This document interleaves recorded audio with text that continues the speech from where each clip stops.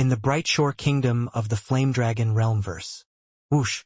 The black-robed primal twin Ji Ning appeared out of nowhere in front of the Imperial Palace. A snowy-robed old man had been waiting here for quite some time. It was Hegemon Brightshore. Dark North. Hegemon Brightshore said hurriedly. Hegemon Brightshore, what is this about? You summoned me quite hastily. The black-robed Ning said with a smile. I was asked to do so by a friend. Hegemon Brightshore smiled in a rather embarrassed manner. I didn't want to bother you with this request, but it involves a hegemon who you are on very good terms with, the Paragon of Pills. The black-robed Ning's pupils contracted. The Paragon of Pills? What's this about? You have probably heard of my friend before. He's the leader of the Church of Annihilation in that other verse you visited, Hegemon Brightshore said. I can't explain it as clearly as he can. I'll take you over to see him. I'll go take a look then. Ning had the vague feeling that the reason why wouldn't be able to continue his relaxed, wandering life for much longer was because of the Paragon of Pills and the Lord of the Church of Annihilation, and that this matter was of grave import. The higher a level of insight one reached, the more clearly one would be able to divine the tides of the future. But of course, the future was always in a state of flux. No amount of scrying was guaranteed to be accurate. Hegemon Brightshore led Ning through a space-time tunnel to quickly arrive at the alternate universe. This tunnel again, eh? Ning glanced at the empty void around him, then at the enormous dimensional vortex. He let out a sigh. It was me, Skyfire Brightshore, Greatjoy, Soulwind, and Fire Surge who went on that journey together all those years ago through this other verse. None of them have achieved as much as you, Hegemon Brightshore said. This is doubly true for Skyfire, who has progressed the least out of the 5. We Chaos God Beasts are, as a race, slow in cultivation.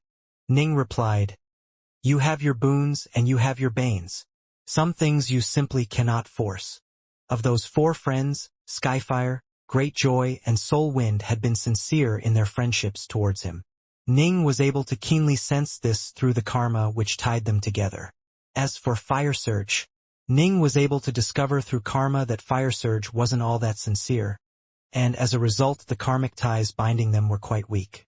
When Soulwind, Greatjoy, and Skyfire were ready for the downmerge, Ning would send over some presents and help them as best he could. However, that was as much as he could do for them. He couldn't even guarantee that his own daughter Bright Moon would succeed in the downmerge. All he could do was prepare the treasures which would be of use to her. I wonder if those 3 and 9 dust will succeed in the downmerge or not, Ning mused. Suddenly, a figure manifested out of nowhere within the primordial chaos in front of Ning. This figure was extremely skinny and dressed in black armor, and he radiated an icy aura. This person immediately bowed respectfully towards Ning. Annihilation pays his respects to you, Tao Lord Dark North. The reason why this person had named his church the Church of Annihilation was because his own Taoist title was Annihilation. This was a Taoist title he had chosen long ago, when he was young and had no idea that one of the exalted autarchs was also known as Autarch Annihilation. In truth, this was actually a fairly common Taoist moniker. There were a number of commonly used Taoist titles which were shared by many cultivators. The leader of the Church of Annihilation. Ning nodded. I heard of you back when I was a world-level cultivator. Back then, Brightshore asked me to help out. I watched all 5 of you the entire time, Tao Lord. Lord Annihilation immediately squeezed out a smile. If I had known back then that you would reach such heights, I would have done everything in my power to befriend you back then. Ning laughed. My main goal back then was to temper Skyfire, Hegemon Brightshore said hurriedly. That's why I hid the truth. Don't worry. I fully understand what you were intending and how much effort you put into it. Chaos God Beasts are solitary by nature, but you've poured all of your energies into building up your clan. Ning smiled and nodded, then glanced at Lord Annihilation. Speak, Annihilation. Why have you sought me out? And for that matter, why have you sent a mere incarnation? You didn't even send your avatar, much less your true body. After one bound an other verse, the other verse would become akin to a clone. An Otherverse Lord would be able to easily materialize an incarnation anywhere within the Otherverse. Even Otherverse Lords would feel slighted by Lord Annihilation sending a mere incarnation to greet them, to say nothing of someone of Ning's stature. Tao Lord, please forgive me. My true body and my avatar aren't able to make it back. There's nothing I can do, Lord Annihilation explained hurriedly. What's this all about, and why is it connected to the Paragon of Pills? Ning asked. Ning felt a profound sense of fondness towards the Paragon of Pills, because she truly had treated him very well. Ning could sense that she loved him as she would a family member. Through karma, Ning had previously been able to sense that she was still alive, but was incredibly far away from him. But now, even after entering the Otherverse, Ning still felt she was incredibly far away from him. This meant she clearly was no longer inside the Otherverse. For Lord Annihilation's true body and avatar to also be absent, Ning had a bad feeling about this. Let me explain the situation, Lord Annihilation said respectfully. Tao Lord, I imagine you know that the Paragon of Pills has always wanted to revive her 3 elder brothers. Ning nodded. However, all 3 of them were powerful eternal emperors, and one of them was a hegemon, Lord Annihilation explained. If they had died in the outside world, not even autarchs would be able to reverse spacetime to revive them.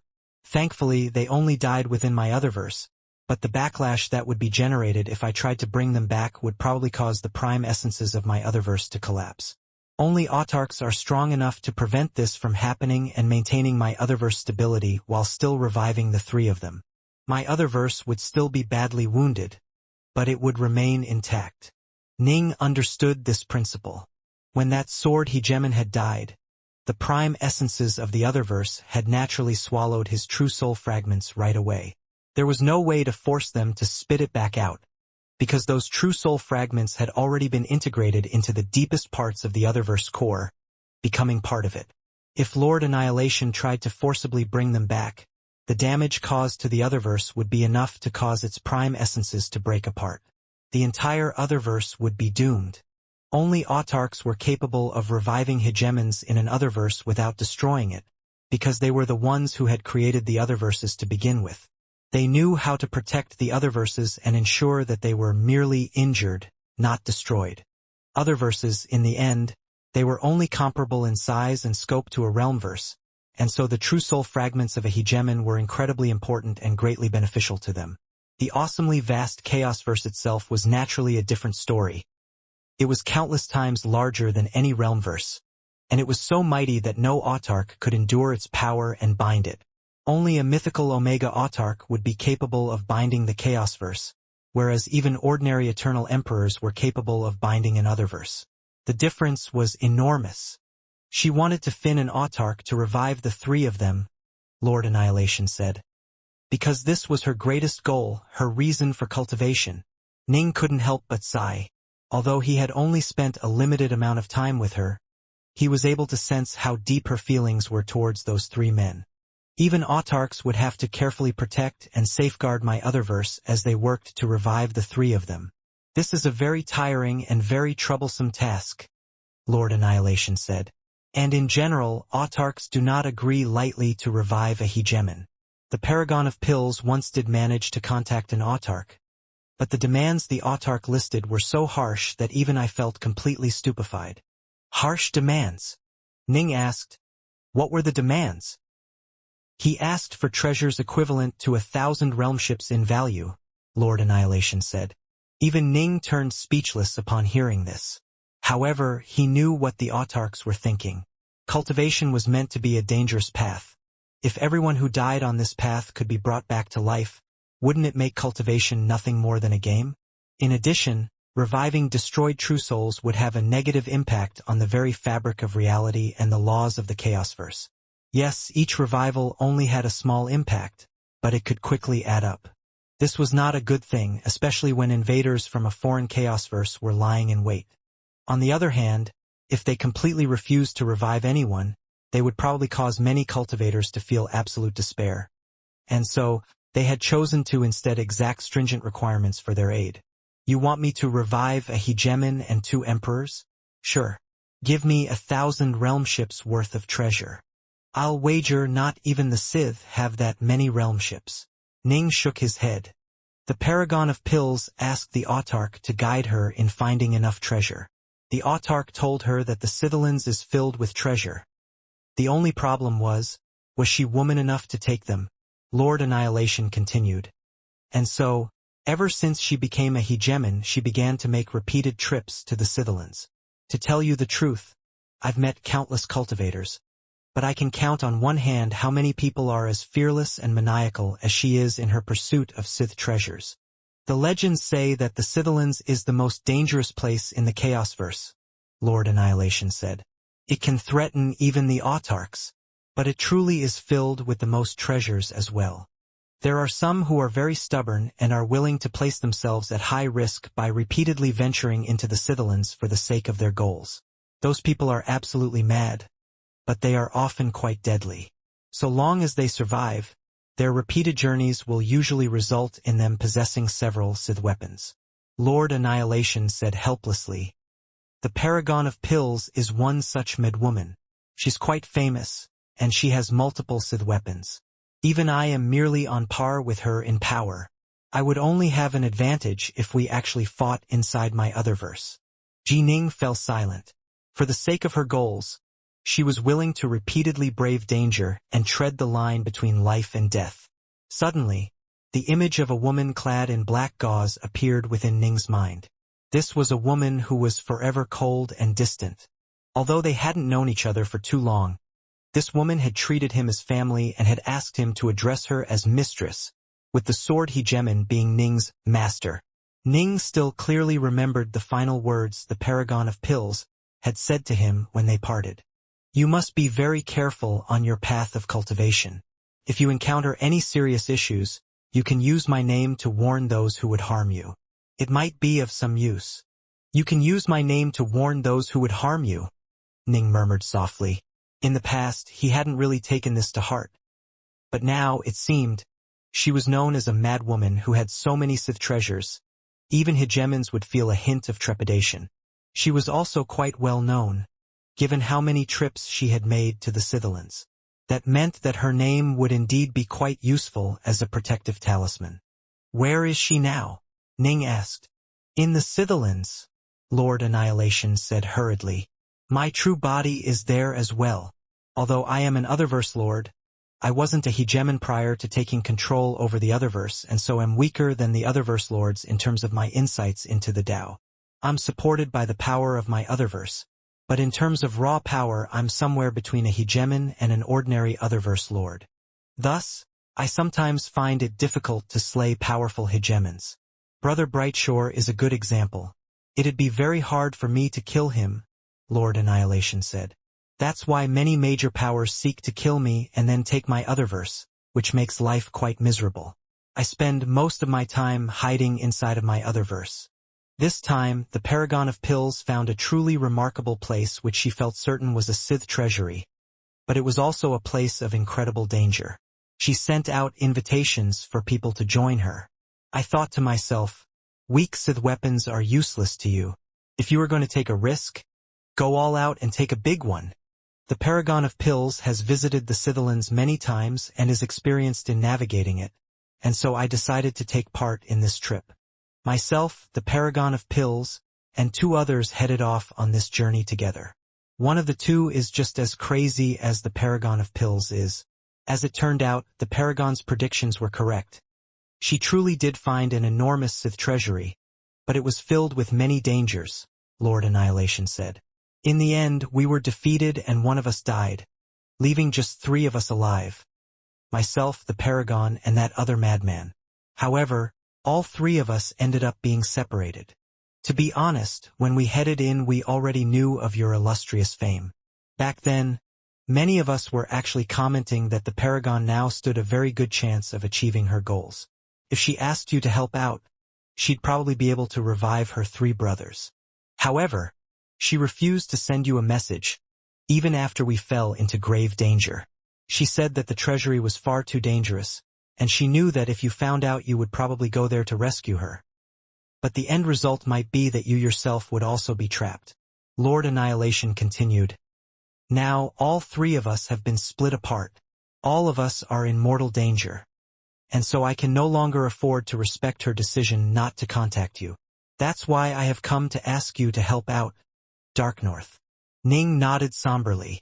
The Scythelans was indeed extremely dangerous. Even the autarchs had merely sealed it away, not daring to trespass too deeply within it. If they did, even they would be at risk of perishing. Even the outer perimeter held a number of extremely dangerous areas which had simply been sealed off rather than penetrated and destroyed. Thus, even if Lord Annihilation was to ask an autarch for help, the autarch would probably be unwilling to assist. There were some unexplored places which even the autarchs were unfamiliar with. It just wouldn't be worth it for them to risk themselves like that. Wait, you came here to ask Dark North to go into the Scythelans to rescue you. Hegemon Brightshore glared at him hard. Annihilation. That's not what you told me earlier. I was afraid that if I told you too much, you wouldn't help me. Lord Annihilation hurriedly apologized. Brightshore, I'm sorry about this. You son of a... Hegemon Brightshore was absolutely livid. The Paragon of Pills is crazy, and you yourself said the third person is also a madman. I don't really approve of their behavior in general, but I have to admit that all of them are extremely well-versed in the dangers of the Scythelans.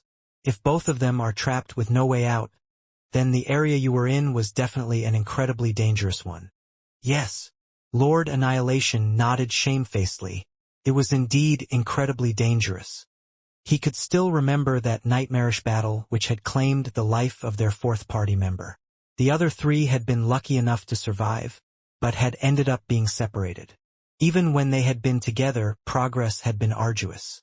Now that they were separated, their chances were exceedingly grim. That was why he had come to beg Dark North for aid.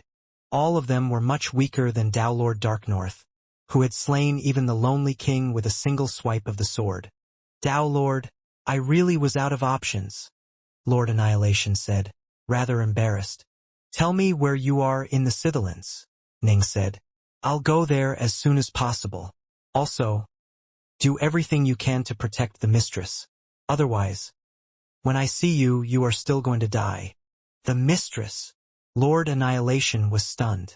He knew that Ning had a very special relationship with the Paragon of Pills, but he had no idea that Ning would refer to her using such a close and familial term.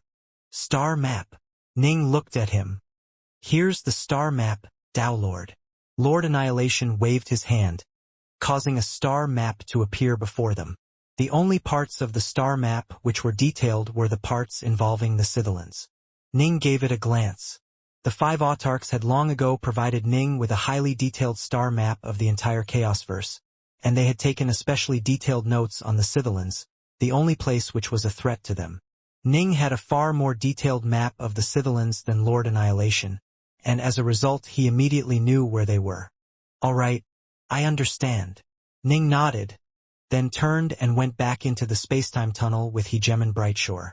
The two returned to the Brightshore kingdom of the Flame Dragon Realmverse. Hegemon Brightshore's wizened old face was covered with embarrassment. Dark North, I had no idea that Annihilation was going to make a request like this one. We've known each other forever. I can't believe he pulled something like this on me. Ning shook his head. His life was at stake. Playing a little trick on you is nothing. The Wild Sky Realmverse. The Greatland planet. Ning's true body was there alongside his 8th disciple Stonepool, Ji Bright Moon, Ji Chuan, Yuchi Snow, Subhoodie, Wind Fiend, Su Yuji, Azure Fiend, Protector White Thaw, and the Flame Wing God.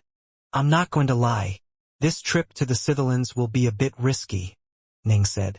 I'm not sure I'd be able to keep you all safe, and so all of you shall wait here. I've already sent word to Realm's Lord Windgrace to come and pick you up.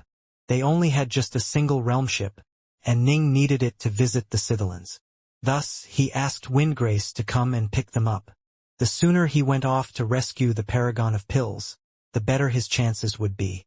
His family wouldn't be in any danger here in the Wild Sky Realmverse either.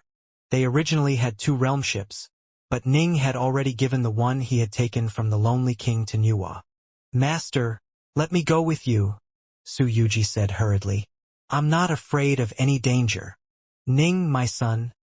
Yuchi Snow was rather worried. Ning shook his head. None of you are to follow me. Flamewing, protect them all. Don't worry, master. But make sure you are careful in there, Flamewing said. I will. Ning glanced at Azure Fiend. Azure Fiend, you are more detail-oriented than him. Take good care of my family and my master. Your avatar can come by my side. Understood. Hegemon Azure Fiend revealed a look of delight. A place which even Ning felt was dangerous was a place Hegemon Azure Fiend would never dare to visit in person. But his avatar was a different story. Being able to experience a dangerous place like this would be of benefit to him in cultivation. He knew that Ning was trying to help him out. As for Su Yuji and Bright Moon, they also had avatars, but those were back in the Flame Dragon realmverse. More importantly, they were far too weak. Even if they did create new avatars, the distance between this place and the Scythelans was simply too far. There was no way their true body would be able to sense and connect to the avatar at such a distance, which meant that the tiny bit of God sense within the avatar would eventually disappear and dissipate from the lack of reinforcement. Thus, the only person who was lucky enough to take part in this adventure would be Hegemon Azure Fiend. Bright Moon, I have a task for you. Ning looked at his daughter. This new disciple of mine, Stonepool, has yet to truly embark upon the path of cultivation. I'll temporarily leave his tutelage up to you. Teach him until you are back at the Flame Dragon realmverse. Don't worry, I'm a Dao Lord. Teaching him will be no problem. Bright Moon was extremely confident. She glanced at Stonepool and said, Junior apprentice brother Stonepool, I'll train you well. All right? Stonepool said obediently. Everyone here was at an unfathomably more profound level of the Tao than he was. That very day, Ning led Azure Fiend's avatar in traveling towards the Scythelans via realm ship. After spending over 12 million years traveling a great distance via realm ship, Ning and Azure Fiend's avatar finally reached the outer perimeters of the Scythelans. So this is the Scythelans? Ning stared at the titanic glowing sphere that lay amidst the endless darkness. They were still quite far away from this sphere, and it was roughly comparable to 20 or so realmverses in size. This was the enormous base which the Scythe had secretly constructed after infiltrating the local Chaosverse. The process had been very fast, too fast to stop, because the Scythe had constructed the main parts outside of the Chaosverse, then brought them inside and assembled them together. It was like a nail which the Scythe had driven into the body of the Chaosverse, a nail which the cultivators were completely helpless against. Whoosh! The realm ship quickly flew closer and closer towards the Scythelans. Finally, they entered the sphere. Light flashed past their eyes, resolving into a strange, delightfully bizarre world. The Scythelans was like a self-contained ecosystem, with the world within it being completely different from the rest of the Chaosverse. It even contained a few stars in the sky, although the stars had all been battered and broken to the point where the Scythe machinery underneath could be seen. Mysterious runes continued to flow over the surface of those skeletal stars, and they continued to hum with power. Clearly, they must have been incredibly powerful in the past. There was no way for cultivators to take them away and move them elsewhere. They were simply too large in size. Autarchs might be able to do so, but they wouldn't deign to collect garbage like this. When we broke through their outer defenses, the cultivators who were present already took away all the Scythe weapons they could move. Ning mused. The only places in the outer perimeter that are still filled with many Scythe weapons are those forbidden regions which were sealed away. Master, we are probably heading into one of those sealed regions, right? Hegemon Azure Fiend felt a mixture of nervousness, excitement, and anticipation. Ning nodded. During the Dawn War itself, time was of the essence. Thus, the autarchs simply did whatever was the most expedient. They sealed away the toughest and most dangerous regions in the outer perimeter, trapping their foes inside. The trapped foes would no longer pose any further threat. After all, they had sealed away many regions during the final invasion. In the end, the heartland regions of the Scythelans had proved to be so deadly that the autarchs had sealed it away as well. After killing any and all Scythe who dared to come out and fight back, there had to be many powerful experts who were still alive within the heart of the Scythelans, including a number of Scythe exalts, but they were no longer able to leave it. They might be able to win a battle on their own terms and on their own turf, but the autarchs wouldn't go inside to fight them. Thus, their only choice would be to fight outside. But without the geographical advantage, the end result would be defeat followed by imprisonment, just like the others. There are many barriers in the outer perimeters. Over the eons since the dawn many have been slowly unlocked, Ning said. The autarchs are not opposed to watching hegemons unlock the barriers and test themselves inside. Even if the hegemons perished, their true soul fragments and energies would return to the quintessence. This wouldn't have much of an impact on the Chaosverse as a whole. But of course, if for example 70% to 80% of all the hegemons in the Chaosverse were to perish, this sort of large-scale death would certainly have an impact, in that the Chaosverse would be poorly equipped for dealing with any foreign invaders. It simply wouldn't have enough defenders. Yes, the autarchs had played a major role in defending it against the Sith, but the many hegemons who had bravely stood up had also played an important role. In the end, there simply weren't enough autarchs to go around. Another month went past. By now, Ning had finally reached the region where the Paragon of Pills had been trapped. Ning stood there in the air, staring at a planet that was surrounded by a billowing black fog. As for Azurfian's avatar, it stood behind Ning to one side. This is one of the sealed regions. The autarchs didn't attack it, and so it is in perfect shape, Ning mused softly. Even from here, I can dimly sense the threat it poses. I imagine the autarchs were able to sense the same, which was why they sealed it off instead of attacking it. Oh, mistress! How could you be so impetuous as to challenge a place like this? Powerful Sith weapons can only be found in undamaged places that were completely sealed off, Hegemon Azurfiend said. If you are careful enough, you might be able to avoid some of the dangers. Everyone's putting all their faith on luck. Ning shook his head. Some cultivators would succeed, true, but many would end up dying. Let's go inside. Whoosh! Ning led Azurfiend in flying towards the planet of billowing black fog at high speeds. Hiss! The black mist was so highly corrosive that weaker eternal emperors would quickly be rotted away into a pile of noxious water. However, Ning's sword Dao domain was able to easily hold the mist at bay.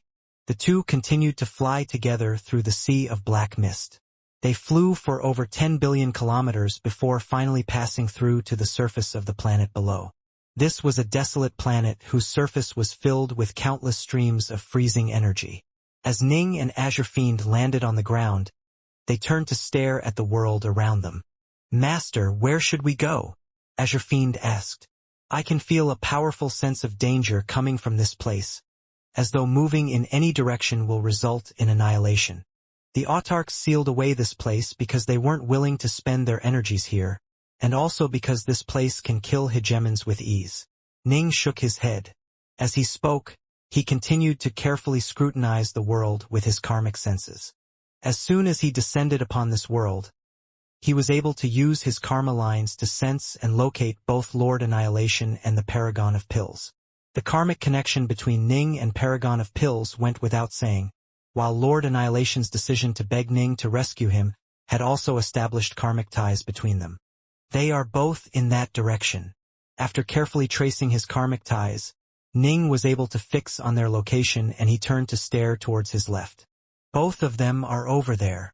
This freezing wind howled through the entire area with such intensity that not even he was able to see to a great distance here. Let's go, Ning said. He immediately headed off with Azurfiend hurriedly following from behind. Hush!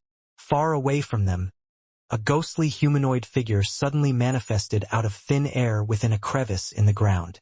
It stared towards Ning's direction, followed by its body emanating excited ripples. Outsiders! More outsiders! Sisters! More outsiders have arrived. It didn't speak at all. It simply used those strange ripples to communicate with its underground comrades. Soon, even more streams of energy began to surge from underground, each of them manifesting into ghostly humanoid figures within the crevice. 2 outsiders have come, sisters. Let's eat them. Quick! Let's eat them all. Dozens of the humanoid creatures had appeared. They all transformed into streams of energy once more, merging into a single awesome stream of energy that flew like the wind in Ning's direction. The surface of this world was covered with so many gusts of cold wind that they weren't particularly noticeable at all. Ning and Hegemon Azure Fiend continued to advance via walking on the surface of this planet. Ning was extremely careful with each move he took. He too felt a sense of grave danger as soon as he stepped foot onto this planet, and he knew that rescuing the Paragon of Pills would be no easy task. He had to be very careful with this. Ning suddenly turned to glance towards the right, his gaze following upon a distant stream of energy. This stream of energy seemed to be identical with the other howling streams of wind energy that filled this place, but Ning was vaguely able to sense that it was filled with malevolence, greed, and murder. "What's wrong, Master?"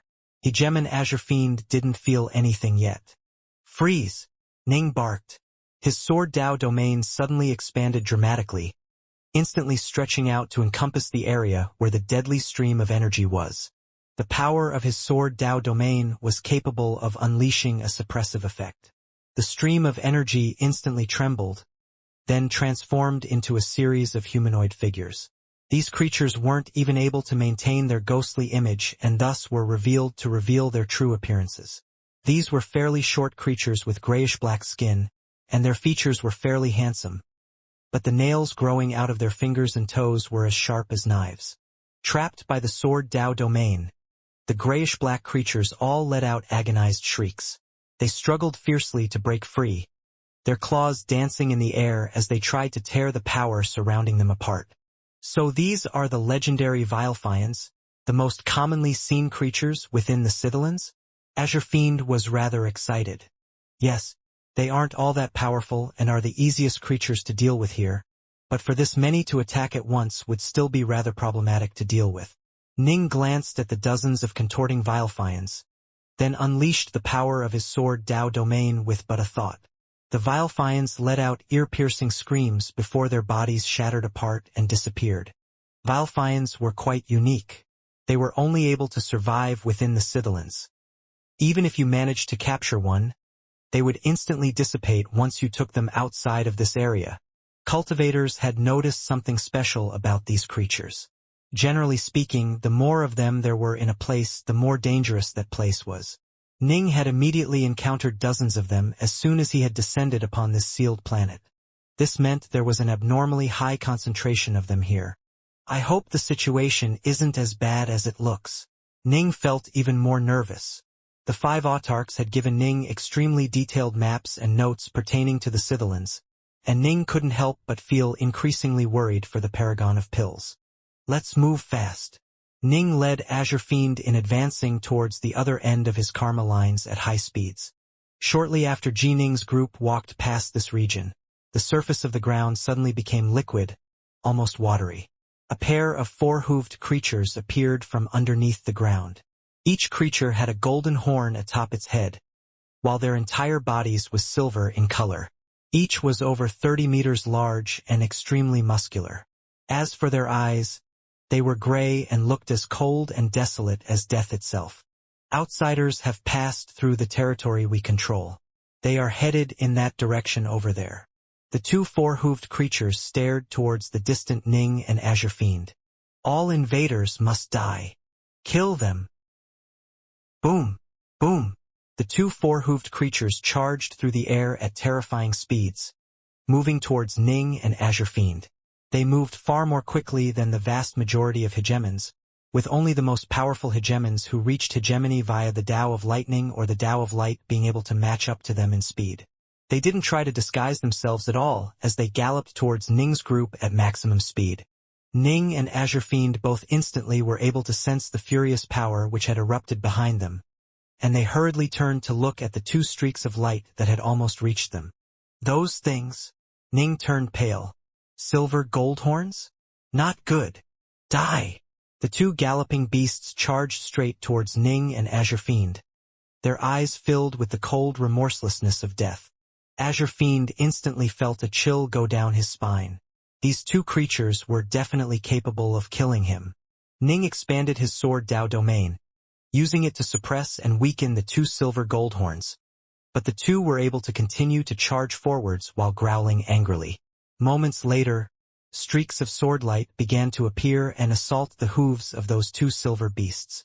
How could these two creatures possibly comprehend or defend against the marvelousness of Ning's sword arts? Thud! Thud! The two silver gold horns stumbled to the ground after their hooves came under assault, but they quickly clambered back up. This time they chose to fly through the air. Although this resulted in them being slowed down, they were still able to fly through the suppressive effects of the Sword Dao domain. Azure Fiend. Ning waved his hand, tossing out 6 long black chains. Hurry up and bind them. Use these weapons and wait for my signal. Yes, Master, Azure Fiend acknowledged. He recognized that these 6 black chains were the chains that had previously been used to bind Flamewing. At the same time, he couldn't help but feel secretly shocked that these creatures were actually able to force his master to use these chains. In truth, Ning was capable of easily defeating these creatures if he himself attacked, but that would require him to use up some of his own energy, which meant using up his own lifespan. Thus, unless absolutely necessary, Ning wanted to avoid using any of his power. Gwarar! Kill! The 2 silver gold horns continued to charge towards Ning, who continued to unleash the power of his Sword Dao domain against them. Streaks of swordlight shot out in accordance with Ning's marvelous sword arts, allowing him to easily toy with them and force them to stumble, stagger, and even be knocked backwards. There was no way for them to approach Ning at all. The swordlight from Ning's Sword Dao domain was capable of slaying even hegemons with ease. These were blows comparable to full-strength strikes from other verse lords. Even though he wasn't able to kill the silver gold horns, he was still able to make things incredibly difficult for them. They are strengthened by the Daoguard Tower.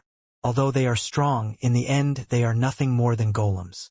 They have a low level of insight, making it easy for me to toy with them. Ning commanded, "Get ready for my signal to use your chains to trap them and then pull them away." "I've already bound the chains to myself," Azure Fiend said immediately. His avatar manifested a total of 6 arms, each of which held onto one of the black chains. "Now, catch the one on the left," Ning ordered. Right at this moment, the silver gold horn on the left was knocked down as multiple streams of swordlight converged upon it. Azure Fiend immediately hurled out his black chains, sending them flying through the air towards the beast. The silver gold horn hurriedly moved to dodge, but 4 of the 6 chains still managed to coil around it and bind it tightly. It struggled to fight back, but was completely incapable of breaking free. Soon it turned limp and stopped resisting. These chains have a powerful sealing and draining effect. Flamewing has an almost limitless amount of energy, and so the draining meant very little to it, but the silver gold horns draw their power from the Dao Protector Hall. There's a limit to how much energy they can use. Ning shook his head. "Get in here." Azure Fiend immediately drew the bound silver gold horn into one of his top-grade eternal estate treasures. A short while later he retrieved the black chains. "Ha, Master. Why is it that the silver gold horn seems to be extremely weak within my estate world?" Azure Fiend was surprised. "Because it can no longer sense the Daoguard Tower," Ning instructed. "Hurry up and catch the other one." A short while later, the tag team of Ning and Azure Fiend captured the second silver gold horn and drew it into the estate world as well. "What's a Daoguard Tower?" Azure Fiend asked. "Why have I never heard of it before?" "The Daoguard Tower." Ning had a rather ugly look on his face. "It is literally the most dangerous type of location the Scythelans has." As soon as Ning saw the silver gold horn, his heart had turned cold. He knew that the situation was even worse than he had thought. Golems like the silver gold horns were extremely powerful, and they were only possessed by Daoguard towers. Now that he knew that this world was where a Daoguard tower was located, he knew just how difficult this journey would be. The Daoguard Tower. As the name implied, it was meant to guard a certain area.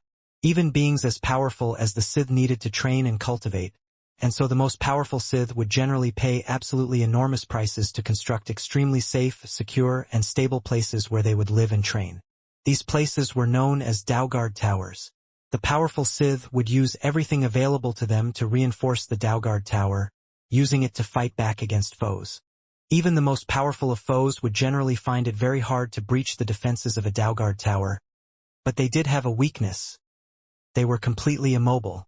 In the Sith Chaosverse, Dalgard towers were able to draw upon the natural energies of that Chaosverse. In Ning's Chaosverse, the Sith were unable to do the same, and so they had to first pay an absolutely enormous price to set up this place, the Sithlands. This was a place which held an enormous energy generator within it. For the Sith, the Sithlands actually served as a miniature Chaosverse in many ways. They were able to make use of the energy generator and then build Dalgard towers throughout the area.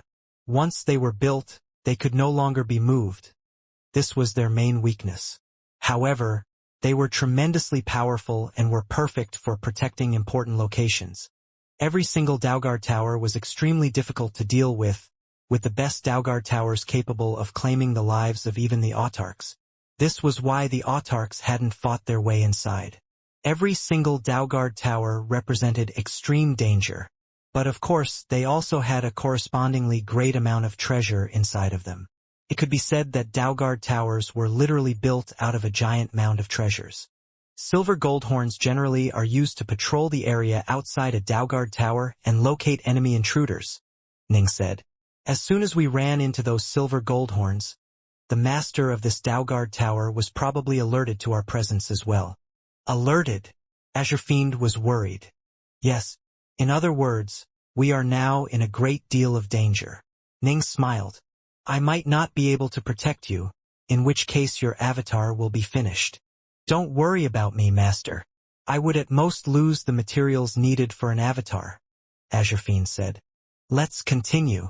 Ning didn't waste any more time on words as he led Azure Fiend towards the other end of the karmic lies, tying him to Lord Annihilation and the Paragon of Pills. Deep within the heart of this planet, there was indeed a tower that was protected by many layers of traps and barriers. This tower had a total of 8 levels to it. A short creature that was merely 1 meter tall was seated on an altar inside the tower. He was a true Sith, but he merely had the power of an ordinary eternal emperor. The short creature opened his eyes, staring at the images which had begun to appear in front of him. The images displayed 2 silver goldhorns battling against Ning and Azure Fiend. In the end, the 2 silver goldhorns were captured and taken away. Cultivators. The short creature frowned when he saw this. How odd. Both of these cultivators are odd. One is a hegemon, but the white-robed cultivator with that black sheath. He looks to be a Tao Lord. In addition, his true soul is actually crumbling away, which makes him a Tao Lord who has failed the Tao merge. What's going on? From the looks of it, the hegemon is actually subservient to him. And what's with that odd domain? It was able to defeat those silver goldhorns with ease. The short creature had the feeling that something was off. Ugh! Ever since the barriers were breached, Master slipped away and ordered me to stand guard over the Dalgard tower. The short creature gritted his teeth, rather unhappy. He had originally been a mere retainer of this Dalgard tower's owner. Once the barrier had been opened, it was guaranteed that this tower would eventually be conquered by the cultivators, and so the master of this tower had fled, leaving him behind to stand guard. Given how easily they dealt with the silver goldhorns, I have to be careful with them. Yes. I'll put them in the secondary dimension. The short creature immediately began to activate the power of the Dalgard tower. The short creature was unable to disguise the excitement in its eyes. Each time he took control of the Dalgard tower and used it to deal with powerful figures, he felt extremely happy. This was because if he truly engaged in a fair fight against those powerful cultivators, he would probably be annihilated with ease. But with the Dalgard tower at his disposal, he was able to toy with them instead. By now, this was the only bright spot in his life, the reason for him to keep living. The Sith had been defeated, after all, and his master's orders meant he had to stay here forever. His life was one of solitude and despair. If he didn't have the occasional bit of entertainment, how could he have possibly been able to stay alive? His Tao heart probably would have crumbled long ago, resulting in suicide. Those 2 are the most powerful cultivators I've ever encountered. I have to be careful. They won't be beaten as easily as other cultivators. The short creature took control over the Dalgard tower's powers, watching the scenes of Ji Ning and Azure Fiend advancing at high speed. After dealing with the silver goldhorns, Ning and Azure Fiend continued to advance at nearly maximum speed. What's that? Ning soon saw some scattered weapons and armor. Master, is this connected to the Paragon of Pills team? Azure Fiend asked. This belonged to their slain comrade. Ning scanned the area, his gaze causing time to flow backwards. Soon, Ning was able to see the scene of the Paragon of Pills, Lord Annihilation, a short, fat old man, and a silvery-haired woman fight against a total of 4 silver goldhorns. The 4 silver goldhorns were overwhelmingly powerful. Although the Paragon of Pills and the others had many tricks up their sleeves, their techniques were blown away in the very first exchange. The short and fat old man was the closest to the 4 and the first to die, while the other 3 scattered and fled.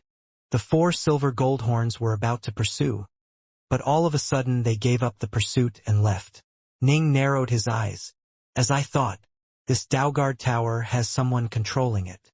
The Dawn War had ended long ago, and the barrier sealing the Daugard Tower had also been breached quite some time ago.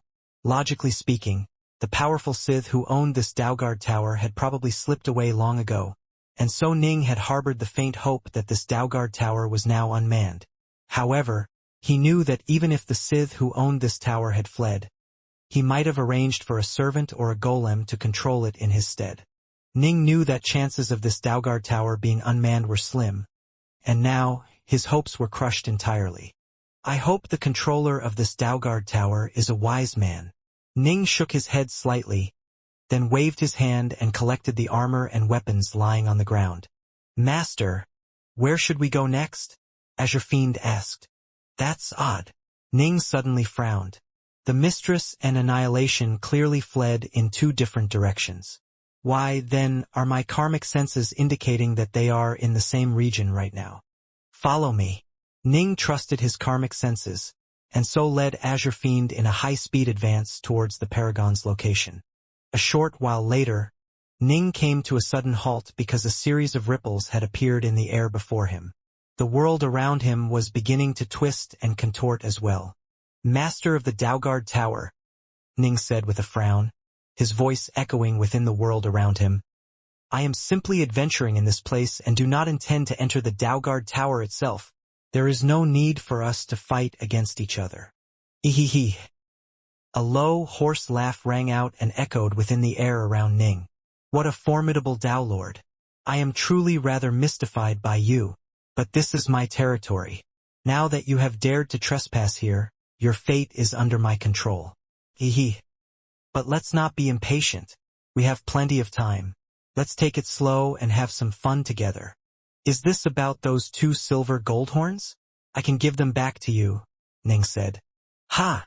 Once I capture you, they'll become mine again regardless.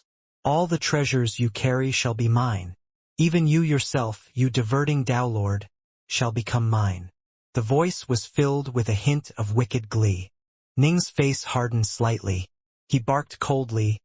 So you are a madman. It seems you've been alone for so long you've gone insane. Daugard Towers were used by powerful Sith to protect their lairs. Generally speaking, so long as you didn't try to attack the towers, they similarly wouldn't expend too much effort in attacking you. This was why Ning had tried to be fairly low-key and hadn't caused too many problems. He had come here to rescue his friends, not to defeat the Daugard Tower.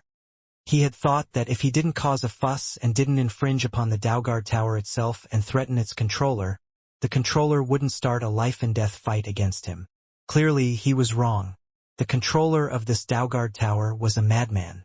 The madman by himself wasn't that frightening, but the Daugard Tower was. Ehehe. No one who has come here has ever been able to escape and survive. You won't escape either. As the voice fell silent, the surrounding dimensional ripples quickly began to reach out towards Ning. Master! Azure Fiend was a bit worried. I'm done playing nice. Ning's face hardened and a sharp look flashed through his eyes. Sword Dao Domain. Rumble, countless blades of sword light appeared throughout this entire planet. Clearly, Ning had just expanded his Sword Dao Domain to an incredible size, using it to cover the entire planet. Suppress. Ning held nothing back at all. In the past, he had kept his sword Dao domain reined in to cover a fairly small area because he didn't wish to cause too much of a problem with the master of the Daoguard Tower. But since they were already at loggerheads, he wasn't going to show any mercy at all. Rumble. The terrifying sword Dao domain instantly crashed down, bringing a terrifying amount of power against everything within this planet. Damn it! The short creature within the Daoguard Tower instantly turned pale, and his eyes became filled with both terror and excitement. His body began to quiver.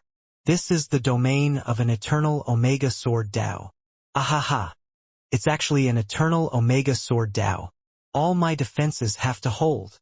A series of membrane-like barriers appeared across the surface of this entire planet, each of which covered part of the planet in an interlocking way. Thus, when the membranes rose together, they were able to block off all of the sword light. The Daoguard Tower's energies are being depleted at an incredible rate. The short creature was rather nervous. Defending against this much sword light was consuming power from the Daoguard Tower at a shocking rate, but Ning's sword Dao domain drew energy from the power of the Dao itself. In other words, it drew from the power of the Chaosverse. Its energies were limitless. In a different part of this planet, where space and time were both distorted, the paragon of pills, dressed in black gauze, was seated in the lotus position within a field of light. Ever since she had been trapped here, she assumed the lotus position and didn't move around. I still haven't been able to see through the secrets hidden behind this place. The more I move about, the closer I will be to death. The paragon of pills weighed the area around her with her gaze. She had traversed many places in the Scythelans and had quite a bit of experience in this regard. She was also extremely patient and had reached extremely high levels in the Tao of Karma, the Tao of Formations, and the Tao of Spacetime. Thus, in most places she was usually able to discover the mysteries behind the various traps and then escape. The reason why she had reached such high levels of skill in these Daos was because she knew she would have to rely on them and herself to revive her departed brothers. She had invested enormous amounts of effort into studying spacetime and karma, and they had become her secret weapons in ensuring that she was able to survive her trips into the Scythelans. Otherwise, she would have died long ago in one of her crazy expeditions here. Boom! Suddenly, the entire field of light around her shook violently. The paragon of pills lifted her head to stare into the skies. She could sense that outside the field of blurry light, there were two enormous surges of power that were clashing against each other. Both powers were so vast as to cause her to feel shocked. Could it be Dark North? The paragon of pills had a rather complicated look on her face. Her avatar was alongside Lord Annihilation's avatar, and so she knew that Lord Annihilation had gone against her will and asked Ning to come save them. Either we stop now, or we continue until you are gone. Ning's voice was cold, and it rang out throughout the entire world. The walls of rippling spacetime around him blocked out his senses, but he knew that the Daoguard Tower had to be using up an enormous amount of power. Stop now? Ahahaha. Go ahead and try to attack the Daoguard Tower. Just try to kill me. Ha! If you can't, you'll be the one to die. Did you really think you are able to contend against me, puny cultivator?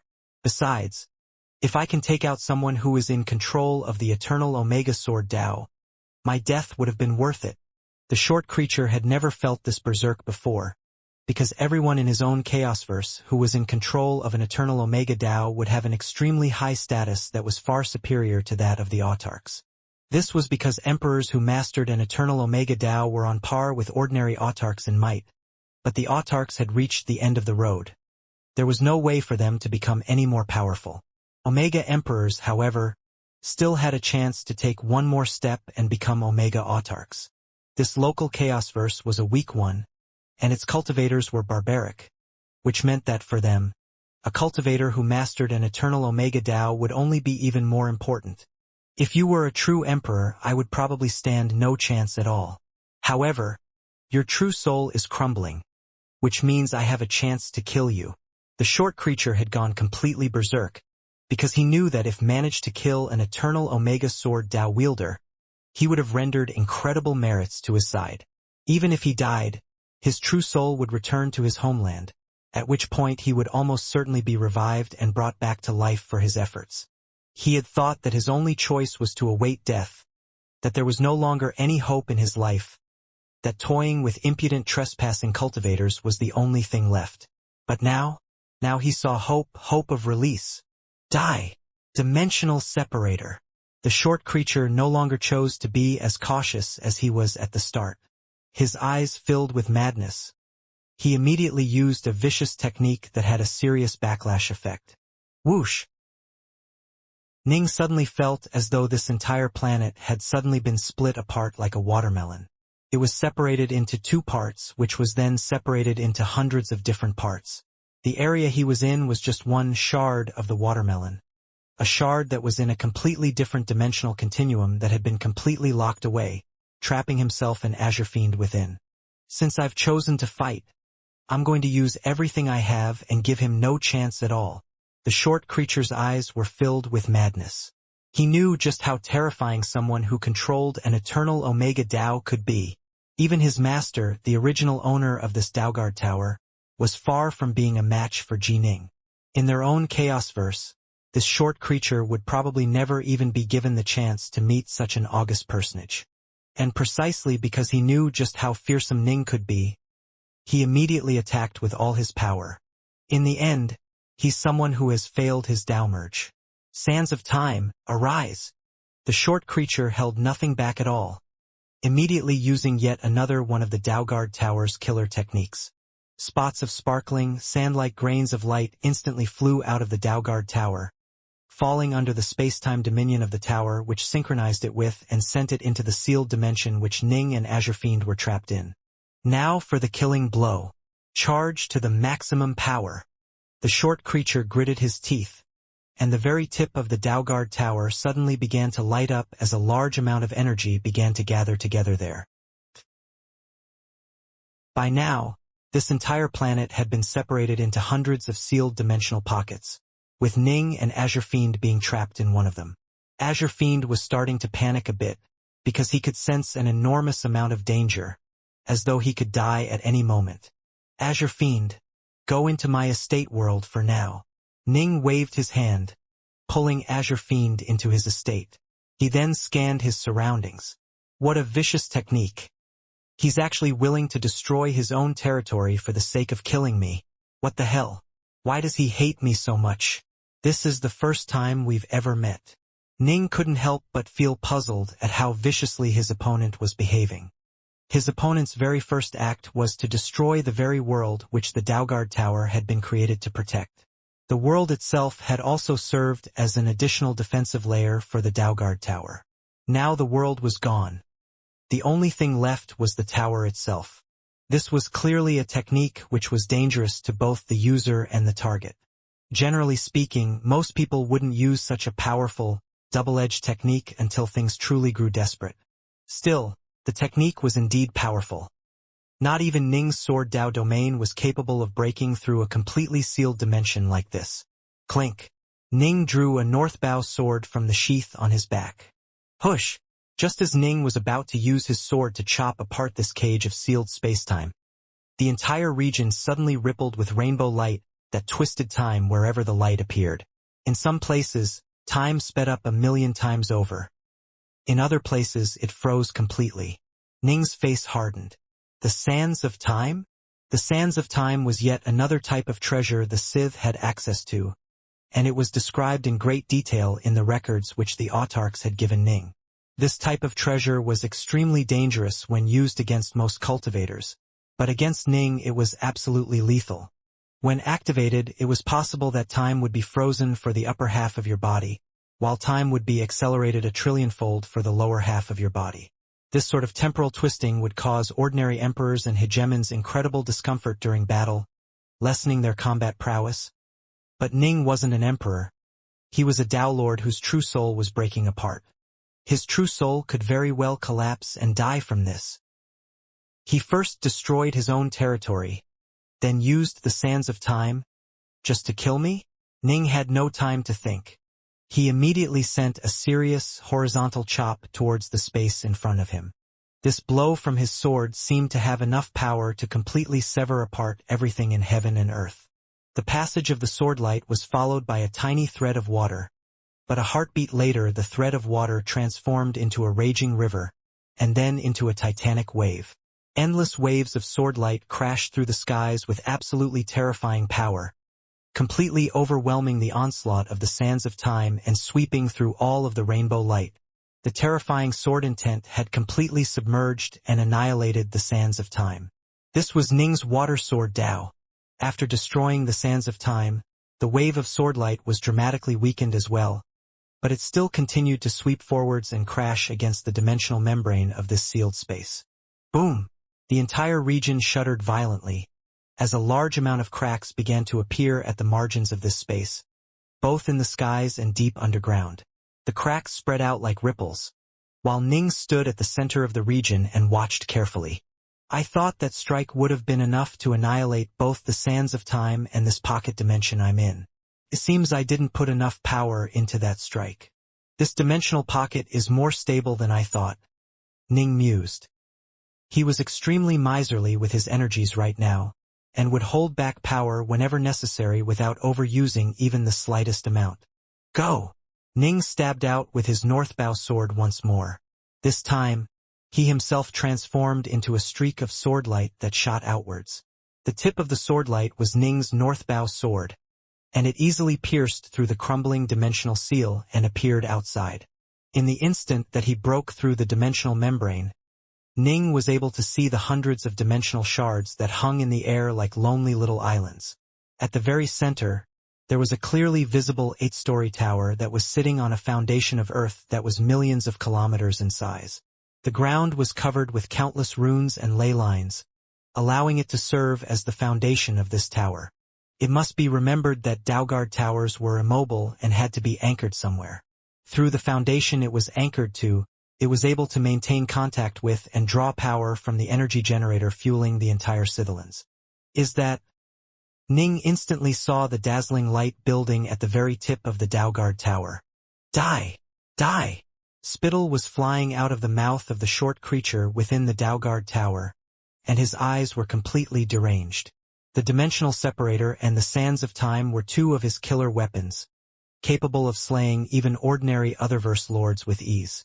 The sands of time in particular should have been a perfect counter for a Dao lord whose true soul was crumbling, but it had still ended up failing. He had never fought someone like this before, after all. But everything was as he had expected. Dai Thai! The short creature howled hoarsely. Boom! The light on the top of the Daoguard tower suddenly shot out, moving at absolutely terrifying speed. Ning was roughly 1 billion kilometers away from the Daoguard tower. Given the short distance and the incredible speed of the attack, not even Otherverse lords would be able to dodge in time. Swish! Ning suddenly transformed into a streak of electric light that moved with equally terrifying speed. He was able to dodge the attack with ease and then charge straight towards the tower. As for the attack, it shot past the location NNG had been in and then continued on to pass through the distant black fog behind him. He dodged it. The short creature was both angry and anxious. He's too fast. He's too strong and he's too fast. He wanted to kill Ning and then be rewarded for it. This was his only chance of salvation. Alas, the only tool he had available to him was the Daoguard tower. He's too fast and his sword arts are too furious. There's no way I can kill him at long range, the short creature mused. I'll wait for him to come inside. Once he actually enters the Daoguard tower, I'll unleash all of the Daoguard tower's powers at the same time. He's a Dao Lord who has failed the Dao merge. He has to die from that. The farther away two fighters were, the more difficult it would be for one to kill the other. Daoguard towers were built with layers of defenses. They had roving patrols to keep invaders at a distance, ranged attacks to deal with those who made it past the patrols, and also self-destruct options meant to take out invaders who made it into close range. As for Ning, he couldn't help but sigh to himself. The records indicate that the closer you get to a Daoguard tower, the more dangerous it is, with the insides of the tower being the most dangerous of all. I've been quite far away from it, but it was still able to force me to use power thrice. The first time was when he used his sword to break through the sands of time. The remaining power hadn't been enough to break through the sealed dimension. He used a fair amount of power in this strike. The second time had been when he pierced through the sealed dimension and fled, while the third time had been when he used an evasion art to dodge that strike. He had used up very little power here, with the evasion art using up the least. If I really wanted to break into the Daugard Tower, I'd probably have to use several times as much energy. In fact, I could well die there, Ning muttered to himself. He once more turned to follow his karmic senses, quickly using his karmic lines to locate the paragon of pills. He immediately turned towards one of the hundreds of sealed dimensions. Now that the entire world had been shattered, he was able to find her with ease. The mistress is located in that region over there. Ning was certain of it. As for Lord Annihilation, he was located in another dimensional pocket that was quite close to hers. Swish! Ning was able to move at incredible speeds when transformed into a streak of electric swordlight. In fact, he was a bit faster than when he had first mastered the Eternal Omega Sword Dao. He instantly appeared in front of the sealed dimensional continuum where the paragon of pills was located, then delivered a blow with his Northbow sword. Whoosh! The swordlight carved a giant gaping hole within the sealed pocket that was thousands of meters long. Ning had no choice but to do this. These sealed dimensions were so strong and stable that he wasn't going to be able to breach them unless he used his sword. Through the gaping hole, he was able to clearly see what was inside that dimension. He saw a cold, austere-looking woman dressed in black gauze who was seated in the lotus position. No matter how calm and collected the woman normally was, she was unable to prevent a look of shock from appearing on her face as she turned to stare at the white-robed youth standing behind the gaping hole in the dimensional wall. Dark North. She recognized this youth right away. This was the only disciple her big brother had ever taken. In her heart, Ji Ning was arguably more important than even her own disciples. She had always felt that Dark North was someone she had to protect. But somehow, without her even realizing it, the kid had grown up. She had received word that the kid had grown to become an absolutely incredible figure, slaying the lonely king with just a blow of his sword. How unbelievable was this? She was absolutely delighted to know that her big brother had taken in a truly remarkable disciple. And today, the young fellow had appeared before her once more, rescuing her from her plight. Mistress, let's hurry up and get out of here, Ning sent mentally. At the same time, he sent out his Sword Dao domain to plug the gap, preventing it from healing. The Sword Dao domain was unable to tear through the dimensional seal, but it was able to dramatically slow down the healing process. All right, the paragon of pills rose to her feet, a smile on her face as she transformed into a streak of light and flew out of the dimensional tear. As she did so, she cast a radiant and joyful smile towards Ning. For some reason, she felt even happier than she would have if it was her own disciple who had reached such a level of power. I was vaguely able to sense that we would meet again, but I never would have imagined that the circumstances would be you rescuing me. The paragon laughed. I rather thought that it would be the other way around.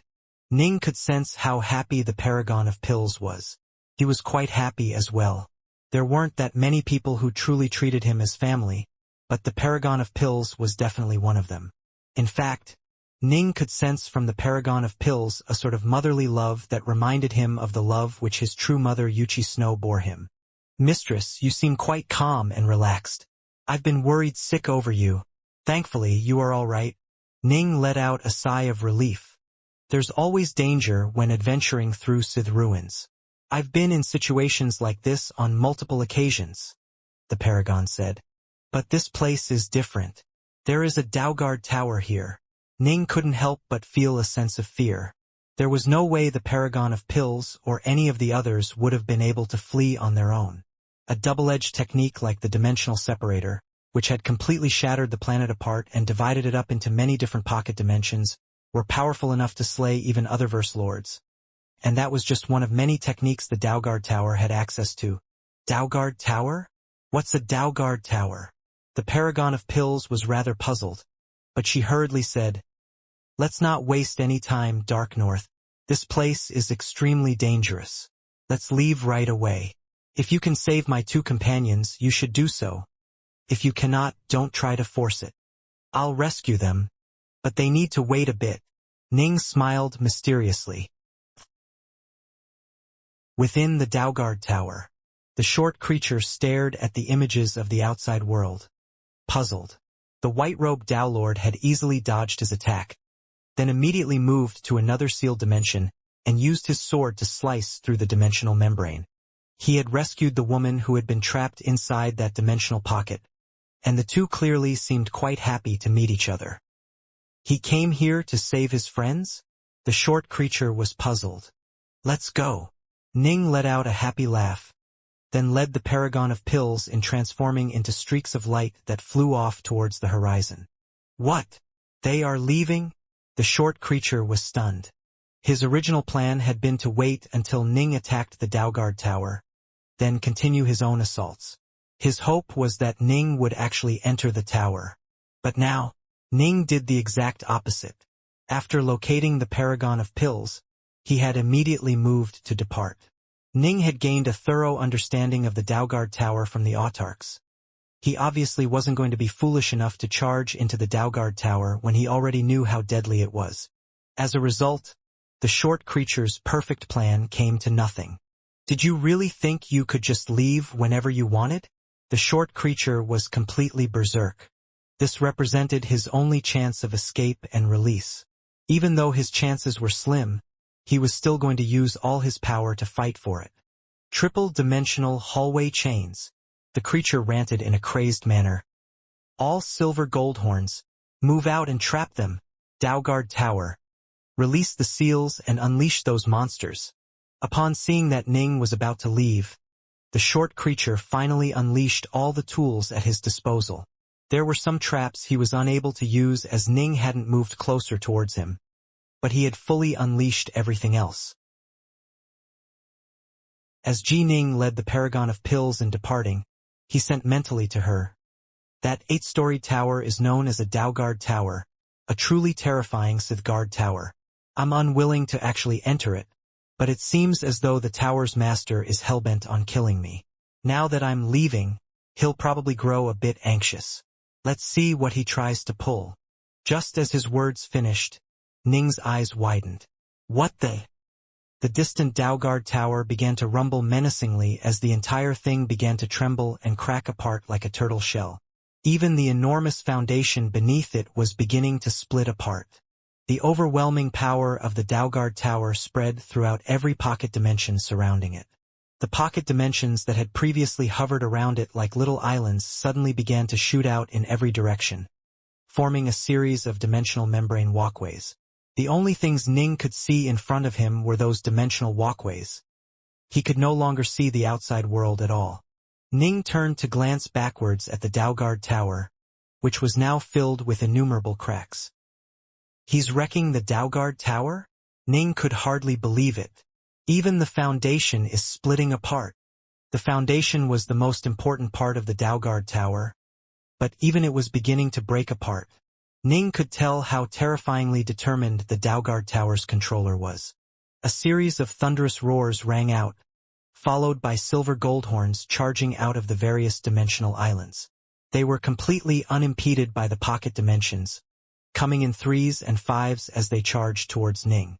All in all, there was a total of 65 of the creatures. Not just that. 2 creatures that looked like stone pythons suddenly came flying out of the crumbling Dalgard Tower. When the 2 stone pythons first flew out, they were quite small, but they quickly expanded in size to many tens of thousands of kilometers long.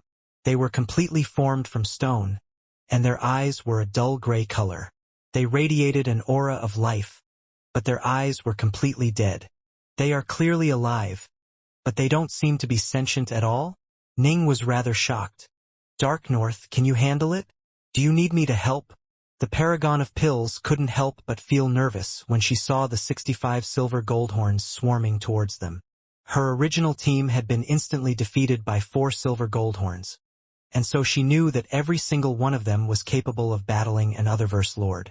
It was said that the most dangerous Sith bases were the ones which held Dalgard Towers, and the number of silver goldhorns this place held was proof of it. This was why the cultivators had been unwilling to actually attack these places during the Dawn War. They had lured the Sith into the outside world, ensuring that the strongest Sith bases were taken out of the equation.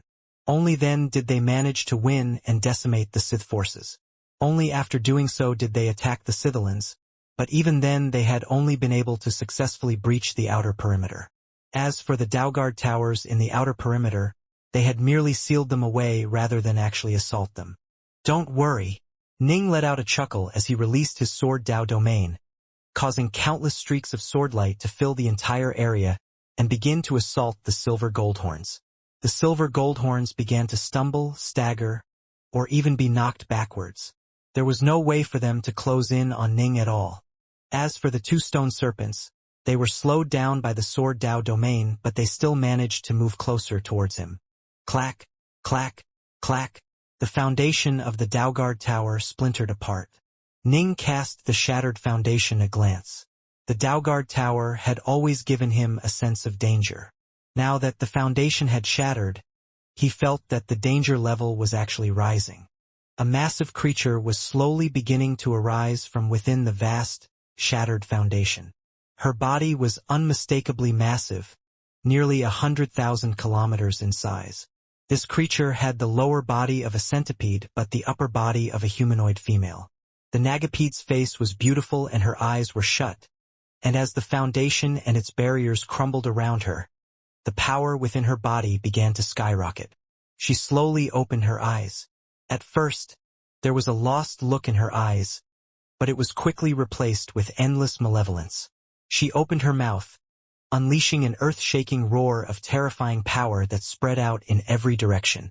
The short creature within the cracked Daugard tower stared at the distant Ning, his eyes filled with madness.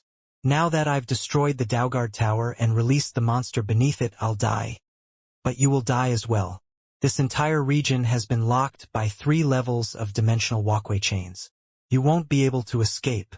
You'll have to fight. And if you do, you failed Dao Lord, you won't be able to withstand her power. You'll die in battle, and the glory shall go to me. Ahaha! Boom! As the short creature laughed wildly, his body suddenly disintegrated as the shockwave from the Nagapede's earth-shaking roar washed past it, destroying even some of the weapons he was carrying before continuing to blast outwards. Even Ning turned slightly pale when he saw this. As for the Paragon of Pills, she was completely terrified by this display of power. Such power! I didn't expect that I would be so lucky as to encounter something like this in my very first Daugard tower. Ning had a solemn look on his face. He had learned many secrets from the autarchs, and so he knew exactly what this creature which had been imprisoned beneath the Daugard tower was. The shock wave from the roar blasted outwards from the vast creature, causing space itself to tremble and shudder. This roar alone was capable of heavily injuring hegemons, but it was still a bit weaker than Ji Ning's sword Dao domain.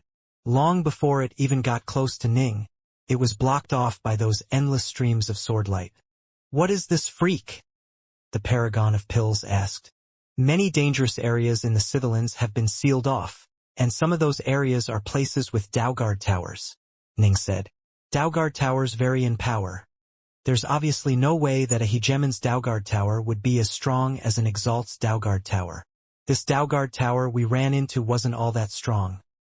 The owner definitely wasn't a Sith Exalt.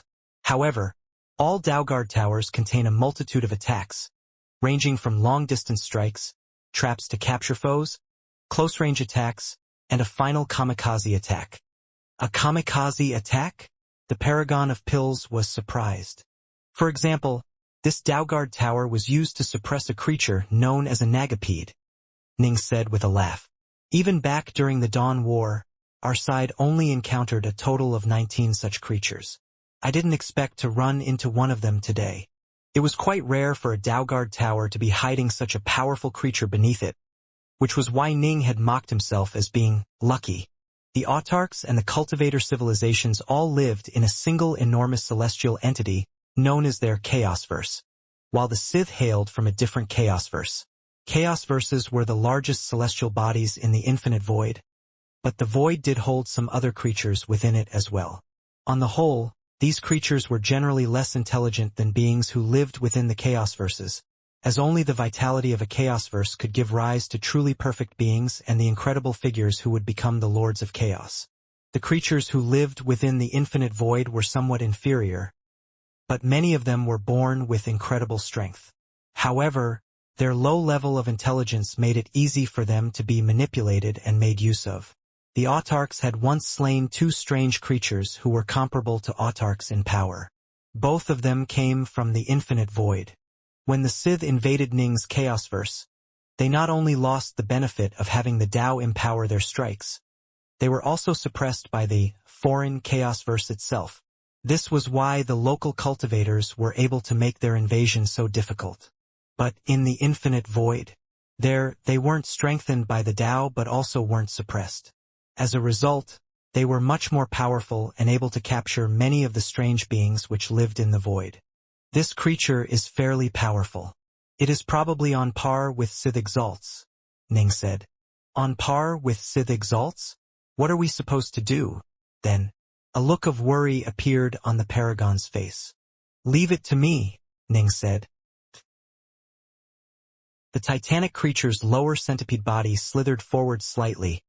Its giant head focused straight towards the area Ning was in. The silver gold horns, Ning, and the Paragon of Pills were all there. Kill! Kill! Kill! The Nagapede growled.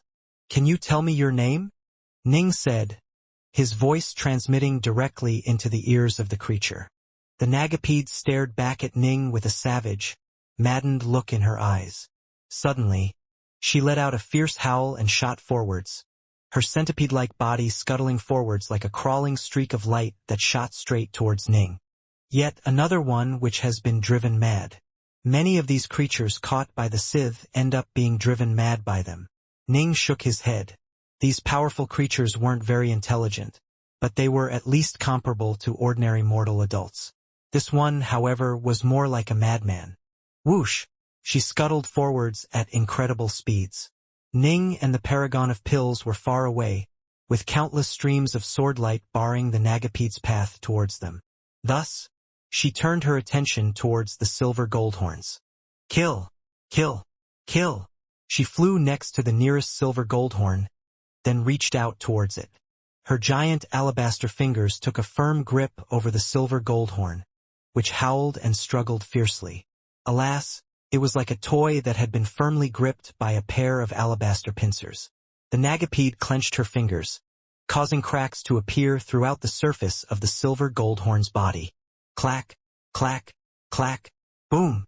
The silver goldhorn was crushed to death. Ning raised an eyebrow when he saw this. She's strong. The Sith had brought only the most terrifyingly powerful creatures they had found and enslaved in the infinite void outside the Chaosverse. Every single one of these creatures possessed absolutely apocalyptic levels of power. Judging from the clench, this Nagapede was clearly much stronger than even the Flame-Wing God. She might be able to rival even the Sith Exalts. Kill! Kill! She continued to growl the single word as she reached out once more, her fingers moving like a blur to latch onto yet another silver goldhorn. Her long, slender white fingers once more clenched tightly, shattering that second silver goldhorn. She was going to kill and destroy everything she saw. By now, she no longer had any clarity of mind. She had gone completely mad. In fact, she had been driven mad and transformed into a creature that only lived for murder even before she had been sealed away by the Daoguard Tower. Poor woman.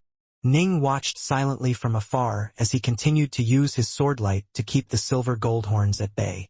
Time flowed on. Some of the silver goldhorns began to flee, but the sword Dao domain gave them nowhere to run. Ning drove each and every one of them towards the Nagapede, which crushed all of them. There was no point in him subduing and collecting them, after all, as to this very day the cultivators were still unable to find a method for controlling the silver goldhorns. Crunch! Crunch! Crunch! One of the stone pythons was captured by the Nagapede, which latched onto it with both hands and tugged at it fiercely to no avail. The Nagapede then lowered her head to bite the stone python. Crunch! This time, the stone python was broken into two halves. After roughly the time needed to boil a kettle of tea, all of the silver goldhorns and both of the stone pythons had been slain by the titanic Nagapede. As for Ning, thus far he had merely maintained his sword Dao domain without actually exchanging blows against the creature. Kill! The Nagapede focused her full attention upon the distant Ning and the Paragon of Pills. They were the only living creatures left in the region. "Mistress, please enter my estate world for a short while," Ning said. The Paragon knew that she couldn't afford to be a distraction to Ning. She immediately said, "Be careful." This was definitely the most terrifying creature she had ever seen. She had thought that the silver goldhorns were tough, but this giant Nagapede had crushed them like bugs. "Don't worry." Ning waved his hand, collecting the Paragon into his estate world. "Kill! Kill! Kill!" The titanic Nagapede howled, charging towards Ning. There was simply no way for the Sword Dao domain to hold her back. Clang! Ning drew a northbow sword, then murmured softly to himself, "I hope I'm lucky enough to be able to get rid of her within 3 strikes. The giant Nagapede scuttled forwards towards Ning, emanating an aura of earth-shaking power that was far more baleful than even the Blaze Sun rulers. In the infinite void outside the Chaos Verses, she had annihilated an entire celestial body in just this manner. She definitely stood at the very apex of power amongst the creatures that resided in the infinite void, but upon being captured she had been converted into an insane beast that lived for slaughter. Unfortunately for Ning, being in this Chaosverse hadn't lessened her power at all. This was because her power came from her own body, rather than the power of the Tao. As a result, there was virtually no difference in power between when she was in the infinite void and when she was in a Chaosverse. Swoosh! A streak of dazzling golden swordlight appeared, swiping forwards in a completely unblockable manner. It pierced straight into the titanic Nagapede's body, which was unable to impede it despite being extremely tough. Slash! Slash! Slash! Swordlight appeared a total of 6 times inside of her body. Finally, she trembled and her eyes turned dim. Her gigantic body quickly began to shrink as it came to a halt in midair. A streak of light flew out from the injury to her chest. It was Ning, northbow sword in hand. "I had to attack a total of 6 times before I was able to land a fatal blow." Clink! Ning resheathed the northbow sword back into the scabbard. "Every part of this creature is an absolute treasure and has many uses." Ning waved his hand, pulling the giant body of the Nagapede into his estate world. Next, he released Azure Fiend and the Paragon of Pills. "Dark North. Just now I believe I saw the Nagapede's corpse appear within your estate world." The Paragon of Pills had a look of surprise and delight on her face when she appeared. She immediately inspected Ning carefully. "You disposed of it quite quickly. It seems you truly have reached an unfathomable level of power. Long ago, the autarchs informed me of the weak spots these creatures possess. That made it much easier for me to deal with this one," Ning said. "Only a fool would have engaged the creature in a proper battle."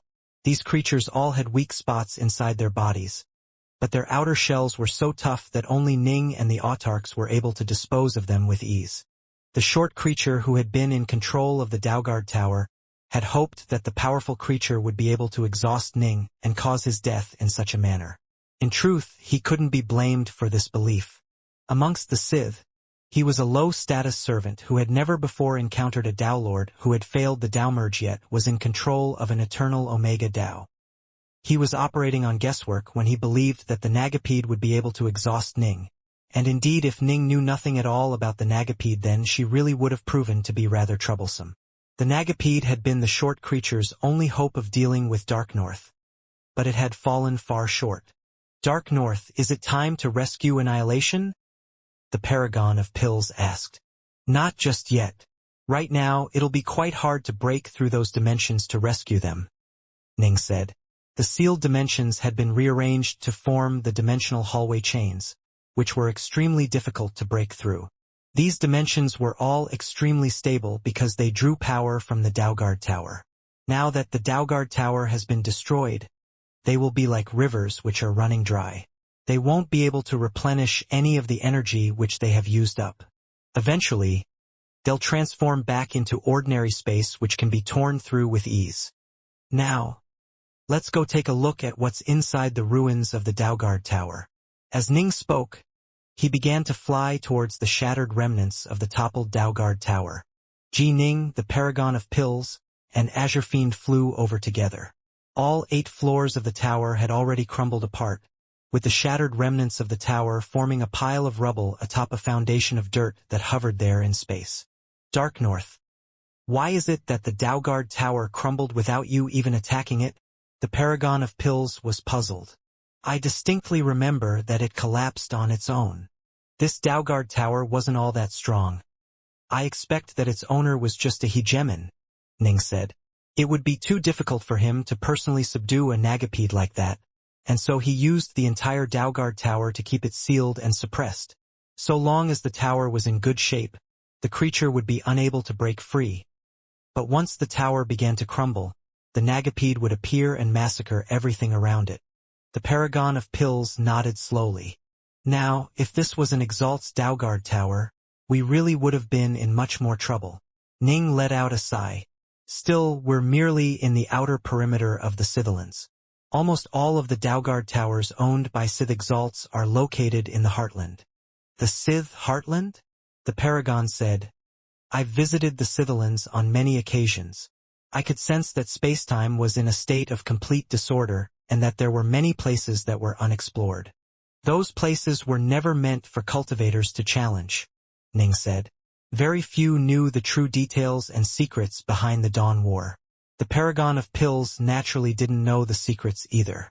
Yes, she had learned a few things thanks to her crazy, repeated adventures within the Scythelans, but the Heartland was a place which not even the autarchs would dare trespass lightly. Rumble. As Ning flew towards the toppled tower, his Sword Dao domain rippled outwards, brushing away the pieces of rubble as he closely inspected the remains of the tower. Now this is a fun little toy. Ning removed a dark red globe which had been affixed to one of the top floors. This globe was the object which had unleashed that terrifying attack of light. Once it accumulates and stores enough energy, it can unleash an attack of incredible power. Ning chuckled. This is a decent Sith weapon, mistress. Azure Fiend, help me search through the rubble. I want to sweep this place clean. Heh. My pleasure. Master, perhaps you would be willing to bestow some of the treasures you are uninterested in upon me. Azure Fiend said, a look of utter shamelessness on his wizened old features. Depends on my mood. Ning chuckled. He wasn't just going to give this shameless old man what he wanted. I've never encountered a Daugard Tower before. In fact, I've never even heard of it before you mentioned it. The Paragon of Pills was filled with curiosity as well. The dangers she had experienced here, especially the terrifying Nagapede, had all served to ensure that she understood that this site was very different from the other Sith ruins she had visited in the past. The previous ruins she had scoured had been unoccupied.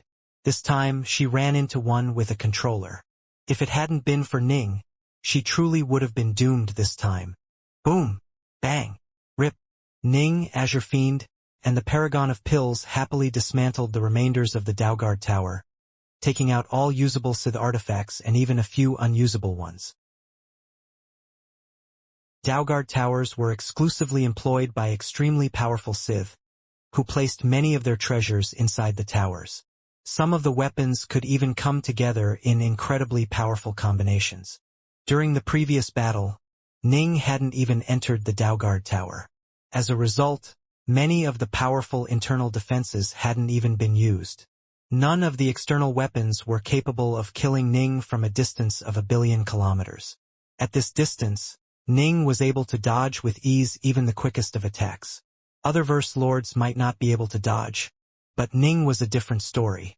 Not bad. This one is decent. Now this hammer is scary powerful. Ning and the other two continued to loot the tower, with Azure Fiend and the Paragon of Pills occasionally testing out the items they found. The Paragon of Pills was fairly blasé, as she had adventured through the Scythelans many times and already owned multiple Sith weapons. Azure Fiend, however, didn't own any Sith weapons at all. Even the suppressive black chains were merely on loan from Ning, who had yet to actually gift them. After spending a full hour combing through the ruins, the team completely looted the area clean. They even took many fragments which were completely unusable. They found a total of 21 usable Sith weapons, and they all had different effects. Some were actually used to scry and scan. That is a lot of fine weapons, Azure Fiend said excitedly. We found so much treasure from this one site. The Paragon of Pills was delighted as well. Ning, however, was rather disappointed. Is this it? This is much less than what I expected. We didn't find a single major artifact at all. Realms Lord Windgrace, Black Sun, the castle that was used to defend the three realms, the city of Hou in the Blaze Sun domain, the Blaze Sun ruler's giant warship, all these counted as major artifacts. In contrast, the treasures which Ning had acquired after combing through the tower were all quite mediocre. There wasn't even a single major artifact. All of the treasures combined were probably just barely on par with the Black Sun in value. This is already a good haul, the Paragon of Pills said. No.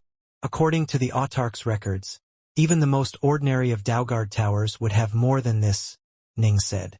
I suspected early on that the original owner of the Dalgard tower had slipped away long ago. Now I'm sure of it. The original owner must have taken the most valuable treasures out of the Dalgard tower, leaving behind just the ones he was unable to physically remove from the tower itself. The Paragon of Pills cast a puzzled glance at the armor and items left behind by the deceased short creature. Isn't that dead Sith the owner? Probably not, Ning said. A mere roar from the Nagapede was enough to transform him into dust. He probably wasn't at the hegemon level of power. Mistress, you might not know this, but amongst the Sith only hegemons can build Dalgard towers. And, to be more precise, only an incredibly small fraction of hegemons are qualified to do this. In the Sith Chaosverse, weak Eternal Emperors were all permitted to build their own Dalgard towers. But here they were invaders. They had invaded Ning's Chaosverse, and their resources were extremely limited. Building Dalgard towers was extremely difficult, and erecting a weak one was pointless.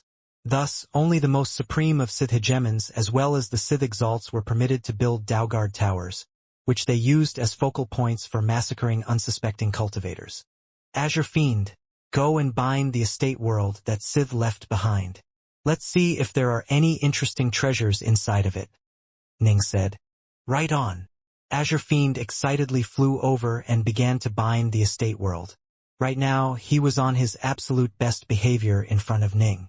This was partially due to Ning's overwhelming power, partially to convince Ning to give him more pointers, and partially because he hoped that he might be lucky enough to receive a Sith treasure reward from Ning. Whoa! Azure Fiend's wizened old face suddenly twisted in shock, his eyes bulging out. That is a lot. Wipe that freaky look off your face. What treasures does it hold? Ning laughed. So all the treasures were hidden here, Master. Take a look at all these treasures. Azure Fiend waved his hand, causing a series of treasures to appear and levitate in the air before them. Light shone from the Paragon of Pills' eyes, and even the formerly calm Ning revealed a look of shock. 20, 21, 22. A total of 29 treasures appeared before them. There were even 2 realm ships in this cache. So all the good treasures were here. The Paragon of Pills let out an amazed sigh, then turned to stare with shock at a gray spear that was covered with a fiery red floral pattern. Isn't that the Exterminatus spear of the Almighty Seeker of Defeat? The Exterminatus spear? Azure Fiend was shocked as well. He stared intently at the spear, then said, Paragon, are you sure? Is it possible that this is another similar weapon? There's no way I'm wrong about this. When the Almighty Seeker of Defeat first acquired this spear, it didn't have that red floral pattern on it. The Seeker added it later on. Supposedly, he put that fiery red floral pattern on every single weapon he used. The floral pattern probably had some sort of special meaning for him. The Paragon of Pills shook her head. He died long ago, and I heard he died in the Scythelans. I never would have thought that he actually died here. Ning nodded. That explains it all. Most of these treasures were probably left behind by the cultivators who invaded this place over the course of many eons. That short Sith collected all of their treasures after killing them. I was wondering why there were 2 realm ships in that estate world. It seems that they came from slain cultivators. The Paragon of Pills let out a sigh. Mistress, take whatever you need, Ning said with a laugh. To be honest, these are of no use to me.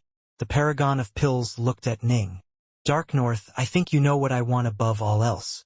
As for these treasures, even if I took all of them, they probably still wouldn't be enough to convince an autarch to help me out. I have a request to make. I know it is a bit excessive, but I truly am out of options. The paragon of pills looked at Ji Ning. I have no choice but to shamelessly ask you to help me out, Dark North. Please ask an autarch to revive those 3 brothers of mine. The paragon of pills rarely begged others. She was, by nature, an extremely proud person. However, reviving her 3 brothers was virtually her entire reason for existence, something which she wanted above everything else. It was much like how Ning desperately wished to be able to revive his wife Yue. The paragon of pills had repeatedly risked her life in diving into the Sith ruins, but she still wasn't even close to having as much treasure as the autarch had demanded for his aid. The autarch had asked for 1,000 realm ships worth of treasure. This was an incredible request, so high as to cause her to feel despair.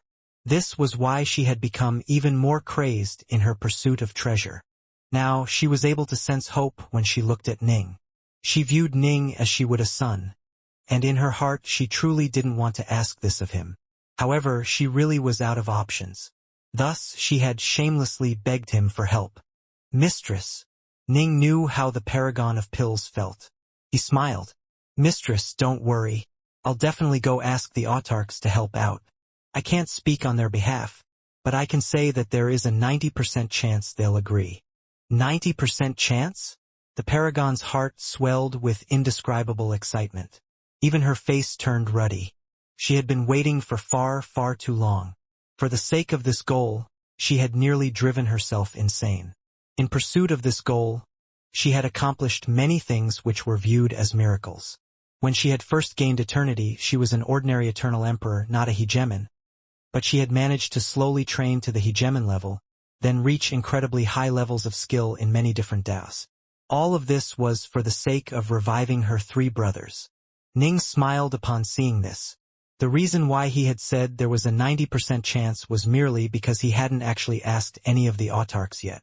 In truth, Ning knew that the autarchs were desperately looking for ways to help him out in order to express their gratitude. Bring something back to life? This was a fairly minor ask. So long as it was possible, the autarchs would definitely agree.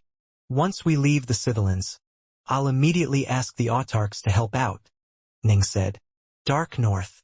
The paragon of pills' entire aura seemed to have transformed. In the past, she was incomparably cold and remote. But now, a hint of lively fire seemed to course through her. Haha. Now, mistress, can you go ahead and choose the treasures you want? Ning said. I already have multiple Sith weapons. A few more won't make much of a difference. The paragon refused. She felt that she had already taken too much advantage of Ning. She couldn't accept any further gifts. Seeing this, Ning nodded. Ah, but you don't have a realm ship yet, right? The paragon blinked. Realm ships make life much more convenient. Take this one. Ning waved his hand, sending a realm ship to float in front of the paragon of pills. The paragon of pills no longer held back. She immediately said, Fine, I'll accept this. She truly did feel as though destiny was a marvelous thing. When she had led Ning to the Tri-Leaf realm, he was just a child. And now, this child had completely changed her destiny. This suit of armor can be used to cover your entire body. It is highly defensive, but it'll also increase your attack power dramatically. It's quite multifunctional. With this by your side, you should be able to survive even an enraged Otherverse Lord. Ning waved his hand, choosing a heavy suit of coppery red armor and sending it over to Azure Fiend. Azure Fiend was rather stunned. He truly did badly desire a Sith treasure, but he himself felt that he had done too little for Ning to warrant one yet. He felt a bit embarrassed to be given one. Master, I'll accept it. Azure Fiend had a solemn look on his face. I've been alive for so many years, but I never had a Sith weapon to call my own. I, Azure Fiend, shall never forget your benevolence, Master. In his heart, Azure Fiend silently decided that although his master would one day perish, he would continue to safeguard his master's family and friends. It is just a toy to me. No need to get too emotional. Ning waved his hand, collecting all of the other treasures. He didn't really care about them, because his original plan had been to wait until the later stages of his Trusal's disintegration before doing a bit of adventuring in the Scythelans. Since he was already here, he was going to continue wandering through the Scythelans after asking the autarchs to revive the paragon of Pill's 3 brothers.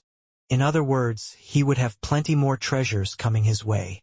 Hegemons might have to risk their lives to acquire Sith treasures, but Ning was able to acquire them with ease. After fully looting the Daoguard Tower, Ning turned to stare at the many-dimensional hallways barring their path. These dimensional hallways have been completely sealed off. For now, there's no way out. If I used all my power, it would take me 10 or 20 sword strikes to carve a path open for us. But it really isn't worth it. Now that the Daoguard Tower has been destroyed, they no longer have a power source and will quickly use up the little energy they have. Rumble. His awesome sword Dao domain descended and began to furiously smash against the distant dimensional hallways. The crisscrossing hallways were able to endure the assault, but flickers of light began to appear on their surfaces.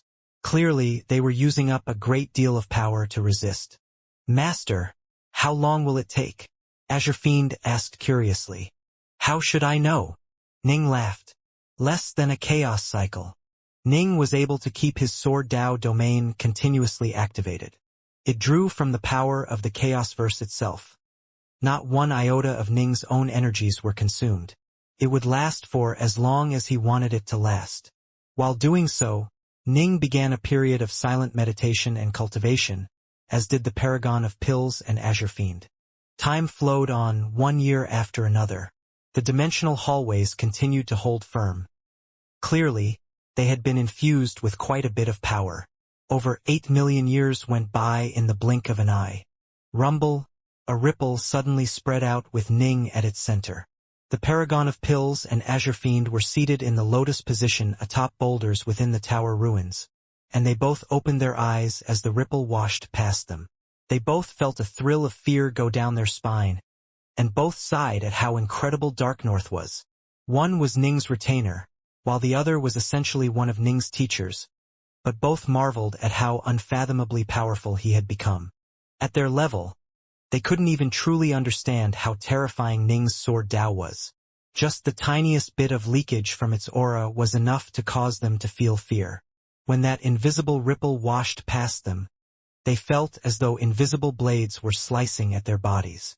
The space sword Dao. Ning opened his eyes, then reached out with his hand. Whoosh! An ethereal sword appeared above the palm of his hand, emanating ripples of dimensional power. Prior to coming here, Ning had spent 3,000 chaos cycles wandering the Chaosverse with his daughter, and had nearly finished infusing his Dao of Space into his eternal Omega Sword Dao. After seeing the dimensional hallways, he gained new insights into the Dao of Space. This sped up the infusion process, allowing him to break through and master his Space Sword Dao. The Space Sword Dao was highly suited for dimensional travel, allowing him to tear through space like it was nothing more than tofu. From this day forth, the amount of distance he could travel when he used his sword to tear through space would skyrocket. The Autarch of Annihilation, Autarchicone, was not particularly skilled in the Dao of Space, and so he wouldn't be able to travel as far or as fast as Ning. Ning had reached the hegemonic level in the Dao of Space long ago, after all. Now, he had infused it all into his Sword Dao and formed the Space Sword Dao. Mastering the Space Sword Dao clearly took much more time than the Lightning Sword Dao or the 5-element Sword Dao. Ning shook his head to himself. But the further down this road I go, the more time will be needed. I just don't have enough time. With each improvement, Ning could sense that his foundation was broadening and that he was getting slightly closer to success. Ning felt certain that if he had enough time, he had a very good chance of reaching the ultimate pinnacle via this route. Another 500,000 years went by after Ning mastered the Space Sword Dao. Finally, crack, crack, crack, the dimensional hallways that had been for many years just barely able to endure Ning's sword light finally began to twist, shudder, and crack. Looks of delight appeared on the faces of Ning, Azure Fiend, and the Paragon of Pills. Haha, we've finally broken through. Azure Fiend grinned. I thought that we'd actually spend an entire chaos cycle here. I'm impressed it managed to last as long as it did. I kept my Sword Dao domain active this entire time, assaulting them without pause, but they still managed to last for many years. Honestly, if I used the brute force method, I don't think 20 blows of the sword would have been enough. I probably would have had to kill myself, Ning said with a laugh. As he spoke, some of the dimensional hallways began to completely break apart and collapse. Countless dimensional hallways began to break apart and crumble. The dimensional hallway lock was an extremely complicated technique which not even Ning could solve, despite his mastery of the Space Sword Dao. But now that its energies had been exhausted, it was still going to crumble. Soon, all of the dimensional hallways vanished without a trace, leaving behind just a few pocket dimensions which hovered in the skies like lonely little islands. Thanks to the karmic lines tying them together, Ning knew exactly which pocket dimension Lord Annihilation was in. Let's see what the other dimensions hold, Ning said with a laugh. With but a thought, he sent out countless streams of sword light to surround and assault the hundreds of pocket dimensions, piercing through them to reveal what lay within. Ji Ning, the Paragon of Pills, and Azure Fiend all stared at the pocket dimensions as the streaks of sword light pierced through them. They instantly saw that two of them held the two companions of the Paragon. One held Lord Annihilation, whose eyes were filled with murderous bloodlust. The other was filled with a gray-robed woman who had silvery hair. Lord Annihilation raised his head to stare at the outside world, a murderous look in his eyes. The gray-robed woman turned to stare at Ning as well. Annihilation! The Paragon of Pills barked coldly. Wake up!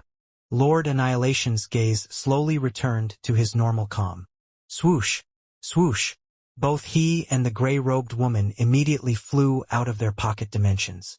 Thank you, Paragon of Pills. Thank you, Dao Lord Darknorth. Lord Annihilation had a delighted look on his face and behaved with tremendous respect. What was going on just now? Ning was rather surprised. Annihilation was being constantly assaulted by illusions. Every so often, he'd be drawn into a berserk state, the Paragon said. However, each time he would eventually regain his clarity of mind after giving vent to his rage. Lord Annihilation said in a rather embarrassed manner. But the amount of time I was able to remain clear-minded was slowly shrinking. If I was trapped for a few hundred more chaos cycles, I probably would have completely lost myself to the madness. I only escaped that fate because you saved me, Dao Lord Darknorth. Ning continued to keep his Sword Dao domain active, using it to scan through the secrets of that dimensional pocket. He couldn't help but secretly sigh in amazement at what he found.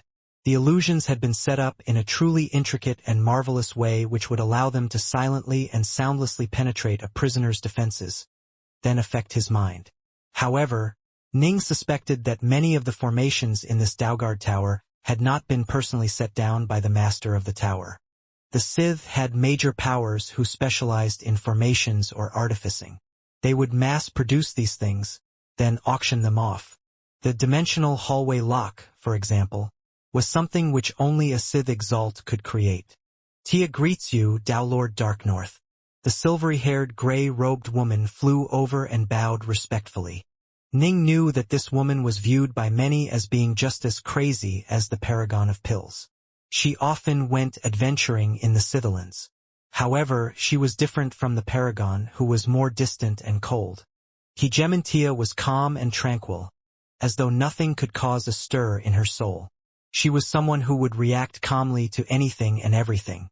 Even if she herself was about to die, she would respond with this calm equanimity. Master, look over there. Azure Fiend pointed towards a distant pocket dimension. Ning, the Paragon, Tia, and Lord Annihilation all turned to look. This was a dimension filled with black mist. Inside, there was a towering mountain that had a beautiful palace located at the very peak. There were even a few servants in front of the palace. It seems rather lavish. I imagine that's where the Sith normally resided, Ning said. Come, let's go take a look.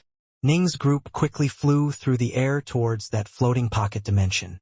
The palace was quite beautiful. Some servants were busy keeping it clean, while others were standing watch. As soon as Ning's group landed, they all bowed respectfully and called out, "Masters." All of them, however, seemed rather puzzled. "They are all Tao Lords." The paragon of pills was rather startled. She asked, "You've never met any of us. Why do you call us masters?" The servants exchanged glances, rather nervous. The paragon of pills frowned. "You were able to become Tao Lords.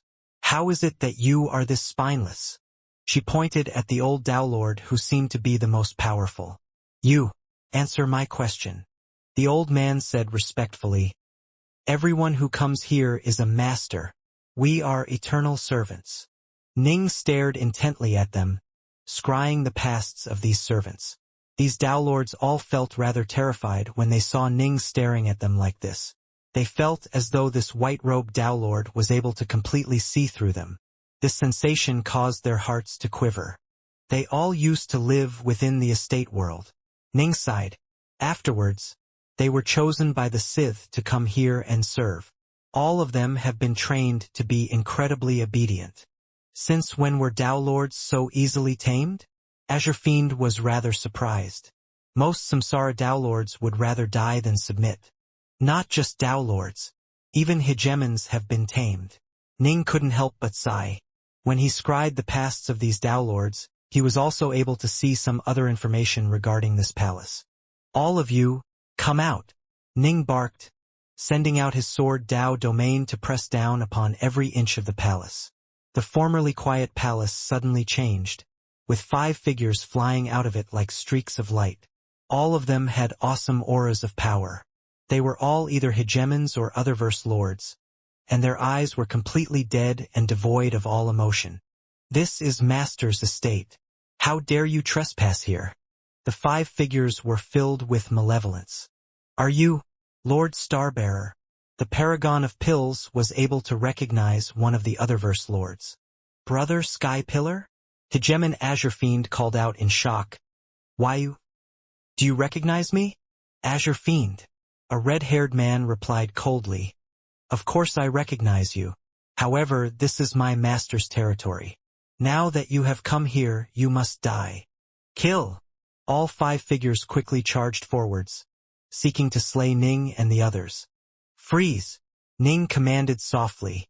Instantly, 4 of the 5 charging figures were completely paralyzed by the suppressive might of Ning's sword Tao domain.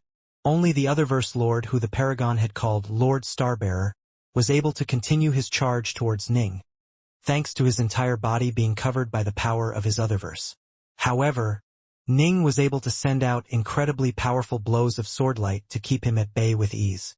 "Azure Fiend, chain him down," Ning commanded. "Yes, Master." Azure Fiend had been patiently waiting for a good opportunity. When he saw Ning knock down Lord Starbearer with a streak of swordlight, Azure Fiend immediately attacked with all 6 black chains. He quickly bound Lord Starbearer in layers of chains, ensuring that he was no longer able to move at all.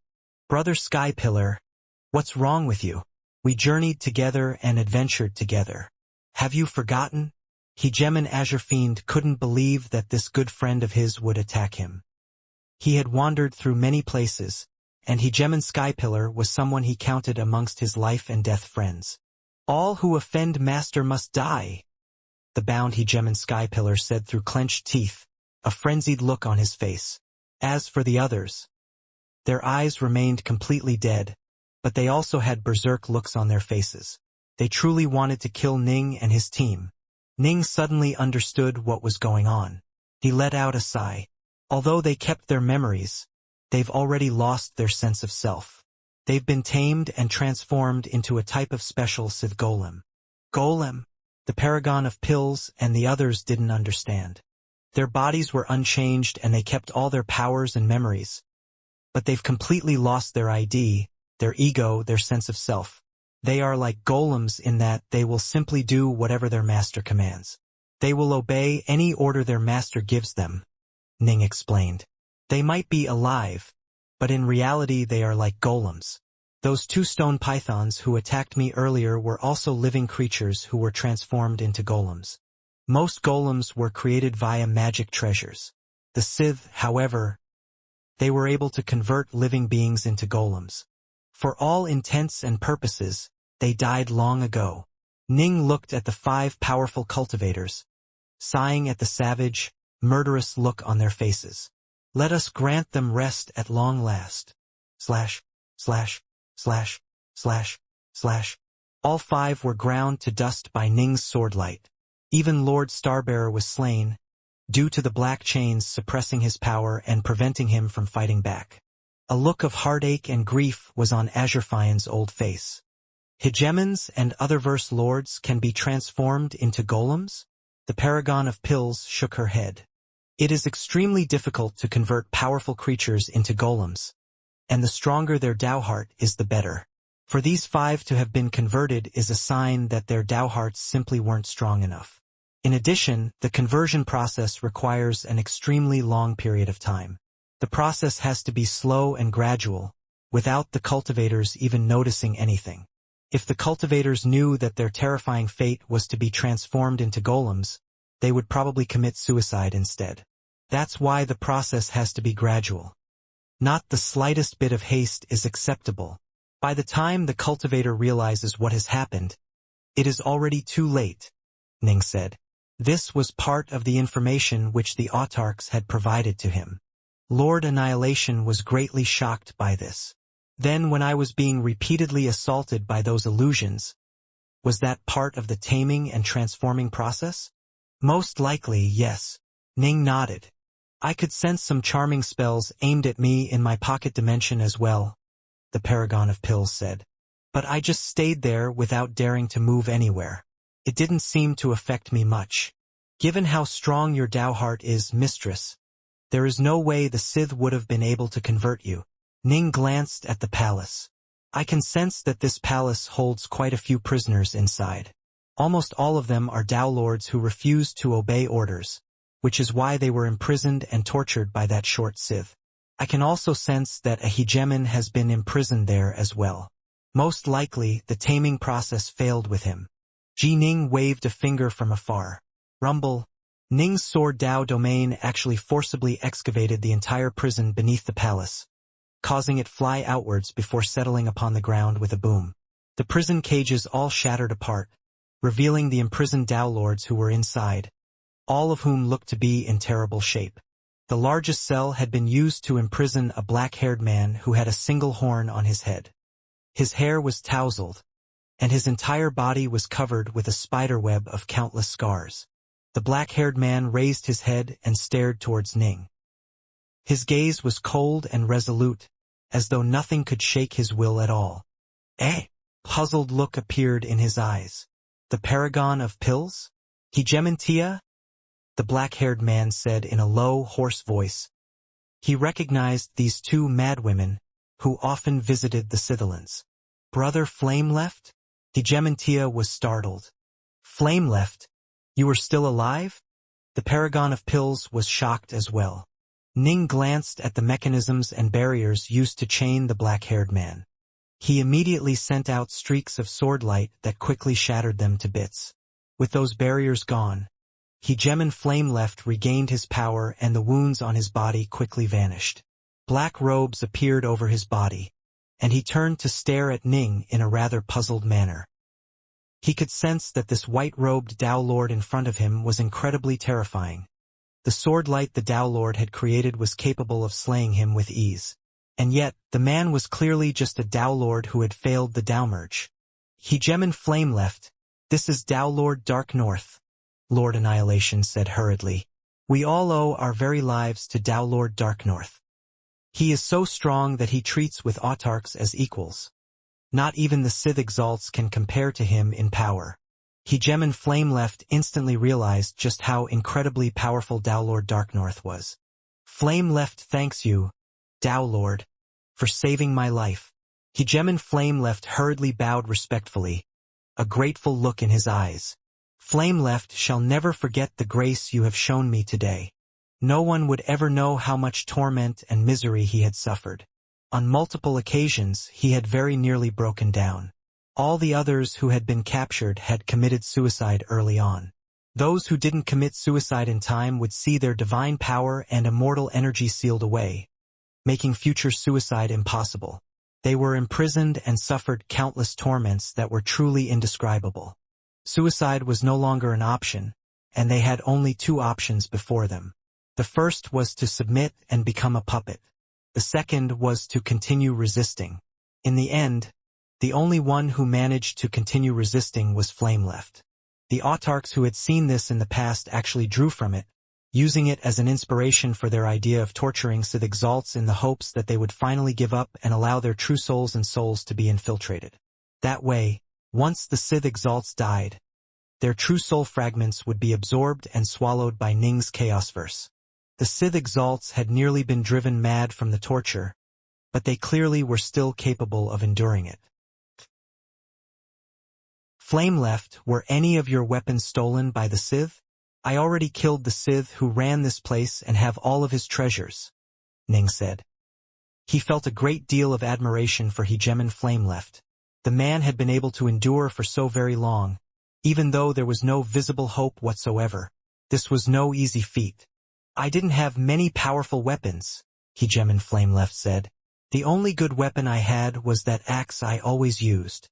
Ning immediately waved his hand, causing a series of axes to appear before him.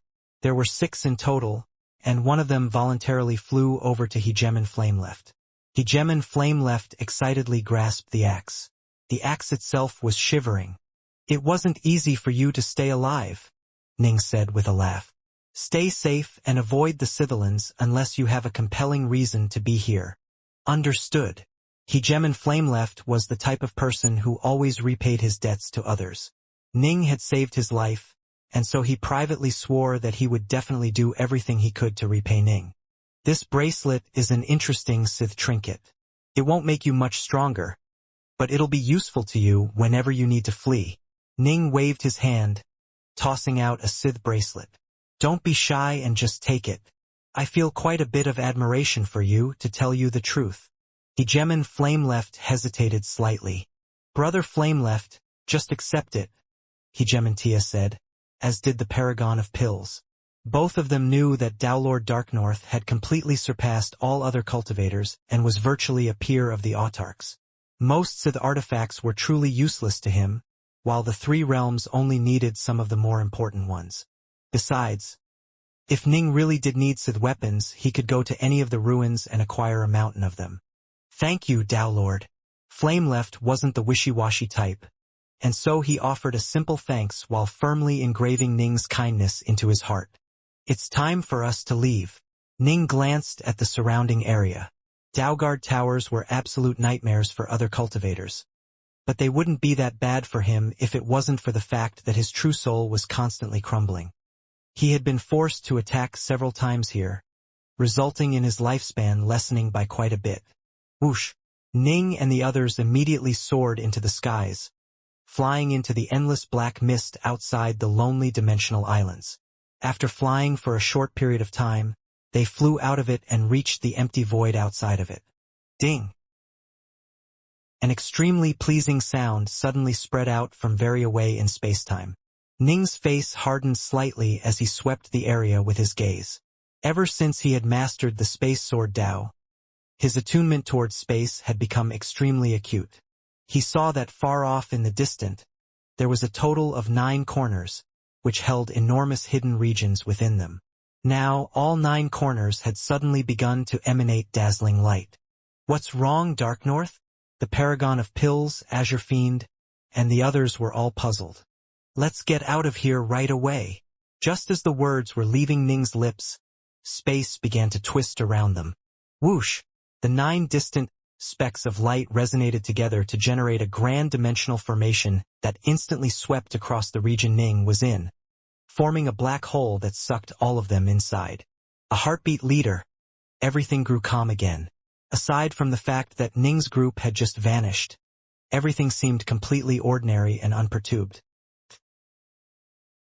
Ning's group reappeared within a blurry region filled by clouds and mist. Where are we? The Paragon of Pills said as they all scanned the region. My God sense has been suppressed. I'm unable to see anything at all. Lord Annihilation said hurriedly. Ning scanned the area silently. His face was even more solemn than it had been during their battles at the Daoguard Tower. What a terrifying formation, and what a terrifying level of mastery over the Tao of space, Ning murmured softly. Just now, he had been able to witness with great clarity how they had been forcibly teleported into this place. Those 9 incomparably distant and vast dimensions had joined together into an enormous formation of dazzling profundity. This was a level of mastery over space which left Ning breathless. Nobody in their entire Chaosverse was capable of such a thing. Dark North, where are we? The Paragon of Pills asked. Still in Sith territory, Ning said heavily. But this place is probably 100 times deadlier than the Daoguard Tower we were in. Although they had arrived just a short while ago, the hints which Ning saw allowed him to quickly understand how dangerous a situation they were in. Autarch Titanos. Autarch Akong. Ning immediately began to reach out through the message talismans to all 6 autarchs. Dark North. What's wrong, Dark North? The autarchs scattered throughout the Chaosverse all immediately responded to Ning, including Autarch Mog, who was responsible for standing watch over the Scythelans. This was the very first time Ning had ever used the message talisman to contact them. There is something I need some assistance with. Ning sent through the talisman. I am in the Scythelans and broke through a Daoguard tower to save some cultivators.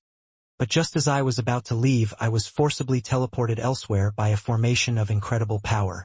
This formation was established by linking together 9 enormous dimensions and was incredibly complex. I believe it has surpassed the limits of what cultivators in our Chaosverse can accomplish. My companions and I are now trapped here, and we are afraid to recklessly move around. Dark North, stay right where you are. Stay there and don't move. The autarchs quickly began to send their replies. In dangerous places, the more you moved around, the quicker you would die. Don't worry, I'm not going anywhere. I could sense danger as soon as I arrived. If I tried to escape on my own, I'd probably end up dying here. I don't really care about my own life, as my true soul is already breaking down. But someone extremely important to me is here, as well as a few other cultivators. Ning sent. He truly didn't wish for the Paragon of Pills to die. Our avatars are all standing watch over the Scythelans, Autarch Titanos said. I'll have my avatar meet up with Mog's and we'll work together on this. Autarchs had incredibly powerful avatars, as they were generally outfitted with many mighty weapons. Most Autarch avatars had nearly 80% of the true body's power. Although the Sith Heartlands had been completely sealed off, they continued to represent a disaster waiting to happen to the cultivator civilizations. Thus, Autarch Mog eternally stood watch over this place, as did his avatar and the avatars of all 5 other autarchs. Riot. Space twisted, resulting in a dazzling tunnel of light appearing. 2 figures emerged shoulder to shoulder from this tunnel of light, with one being the bald, red-robed avatar of Autarch Titanos, and the other being a tall, skinny, azure-robed man who had some scales on his cheeks. The second man was Autarch Mog, and his eyes were flecked with azure light. The 2 stepped out of the tunnel of light and entered normal space. Dark North, we've already arrived. Let Mog and I investigate this place first. Autarch Titanos glanced at the distant region, filled with a billowing black fog which surrounded many pocket dimensions that floated in the air. This was the place where the Paragon of Pills had been trapped previously. All right. Ji Ning waited from the separate dimension he had been teleported to. Now that the 2 autarchs had arrived, he felt a sense of hope. The reason these 2 had arrived was because of the specific Daos they followed. Autarch Mog walked the path of the space Daobirth essence and was the autarch with the greatest amount of control over space. This was why he was responsible for standing guard over the Scythelans. If anything happened, he would be able to sense it thanks to his dimensional mastery. As for Autarch Titanos, his path was that of the Karma Daobirth essence, an even more incredible Dao. He had met Ning twice, and as a result the 2 were connected by karma. It was possible that he would be able to sense Ning's location thanks to the karma which bound them together. The avatars of Autarch Mog and Autarch Titanos scanned the area vigilantly. Mog, what do you think? Autarch Titanos asked. Wait a moment, Autarch Mog said. his azure eyes scanning the void around them. Although the grand dimensional formation was now dormant, there were still some traces of its previous activation which allowed Autarch Mog to calculate some of the secrets behind it. Space trembled and rippled before his gaze. Suddenly, he stared off into the distance, then turned to look at several other locations as well. Frowning, he said, "Dark North was right. This formation was activated from 9 separate locations, each of which is incredibly far away. This formation is marvelously intricate, and its usage of dimensional mastery far surpasses my own. I cannot find the dimension Dark North and his team have been teleported to." Autarch Mog shook his head. "What about you, Titanos? Dark North is too far away. I can't find him via just karma alone." Autarch Titanos frowned as well. Clouds lazily drifted nearby. Ning's group remained atop the clouds, not daring to move about rashly. "Dark North, we're unable to find the exact place you have been trapped," Autarch Titanos replied. "Our only option is to have your primal twin come over here as well. Your primal twin should be able to sense your true body, allowing it to find you." "All right," Ning nodded. "Mog will head straight to the Flame Dragon Realmverse and bring your primal twin over here," Autarch Titanos stated. "The place you have been imprisoned in is most likely an extremely important Sith Nexus point. Given that we didn't even know it existed, it has to be an incredibly dangerous place to be in. Don't move about rashly. Just stay there and wait for us." "Don't worry. I'm not so rash as to run around wildly," Ning sent back. The two sides then broke off the connection. Ning was starting to feel rather grim. Autarch Titanos was skilled in karma, while Autarch Mog was skilled in space, yet neither was able to locate him. This meant the formation which teleported him here was truly incredible. "How did it go, Dark North?" The Paragon of Pills looked at Ning. "Don't worry.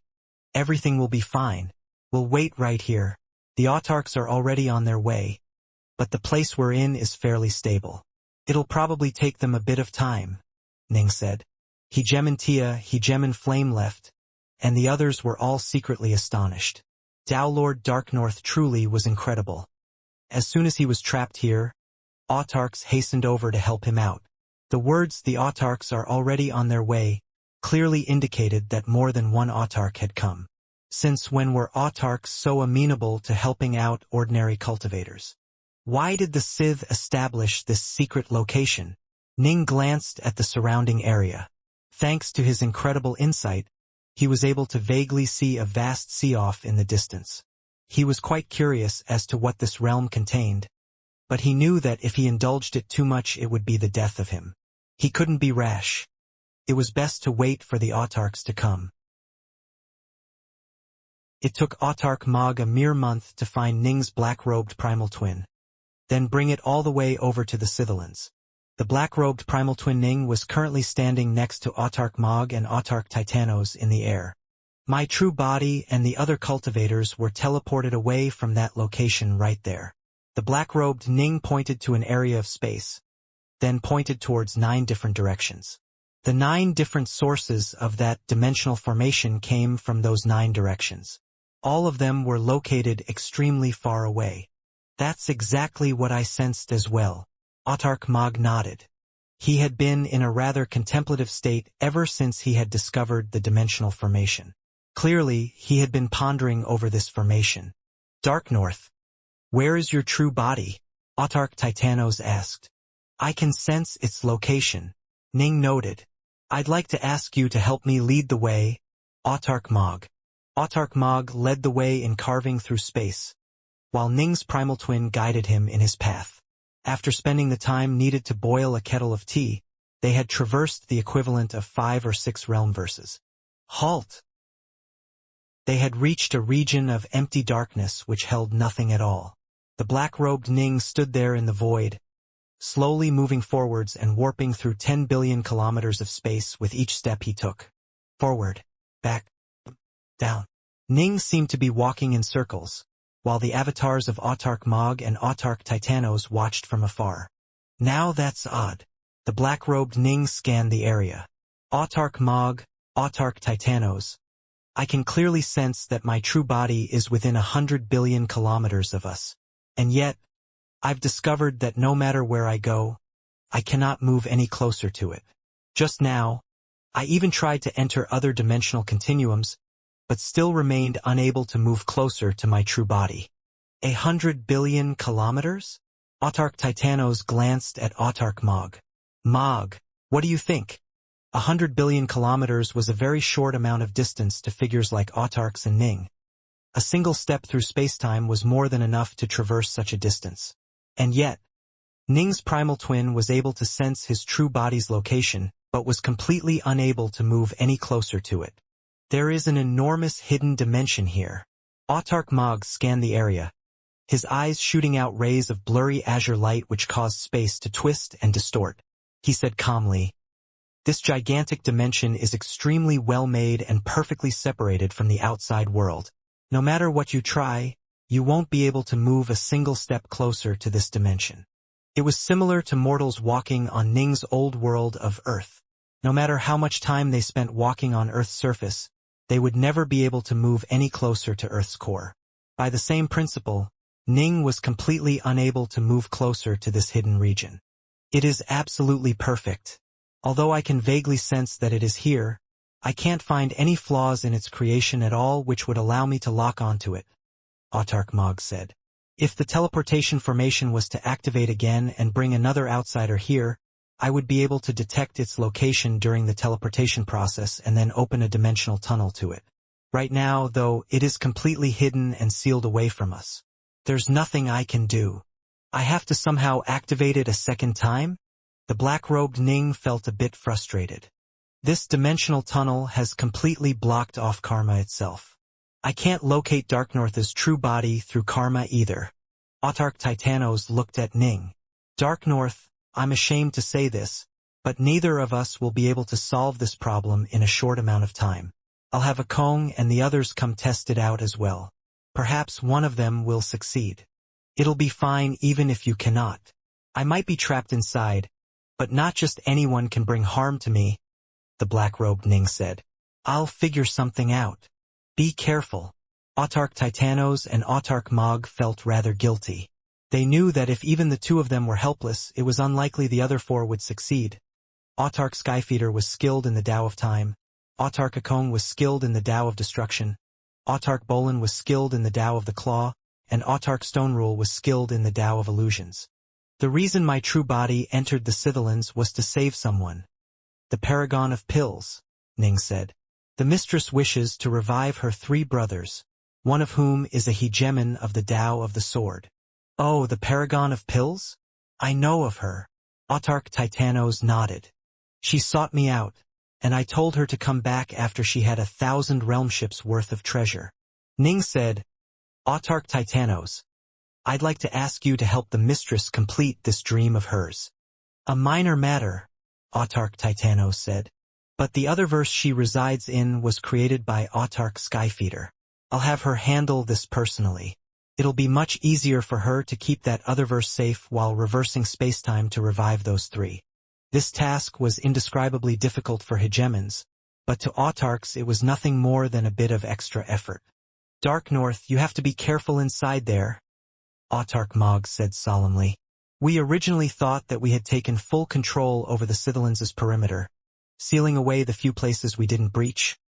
But clearly we were wrong. There are hidden areas we were not aware of.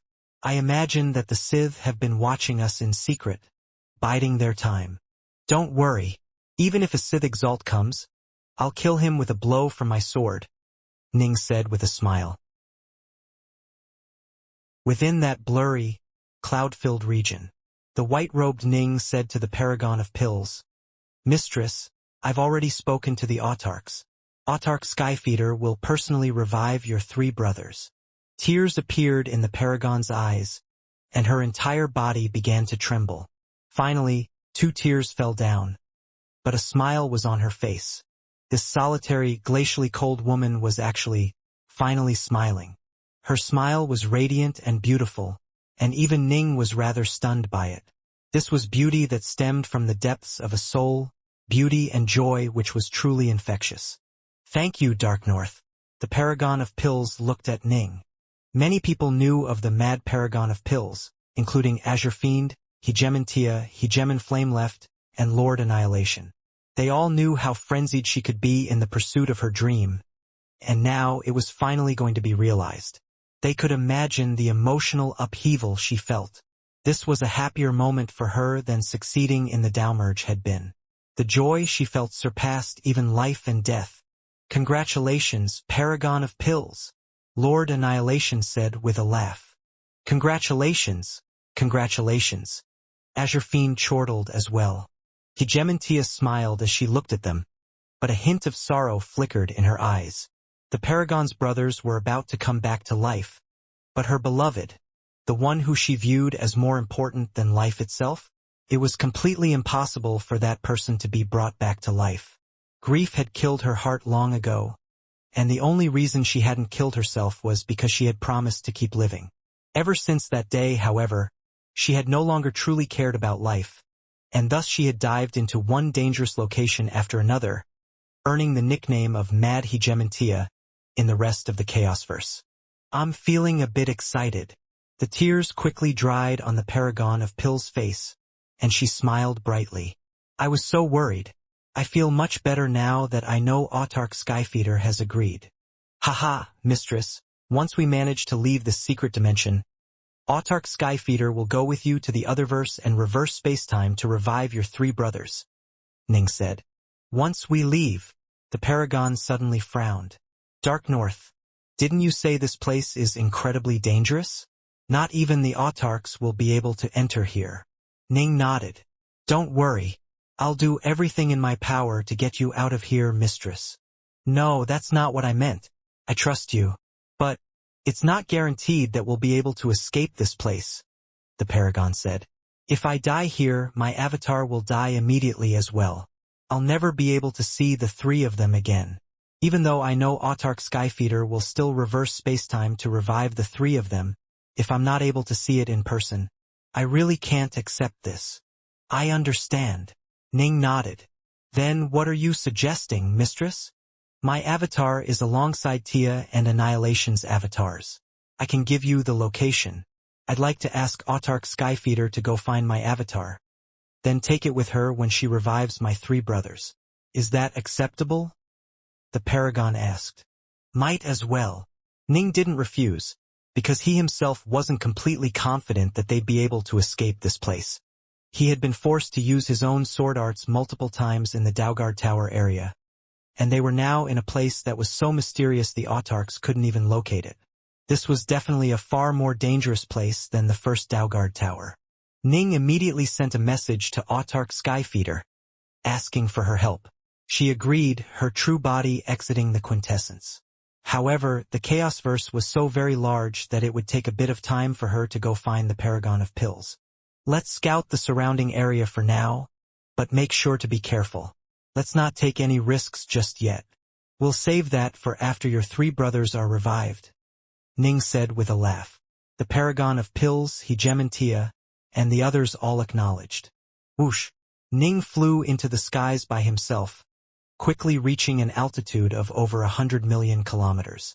The skies above him were like an enormous azure bowl. Ning frowned when he stared into them, and he released his sword Dao domain to apply some pressure to the heavens. Alas, the heavens were incomparably resilient, and they actually pushed back and down against Ning. "It really is quite stable. It seems there is no chance at all that I might be able to tear through this place through raw force." Ning quickly came to this determination. As soon as he had arrived here, he had suspected that this might be the case. This was because even the dimensional hallway chains formed by a single Daugard Tower had been incredibly stable. This place was clearly much more dangerous. There was no way he would be able to break through this place with ease. Indeed, his test confirmed his suspicions. Whoosh! Ning flew back down, descending to rejoin Azure Fiend, the Paragon of Pills, Xianxia, and the others. "What should we do, Dao Lord?" Lord Annihilation asked. "There's no way to break through via brute force," Ning said with a chuckle. "We'll need to find some weaknesses in this dimension and then break through via them. For such a large dimension to be so stable means that it has to have an internal energy source of some kind or a formation keeping it together. We'll be able to escape by destroying either of them. I can vaguely sense some living creatures off in the distance. Ning pointed towards the horizon ahead of them. Very weak creatures. Let's go take a look. Very weak. Azure Fiend was startled. How could a terrifying place like this have weak creatures within it? But they really do seem to be extremely weak. I could probably wipe them out by breathing on them, Ning said, since he had already promised that they wouldn't do anything dangerous before reviving the Paragon of Pills brothers. Ning was going to play it safe for now.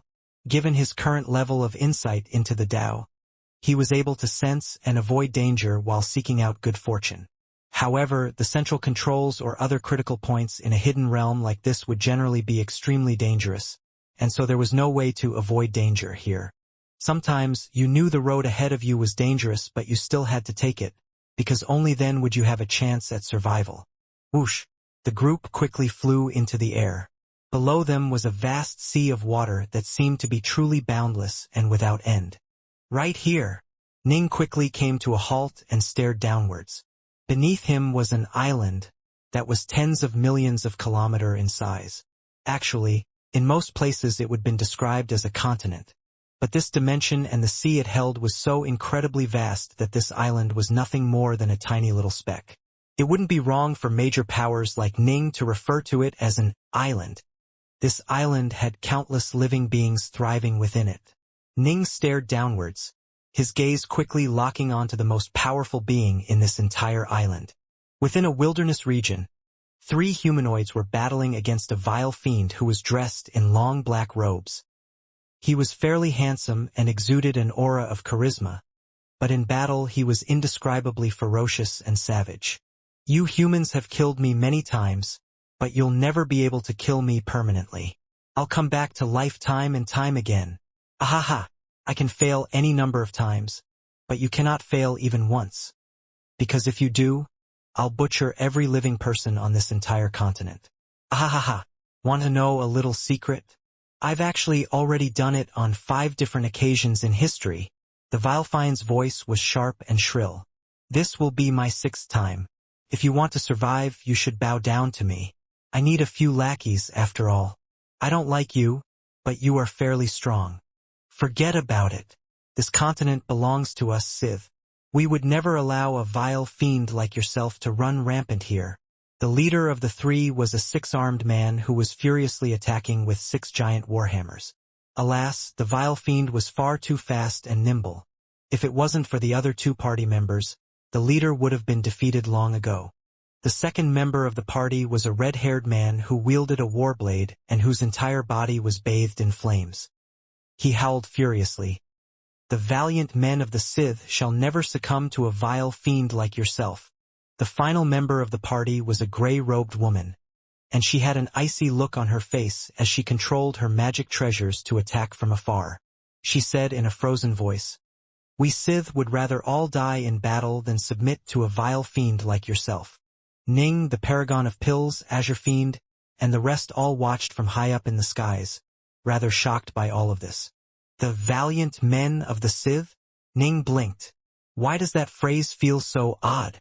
The Sith would rather all die in battle than submit to a vile fiend? Azure Fiend mumbled to himself. That's a pretty determined statement. I had no idea the Sith were so intrepid. The 3 humanoids below them were merely of the Elder God, ancestral immortal level, while the Vile Fiend was an extremely weak member of the Vile Fiend race. There was an enormous degree of difference between it and the Vilefiends Ning encountered near the Daugard Tower. This was nothing more than a battle at the Elder God level. To the likes of Ning, the Paragon of Pills, Azure Fiend, Lord Annihilation, Hegemon Flameleft, or Hegemon Tia, these 4 were all very puny. And yet, they were the most powerful beings on this island. Ning was telling the truth earlier when he said that they were very weak. Ha ha! Lord Annihilation laughed as well. To us cultivators as a whole, the Sith are a calamity, a nightmare, a blight on existence. The Sith, however, also have weak members of the race who are akin to our mortals. Perhaps they find pride in being Sith. They call themselves Sith, But they aren't actually true Sith, Ning said. They aren't true Sith? Everyone present stared at Ning, puzzled. Master, how is it that you know this? Azure Fiend asked. Ning didn't explain any further, because this involved many hidden secrets that would only cause Azure Fiend and the others to feel unnecessary consternation. If they were true Sith, they would be rejected by all the prime essences of the Chaosverse, making it impossible for them to use the power of the Tao. However, all three of the humans below them were infusing the Tao into each and every strike. They weren't rejected by the prime essences. Did you hear that? That little vile fiend just said he's wiped out all life on this island several times. Azure Fiend said. Unsurprising, Jining replied. This hidden dimension is within the Sithilans, which means that vile fiends can arise here. Although they are fairly weak without the power of a Daugard tower behind them, they are still enough to be absolute catastrophes for islands like this. In addition, vile fiends have essence springs located in other places.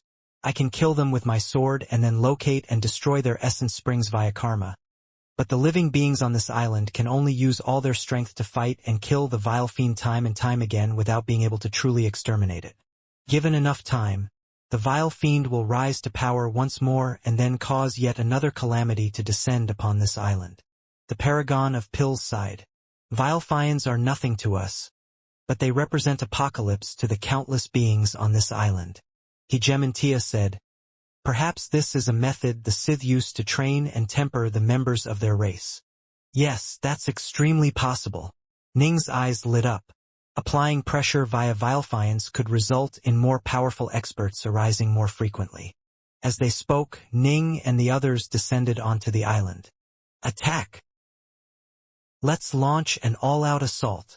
The three humans were beginning to unleash their desperation attacks. Ha ha ha. Desperation attacks? I'll give you one final blow and annihilate any hope that you might still harbor. I'm looking forward to those looks of despair on your face. The despair that stems from the very depths of your soul. I can't help but feel excited when I see those looks. The vile fiend was actually shaking from anticipation. Suddenly, slash! A streak of sword light sliced through the vile fiend. The vile fiend's face still had that look of twisted joy on it, but a heartbeat later it completely disintegrated into dust. Ning's sword followed the karma lines attaching it to its essence spring, destroying that as well. From this day forth, the vile fiend which had troubled this island and its many living beings for countless generations was no more. Helping you kill that vile fiend is a form of recompense for rifling through your memories. Ning began to search through the memories of those three Sith humans. The fact that their attacks were infused with the power of the Tao meant that they were also natives of this Chaosverse, and so Ning treated them as humans rather than as Sith. This was why he wished to repay them for what he was doing. Master, now that you've killed that vile fiend, this island won't suffer any more attacks. Doesn't that mean that the tempering trial the Sith set up is over? Azure Fiend asked. I don't give a shit, Ning said casually. Azure Fiend blinked. The paragon of Pills, Xianxia, Xianxia Flameleft, and Lord Annihilation all stared at Ning in shock. I don't give a shit. How could words like this have come from the mouth of the peerlessly dazzling Tao Lord Dark North? There were many emperors and hegemons with foul dispositions and even fouler language. However, to the people present, Dark North was a person of incomparably exalted stature. Someone who was very nearly a peer of the autarchs. They couldn't help but feel a bit uncomfortable when they heard Ning say this. In truth, Ning had a completely perfect Tao heart. He'd say whatever he felt without needing to disguise it. So what have you discovered? The paragon of Pills asked. They are just elder gods and ancestral immortals. They know very little. But their memories do contain information regarding a legendary and invincible figure who controls all 63 islands in this vast territory. That person is known to them as Archfiend Huabwa, and he is so unfathomably powerful that he has never been defeated and can wipe out an entire island with a wave of his hand. Ning snickered. Their memories indicate that Archfiend Huabwa should know more about this place than them. Ning and the others left, and as they did the three humans regained consciousness. What just happened? What's going on? Where's the vile fiend? All three of them were completely puzzled. When Ning had rifled through their memories, it hadn't had a negative impact on them at all. It was like a brief moment of unconsciousness. Archfiend Huabua was the ruler of 63 islands, and in truth he was a Tao Lord of the fourth step. In this era and amongst these weak cultivators, he truly was invincible, but to Ning and his team, a Tao Lord of the fourth step was still extremely weak, so weak that he could be exterminated with just a breath. Archfiend Huabua was seated on his royal throne.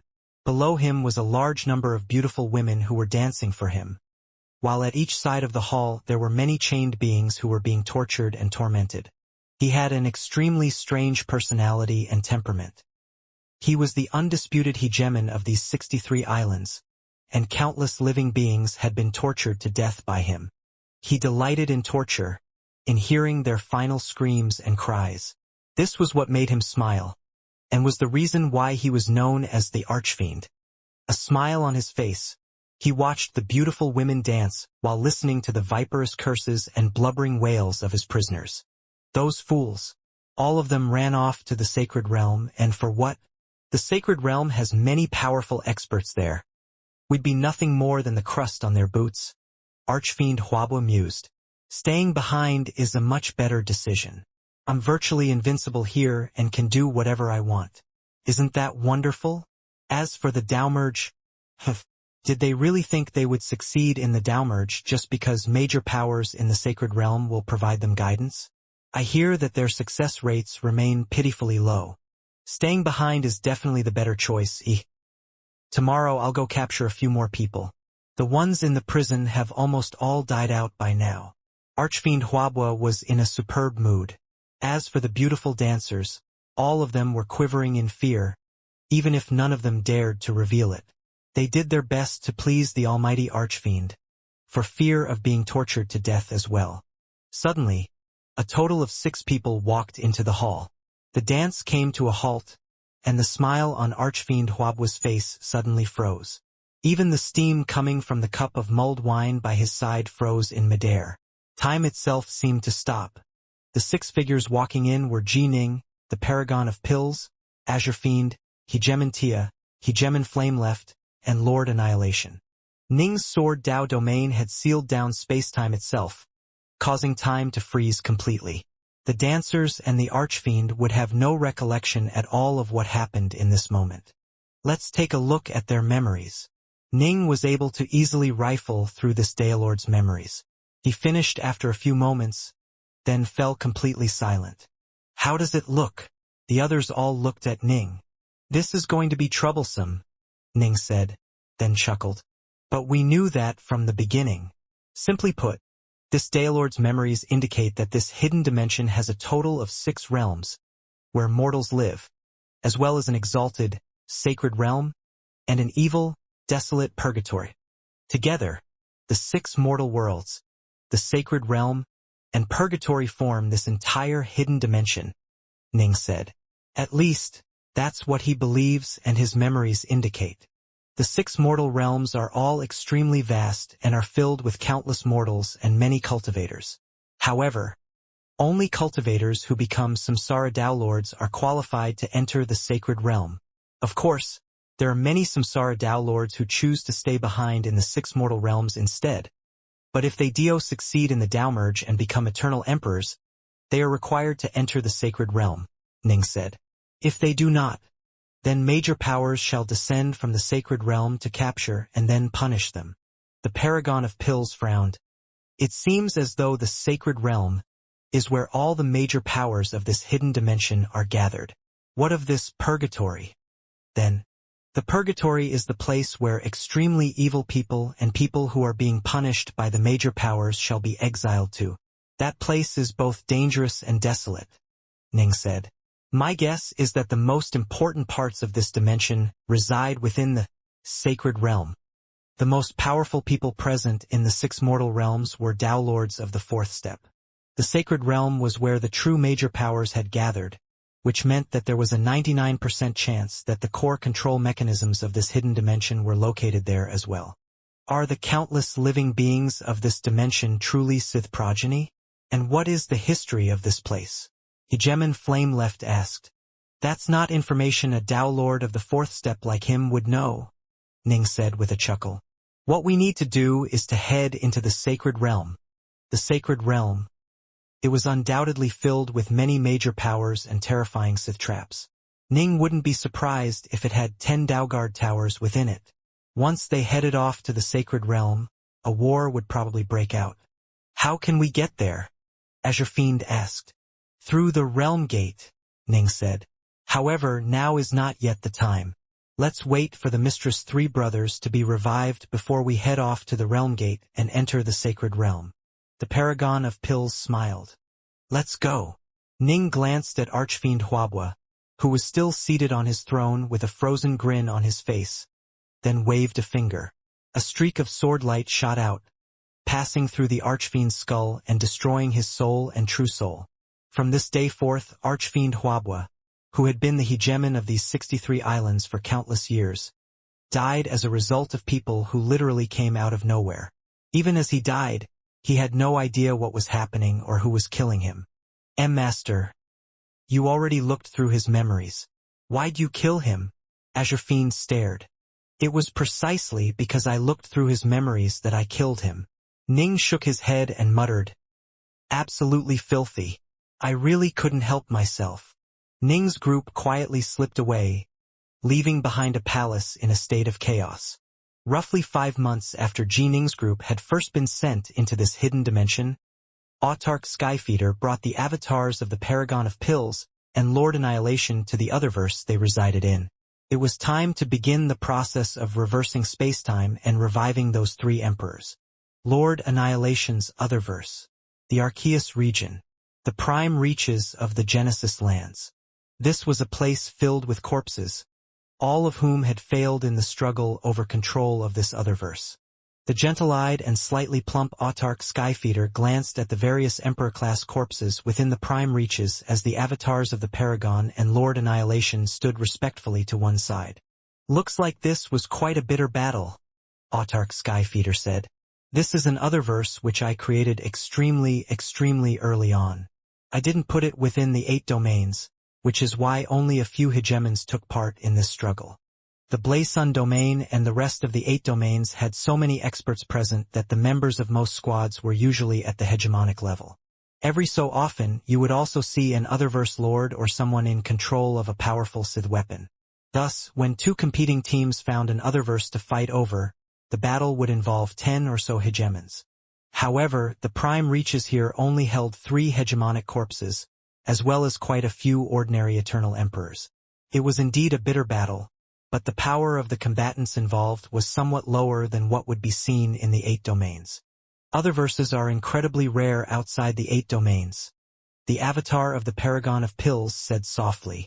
The appearance of this Otherverse caused everyone to go wild.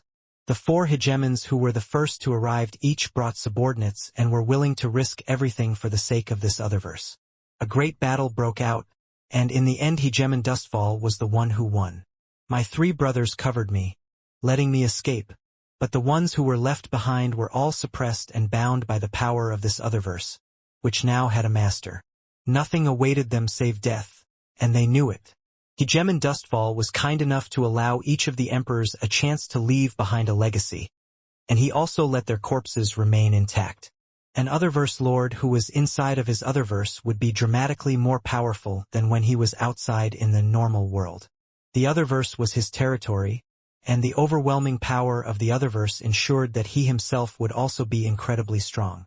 This was why the Lonely King instantly became famous after chasing someone into an Otherverse, then destroying it. As for hegemons, when directly suppressed by the power of an Otherverse, they wouldn't even be able to move a finger. However, shortly after Dustfall acquired this Otherverse, he died while adventuring in a dangerous place. You ended up lucking out. Annihilation. The Paragon of Pills glanced at Lord Annihilation. It was just a matter of speed, but I admit that my luck wasn't bad. Lord Annihilation smiled.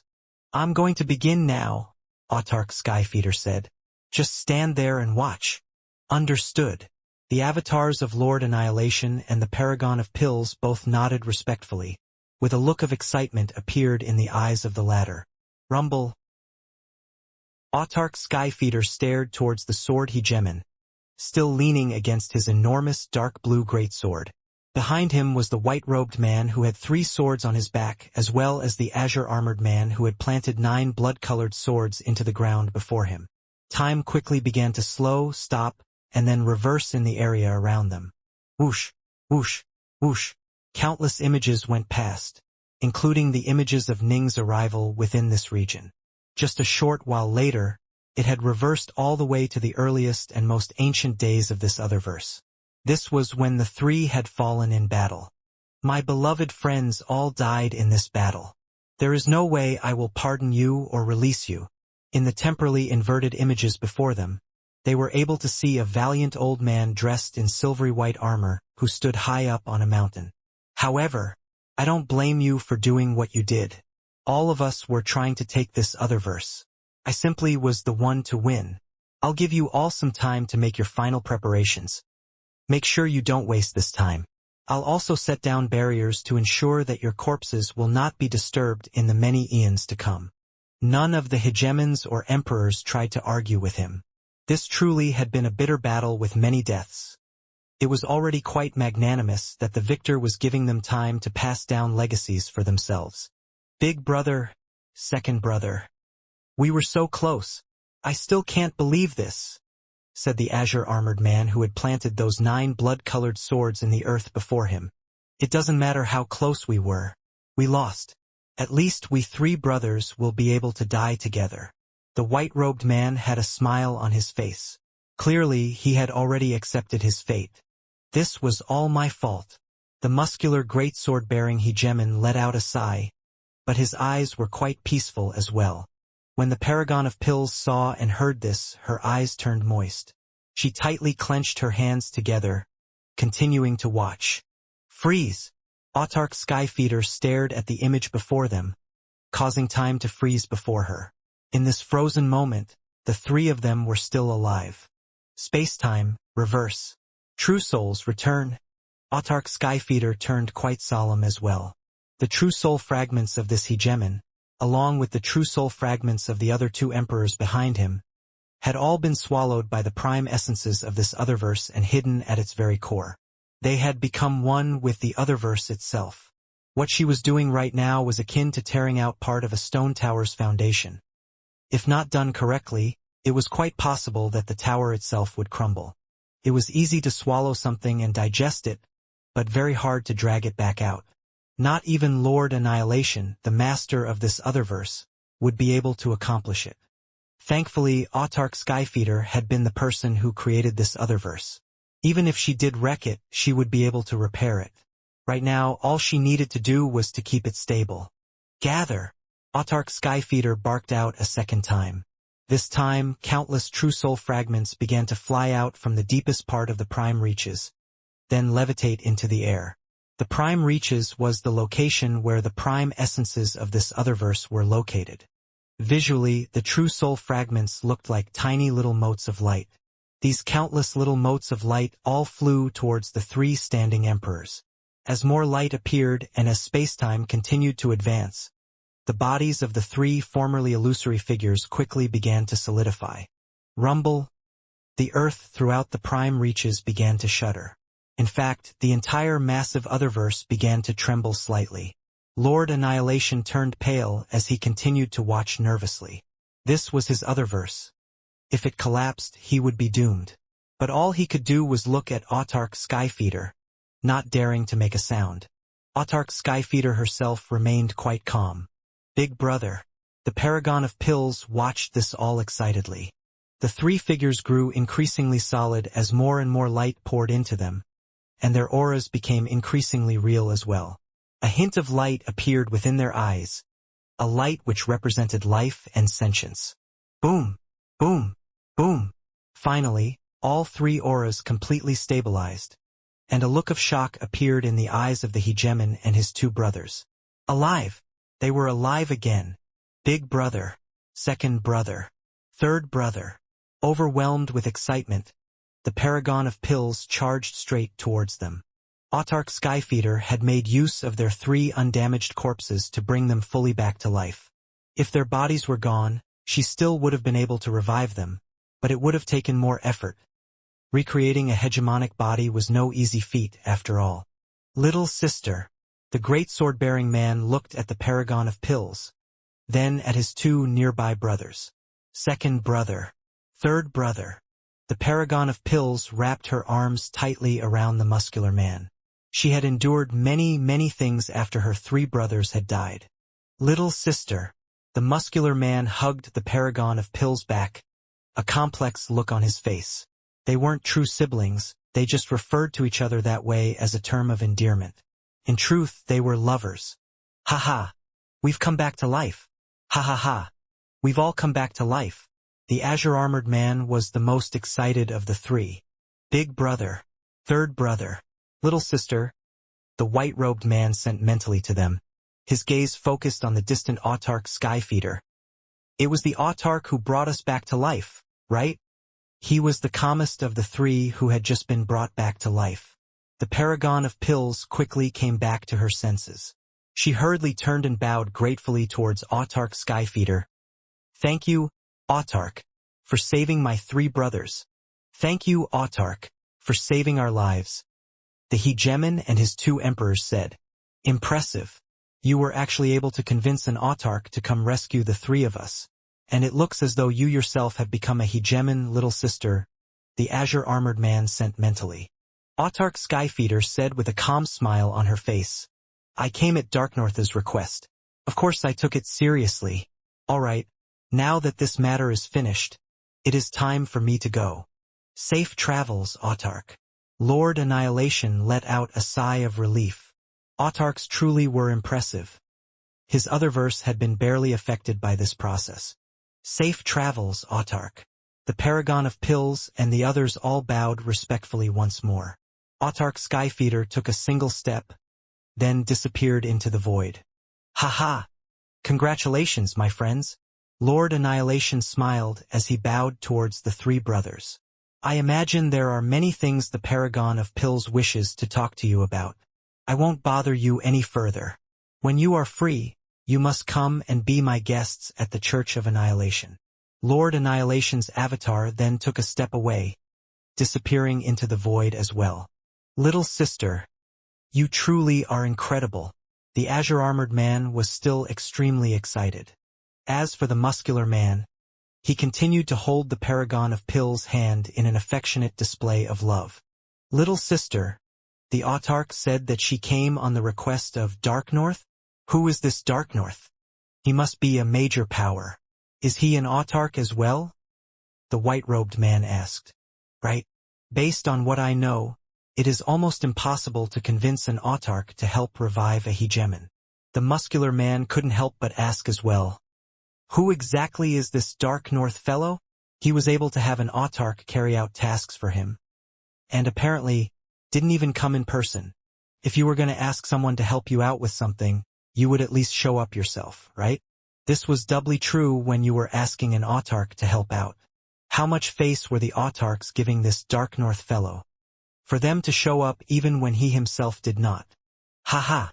The paragon of pills laughed. Darknorth is a Dao Lord who has failed the Dao merge. But he is extremely close to the Autarchs in actual power. What?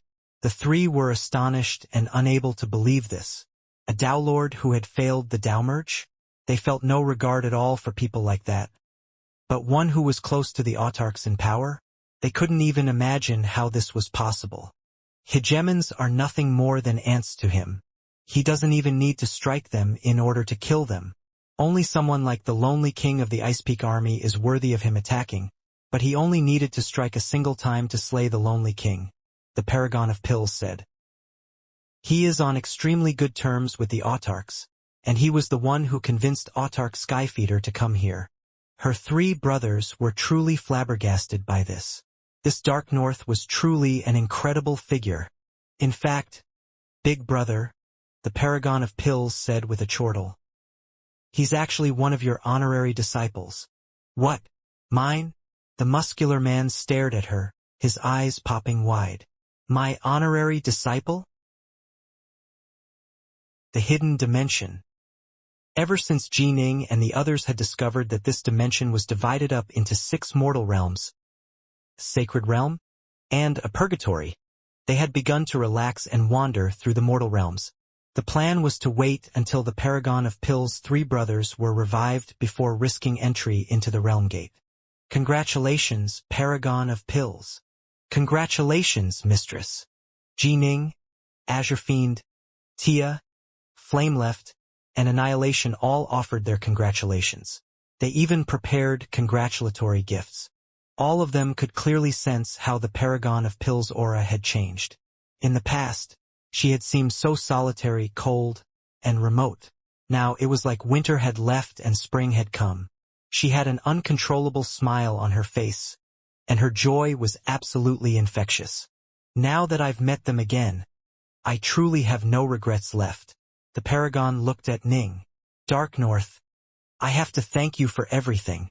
If it wasn't for the insights I gained in the Arceus region and the help you provided, Mistress, I might not necessarily have been able to embark upon the path of the Omega Dao, Ning said.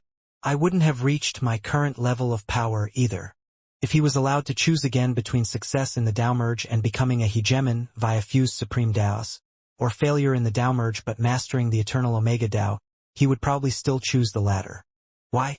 Because if even the autarchs were unable to revive Yu Wei, the Omega Dao was the only chance he had.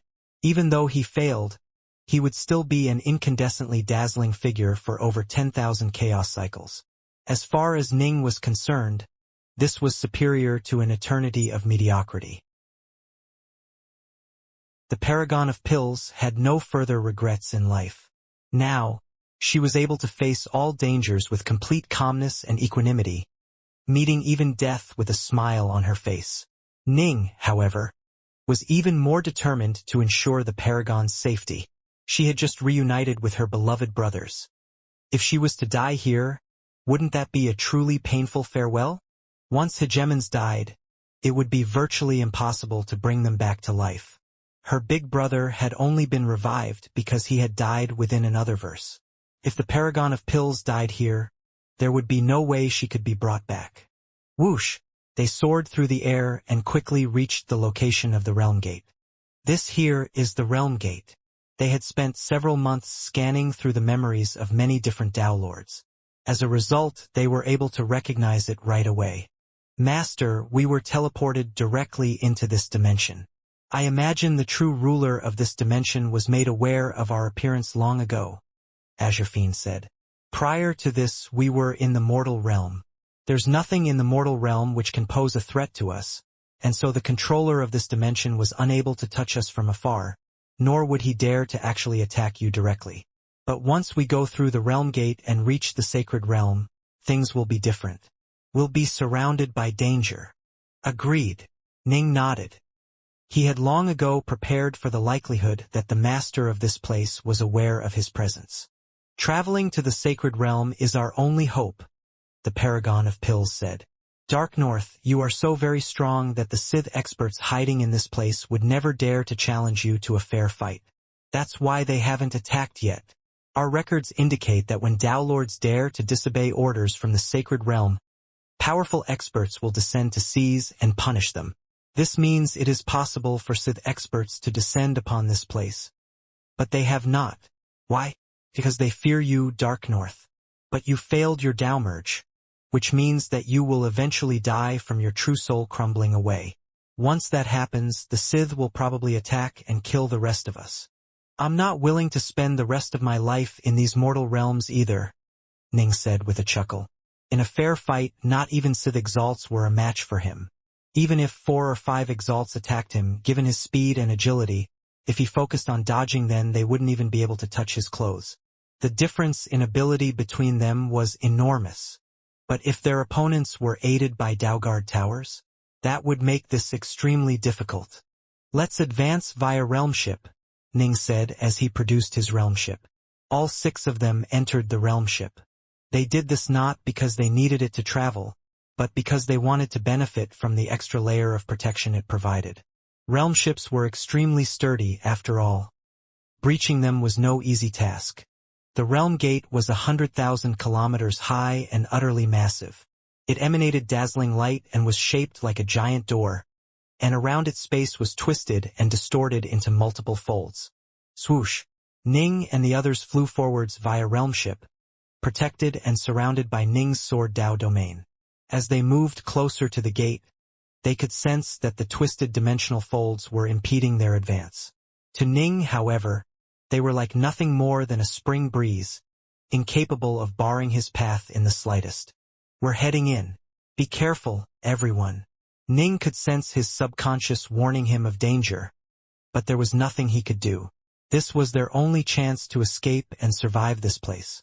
Delay and buy time? There was no way he could outdelay the Sith. The realm ship finally flew into the iridescent realm gate. It quickly made its way completely inside the gate, only to see an extremely stable tunnel which was formed through many layers of folded dimensional space. Whoosh! The realm ship flew through this stable dimensional tunnel at high speeds. Given Ning's current level of power, he was able to see past all obstacles and make out the awesome aura of the world off in the distance. The Sacred Realm. The aura of the Sacred Realm was noticeably vaster and more powerful, and it held far more experts as well. Crack, crack, crack. Suddenly, the formerly stable tunnel began to shatter apart as two strange triangular weapons appeared in the sides of the dimensional folds off in the distance. Two more appeared within the sides of the dimensional tunnel behind Ning as well. It was their appearance which caused the dimensional tunnel to begin to crack. Not good. Ning's face tightened. He didn't hesitate at all, immediately expanding his sword Dao domain dramatically in size, causing a large amount of sword light to appear and furiously assault the four triangular weapons. The four triangular weapons all had sharp edges which shot out rays of light. These rays of light were extremely thin and allowed them to easily tear through space. There was no way Ning's sword Dao domain could resist the four streaks of light. Each streak of light represented an enormous amount of energy and power, and all four of them shot out to Ning's realm ship. What a terrifying weapon! Ning immediately willed the realm ship to move in an erratic pattern as it flowed through the crumbling and chaotic tunnel, moving from one position to another. The realm ship itself was like a sword which was being used to display a truly marvelous sword art. Whoosh! Whoosh! Whoosh! Whoosh! All four rays of light shot past the realm ship, not able to touch it at all. Thank goodness I mastered the space sword Dao. Ning let out a sigh of relief. They were within a dimensional tunnel. As the tunnel crumbled, space here became increasingly chaotic. Those four triangular weapons had just launched attacks with extremely thin dimensional blades, and by all rights it should have been nearly impossible for someone to dodge them unharmed in such a chaotic environment. Ning, however, had achieved just that thanks to his space sword Dao. Boom! Boom! Boom! Boom! Those four triangular weapons suddenly expanded dramatically in size as they charged towards Ning's realm ship. Ning could sense the enormous threat they posed. As for Azure Fiend, the paragon of pills, and the others within the realm ship, they could do nothing save watch. They wouldn't even able to react in time against attacks of this level. Get in here! Ning instantly emerged from the realm ship, then drew it back into his estate world. There was no way he could simply rely on the realm ship to deal with those triangular weapons. Snick! Ning drew a northbow sword from the sheath on his back. I can't let them get close to me. They seem to possess the ability to self-detonate. At Ning's current level, he was able to vaguely see what some future possibilities would be. Thus, Ning suddenly tossed his sword out. Whoosh! Ning tossed the sword out like a whip, sending a gentle stream of sword light sweeping out like a beautiful creek. The water glowed in a dazzling manner as it lashed through the air, gently rapping against the surface of one of the triangular weapons. That triangular weapon couldn't help but be nudged off course to one side, clashing against one of the other triangular weapons. No more playing around. Ning glanced at the nearly collapsed dimensional tunnel around him. Ahead of them was the end of the tunnel and the sacred realm. He immediately used his sword arts to forcibly charge through all opposition and make it outside. Seal! A cold voice suddenly rang out from the sacred realm in front of them. A streak of light shot out from the sacred realm, forming a membrane in front of it that denied entry. A moment later, the 4 triangular weapons surrounding Ji Ning suddenly unleashed a blast of utterly terrifying power. Boom! Boom! Boom! Boom!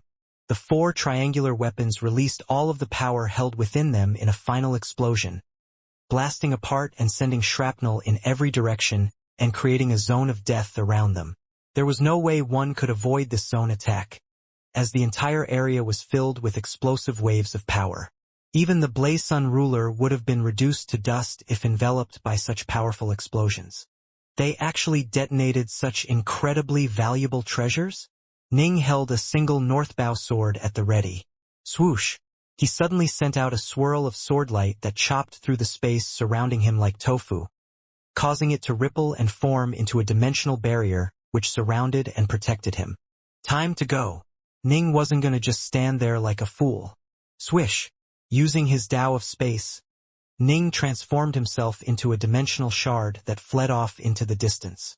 When any of the explosive power struck him, the dimensional barrier surrounding Ning would simply deflect it with a slight ripple. This level of power might be able to easily breach the defenses of a Sith Exalt or the Blaze Sun ruler, but the defensive power of Ning's Space Sword Tao was far too great. However, given enough time, the power would still be depleted and exhausted. Rumble! The dimensional tunnel had been completely disintegrated, while the 4 terrifying triangular weapons had exploded apart into countless little shards. Ning rapidly flew away from this region, ensuring that the detonations were unable to harm him in the slightest. A short while later, Ning came to a halt, Northbow sword in hand and Sword Tao domain surrounding him. Ning scanned the nearby area. So this is the seam between the 8 realms, eh? Ning mused to himself. Now that the dimensional tunnel had been destroyed, Ning was trapped within the seam between the realms. Space was incredibly chaotic and twisted here, but given Ning's level of mastery he wasn't impeded by it at all. Whoosh! Ning used his Sword Tao domain to separate the surrounding dangers from himself, then quickly advanced towards the front. A short while later he saw an enormous membrane. Behind it, he could vaguely make out a vast world filled with incredible amounts of power. The Sacred Realm. Ning immediately knew that the world beyond the membrane had to be the Sacred Realm, but the dimensional membrane was incredibly tough. Ning didn't even need to test it with his Sword Tao domain to know that there was no chance of using it to punch through.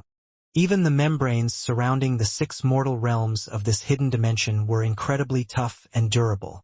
If I couldn't break through them, I have no chance at all at this one around the Sacred Realm, Ning mused. The 6 mortal realms, the Sacred Realm, and Purgatory have all been completely sealed off. Does that mean I've been trapped here permanently? No, that can't be right. The Sith wouldn't do such a thing. Ning quickly came to this realization. If the Sith had merely wanted to trap him, they could have simply sealed off the realm gate and kept Ning permanently trapped within the ordinary realm he was in. Let's go check out the other places. Ning flew through the vast realm seam, moving towards some of the other realms. The Sacred Realm. This was the supreme world which was used to control this hidden dimension. Many powerful Sith were located here, and at the center of this world was a trio of towering mountains. Each mountain had a pagoda at the peak, and each pagoda was exactly 12 stories tall. They all emanated auras of dazzling light that caused space-time to ripple and twist within the area of their illumination. These were the 3 elder palaces which the most mysterious and most exalted denizens of the Sacred Realm dwelt. However, the auras of 2 elder palaces were rather dim and weak. Only one of them continued to radiate an aura of incandescent splendor. Within the brightest elder palace, a large group of experts were standing within it, staring through the palace gates to the world outside. At their head stood a youth dressed in deep blue robes. His hair was deep blue while his was face grim and cold. He held his hands behind his back, standing ramrod straight and emanating an awesome aura. We failed. The blue-haired youth frowned. It really is hard to get rid of someone in control of an eternal Omega Tao. Exalt. Some of the hegemons and emperors standing behind him had undergone the ritual sacrificium, and one of the hegemons spoke out. Exalt, where did this white-robed Tao Lord come from? We detonated 4 Calamity-class weapons but still were unable to do anything to him. Enough! The blue-haired youth waved his hand, then turned to stare at the hegemons and emperors behind him. He said in a calm voice, "We failed our first attempt, which means it is now up to Purgatory to act. If Purgatory succeeds, this matter shall be at an end. If Purgatory fails, we'll have no choice but to draw him into the sacred realm and resolve this through battle." Master, why? He's a Tao Lord who failed the Tao merge. His true soul is crumbling away. So long as we keep him completely sealed within these 8 realms and ensure that he is trapped within the realm seam, he'll die of natural causes, a red-robed youth said. If he really did die of natural causes, that would be an absolute waste. The blue-haired youth shook his head. I'm not going to explain any further. We have to do everything in our power to kill him, even if it costs us our very lives. No price is too great to pay if it means killing him. This is our responsibility as Sith. Understood, the red-robed youth said. Send word to Purgatory, the blue-haired youth said. Once the white-robed Tao Lord reaches Purgatory, Purgatory is to send all of the exiles against him. If they can kill the white-robed Tao Lord, they'll not only be allowed to come back to the sacred realm, they'll also be heavily rewarded. As for the person who actually managed to kill the Tao Lord, I'll give him control over one of the 2 Elder Halls. Control over an Elder Hall? That's not appropriate. How can an exile be worthy of controlling an Elder Hall? Everyone in the hall began to speak out in shock. The blue-haired youth swept them with his icy gaze, quickly silencing them all. He explained calmly, "Tell them that the white-robed Tao Lord is incredibly powerful. Their only option is to kill him through exhaustion and attrition. They also need to remember to keep the soul-eating mantra active at all times. They need to make sure that they swallow all of the true soul fragments that are breaking off of him." Exalts were not to be questioned or challenged. Long ago, this hidden dimension actually had a total of 3 exalts. Later on, this dimension had sent out a grand army to take part in the war, with 2 of the exalts personally leading that army. This exalt had been left behind to guard the hidden dimension. But alas, those 2 departed exalts had never returned. The blue-haired youth turned and departed. With his departure, the hegemons and emperors left in the hall quickly scattered as well. After leaving the hall, 2 Sith hegemons began to quietly whisper amongst themselves while they walked out side by side. This is a Tao Lord in control of an eternal Omega Tao. If we can somehow kill him, we'll be given unimaginable rewards. These 2 hegemons were extremely excited. This is doubly true for the Exalt. Even if he dies, once his true soul returns home, he'll be rewarded by being brought back to life via spacetime reversal. No wonder the Exalt is so excited over this. Reviving an Exalt was incredibly difficult, but the Sith Lord of Chaos was capable of it. However, this would cause a degree of injury to the prime essences of that Chaosverse. Generally speaking, a Lord of Chaos would be unwilling to make that sort of sacrifice. However, if one accomplished great deeds, one had to be rewarded for it. Killing someone who was in control of an eternal Omega Tao was viewed as a slightly greater deed than even killing an autarch would be. If they were successful, then the Exalt would not only be brought back to life, he would be given many gifts as well. It truly would be a case of him rising to preeminence. Unfortunately, that Tao Lord is terrifyingly strong. Otherwise, we charge out and kill him ourselves. Yes, he's absolutely terrifying. Not even the Exalt dares to challenge him.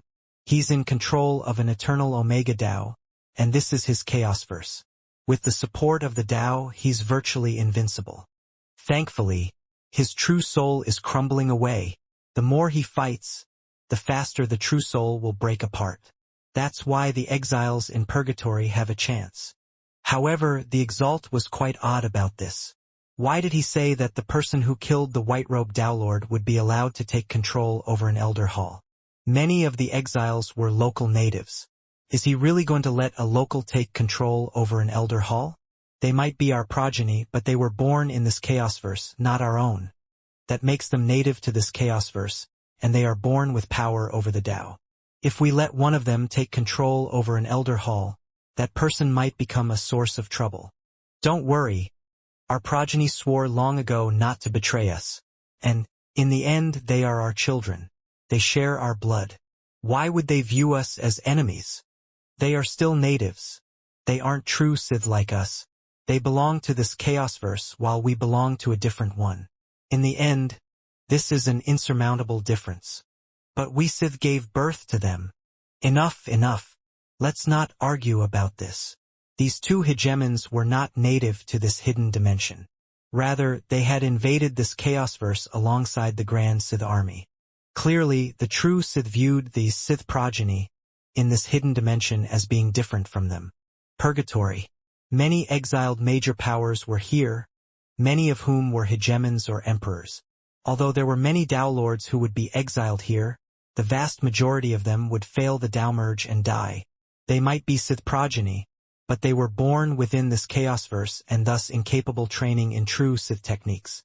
The Sith, in turn, were unable to create a set of perfect training techniques that was suited to this chaosverse. They were diametrically incompatible with it, after all. They would constantly be suppressed and weakened by the local prime essences, making it hard for them to comprehend the Tao here. All the Sith could do was bestow some local cultivator techniques to their Sith progeny while giving them some advice and guidance. The skies were dark and gloomy, with some fiery red light off in the horizons. A total of 3 figures were standing within a wilderness area. Haha! Our chance has come. The leader of the 3 was a black-robed man who had a large amount of grass covering his head, and his beard was formed from grass as well. His eyes were dark, green, and grim. The Exalt has bestowed powerful treasures upon us. If we can kill that white-robed Dolord, we'll skyrocket in status and even be able to control one of the Elder Halls. Big Brother. It is clear from the many gifts the Exalt has offered that he truly wishes to kill that white-robed Dao Lord. But why, then, would he rather give us so many treasures and so many benefits rather than do it himself? None of those fools in the sacred realm wish to take part either. There's only one possible answer to this. The white-robed Dao Lord is so terrifyingly strong that even Exalts fear him and are unable to beat him. An ugly old lady said in a hoarse voice. We need to treat this white-robed Dao Lord as we would an Exalt, or perhaps someone even more terrifying than an Exalt. Second sister, you speak sense? The chubby man by her side said immediately. Of course I know how terrifying he has to be. But in the end, he still failed the Dao merge. We have a chance. Come, let us first go find that white-robed Dao Lord. The black-robed man said with a growl. I've had enough of life in purgatory anyhow. I'd rather die fighting for this opportunity. Agreed. Both his companions turned solemn as well. Life in purgatory truly was a living hell. There was little life here, and it was a dry, desolate place. The environment was extremely inhospitable, forcing even hegemons to tread carefully. Worse, even if you stayed in one place and didn't move, some danger would usually descend out of nowhere. Every day spent here was a day spent in fear. This was a miserable life indeed. Ji Ning continued to fly through the realm seam, inspecting everything in his path as he flew past the 8 realms. 6 mortal realms, the sacred realm, and purgatory. By now, Ning had located all of them. However, all 7 of the other realms were completely locked. Only the gates to purgatory remained open to him. There was no way to enter the others at all. So they left just one door open to me? Ning chuckled after a moment. It seems the controllers of this hidden dimension have set up a few traps for me. Fine, fine. I'll go play with you. Swoosh. Ning flew over to the purgatory realm gate, then gave it a glance. Ning was rather surprised. No living beings are around it? There was no way his senses could be off. Clearly, there really were no living beings next to the realm gate at all. What he didn't realize was that everyone who had been driven into purgatory was an exile. They were all extremely crafty and selfish. No one wished to be the first to attack, and so they all hid far away, using various scrying methods to watch the action at the realm gate. Completely unmolested, Ning slipped through the realm gate and arrived at the vast world of purgatory behind it. What an impressive purgatory this world truly is. The white-robed Ning descended upon the dark, foul-looking earth. The world around him was covered in darkness. with some flames flickering far off in the distance that were blindingly bright. Around him were many howling tornadoes that quickly appeared and then dissipated, while space and time were rippling behind him. It really is quite chaotic here. This purgatory is filled with countless natural calamities. Even hegemons would have to tread carefully here, while Tao Lords are constantly at risk of imminent death. Ning chuckled. But it's better than the realm seam, at least. The realm seam was even more chaotic, to the point where there was nothing stable there at all. At least this place had an environment.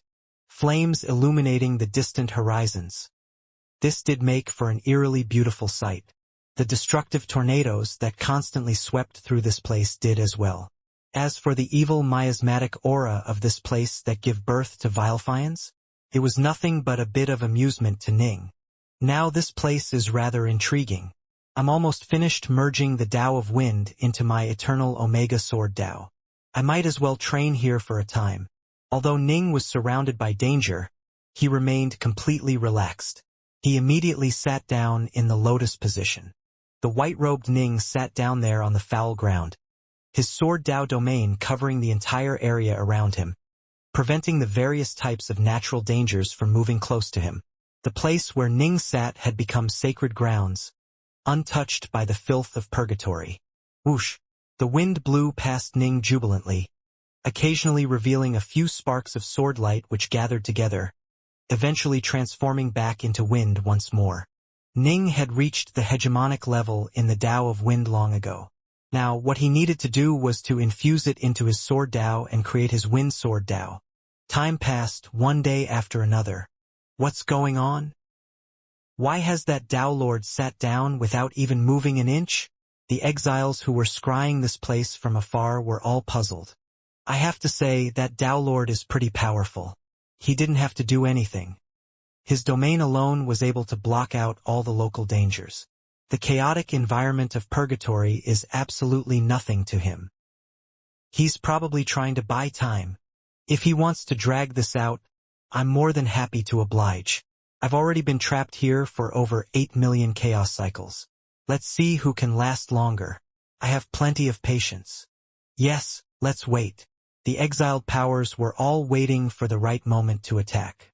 The years continued to flow on. In the blink of an eye, over 500,000 years had gone by. All of the exiled powers continued to wait patiently for a good opportunity. Although they all had powerful Sith weapons and were confident in their abilities, life in purgatory had long ago ensured that they had become slippery and crafty. The local environment here was bizarre but beautiful in a twisted way, and the flames flickering off in the distance caused Ning's face to flicker with reflected light. Suddenly, Ning's lips curved upwards slightly, and he slowly opened his eyes. A smiling look was in his gaze. Ning took a sudden, deep breath, causing the wind streams around him to begin to howl. Grah! Suddenly, Ning seemed to let out an enormous roar. In truth, this was nothing more than a single deep breath, but the breath was so ferocious that it generated a terrifying howling sound which shook the earth. It sounded like the bellowing of 1,000 terrifying beasts, and it unleashed countless twisting tornadoes that were formed from countless streaks of sword light. The howling wind was like the waves of the ocean, crashing out every which way. The howling wind shattered everything in its path like a giant shockwave, crushing mountains to dust and shattering even the distant flames. The wind wave spread out with terrifying speed, moving so fast that even Sith exalts would be caught off guard by it. This was Ning's wind sword Tao. The terrifying gust of wind caused even space-time to shudder. Flee! Run away! Ning's breath was actually aimed at the 5 emperors who were located closest to him. They were hundreds of billions of kilometers away from him, but it wasn't enough. The Tao of Wind was a fast Tao to begin with, and the wind sword Tao in the form of a howling tempest moved with indescribable speed. Hundreds of billions of kilometers was nothing to it. Although those 5 emperors frantically sought to flee, space-time was suppressed here. There was no way to warp through space-time, and so they could do nothing save just watch as the terrifying wind howled through the heavens and moved towards them with incomprehensible speed. There was nowhere for them to hide at all. Awe! Attack! Impossible. Go all out against him. The 5 emperors felt a sense of despair. Some attempted to use Sith weapons to fight back, but wind by its very nature is a formless thing. The attacks of the Sith weapons flew straight through the wind, completely incapable of affecting the wind at all. The wind swept through the lands like a giant broom, wiping out everything in its path. Those 5 emperors were instantly ground to dust, with just a few of their top treasures and Sith weapons managing to survive. An area of over 3 trillion kilometers to Ning's left had been completely swept clean in a fan-shaped manner. The entire world seemed to have become incredibly, perfectly flat.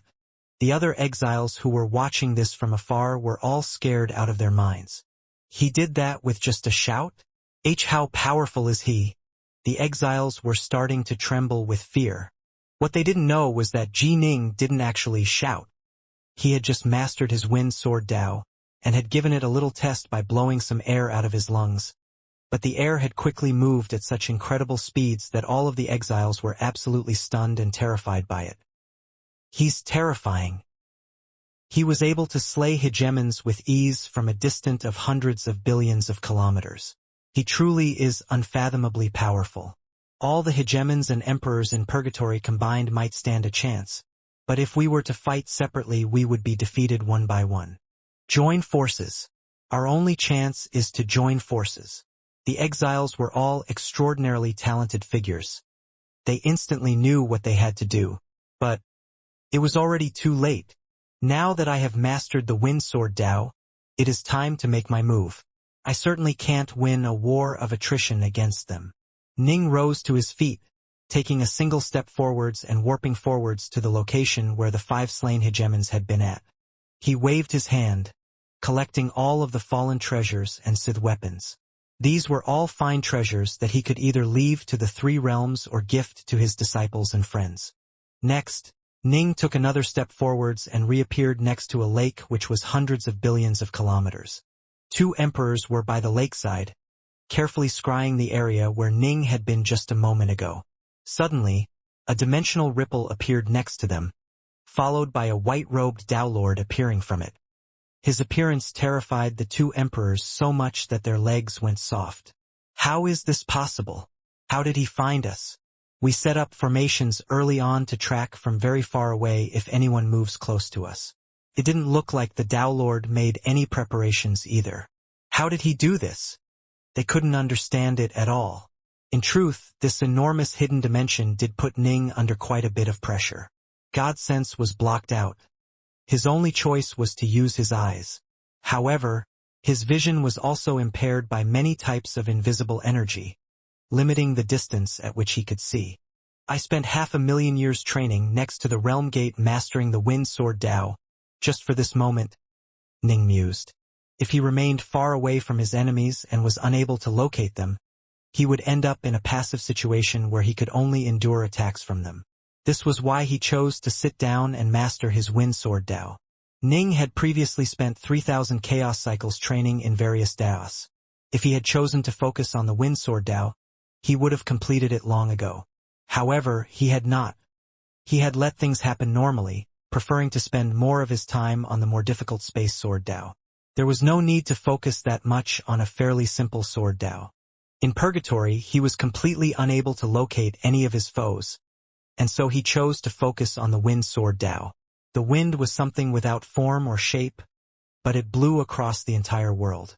Thanks to the Wind Sword Dao, Ning was able to ride the wind with his senses and accurately locate every single one of the hegemons and emperors. He might not be able to see them with the naked eye, but he could sense them with the wind. Flee! The terrified emperors hurriedly sought to flee, but Ning glared at them. His gaze seemed to solidify and transform into 2 streams of wind. At first, the wind seemed quite gentle, but when it blew past the 2 emperors it transformed into a raging gale. The 2 emperors tried to flee, but the gale was composed of countless tiny streaks of swordlight that effortlessly ground them into dust. Next, Ning didn't even waste time on picking up their treasures. Instead, he immediately warped through space towards the next squad of enemies. If Ning wanted to actually use some of his energy, He could actually use a northbow sword to pierce through spacetime and slay them from afar. However, that took up too much of his power. He wasn't willing to resort to this. If he wanted to kill them while conserving his energy, he had to kill them at close range. This was because this hidden dimension had a suppressive effect on his sword Dao domain, preventing it from expanding to its usual size. When Ning had used his wind sword Dao to form a sword Dao domain that used a howling wind to assault his foes, he had only been able to strike from a distance of a few hundreds of billions of kilometers. At this distance, Ning was able to use his wind sword Dao to suppress spacetime and prevent his foes from fleeing. The problem was, there were other foes who were trillions of kilometers away. Some were even more distant. Ning was unable to suppress spacetime at such a great distance. When his enemies saw him attacking, they would be able to escape via blinking away. That's why he had to get close to them, then attack.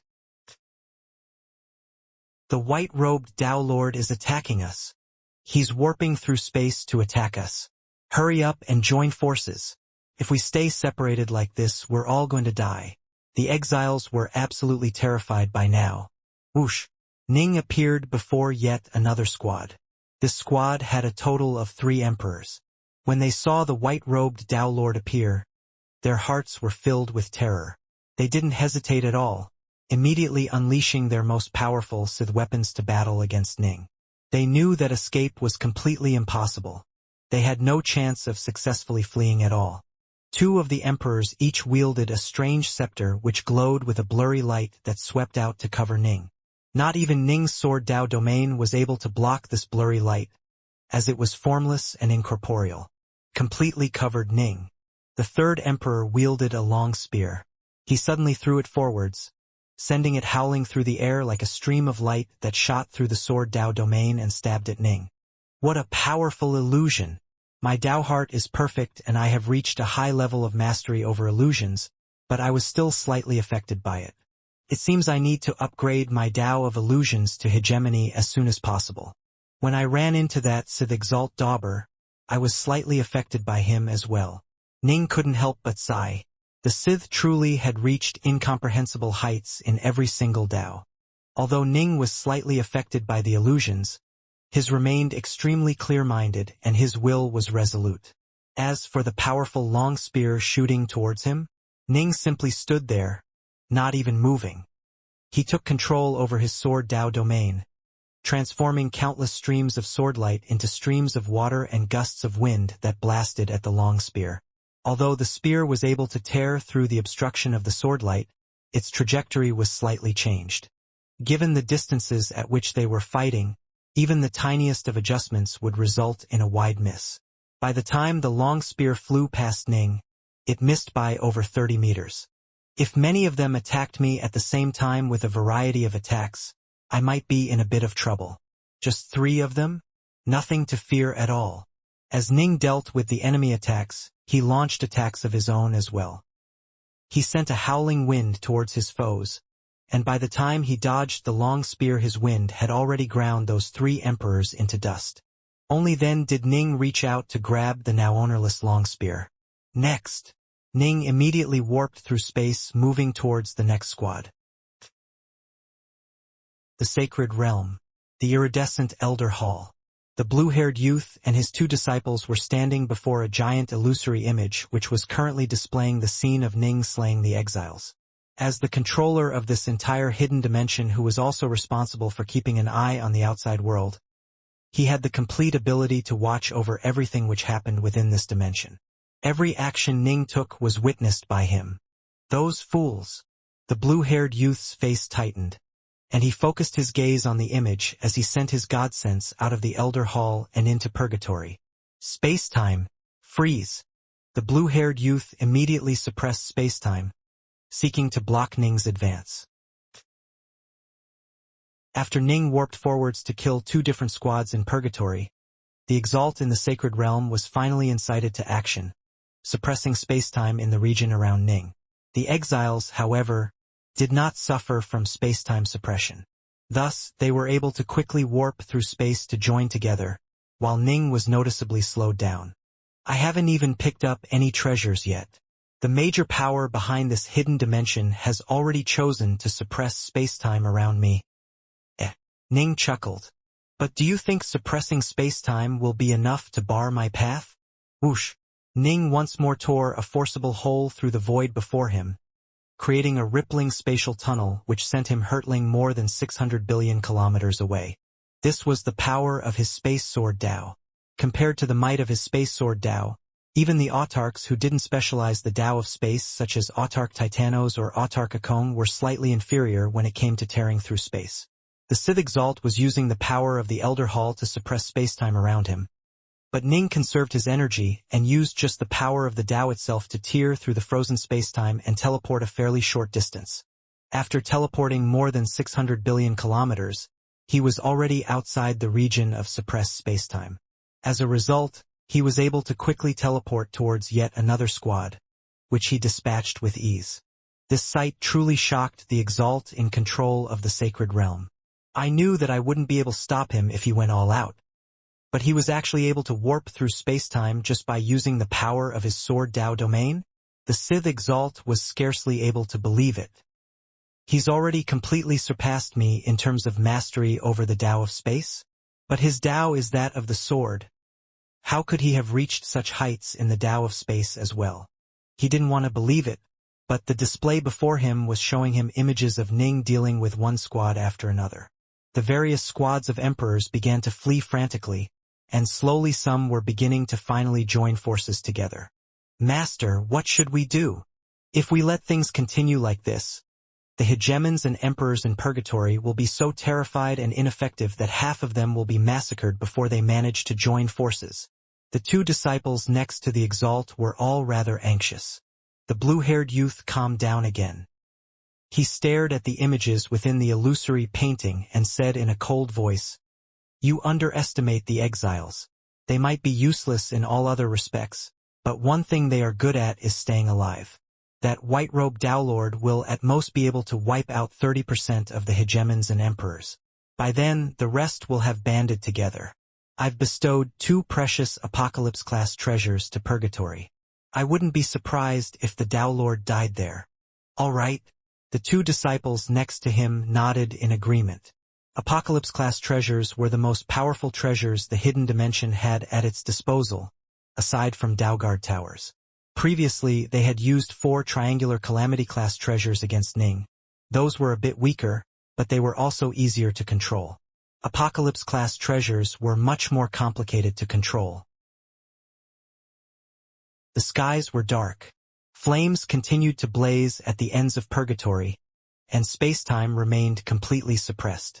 Ning tore through spacetime, repeatedly blinking forwards and slaying the hegemons and emperors at high speed.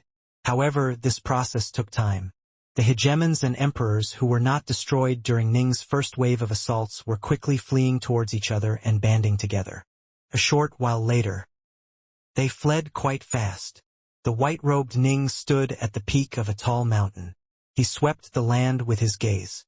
Although he wasn't able to see the anything, he was able to rely on the wind to determine that the remaining hegemons and emperors had already banded together into 2 large squads. They had begun to activate the power of their Sith weapons and had set up many traps as they awaited Ning's arrival.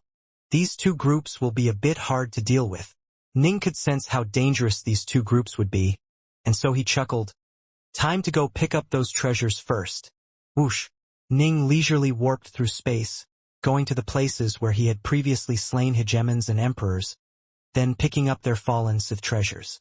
What's that terrifying Dao Lord up to? Has he come yet? Not yet. I found him. The exiles all had their own special techniques, and some were actually able to monitor all of Ning's actions thanks to aid from the Sacred Realm. He's actually looting our treasures? The exiles were all rather speechless as they watched Ning leisurely saunter from place to place, picking up all of the treasures. He hadn't done so earlier, as the battles had been very fast and he didn't want to waste the time. The surviving exiles had all been focused on running for their lives, and they similarly didn't stop to pick up treasures. 19 Sith treasures, each with their own marvelous properties. All of them are quite strong, and some are really powerful. Ning couldn't help but grin. The Sith had naturally prepared many powerful weapons to use against him. After picking up all the weapons, Ning gracefully warped through space to arrive before the first squad of hegemons and emperors. Only 2 squads are left in all of Purgatory, but each squad has a large number of hegemons and emperors as well as special weapons. They are actually quite dangerous. Ning stared towards the desolate wilderness before him, which held an enormous dark red castle that looked almost like some sort of monstrosity. The castle had a total of 9 towers, and a total of 36 strange stone pillars were scattered around it within an area of roughly 1.8 billion kilometers. These stone pillars all had different weapons hovering above them. Come over. Come and die. There were 20+ hegemons and emperors within the castle, and they all stared murder towards Ning. This castle was an enormous fort that was meant for war. 36 emperors were needed to unleash its full power. Although there weren't enough emperors present, many had avatars who could help out, and so they were still able to make full use of this castle's power. Now how should I deal with this castle? Ning stared at the castle from afar, not daring to move too close to it. He could sense that if he moved within 10 billion kilometers of the castle, he would suffer a terrifying attack. I wonder what type of attack this castle can unleash. Those 36 stone pillars seem to be quite dangerous as well. Ning mused. He currently had no information at all regarding what type of attacks those castles could unleash. If he wanted to know, he'd have to go test it out. Once he did, however, he might fall to their fury. Ahahaha. You there, white-robed Tao Lord, aren't you supposed to be a real badass? Why aren't you moving? A loud, mocking, angry shout rang out from within the castle, spreading out tens of billions of kilometers and shaking the world beyond it. I'm thinking. I'm trying to decide how I should deal with this castle of yours. Ning replied with a laugh. Ning continued to scrutinize the castle as he spoke. He could sense that an invisible field of energy was surrounding the castle up to a distance of 10 billion kilometers. Space-time was completely suppressed within this region, and those 36 stone pillars were rippling with power as well. You can stare at this castle for 10 or 100 chaos cycles, but you still won't be able to see the mysteries which my castle contains, the angry voice replied. Just keep watching. Ning was neither irritated nor impatient by this response. As for the other squad of hegemons and emperors, they watched from afar without moving towards him. Both Apocalypse-class treasures needed a large number of hegemons and emperors working together to control them. There was no real way for them to work together. It was better for them to fight against Ning individually. Ning spent over half a month analyzing the castle and ruminating over the mysterious runes covering the stone pillars. He also carefully attuned himself to the various auras and ripples emanating from the castle. Finally, he was able to come to a simple, preliminary conclusion. This castle's attacks should be of the area attack variety, while the 36 stone pillars will all focus their attacks on me, trying to make it impossible for me to dodge. Ning nodded to himself. The Sith have probably come to a rough estimation of my power and abilities. This castle might actually be a perfect counter for me. Ning was extremely fast, but the Sith Exalt had specifically chosen this castle to counter Ning's speed. Even so, I really don't have any other choices. I have to advance and break through all obstacles. For Ning to die was one thing, as his true soul was already disintegrating. Dying here, however, meant that the paragon of pills wouldn't be able to escape either. Ning was unwilling to see this. Time to go all out and destroy everything in his path. Whoosh! Ning suddenly moved, transforming into a streak of light that shot towards the distant castle. He soon entered the range of 10 billion kilometers. Attack! The hegemon inside the ugly castle immediately issued the attack order, and the 9 castle towers lit up simultaneously, shooting out 9 semi-translucent beams of light that cut through space. The 9 beams of light shot out at 9 of the stone pillars, then turned and also shot through other stone pillars. The beams of light continued to pass through the various pillars, quickly forming an enormous spiderweb of light. As this happened, the weapons above the 36 stone pillars slowly began to build up power. Ning watched silently as he approached the castle. 6 billion kilometers. 5 billion kilometers. 4 billion kilometers. 3 billion kilometers. Right as Ning moved within 3 billion kilometers of the castle, some sort of mechanism seemed to be activated. Hiss! The top of a stone pillar shot out a ray of deep azure light that transformed into an enormous azure serpent which was 300,000 meters long. The serpent immediately flew towards Ning. Crackle! The top of a second stone pillar manifested a giant eyeball with a strange vertical pupil. The vertical pupil shot out a streak of blood-colored light towards Ning. All sorts of attacks filled the air, including attacks of bone-chilling cold, a miasmatic black mist, a vast and evil palm, and layers of folded space-time waves. These attacks shot out at Ning from every direction, clearly seeking to surround and submerge Ning, giving him no chance to escape as they sought to annihilate him. Ning immediately understood what a deadly situation he had just stepped into. Powerful Sith weapons were able to attack at incredible speeds. When he was attacked by the Daugard Tower which had trapped the Paragon of Pills, he had actually been forced to use his own energy to utilize evasion arts to dodge. In terms of raw speed, these attacks were actually even faster than Ning's own speed. Dodging just one of them would require energy. Dodging 36 attacks of incredible accuracy and which were all coordinated with each other. How hard would that be? As for destroying the attacks with raw force, if he tried to do so, his own speed would be affected and he would suffer one attack after another. Ning wouldn't dare to use his own body to resist all these attacks. He would have to rely on his sword arts, which meant he would have to strike out dozens of times. If even the outer perimeter forced him to strike this many times, this single castle alone would be enough to exhaust him to death. Wind. Lightning. Ning raised his two arms, pulling out a pair of northbow swords from the sheath on his back. He now had a northbow sword in each hand, and he sent out two streaks of sword light at the same time, employing his wind sword Dao and his lightning sword Dao. Boom! Boom! Ning's speed suddenly skyrocketed while two streaks of light appeared behind him. The first streak of light crackled like lightning, while the second was as ghostly as the wind. They seemed to form a pair of wings, with one being of lightning and the second being of wind. Ning had gained certain insights when he had mastered the wind sword Dao. The five elements were all able to work together as they were part of a set, and the wind sword Dao and the lightning sword Dao were also able to work together. The wind and the lightning worked in concert, propelling Ning to the maximum level of speed he was currently capable of. Whoosh! Ning moved forwards at a terrifying speed, instantly avoiding two attacks that swished right past him. It really was like dancing on the edge of a knife. Ning himself had never been in such an incredibly dangerous situation, and he wasn't certain that he would survive it. All he could do was to do his best. His wings of electric swordlight and wind swordlight had granted him incredible speed, allowing him to dodge repeatedly. Slash! Slash! Slash! Slash! Suddenly, the semi-translucent rays of light began to swing over and shoot towards Ning. This caused Ning to immediately grow a bit nervous.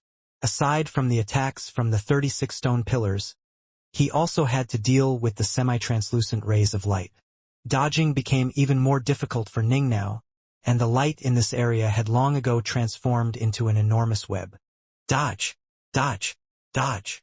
Under tremendous pressure, Ning continuously dodged at incredible speeds and moved in extremely unpredictable, bizarre ways. He's actually dodging? The emperors and hegemons in the castle were all stupefied by this. As they saw it, these attacks were so ridiculously fast that none of them would even be able to react in time. Ning, however, was somehow about to continuously find an empty spot and avoid the furious attacks, evading and dodging past the attacks. Not a single one of them managed to hit him. Mixing the wind sword Dao and the lightning sword Dao together feels absolutely wonderful. This was Ning's first time using two different sword Daos together, and as he continued to dodge, the thunder wings and wind wings on his back became increasingly agile and nimble. He was both fast and unpredictable. The two pairs of wings worked together in an increasingly marvelous way, allowing Ning to become increasingly faster and nimbler as well. Wind can support the lightning's momentum, while lightning can reinforce the wind's strength. Ning suddenly transformed into two howling streaks of lightning and wind as his two sets of wings merged together. Now there was lightning in the wind and a gale in the lightning. Fast, savage, dominating, unscrutable, mysterious.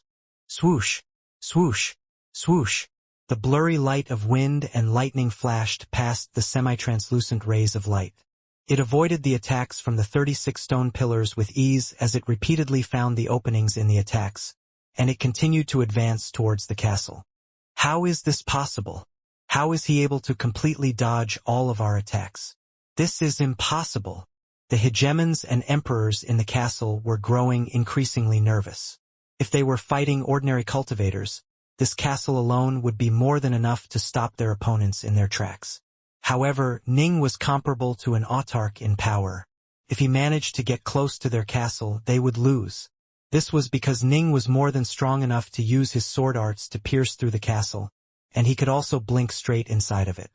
During the Dawn War, this was exactly what Autarch Bolin and the others had done. They had blinked straight inside the various warships, with the external defenses of no use against them whatsoever. Thus, the only way the castle could be a threat to Ning was by using external attacks against him. The problem was, they could clearly see that those attacks were completely incapable of stopping Ning. Go out, go out. All of you, go out. Use every Sith weapon you have to assault this Tao Lord. The hegemon in charge commanded. We have to stop him and prevent him from getting close to the castle. If he gets close to us, we're finished. Everyone, head out. All hegemons and emperors on standby must head out immediately. If you can disrupt his tempo even slightly, we'll be able to land an attack on him.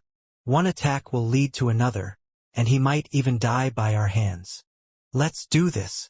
In truth, the hegemons and emperors inside were beginning to panic as well. Alas, most of them were needed to control the castle. Even though they had avatars, in the end the castle was only able to send out a total of 3 emperors. These emperors each had 2 or 3 powerful Sith weapons. They stood on the surface of the castle, staring at the distant storm-shaped Ning. Gritting their teeth, they began to attack and attempt to knock Ning off his rhythm. Swish! A chain flew out towards Ning, seeking to wrap itself around him. Alas, before it even reached Ning, it was struck by a semi-translucent ray of light and sent tumbling to the ground. Clearly, the rays of light could not differentiate between friend and foe. The castle was using many different types of attacks to assault Ning, and these attacks were harmonized with each other to a tremendous degree, ensuring that they wouldn't cancel each other out. Unfortunately, it was hard for these 3 emperors to fully avoid the semi-translucent attacks from the castle. Damn it! The 3 emperors were being driven mad with rage. Alas, their rage was of no use. Ning continued to advance at high speed as he gained more and more familiarity with mixing his Wind Sword Dao and Lightning Sword Dao together. None of the attacks were able to land on him at all. The 3 emperors did their absolute utmost to disturb Ning's movements, but although an occasional attack managed to get close to Ning, none of them were able to actually threaten Ning at all. 1 billion kilometers, 900 million kilometers, 800 million kilometers. Ning moved closer and closer to the castle, and as he did so a full-blown panic began to erupt amongst the hegemons and emperors inside. They all knew that once Ning reached the tower, they would die. Let's run. When Ning reached a distance of 200 million kilometers from the tower, the emperors inside began to break down. None of them harbored any further hopes of being able to stop Ning. Boom!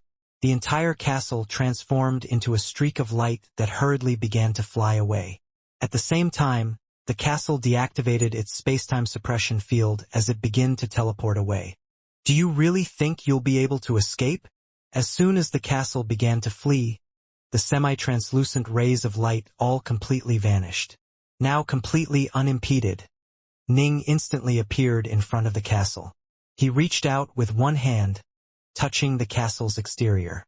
Blink! Ning used just a tiny amount of immortal energy to command the Tao to envelop him, instantly blinking him inside.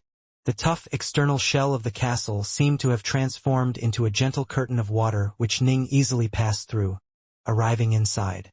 The hegemons and emperors inside all revealed looks of despair. Slash! A streak of sword light howled outwards, slaying 2 of the emperors on the spot. Put down all of your treasures and accept capture. I'm willing to spare your lives for now, Ning said. Huh? Spare our lives? The hegemons and emperors were all rather shocked. Ning had pursued them with such ferocity and had instantly slain 2 emperors upon entering the castle. This had truly scared them out of their minds. Ning frowned. It seems you would rather die than live, then? No, we want to live. Live. All of us want to live. The hegemons and emperors immediately divested themselves of all their treasures and Sith weapons, then obediently lined up in front of Ning. Ning waved his hand, pulling them all into his estate world. He then waved his hand a second time, pulling the treasures into a different estate world. These so-called Sith progeny are still members of our own Chaosverse. I hope that they aren't absolutely loyal to the Sith, Ning mused. When Ning had first arrived at Purgatory, his goal was to weaken the enemy as much as possible. There was naturally no way he would show mercy. But now that he already gained victory and entered the castle, Ning wasn't going to just murder these people unless necessary. Ning had been able to immediately recognize 2 of the emperors as true Sith. They were being ignored and suppressed by the prime essences of the Chaosverse, which was proof of their identity. The others, however, were actually Sith descendants. They were creatures of this Chaosverse who had been born and bred here. Ning put away the entire castle, then collected the 36 stone pillars as well. He was in a superb mood. I defeated those hegemons and emperors, broke into the castle, and managed to avoid using too much power. Ning was feeling absolutely wonderful. During this battle, the only thing he had done was use his wind swordlight and lightning swordlight to dodge and evade.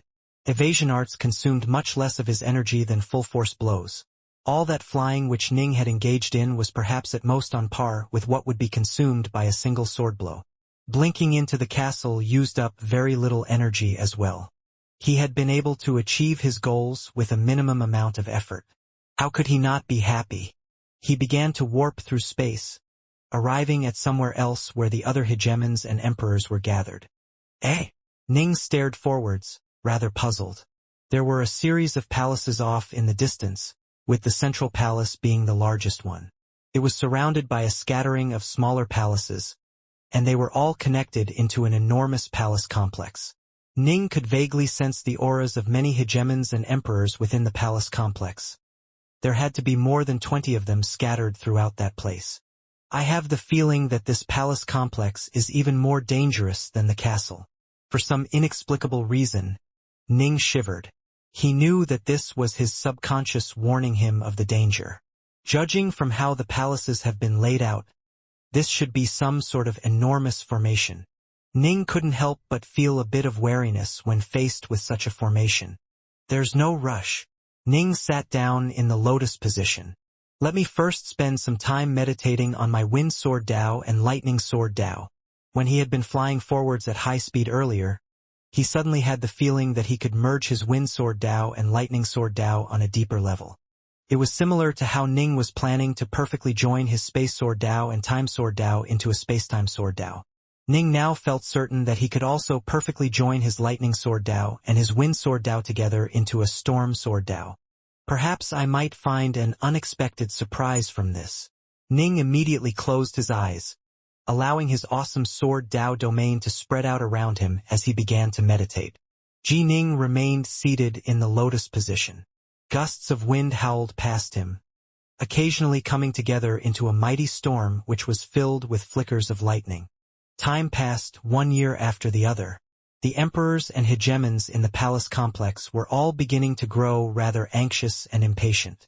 Why hasn't the Dao Lord attacked yet? I can't believe he's actually in the mood to train. The hegemons and emperors were all panicking. The calmer Ning was, the more panicked they felt. It wasn't that their Dao hearts were weak. It was that Ning's performance in battle had been absolutely terrifying. Gentlemen, will our formations be capable of stopping this Dao Lord? The castle was also Apocalypse class, but the Dao Lord managed to defeat it with ease. Although these formations seem quite profound and powerful to us, this Dao Lord might be able to solve them with ease. If that happens, we'll be in serious trouble. Many emperors were worried. Relax. The Exalt himself bestowed it upon us. I imagine he did so for a very good reason. But the Exalt bestowed the Apocalypse-class castle as well, right? Enough, enough. It's far too late for worrying about things like this. Either we'll win or we'll die in battle. There are no other options. Besides, as all of you are aware, the castle was something meant for head-on battles, while we are relying on profound formations. If he can't solve the formations, he'll be trapped and perish. You aren't him. Who knows what tricks he might have up his sleeve. Even if he does manage to solve the formations, it isn't as though you have better ones that can be used. Remember, we're exiles. This might be extremely dangerous, but it is also our only hope of survival. This was absolute torture for the hegemons and emperors, and the Sith Exalt in the Sacred Realm wasn't feeling much better. Ning, however, focused all of his efforts on his training. This time, he meditated for an extremely long period of time.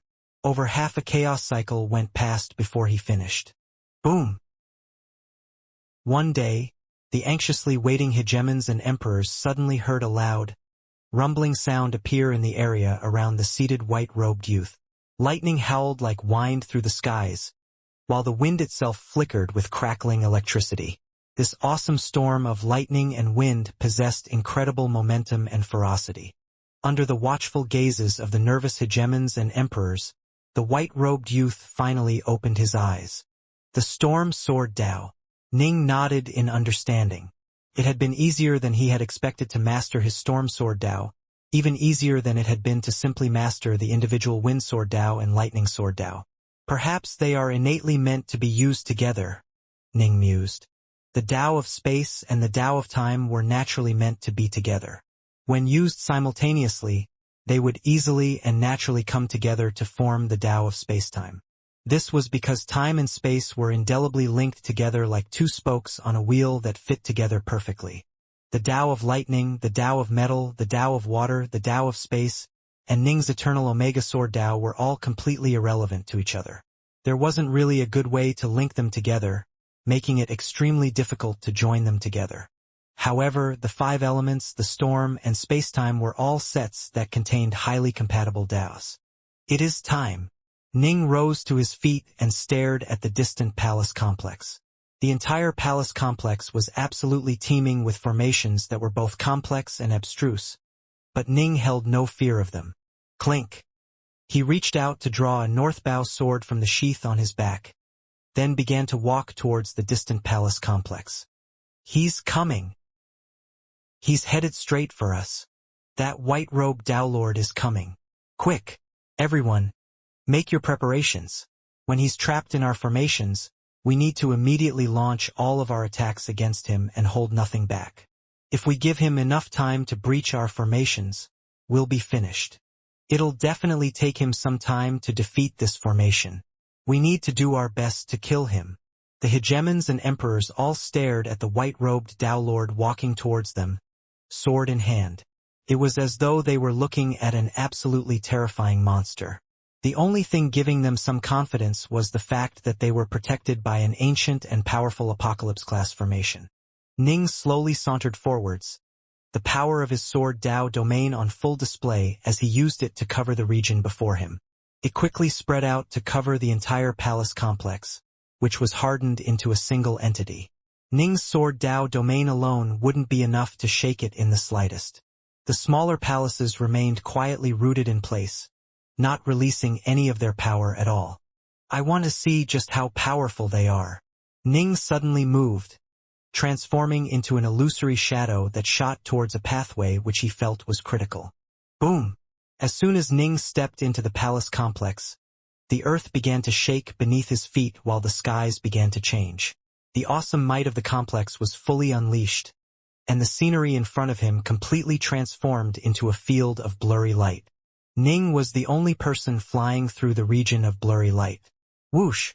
He instantly accelerated to fly 10 billion kilometers through the light, but found himself still trapped within it. I feel as though I'm flying in place, as though I haven't actually moved at all. Ning unleashed his sword Dao domain, sending out countless streaks of swordlight, but was only able to extend them to a distance of 1,000,000 kilometers. Beyond this distance, there was no way for them to advance any further. What an incredible formation! It actually created its own space-time continuum. Ning began to ponder on his next step. Given his mastery over the space sword Dao, he was able to see some traces of how space-time worked here, but wasn't even close to actually being able to solve it. This place was already a space-time continuum unto itself, and he was trapped inside it, unable to leave. So they planned to simply trap me here? Ning shook his head and chuckled. If the Sith truly wished to just trap me, they would have kept me locked within the dimensional realm seam. There would have been no way for me to escape on my own. Thus, there was no way the Sith would simply leave him trapped here. If they wanted to do that, they had plenty of other tools at their disposal. Ning turned his gaze to one side. He could sense that space-time was changing a bit there. Boom! A streak of dense and dark astral light shot out, filled with malice and wickedness.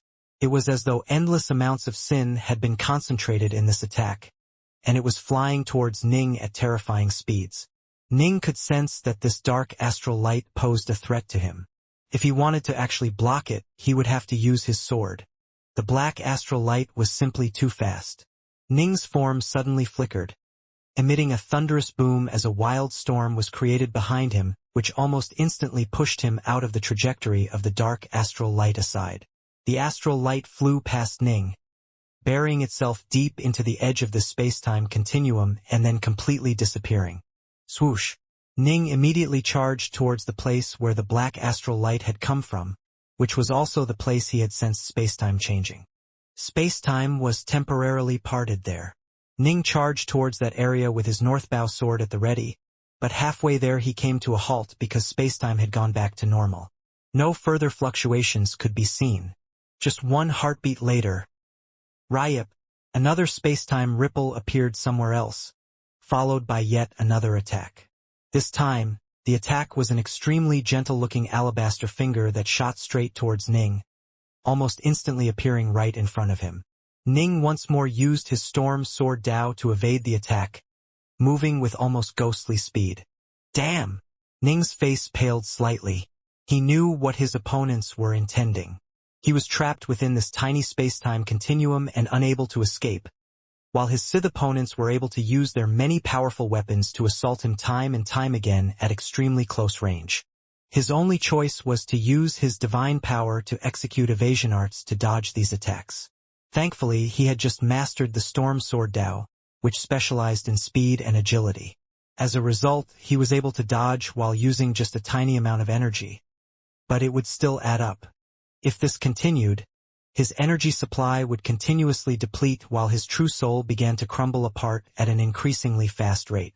Each time he used any of his power, the cracks across his true soul would widen and his lifespan would grow shorter. How should I handle this? What's the best way to break through this continuum? Ning was beginning to grow anxious. He scanned the area around him, but it remained a blur of light. There were no flaws or openings at all for this space-time continuum. An opening might appear when an attack was launched from the outside world, but that opening would quickly close up and be sealed away. Each time, just a single attack was launched, and so the opening was extremely small in size. The hegemons and emperors in the outside world could simply wait for the right moment to attack, giving Ning no chance to flee through the openings at all. All sorts of attacks began to fly at Ning from within the space-time continuum, and each time they launched from far away. Ning was forced to repeatedly use his evasion arts to dodge. This was the most conservative use of his energy possible. His power continued to deplete. Ning couldn't help but feel a sense of urgency as he pondered over the solution for breaking apart this formation. He never would have imagined that purgatory would be enough to force him into such dire straits. Just like that, Ning was actually in mortal danger. Ahahaha! He has no answer for our formation. He can't solve it. If he can't solve it, he's doomed. The exiles were overjoyed, all their earlier concerns having vanished like the wind. Apocalypse-class formations truly were incredible. The white-robed Dao Lord was completely unable to overcome this formation, which meant that killing him would be simplicity itself. Is the very first master of an eternal Omega Dao their Chaosverse, has given birth to going to die by my hands today? The blue-haired Exalt watching the battle from the sacred realm felt excited as well. Both of the Apocalypse-class treasures I gave those exiles in Purgatory are aimed squarely at that Daolord's weaknesses. The castle had area attacks which that Daolord should have been unable to dodge. By all rights, it should have exhausted him to death. Who would have thought that he would possess such incredible speed? Now that we've trapped him within our space-time formation, I refuse to believe he'll be able to break free. Last time, Ji Ning had indeed very nearly died within that castle. Thankfully, the combination of the Wind Sword Dao and the Lightning Sword Dao had granted Ning a level of speed which surpassed what the Sith Exalt had expected, rendering all of those attacks useless. This time, however, Ning wouldn't be so lucky. He had been trapped within a separate space-time continuum, and breaking free would be extremely difficult. The Sith Exalt in the Sacred Realm and the Hegemons in Purgatory were unable to contain their delight at Ning's impending death. Within the formation itself, the field of blurry spacetime remained completely separated from the outside world. Ning was still trapped within, and his Sword Dao domain strained against the continuum to no avail at all. There was nothing he could do. Far away from him, a spacetime ripple suddenly appeared, followed by a fiery red bird screeching as it shot towards Ning. Even as it attacked, the distant spacetime hole quickly healed and vanished. Boom! Ning used his Storm Sword Dao to dodge once more. I'm going to die if this continues. Ning couldn't find any flaws to exploit at all, and so all he could do was wave his hand and produce a precious pagoda in front of himself. This was one of the many Sith treasures Ning had acquired. Swoosh! Ning instantly entered the tower. I hope it can last for a fairly long period of time. For now, Ning's only option was to rely on the tower's defenses to buy him some time. Ning waved his hand, causing Azurfian's avatar to appear next to him. Master! Azurfian's avatar looked at Ning. Hurry up and take control over this tower. Then put your immortal energy into it. Focus all your efforts on defending. Ning barked mentally. It wasn't worth it for him to waste his own immortal energy on activating Sith weapons. Understood. Azurfian's avatar didn't hesitate at all. He could sense from Ning's grim expression how much danger they were in, and he immediately poured his immortal energy into the tower, causing the many runes and barriers on its surface to light up. He hid inside a tower. The tower won't be able to dodge effectively. Just destroy it. The Hegemons and Emperors were out for blood. They weren't going to give Ning any chance to rest at all. Slash! A dazzling streak of golden light flew out and appeared in front of the tower, delivering a vicious blow to it. Although Ning was able to control the tower and use it to fly around, the attacks were simply too fast. Ning himself had to rely on using evasion arts to dodge. There was no way this type of tower-type treasure would be able to do the same. Even if it could, he would still be using up his energy, right? The entire point of Ning hiding inside the tower was to save as much power as possible. Boom!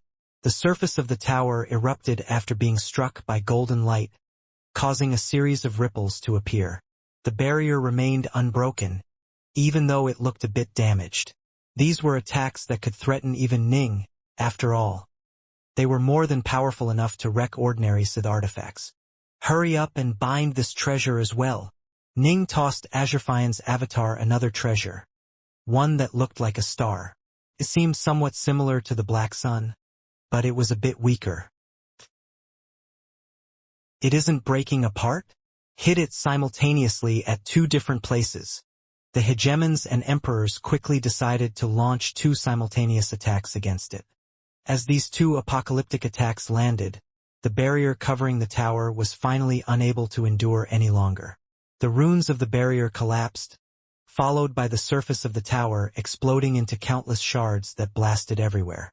Even the insides of the tower began to collapse and fall towards Ning, but before actually managing to hit him, they would all be pushed to one side by his Sword Dao domain. Ning lifted his head, staring at the many cracks that had appeared to his left. Release that star, Ning instructed. Yes, Master.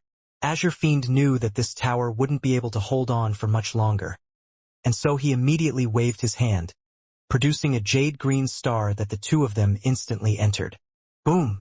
Soon, the Sith attacks completely destroyed the tower, causing it to explode and revealing the undamaged jade-green star inside of it.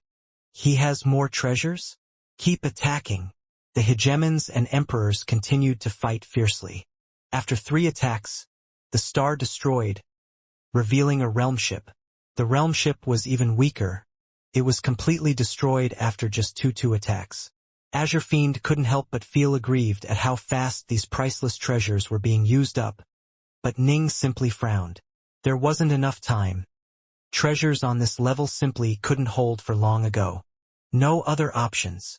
Ning had Azure Fiend's avatar activate and take control over that Apocalypse-class castle. This was the most powerful Sith treasure Ning had acquired to date. It was more powerful than the Black Sun, the Tiger Hill, and even the castle which was protecting the 3 realms. Ning had been planning to give it to the 3 realms once he left this place, but he was out of options. His other treasures were too weak. They weren't able to withstand more than just a few attacks. This meant he wouldn't have any time to analyze the flaws of this place. And once he died, all his treasures would be lost. Even the Paragon of Pills would die here. Now wasn't the time to hold back. Boom! A strange, monstrous-looking dark red castle appeared. Ning and Azure Fiend's avatars were located securely within the castle, while Azure Fiend was burning up his immortal energy at a rapid pace to maintain the castle's most basic defenses. That's an Apocalypse-class castle. Wait, that's the castle from earlier. Attack! Attack! Break through it! The hegemons and emperors continued to attack furiously, raining down blows upon the castle. However, the barriers and runes flowing over the surface of the castle were completely undamaged. An Autarch-level attack would have a chance at breaking through the castle's defenses, but these Sith weapons weren't quite at this level.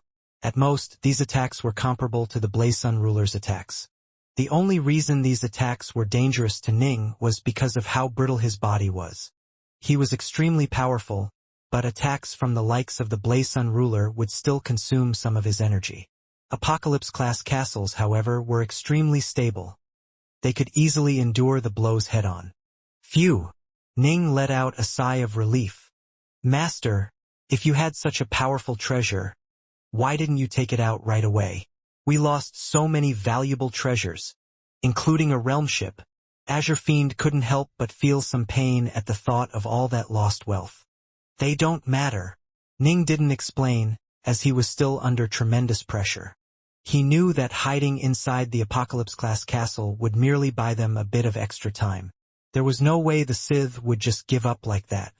Ning waved his hand, causing the Paragon of Pills, Lord Annihilation, Hegemon Tia, and Hegemon Flame left to appear. The 4 of them instantly sensed how grim the atmosphere seemed to be, and the Paragon of Pills looked towards Ning in a rather puzzled way. Ning immediately explained, "Please take turns in launching area attacks with the castle." The castle technically had 36 stone pillars as well, but Ning didn't have the time to slowly lay down all of the stone pillars into formation. Moreover, this Apocalypse-class castle's most powerful attacks were actually those rays of semi-translucent light. However, those incredibly powerful attacks consumed a similarly incredible amount of power. Azure Fiend's avatar was enough to maintain their defenses, but what about their attacks? Ning was forced to ask the Paragon of Pills and the others to help out. This castle needed a total of 36 emperors to fully activate it, but it could also be used with a lower number. All you need to do is make sure you focus your attacks in the same direction, Ning instructed. I'll go first. Lord Annihilation instantly began to pour an enormous amount of immortal energy into the castle. On top of his natural energy regeneration, he also began to make use of the many immortal pills he carried with him. The 9 towers of the ugly, dark red castle all lit up. 9 semi-translucent rays of light began to shoot out, tearing through the surrounding space even though they were unable to tear through local spacetime. The 9 towers shot out rays of light everywhere, causing the spacetime membrane of this dimension to ripple slightly. Alas, the membranes remained stable and unharmed. These rays of light are more powerful than the attacks most Sith weapons can unleash, Ning mused. The problem is that, as a type of area attack, the power is diffracted. There's no way to use them to breach this dimensional space. This space-time continuum was extremely stable. Ning had an autark's power, but he had the feeling that there was no chance he could break through via raw power. If all 9 rays of light managed to concentrate their power on a single location, they might just barely come close to the necessary power level. Continue, Ning instructed. The ugly, dark red castle once more began to launch those repeated attacks. As for Ning, he carefully watched as those distant holes appeared in spacetime with each enemy attack. He was trying to understand the mysteries inherent to this place. We can't break through. The castle is too powerful. We aren't able to breach it at all. The exiles were starting to grow anxious. Their attacks were completely ineffective against this castle, and each time they attacked they had to temporarily create an opening in the membrane surrounding this field of spacetime. The fluctuations generated by these brief openings was enough to let Ji Ning analyze the composition of the formations. Alas, the fluctuations disappeared so very quickly that he couldn't actually go close and take a look in person. His only option was to scry them and their secrets from afar. Damn! The Sith Exalt was watching everything from the sacred realm, and he was so angry that his teeth hurt. He never would have imagined that the castle he bestowed upon the first group would prove to be so troublesome now. He has to die. The Sith Exalt knew that they wouldn't necessarily have another chance like this. He instantly sent down 8 more attack-oriented treasures which were strong counters for this castle. Here is a diagram of the barriers surrounding the surface of the castle. There are a total of 21 critical points in total. If you attack 8 of them at the same time, you'll have a chance to destroy it, the Sith Exalt ordered.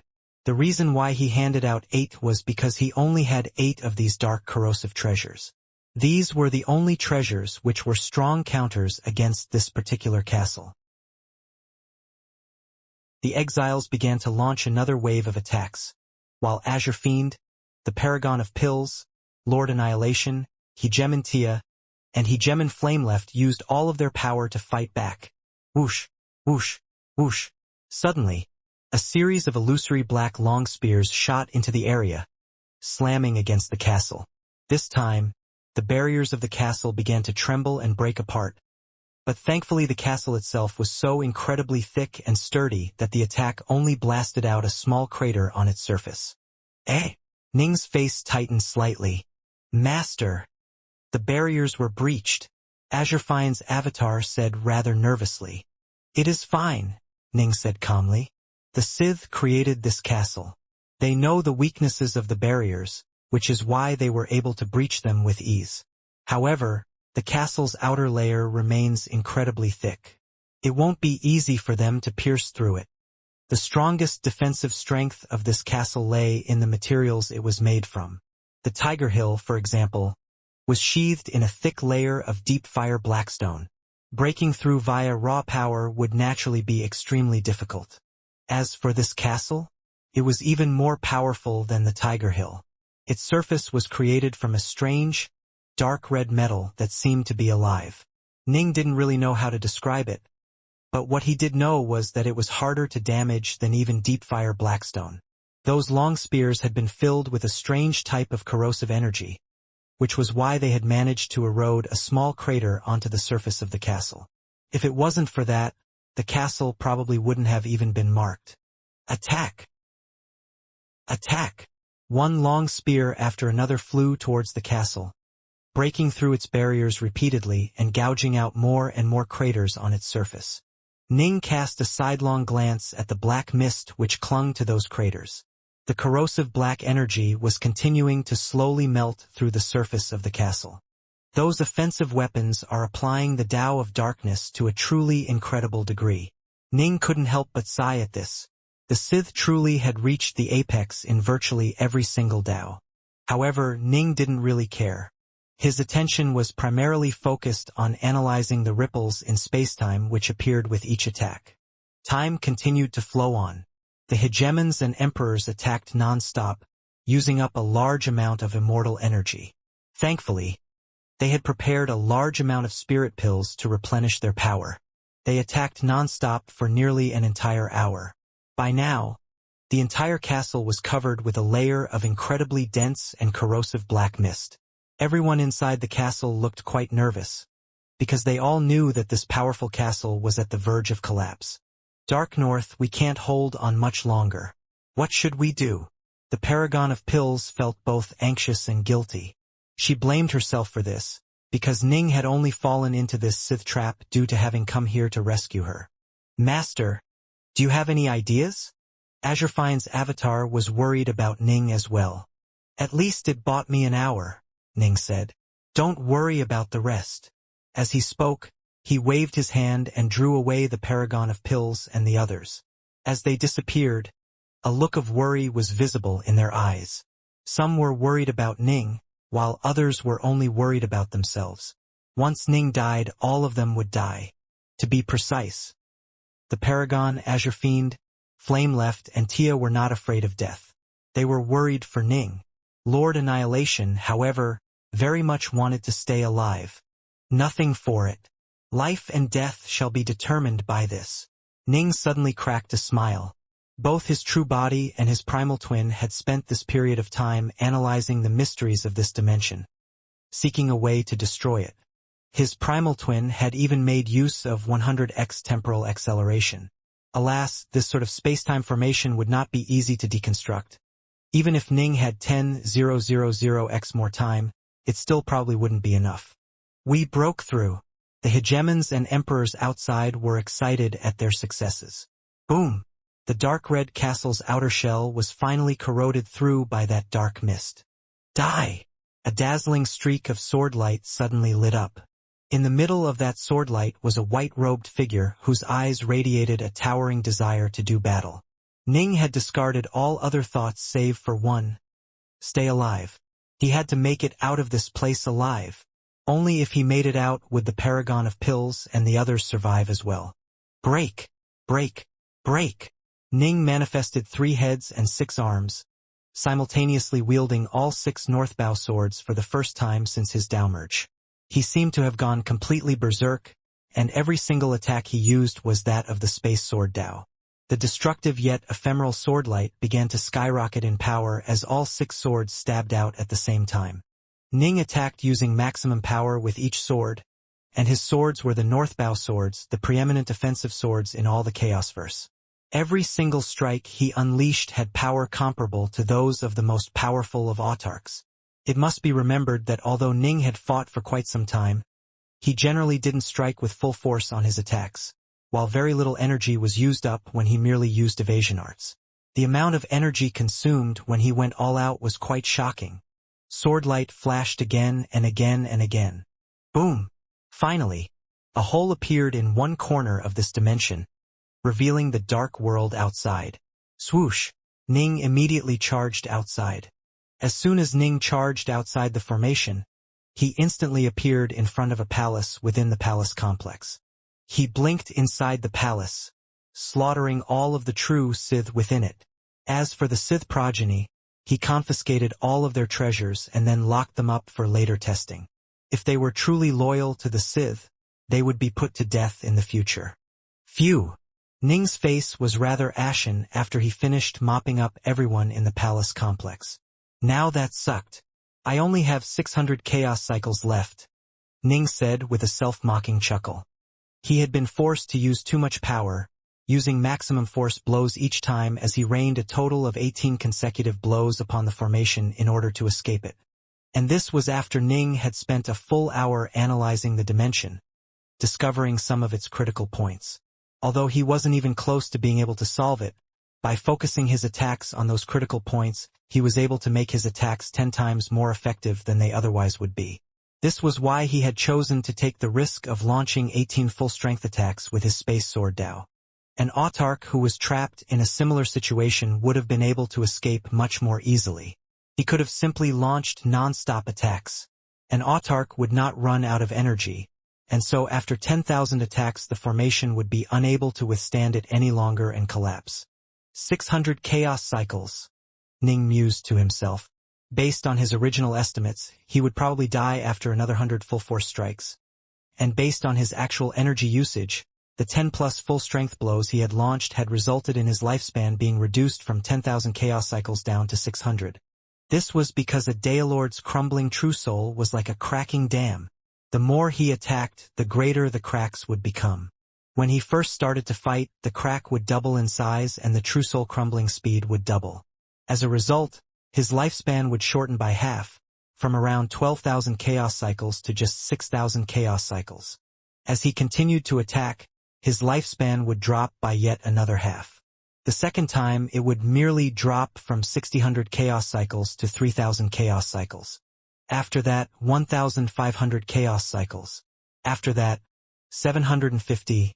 It only took 4 or 5 rounds of attacks for his lifespan to drop from 12,000 chaos cycles to 600 chaos cycles, and it would continue to drop from there on. After another 10 or so rounds, his lifespan would be reduced to just half a chaos cycle. Technically, however, those 10 rounds would only have consumed around 599 chaos cycles, whereas the first few rounds consumed over 10,000 chaos cycles. Clearly, the more he fought, the smaller the absolute value of the effect on his lifespan would be. Alas, once his true soul crumbled to a certain degree, it would completely fall apart. Much like a dam which was riddled with cracks would eventually collapse, Ning would die after roughly 100 full force strikes. 600 chaos cycles. It'll be enough. Ning revealed a smile. At least I'm still alive. It was all thanks to that extra hour that I managed to survive and escape. His true soul was now crumbling at a far, far faster rate than it had been in the past.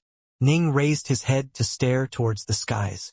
Next will be the sacred realm. Aside from Ning, Purgatory no longer held any other living beings at all. Although Ji Ning very much wanted to bring the paragon of pills out alive, he knew that there was a high chance that he would die on this trip to the sacred realm. Before going there, I need to first take a look at the cultivation methods these Sith descendants used. Ning had always been curious as to how the Sith had trained their progeny. Their descendants were born and bred within Ning's Chaosverse, making it impossible for them to train in true Sith techniques. How, then, did the Sith teach them? Did they just hand over normal cultivator techniques? Or did they use other retrofitted techniques? Whoosh!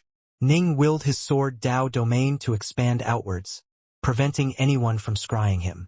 At the same time, he caused a dazed-looking blood-robed emperor to appear next to him. This was one of the several emperors and hegemons Ning had captured. "Greetings, Dao Lord," the blood-robed emperor said hurriedly with respect. I'm gonna ask you a few questions.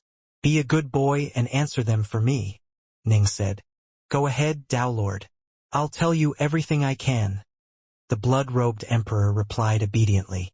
Moments later, his gaze turned rather muddled as an illusion took hold of him. He didn't even try to resist it, and even if he did, Ning had reached a far higher level in the Tao of illusions.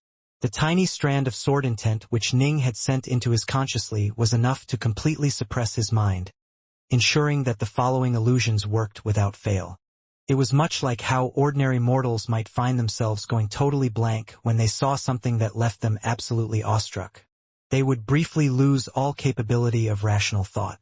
Autarchs who didn't specialize in the Tao of illusions were still able to take advantage of their overall overwhelming superiority to ensure that hegemons would be unable to resist them. Trapping hegemons within illusions was extremely simple, but of course, the stronger one's Tao heart was, the less effective this mind-suppressive technique would be. The Sith truly are vicious. Ning continued to flip through this emperor's memories.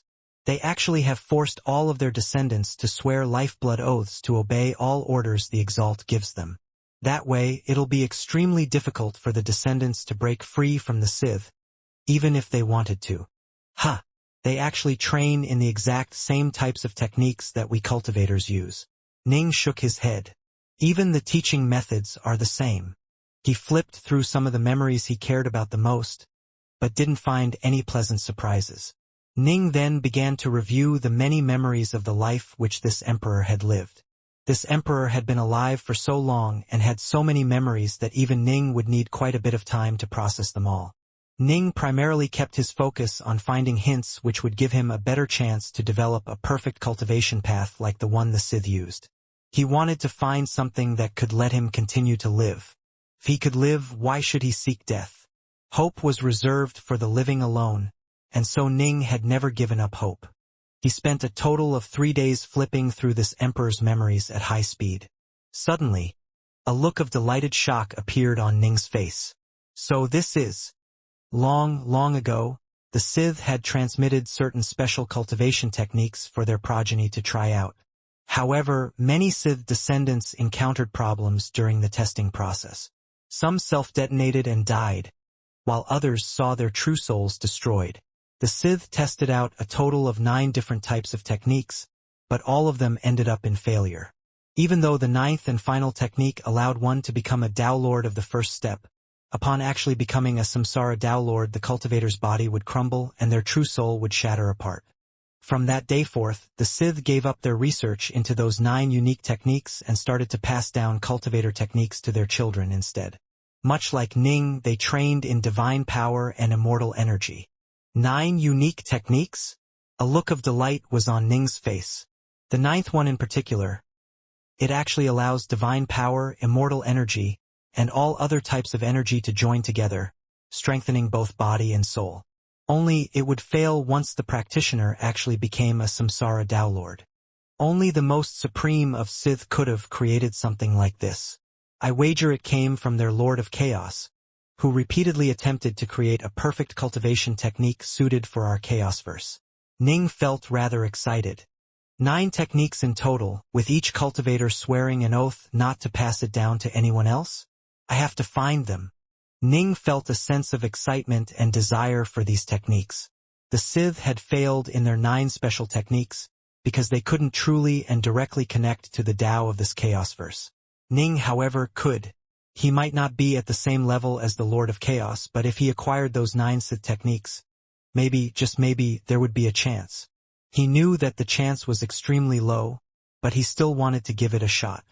The hegemons and emperors who Ning had captured had all been alive for an extremely long period of time.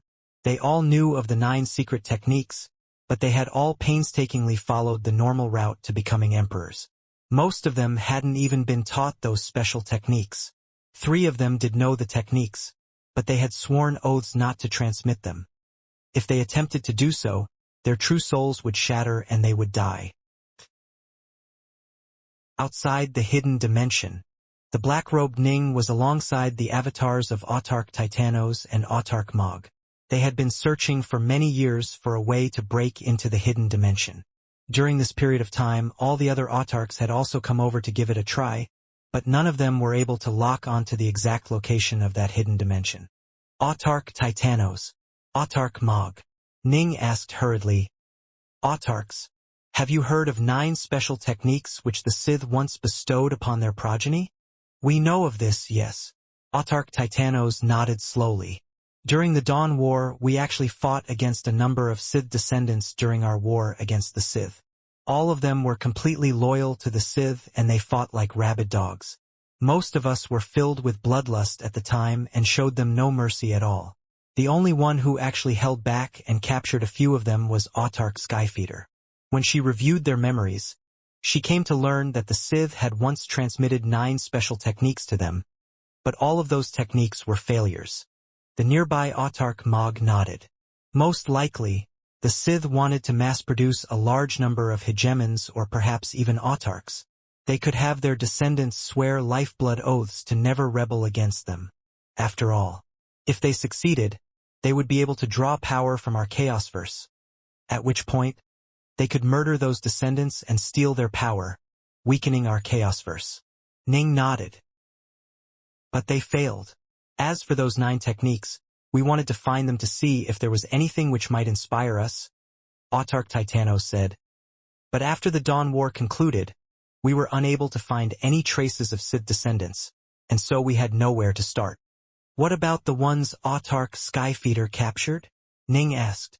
All of them swore lifeblood oaths to never transmit those techniques.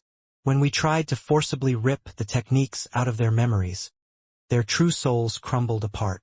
Autarch Titanos shook his head. Given that we were unable to find any more Sith progeny after this, we let the matter rest. Ning quickly understood. Sith progeny were quite rare, and it was also fairly hard to recognize them at a glance. They looked just like ordinary cultivators, after all. The autarchs couldn't just spend their time wandering the cosmos and flipping through the memories of cultivators at random, right? The Sith descendants. Ning knew that many of the weaker Sith descendants in the hidden dimension had never even heard of those 9 techniques, much less studied them. The only ones who might truly know those techniques were the high-status Sith who had been along for a long period of time. Those were generally at the Emperor level. I have to spend some time searching this hidden dimension and do my best to find those 9 techniques, Ning mused. The Sacred Realm. The Elder Hall. The blue-haired exalt remained seated upon his throne, with a large number of emperors and hegemons gathered before him. Some of them were true Sith, while some had been raised and trained over the course of countless years within this enormous hidden region. The Sith had put quite a bit of effort into rearing these descendants, and their success rates were significantly higher than what the native cultivators were used to. Ever since the Dawn War ended, I, Exalt Bowenya, have been stationed in this dimension. I have been here for a very, very long time. The blue-haired exalt stared downwards, then continued slowly. I feel a sense of deep attachment to this dimension, and I truly do not wish for trouble to occur here. In fact, I don't even wish for a second war to begin against the cultivators. However, that isn't a choice I can make, nor is that a choice any of you can make. The blue-haired youth stared downwards at them. A terrifying Tao Lord has arisen amongst the cultivators, and we have only one choice available to us. Kill him. If we can kill him, even sacrificing this entire dimension would be worth it. The blue-haired youth let out a sigh. I know that this place is home for many of you hegemons, and I view it as home as well. I've spent the majority of my long life here. Life here has been peaceful and gentle. I don't want to give it up. But once this Tao Lord came here, our peaceful life came to an end. The blue-haired youth's voice rang out within the Elder Hall, and all of the silent hegemons and emperors began to emanate a murderous aura. Some wanted to kill the Tao Lord for the great rewards they would be given, but most hated the fact that he had come here and embroiled them in war once more. They didn't want to fight. But not even exalts would dare to violate the standing orders of the most supreme Sith. Exalt! Who in the world is this white-robed Tao Lord? Why must we sacrifice everything for the sake of killing him? One of the many hegemons below the exalt, a Sith descendant, couldn't help but ask this question. To this very day, the Sith descendants had no idea what a Tao Lord who has mastered an eternal Omega Tao truly represented for the Sith. In truth, the Sith didn't dare to tell their descendants too much either. In the end, their descendants were native to this chaosverse and had grown up here. Strictly speaking, it was destined for them to be unable to walk the same path together, and so they were purposefully kept in the dark regarding many things. As a result, they now felt that this was completely incomprehensible and not worth them losing their lives over. Right, Exalt. We had thought that killing him would be very easy, but Purgatory was defeated even after we gave it a pair of Apocalypse-class treasures. This Tao Lord is too powerful. Aside from the 3 Elder Halls, we don't have any treasures that are superior to the ones we already sent down, but the 3 Elder Halls are immobile. If we want to proactively attack him, we'll be at a huge disadvantage. Many of us will probably die. We can simply keep him exiled in Purgatory and wait for his true soul to collapse. He'll still die, right? Why is it necessary for us to pay such an enormous price? Why do we have to fight with him to the death? Is such an enormous price truly worth it? The Sith descendants voiced their arguments one by one. The true Sith were silent. They knew the details behind this, but they didn't dare to expose them. They had been ordered long ago to restrict the amount of contact between them and their descendants, for fear of their descendants learning the truth and losing faith. Worth it. The blue-haired youth, Exalt Bowenya, let out a soft sigh from atop his throne. Yes, I too feel that it isn't worth it. Exalt Bowenya stared downwards. But I've already told you everything I can. The things I have left unsaid, I have done so because I am not permitted to. If I told you the truth, I would be violating Sith laws and my true soul would be annihilated. All you need to know is this. Our dimension may seem large, but we are nothing more than a small part of the Sith race and empire. This is nothing more than a small part of Sith territory. Exalt Bowenya waved a finger, causing an image to appear in midair of the white-robed Tao Lord. As for him, he is of grave importance to the entire Sith civilization. We have to destroy him and then capture his true soul. This will be an enormous accomplishment for our race. Sacrificing our entire hidden dimension will be worth it. Yes, even if the sacrifice was greater, it would still be worth it. Everyone below fell silent. The Sith descendants also knew that they were nothing more than a small part of the massive Sith Empire as a whole. If we go against our orders, our entire dimension will be punished and annihilated. All of us, including myself, will be put to death. Exalt Bowenya's voice was glacially cold, and the hegemons below him all felt an invisible sense of oppression. If they tried to find a way out, the only result would be death. There's no way out. We have to kill him. If we kill him, we'll all be rewarded heavily. If we do not, we will all die. If you must blame someone, blame that Tao Lord for having come to our home, Exalt Bowenya said. Now, obey my orders. None of the hegemons voiced any further complaints. The true Sith knew that there was no way to avoid this, while the Sith progeny all knew that shirking back meant death. John Beck, Exalt Bowenya called out. An extremely muscular four-armed man with curly hair, who was 3 meters tall, had been standing close to the front of the throng of hegemons. He stepped forward and said respectfully, Exalt, John Beck, it is now time for war. We are throwing everything we have into this battle against that Tao Lord. You have past experience with controlling an Elder Hall, and so from this day forth you shall be the controller of the Iceland Elder Hall. Understood. John Beck was a true Sith and was second only to the Exalt in power. He had a perfect Tao heart and was highly venerated amongst the Sith. Hawk Fong. Exalt Bowenya's gaze turned towards another man. Instantly, the entire hall began to stir. Some of the true Sith began to frown, while others remained quite calm. Most of the Sith progeny, however, grew excited. Hawk Fong was a leader amongst the Sith descendants and extremely powerful. Exalt. Hawk Fong bowed respectfully. His face was calm, and he was dressed in long black robes. His eyes seemed to contain an endless universe of space and time within them. Exalt Bowenya couldn't help but secretly sigh to himself when he saw this.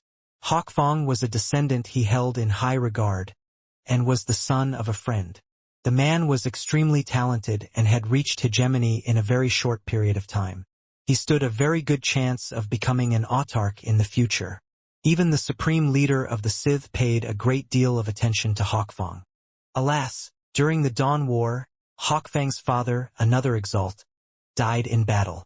Ever since then, Hawk Fong seemed to have become filled with many thoughts and worries, resulting in him being unable to progress any further in his path of cultivation. The entire Sith race side at the loss. It must be remembered that if Sith descendants became what the locals called autarchs, then as natives to this chaosverse they would gain full control over the power of the local Tao. An extra autarch on the side of the Sith would be of enormous assistance to them.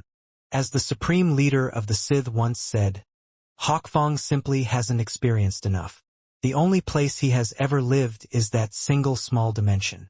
The death of his father caused his heart to be filled with turmoil. He is unable to perfect his Tao heart, and he no longer has any chance of reaching autarky.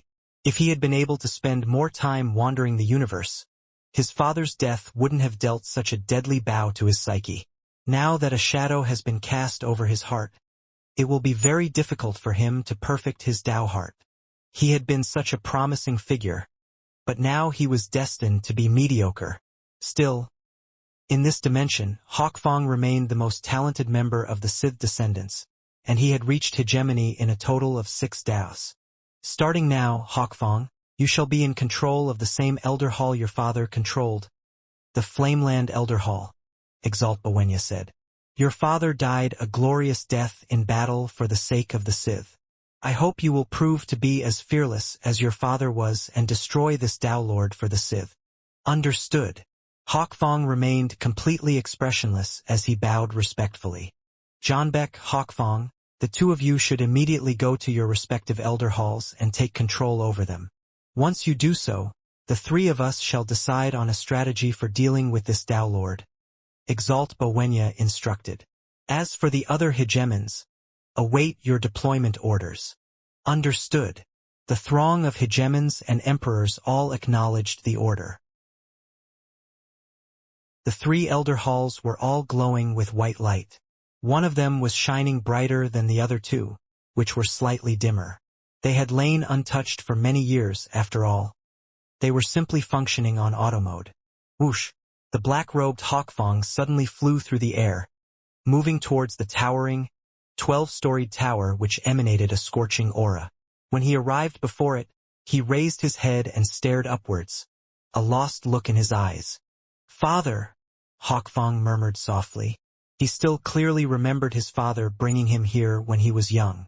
This was his father's Daoguard Tower, and they had played together here. Life back then had been truly carefree, and he had been so incredibly talented that he had succeeded in everything he tried. His father had arranged him to experience a few setbacks to temper him, but they barely slowed him down at all. He had reached the Dao merge with incredible speed, then completed it and reached hegemony. It's been so long, but I've come again. Hawkfang reached out to touch the tower. He could still remember that battle clearly. During the Dawn War, his avatar had accompanied his father in their grand campaign. Towards the end of the war, they had fallen into dire straits. His father had personally destroyed his avatar, not wishing for his avatar to fall into the hands of their cultivator enemies. If the autarchs managed to capture his avatar, they were completely capable of using karma to slay his true body as well. In contrast, when his father killed his avatar, it would have no impact at all. Avatars didn't matter too much to hegemons, as they could simply remake them after they were destroyed. In the end, his father had died during that battle. He had died at the hands of a cultivator known as Autarch Bolin. The cultivators? Hawkfang mused to himself. Am I a Sith, or am I a cultivator? Hawkfang shook his head. Let us fight, then. If you can't even stop someone like me, then you deserve to die. Even if I really am a cultivator, killing some of them in father's memory isn't that big a deal. He stepped into the tower. Young master. A black golem instantly appeared on the first floor of the great tower, and it bowed respectfully. I've already received orders to hand the entire Daoguard Tower over to you. Hawkfang nodded. He immediately took control over the entire Elder Hall, and began to make plans to deal with the white-robed Dao Lord based on the various tricks and traps the hall contained. Hawkfang and Zhanbek quickly familiarized themselves with their respective Elder Halls. After doing so, they went to meet with Exalt Bowenya again. The three met within a quiet side hall and began to discuss their battle plans. Exalt. These are all the tools which my Iceland Elder Hall possesses. Zhanbek waved his hand, causing a scroll to appear. This scroll was covered with dense scribbling which recorded the various offensive techniques the Iceland Hall possessed. These are all the attacks which the Flameland Elder Hall can use. Hawkfang also produced a scroll which was covered with a complete record of what his hall could do. Exalt Bowenya carefully inspected both the scrolls. Ha! My old friends certainly put a great deal of countermeasures inside their Daoguard towers. Exalt Bowenya chuckled. My plans for dealing with this Dao Lord are simple. Let's fight him openly and use the overwhelming power over our three Daoguard towers to fight and kill him head-on. Fight and kill him head-on? How? Zhanbek asked, while Hawkfang simply listened without saying a word. Simple. Our three Daoguard towers shall use all the long-distance attacks available to us, as well as treasures that are strong enough to pose a threat to him. Everyone else will swarm him as we do so, and will wipe him out at the base of the sacred mountains, Exalt Bowenya said. Both Zhanbek and Hawkfang were startled. This was an extremely vicious ploy. They had been planning on setting down layers of traps to slowly whittle away at the Daolord's longevity until he finally died. But Exalt Bowenya had a far crueler plan in mind. They were going to send all the hegemons and emperors to attack while the Daoguard towers launched virtually all of their attacks from afar. They would literally focus all of their firepower in one massive bombardment, using all of their tricks and traps and offensive powers at the same time. This was indeed likely to result in the Daolord's death. But the maddened Daolord would probably butcher many of the hegemons and emperors swarming him. However, Zhanbek and Hawkfang didn't voice any dissent. The Exalt was the final decision-maker, after all. What if he doesn't die at the base of the sacred mountains? Hawkfang asked. How could he possibly survive that many attacks? Zhanbek frowned. And what if he does? Hawkfang repeated. Bawenya smiled coldly. Then the only things left to us shall be our respective Daoguard towers. Even if it costs us our very lives, we have to kill him. Because if we can't kill him, we will still die. My plan is to have 70% of the hegemons and emperors take part in the battle at the base of the sacred mountains. The remaining 30% of them will be split amongst the three of us. If it really does come down to a series of final battles involving our Daoguard towers, we'll need their help. Bawenya chuckled. He's nothing more than a Daolord whose true soul is crumbling away. Our 3 towers should be enough to kill him. Exalt Bawenya gave the order, and the entire sacred realm sprinted into motion. An awesome number of Samsara Daolords were teleported away from it, while some of the most supremely talented Daolords were actually given a chance to take part in the fight as well. They were given Sith weapons and would be sent out as fodder to exhaust that terrifying Daolord in battle. Rumble. The levitating realm gate suddenly activated, once more glowing with the same dazzling light that it had emanated for countless years. The realm gate was 100,000 kilometers tall, and it radiated eye-catching splendor. Ji Ning was seated in the lotus position on the ground. He raised his head to glance at the distant realm gate. The realm gate has been activated. However, I'm in no rush to go there just yet. Ning then shut his eyes again, once more focusing on the Tao of illusions. Ever since he had learned of those 9 special techniques, he had scoured the memories of all the hegemons and emperors he had captured. However, there had been 2 hegemons who had extremely powerful Tao hearts. Ning had been unable to successfully review their memories. Ning was planning to capture more hegemons during this trip into the sacred realm. He had to improve his mastery over the art of illusions, improving it to hegemony. Ever since he had mastered the eternal Omega Sword Tao, he had been able to quickly master other Taos as well. For example, he had long ago reached hegemony in the Tao of space and the Tao of time. Training to hegemony was quite simple, but fusing them into his eternal Omega Sword Tao was fairly difficult. As for the Tao of illusions, Ning had yet to upgrade it to hegemony, much less infuse it into his sword arts. Time continued to pass on. He was able to reach hegemony in the Tao of illusions after merely 80,000 years. It could be said that Ning was now at a level where he could easily reach hegemony in any Tao he desired, even complicated Taos such as the Tao of numerancy or the Tao of karma. They might take a bit more time, but he could still do it. To Ning, however, there wasn't much of a point to doing so. These Taos were only useful when he infused them into his eternal Omega Sword Tao. Time continued to flow on. 100 million years. 1 billion years. 10 billion years. The sacred realm had finished making its preparations long ago. The Sith were waiting for Ning, and they began to grow a bit anxious. Why hasn't that Daolord come yet? It has been nearly half a chaos cycle. How much longer does he plan to train for? If this continues, is it possible that he'll just naturally expire and his true soul will crumble? The Sith were all rather worried. Don't worry, he won't. The fact that he is still cultivating is proof that he very much wants to stay alive. He wouldn't be willing to just train until his death. Let's keep waiting. That's the only choice we have. He's the only living person in all of Purgatory right now. There's no way for us to set up any formations there, and the power of the 3 Elder Halls would be dramatically weakened if used in Purgatory. We used 2 Apocalypse-class treasures which were a perfect counter against him, but both failed. There's no point in sending anyone else with any other treasures to Purgatory. Our only choice is to wait. Ning was simply too powerful. In the end, even the perfect counters against him had failed. Their only chance was to rely on their Daoguard towers and wait for Ning to come to them. The Daoguard towers, however, were in the sacred realm. Thus, the Sith had to remain in the sacred realm. They wouldn't dare go to purgatory. 1 chaos cycle, 2 chaos cycles, 10 chaos cycles, 100 chaos cycles. Ning's primal twin in the outside world was training as well, paying no heed to the Sith who were being driven mad with impatience. Finally, the day came when a small smile appeared in Ning's face. He had been completely absorbed in cultivating for many years now, and today he finally felt the joy of finding the Tao he sought. He slowly opened his eyes, and his gaze seemed to be filled with illusions of the birth and destruction of all things in spacetime. Boom! A strange surge of power flowed through the Sword Tao domain around him, causing countless illusions to appear.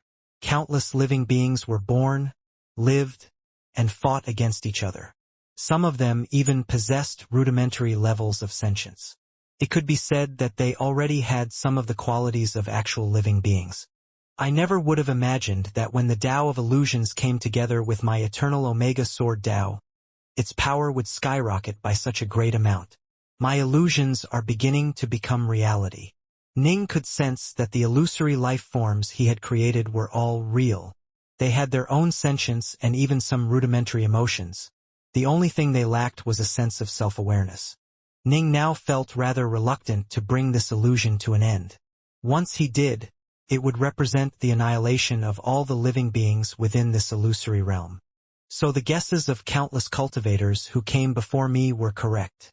If one can reach an incredibly high level in the Tao of illusions, one truly can turn illusions into reality. Ning mused. If I can make another breakthrough and upgrade my Omega Tao to autarky, I'll probably be able to make everything within my heart world projection real. With another thought, Ning gradually cast the illusory world around him into darkness. The countless beings within that world all fell asleep. And then the illusion came to an end. Although he was rather unwilling to part with them, he couldn't just spend all his time and energy maintaining that illusory realm. Illusions, reality. I imagine there are many cultivators who would rather live in an illusory realm. Ning's illusion Sword Tao had reached such a level where many cultivators would willingly allow themselves to be captured by it, because it truly did feel extremely real. Only a tiny little bit of difference remained between it and true reality. Ning's true soul was affected by the power of his illusion Sword Tao as well. Reality and illusion intersected repeatedly, resulting in his true soul feeling more comfortable than ever before. Even the true soul's crumbling speed was somewhat lessened. Ning's mastery of the Wind Sword Tao and Lightning Sword Tao had been of negligible benefit to his true soul, but the illusion Sword Tao was clearly quite helpful. For the sake of this illusion Sword Tao, I spent a total of 185 chaos cycles in training. However, the illusion Sword Tao has caused my true soul to slow down its rate of crumbling. As a result, I still have 600 chaos cycles left. Ning couldn't help but let out an involuntary chuckle. I guess you really do win some and lose some. Now that I have mastered the illusion Sword Tao, it is time to review the memories of those 2 hegemons. Ning once more summoned the 2 hegemons he had captured. As soon as the 2 hegemons looked at Ning, they instantly fell into a dazed stupor. Ning's mastery of the illusion Sword Tao meant only Autark Stone Rule, the master of the illusion Tao birth essence, was superior to him in the art of illusions, and only somewhat superior at that. The other autarks were all slightly inferior to Ning in this regard, and so, Ning was able to review the memories of the various hegemons with ease. This was another testament to how formidable the path of the Omega Tao was. Mastering the eternal Omega Sword Tao put Ning on par with the autarks, and as Ning infused more and more Taos into his Sword Tao, he began to improve in many other areas as well. Given enough time, he would undergo a final transformation and reach a higher level, the level which the entire cultivator civilization yearned for. A pity. Once again, no luck with those 9 techniques. Ning slowly shook his head. They are all bound by lifeblood oaths. There's no way to review those techniques at all. Can it really be possible that every single hegemon and emperor was bound by a lifeblood oath? Is there really no way at all? No. The probability may be low, but there always is a chance. Well, time to go to the sacred realm. Ning lifted his head to stare at the towering realm gate. It had been glowing with dazzling light for many years now. Ning took a single step forwards and moved towards the realm gate. After stepping inside, he entered yet another tunnel that was formed from many different folds of dimensional space. This was the dimensional passageway which led to the sacred realm. This time, he didn't suffer any attacks within the dimensional passageway. Sneak attacks had clearly proven to be useless against him. After all, and letting him die alone in exile wasn't worth it. They had been waiting for him for many years now. Waiting for him to come to the sacred realm. The sacred realm. Ning stood at the exit to the tunnel, staring at the sacred realm around him. Odd. I thought that this place would be quite dangerous, that there would be many different traps and formations awaiting my arrival. Who would have thought that there'd be nothing here? Ning was rather surprised. There was no way any ambush could escape his detection. Ning had been planning to rely on his storm sword Dao to flee at high speeds if he discovered any traps. But now it seemed as it was all unnecessary. Swoosh! Ning flew away from the realm gate and into the skies. He stared down at the vast world around him, quickly seeing the palaces and estates which were located off in the distance. Clearly, there had once been many people who had lived here. Now, the entire sacred realm was deathly silent. All the Dao Lords had been evacuated, leaving their empty estates behind. Ning took a deep breath, and as he did so a surge of energy flowed into his body, making him feel quite comfortable. An awesome aura of power pervaded this entire place. The energy here was so dense that an entire army of hegemons could draw upon it and use it to cultivate. What a truly wonderful sacred realm, Ning said with an approving chuckle. Dao Lord. An icy void suddenly echoed in the skies above the sacred realm. Is that the Sith Exalt? Ning stood there in midair, a smile on his face. I thought you'd attack me as soon as I exited the realm gate. I didn't expect you to behave so courteously. I, Bowenya, have been waiting for you for many years now, Dao Lord. The icy void said. I, Dark North, was teleported into this place by you Sith. Heh. Ning chuckled. Honestly, I would really rather not fight you. If you just let me go, that would be the best outcome for both of us. Otherwise, our only option is to fight each other. Many of the Sith descendants were moved by these words. They knew just how powerful Dao Lord Dark North was, and they weren't willing to fight him. If it truly was possible for them to avoid this battle, how wonderful it would be. However, they all knew that this was a fantasy. No one dared to disobey the orders from the Supreme Sith Leader. There was no way out of this deadly battle. Dao Lord Dark North? The icy voice spoke out once more. A fine name. There is no need for us to waste time on words. If you wish to leave this place, you must do so through overpowering us. Given how strong you are, I imagine you can tell where the exit path lies. The exit path should lie within the Daoguard Tower in the very rear, I imagine, Ning said. Ning was able to sense and scan the entire sacred realm through the power of his wind sword Dao, and he knew of the presence of those 3 Daoguard Towers. All 3 Daoguard Towers had a total of 12 stories. Based on what Ning knew regarding the Sith, this meant that these were Daoguard Towers which belonged to Sith Exalts. There was no way they would be as easy to deal with as the Daoguard Tower he had dealt with some time ago. Ning's acute attunement to space also allowed him to ascertain and verify that the center of the sacred realm, the place where all the dimensional controls were located, was within the Daoguard Tower at the very rear. What he didn't know was that during the Dawn War, all 3 Daoguard Towers shared part of the dimensional controls. After 2 of the Sith Exalts died, the Daoguard Towers had been modified so that the only one which could be used to control this hidden dimension was the one which Exalt Bowenya controlled. Impressive, Dao Lord Dark North. The icy voice continued. Then come and fight me if you dare. Humph.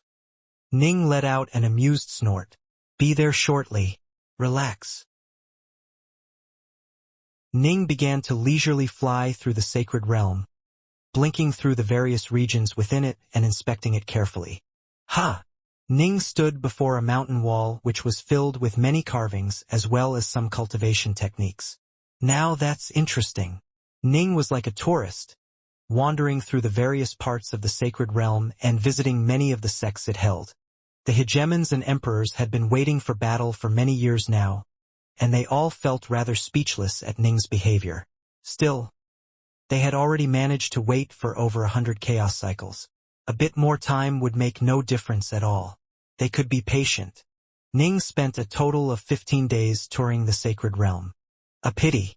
I didn't find any trace of the 9 techniques I'm interested in.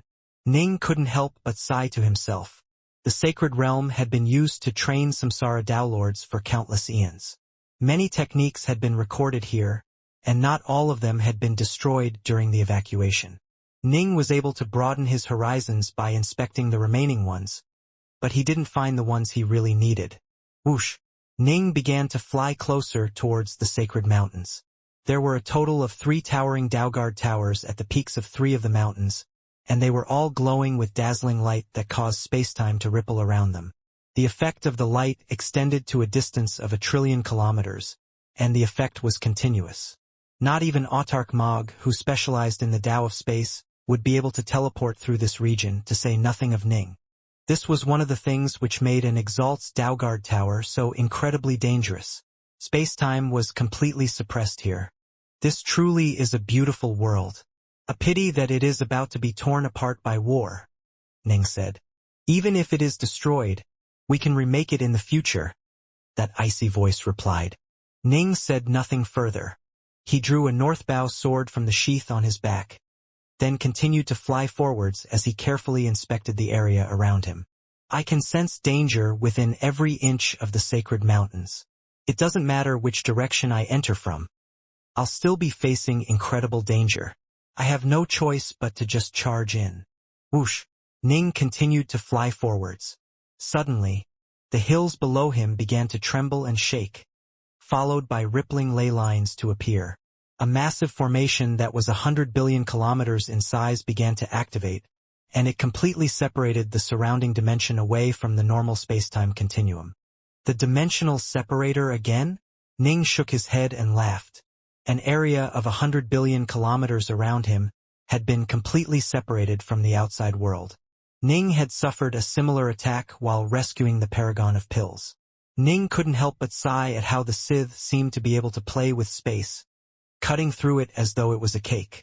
Ning simply stood there in the air, sword at the ready as he calmly glanced at the standalone dimension which had been formed around him. He was waiting for them to come to him. If he didn't fight, how was he supposed to capture more emperors and search for those 9 techniques? Whoosh! Whoosh! Whoosh! Vile auras began to appear at the margins of this sealed spacetime continuum, and the vile auras began to come together and form Vilefions.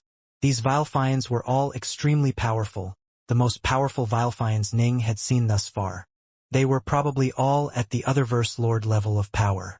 Exalt-level Daoguard towers are able to make use of even more of the power of the Sith energy generator. As a result, they can give birth to Vilefions of tremendous power.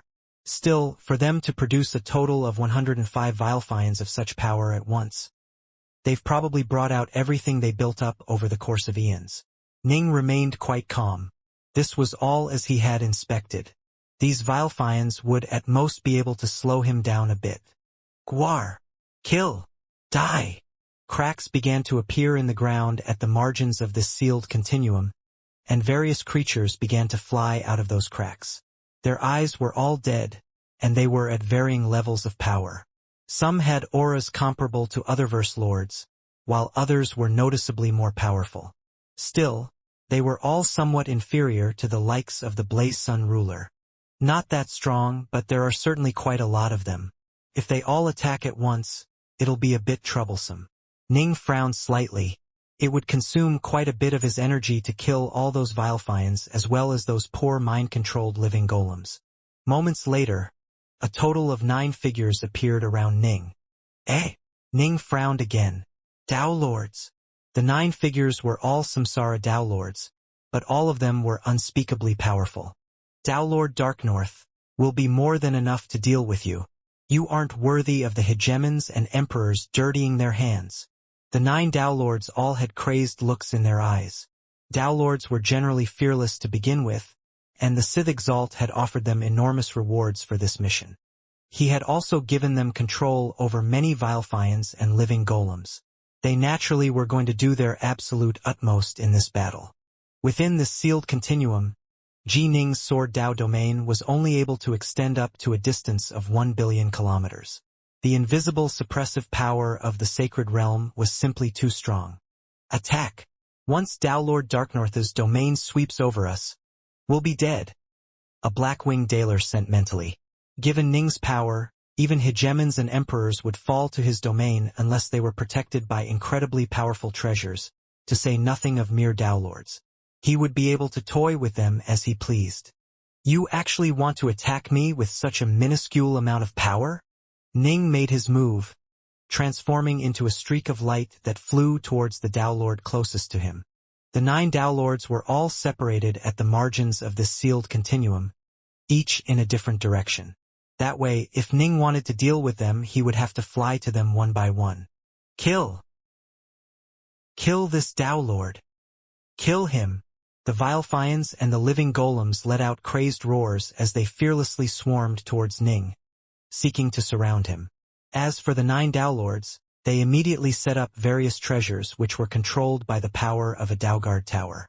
Ning's answer to this mass attack was to continue flying forwards at high speed while manifesting countless streaks of swordlight within his sword Dao domain. They sent the vile Fiends and the living golems stumbling backwards, falling to the ground, or even go flying into the air. Only a tiny number of them were able to get close to Ning, with the majority unable to approach him. This was why a powerful domain was so useful in battle. Ning was able to use it toy with anyone at or below the Otherverse Lord level of power.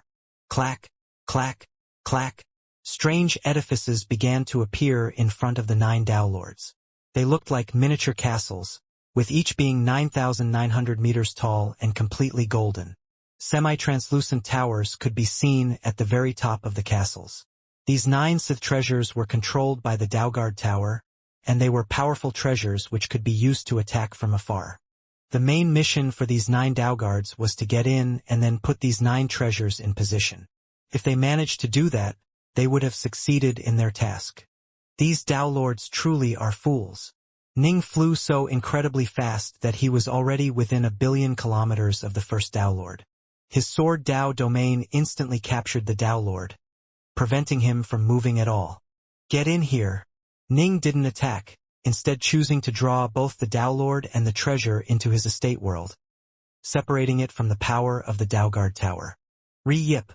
Beams of dazzling, destructive energy spat out from the other 8 castle towers, moving with incomprehensible speed and striking with nigh-autark levels of power. The attacks were incredibly powerful, but in the end they were generated by treasures. There was no way these attacks could compare with attacks from actual autarks in terms of profundity. They relied strictly upon overwhelming speed and power. Swoosh! Ning used his storm sword Dao to evade. Whoosh! Whoosh! Whoosh! He evaded all 8 destructive rays of light. By the time those 8 rays of light had flown tens of billion kilometers and reached Ning, Ning was able to brush past them and let them splatter against the distant dimensional membrane, causing it to tremble. As for the vile Fiends and living golems, the ones touched by the rays of light were instantly and easily chopped apart. However, the vile Fiends and the living golems were able to quickly recover. Killing them wouldn't be that easy. Rumble. Suddenly, yet another rift appeared at the margins of this sealed continuum. A total of 50-plus hegemons and emperors flew out from within this rift. Ning raised an eyebrow, then immediately transformed into a streak of light as he flew towards those 50-plus hegemons. However, as he did so, another rift appeared in the distance. Another squad of 50-plus hegemons and emperors appeared from this second rift as well. 8 of the 9 treasures remain intact. Good enough. The hegemons began to advance. When they saw that 8 of the castle towers were once more glowing with destructive light, they couldn't help but secretly feel a sense of joy. This Dao Lord Darknorth is nothing more than a Dao Lord whose true soul is crumbling away. We have over 100 hegemons on our side and are supported by treasures from the Daoguard Tower. I refuse to believe we cannot kill him. We'll smash him apart with one coordinated strike. We'll be rewarded for our victory, and this calamity shall be at an end. Attack! The hegemons and emperors were brimming with malevolence. Whether it was because they had to obey orders, wanted to protect their home, or desired the great rewards promised, they had to kill Ning. Whoosh! Whoosh! Whoosh! A miniature star began to appear in front of each of the 100+ hegemons and emperors. The 100+ miniature stars manifested runes which began to accumulate different but equally terrifying types of power. Flameland astral chains. Iceland astral chains. The hegemons began to launch their various weapons as well.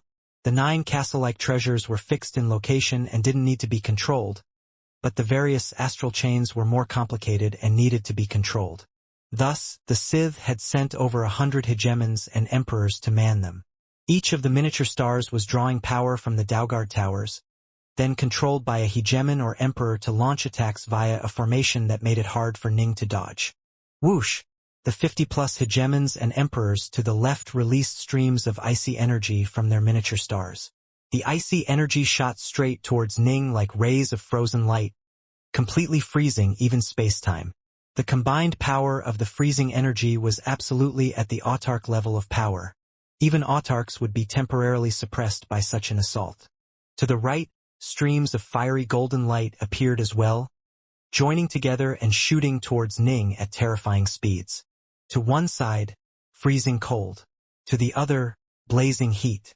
These were 2 diametrically different types of energy, and each was capable of threatening even an autarch. When used in concert, they became even more terrifyingly powerful, especially now that they came together in accordance with an incredibly profound formation. They flew towards Ning in an intricate manner, making it almost impossible for him to dodge. Swish! Swish! Swish! Swish! The 8 streams of apocalyptic light continued to attack as well, slowing down Ning's movements. Humph! Ning moved like the storm, transforming into a blurry shadow of lightning and wind. However, the Flameland astral chains and the Iceland astral chains being used by the hegemons and emperors had completely locked onto Ning, and they arced in the air as they continued their pursuit of him. I can't dodge them? A look of shock and anger appeared on Ning's face, while looks of excitement appeared on the faces of the 100+ hegemons and the 8 Dao Lords. Whoosh! Ning hurriedly retreated backwards, wishing to draw those 2 terrifying types of energy together and cause them to collide. That fool! Did he think that our treasures would interfere with each other? When the 2 astral chains link up, merging fire and ice together, the power shall only increase. The hegemons all smirked as they watched the freezing energy swirl together with the golden flames as both continued to shoot towards Ning. Finally, the energies began to clash together. Tink! Each collision was extremely soft, and the only result was a series of strange dimensional ripples being generated as the attacks became even more powerful. They watched as Dao Lord Darknorth continued to retreat, his face ashen as he frantically used the Northbow sword in his hand to execute the Water Sword Dao. A stream of watery light circled around him, striving to block the attacks, but some of the destructive power managed to pierce through the water. Of course, this was with Dao Lord Darknorth doing his best to conserve his energy. Dao Lord Darknorth had clearly been caught off guard by the 100+ streams of energy assaulting him. He executed repeated sword arts, striving to block as his true soul began to crumble more quickly. Ha ha ha! The Exalt's prediction was spot on. He might be fast, but the astral chains are a perfect counter for him. When the astral chains from the Flameland Elder Hall and the Iceland Elder Hall merge together, they are his absolute nemesis. It'll be hard for us to kill him outright, but we'll be able to exhaust a large amount of his energy and hasten the collapse of his true soul. The hegemons grew increasingly excited. To kill this terrifying Dao Lord was unrealistic. All they could do was exhaust as much of his power as was possible. Each time the Dao Lord defended, his lifespan would be shortened. Eventually, he would die without them needing to do a thing. Kill! Kill! Kill! Again! The hegemons and emperors were all in a wonderful mood. Ning had gotten the worst of his first clash against them. This time, he transformed into a streak of light and shot straight towards them. Clearly, he wanted to try and capture or kill as many hegemons as he could. If he succeeded, the astral chains would become ownerless and he could take them away with ease. Downlord Dark North. Our Exalt has already predicted your every move. The hegemons scattered every which way, but as they flew the miniature stars flew with them, allowing them to maintain the astral chain formations. Boom! Yet another rift appeared at the borders, resulting in 35 more hegemons appearing. After they appeared, they immediately produced their own treasures and joined together into a formation. Soon, a thick black miasma began to sweep out and cover the entire sealed continuum, causing an ominous feeling to arise in Ning's heart. Ji Ning remained quite calm, because this entire time he had the feeling that this sealed continuum had not finished revealing all of the dangers hidden within it. Although none of these dangers were truly lethal, if he didn't handle them correctly he would pay a heavy price for it. Inside the brightest of the 3 elder halls in this hidden dimension, Exalt Bowenia was looking nervously at the images in the air before him. The images were displaying the chaotic battle going on within the sealed spacetime continuum. Explosions were occurring everywhere as energy blasted about willy-nilly. Even though he was in control of the sacred realm, he wasn't able to clearly see what was going on in the battle. Clearly, a chaotic and terrifying war was going on, with all 3 Exalt-class Dowguard towers focusing their long-distance firepower against Dowlord Darknorth, with all the hegemons working to assist the towers. What's the situation? Exalt Bowenia barked coldly. He was able to get a vague sense of what was going on from watching the images, and it seemed as though his side held the advantage. They had surrounded Dowlord Darknorth and were blasting him with attacks. Exalt! More than 20 avatars belonging to the battling hegemons and emperors were gathered next to him. True Sith did not have avatars, as they were constantly being rejected and suppressed by this chaosverse.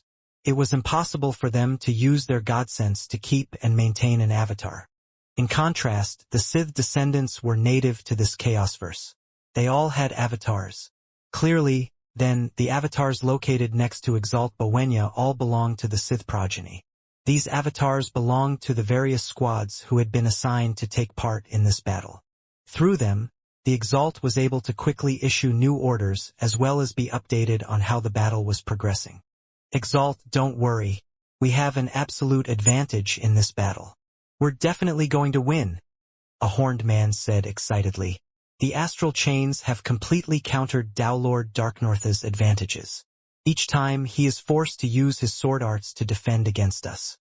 He's constantly using up energy, and his true soul is crumbling at an increasing pace while we are sending more and more people into the sealed continuum to assault him. He'll only be able to capture or kill one of 2 of us within a short period of time. This sealed continuum was 100 billion kilometers in size. Ning moved much more slowly due to all of the attacks raining down on him, and he was using up a lot of energy. As a result, he had to slowly move from emperor to emperor as he captured them. With our grand formation having been established, he won't have any chance at all of capturing anyone from our team of 35 hegemons and emperors, a black-robed elder said confidently. He's already used his sword arts at least 10 times by now, and this is just the beginning. We have many tools remaining that we haven't even used yet. Exalt. Let us use all the tools we have at our disposal. Exalt. Let us take part in the battle as well. All right. Exalt Bowenia revealed a look of delight. Ha! I knew it. He's not going to pull anything unexpected out of his sleeves. The Exalt was no fool. Each plan he had used against Ning had a very high chance of success. In Purgatory, the Apocalypse-class castle would have stood a good chance of exhausting Ning to death, if it hadn't been for Ning's Storm Sword Dao allowing Ning to move much faster than anyone had anticipated. As for the space-time formation, the only reason why Ning had survived it was because the Apocalypse-class castle had bought him an extra hour of time to gain insight into a few of the formation's mysteries. As a result, he had launched 18 strikes and broke through that formation. After these past 2 failures, the Sith Exalt was actually beginning to lose confidence in himself. This time, however, everything was progressing smoothly in accordance with their plan. This caused him to feel quite delighted. This attack is much more powerful than the 2 previous attacks in Purgatory combined. An expectant look was in Exalt Bowenia's eyes. We have 3 Daoguard towers working together to rain attacks on him, after all, and we also have a large group of hegemons and emperors going all out against him. Even if we can't kill him head-on, we can exhaust him to death. Send in the Blood Fiend maze formation as well, Exalt Bowenya ordered. Understood. 2 of the Sith descendants next to him immediately acknowledged the order respectively, then sent their squad of 52 hegemons into battle as well. Have all 18 of the death attendants enter as well, Exalt Bowenya commanded. Just a short while later, Exalt, Dao Lord Darknorth is completely helpless against the death attendants. All he can do is rely on his speed to dodge. The more he dodges, the more awkward his movements become. We're landing more and more attacks from the astral chain formations and the other formations, and he's forced to use more and more sword arts to defend. His true soul is beginning to crumble faster and faster. Exalt, we're definitely going to win. All of the avatars of the Sith taking part in the battle were extremely confident. Ha ha ha, I knew. Exalt Bowenya let out a laugh as he prepared to issue his final orders. But then he suddenly hesitated. He asked, how many of our hegemons and emperors have been captured or killed? Around 65 of them were taken or slain, a black-robed elder said. Their formation was in control of the entire battlefield, allowing them to know the casualties they had suffered. Quite heavy. Exalt Bowenya couldn't help but smile, even as he said these words. Even if all the hegemons died, it would be worth it if they killed Dao Lord Darknorth. Right now, just 20% or so had perished. Yes, our casualties are indeed quite heavy, but Dao Lord Darknorth is extremely important to the entire Sith race. If we can kill him, it will all be worth it. The hegemons and emperors were brimming with the desire to do battle. They had known long ago that this would be a calamitous battle, but at least the situation was better than they had expected, even though more and more hegemons and emperors were being slain. If that's the case, then send in the final 2 formation squads as well. All remaining hegemons and emperors, use your respective treasures to assist. Don't let Dao Lord Darknorth focus his attention on any one area in particular, Exalt Bowenya said. Yes. Instantly, a large number of hegemons and emperors charged forth. This final wave included an enormous number of emperors. There had to be over 2,000 of them. In truth, there was a limit to how many hegemons could be used by the 3 Daoguard towers. At most 800 hegemons was enough. More than 2,000 of the other hegemons were simply there to obscure Ning's vision and to distract him. After all, Ning would continuously counterattack and either kill or capture these hegemons. If he managed to kill someone who was in control of a Daoguard tower treasure, the impact would be significant, but if he only managed to kill one of the screeners, it would have no impact on the Sith combat power. Of course, even though these emperors were merely a screening force, they were also provided with formations and Sith treasures to slow Ning down. It seems I'll be able to deal with Dao Lord Darknorth just by sacrificing a few hegemons and emperors. Exalt Bowenya smiled broadly. Time continued to tick past, second after second. We've already lost more than 90 hegemons and emperors. Dao Lord Darknorth has used his sword arts over 40 times by now. He managed to capture another 30 hegemons and emperors, but most of them were useless pawns. It won't affect our combat power much. By now, he's used his sword arts over 50 times. The battle grew increasingly ferocious. He's already captured over 200 hegemons and should have used his sword arts at least 80 times by now. His true soul is crumbling quite rapidly. The avatars continued to make detailed combat reports to the Exalt. Over 20 hegemons belonging to the Iceland astral chains have been captured. The formation has been destroyed. Suddenly, this new report came out. The astral chain formations could still be maintained after suffering light casualties, but at a certain point it would still break apart. Keep fighting. Dao Lord Darknorth won't be able to last much longer, Exalt Bowenya said calmly. He's used his sword arts many times. Even if he didn't go full force for most of them, it should still have exhausted him tremendously. As time continued to flow on, 3 more of the major formations were breached as well. By now, Ning had either killed or captured over 500 hegemons and emperors, and had used his sword arts over 180 times. Almost. Exalt Bowenia was waiting eagerly. We're going to win. Each strike would consume a significant amount of Lord Darknorth's vitality, even if the strikes were not full force. Based on his calculations, the Lord would die after a total of around 200 strikes.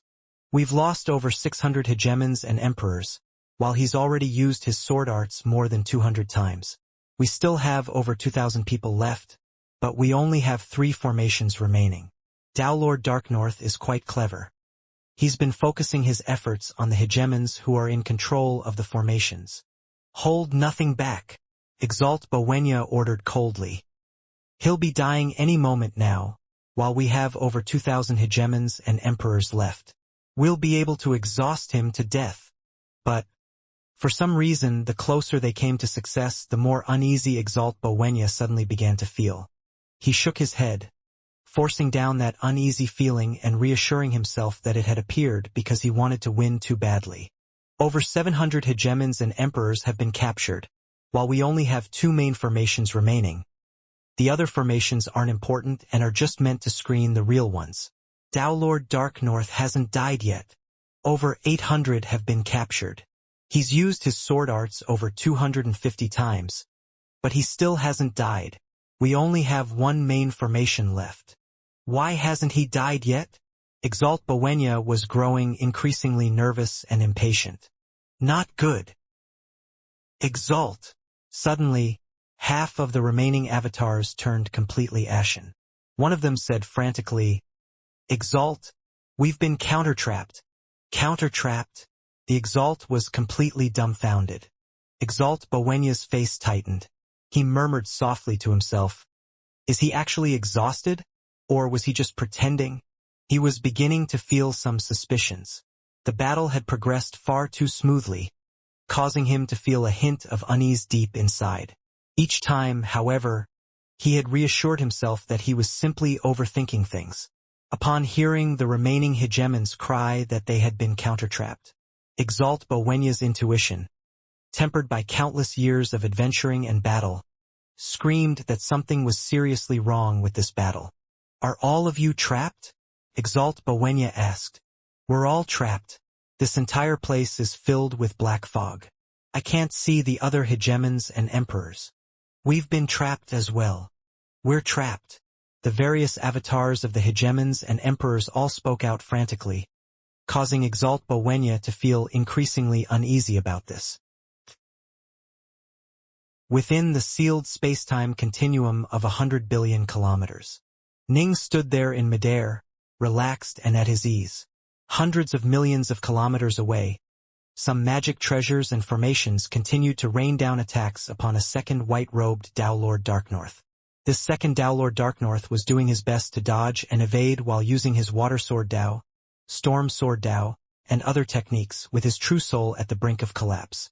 What is real is false. What is false is real. Ning murmured softly. None of these hegemons are able to see through my illusion Sword Dao. I'm able to toy with them with ease.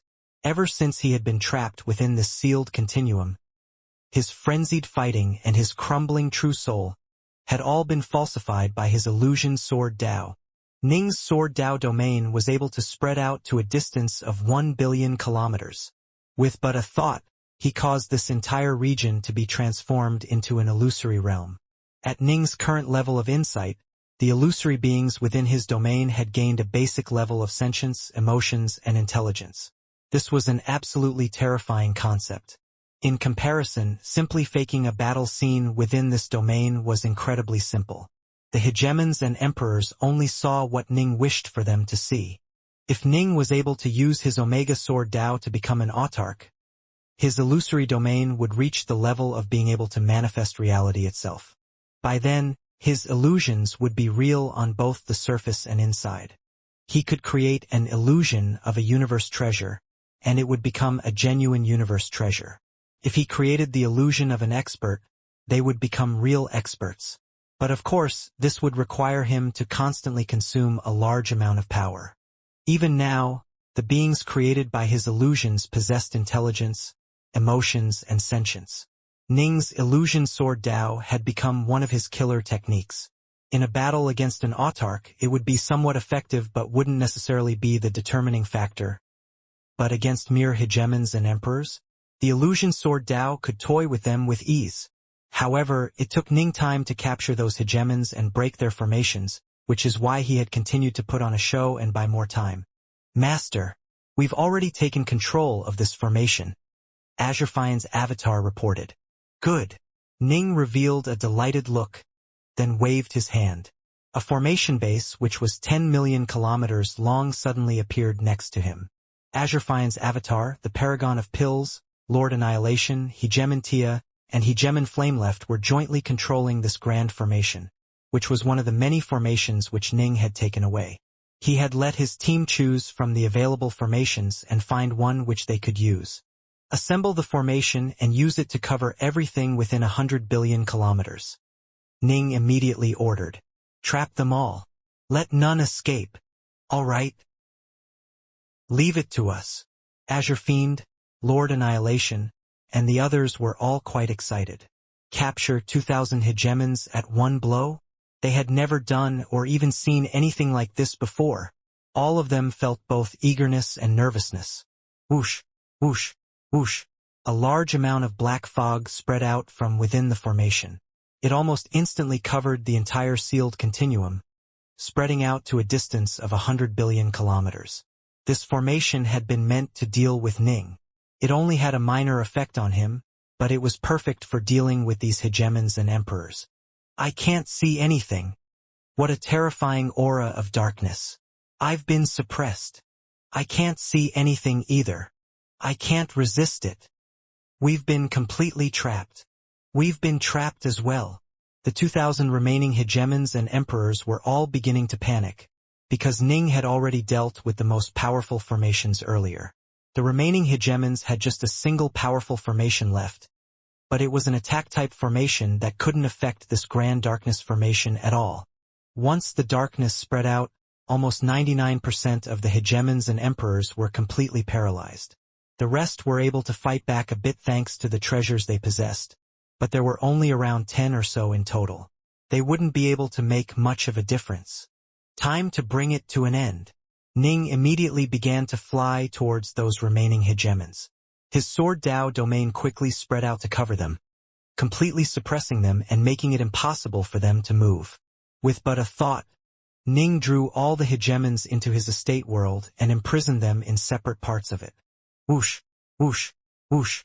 Soon, all of the hegemons and emperors within the sealed continuum had been drawn away. Impressive, Dark North. I never would have dared to imagine a result like this. The Paragon of Pills was incomparably excited, while the nearby Azure Fiend, Lord Annihilation, Tia, and Flameleft were stunned as well. Now that I've taken part in such a great undertaking, I can die with no regrets. I imagine my old friends wouldn't even believe me when I tell them about this. Hegemon Flameleft sighed with shock. More than 2,000 hegemons and emperors. Azure Fiend sighed as well. Ning nodded. More than 2,800 to be precise. However, it was all thanks to you helping out. Otherwise, I wouldn't have been able to activate that formation on my own. All we did was use that formation in a very simple manner, nothing else. Lord Annihilation said hurriedly. In the end, it was all thanks to your unearthly power, Dao Lord Dark North. You dealt with the biggest problems, allowing us to sweep up the scattered remnants. Stop flattering me, Ning said with a laugh. Go ahead and enter my estate world. This was merely our first battle in the sacred realm. It is far too early to be celebrating. With you by our side, Dao Lord, we'll definitely make it out alive. Lord Annihilation continued his flattery. Be careful, Dark North. The Paragon of Pills looked at him. The sealed space-time continuum was now completely empty. The only person left within this region of 100 billion kilometers was Ji Ning. Now that was a fine show we put on. Ning couldn't help but grin when he thought about what had happened just now. In order to make the performance seem as realistic as possible, he even used up a few of his Sith treasures, allowing them to take blows meant for him and then explode in dramatic fashion. He actually made use of them as well, as the fragments would clearly be real even after flying out of the range of his sword Dao domain. Illusions, reality. Ning was now an absolute grandmaster in blending the two together, and so all of the hegemons and emperors fell into his grasp. I'll scan their memories first. He had captured most of them alive, sparing even the many true Sith he had captured, all for the sake of finding those 9 special techniques. This was something which would have an impact on his own chances of survival. He waved his hand, causing a true Sith hegemon to appear before him. Dao Lord Dark North? The Sith hegemon stared at Ning, shocked. He then gritted his teeth and said, What do you want? Ning continued to maintain his illusion sword Dao domain. To the Sith, it looked as though Ning's true soul was crumbling away rapidly. It looked as though Ning was at the very verge of death. Do you want to live, or do you want to die? Ning asked. Live? Die? The Sith hegemon was stunned. Who would choose death if life was an option?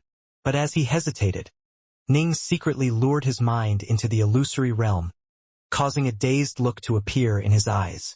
Ning then began to flip through the memories of this Sith hegemon. He also swore a lifeblood oath not to reveal anything? Ning's face tightened. The Sith truly are cautious. Even the true Sith were forced to swear lifeblood oaths. He wasn't able to find the 9 techniques, and so he turned his attention to the hegemon's other memories, carefully viewing them in the hopes of finding something useful.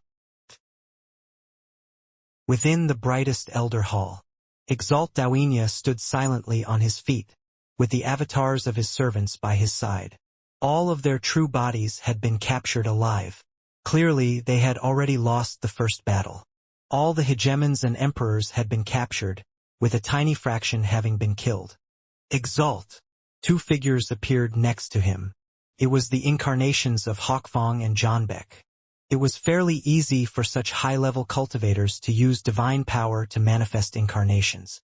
So long as the incarnations remained fairly close to their true bodies, the incarnations could be maintained with ease.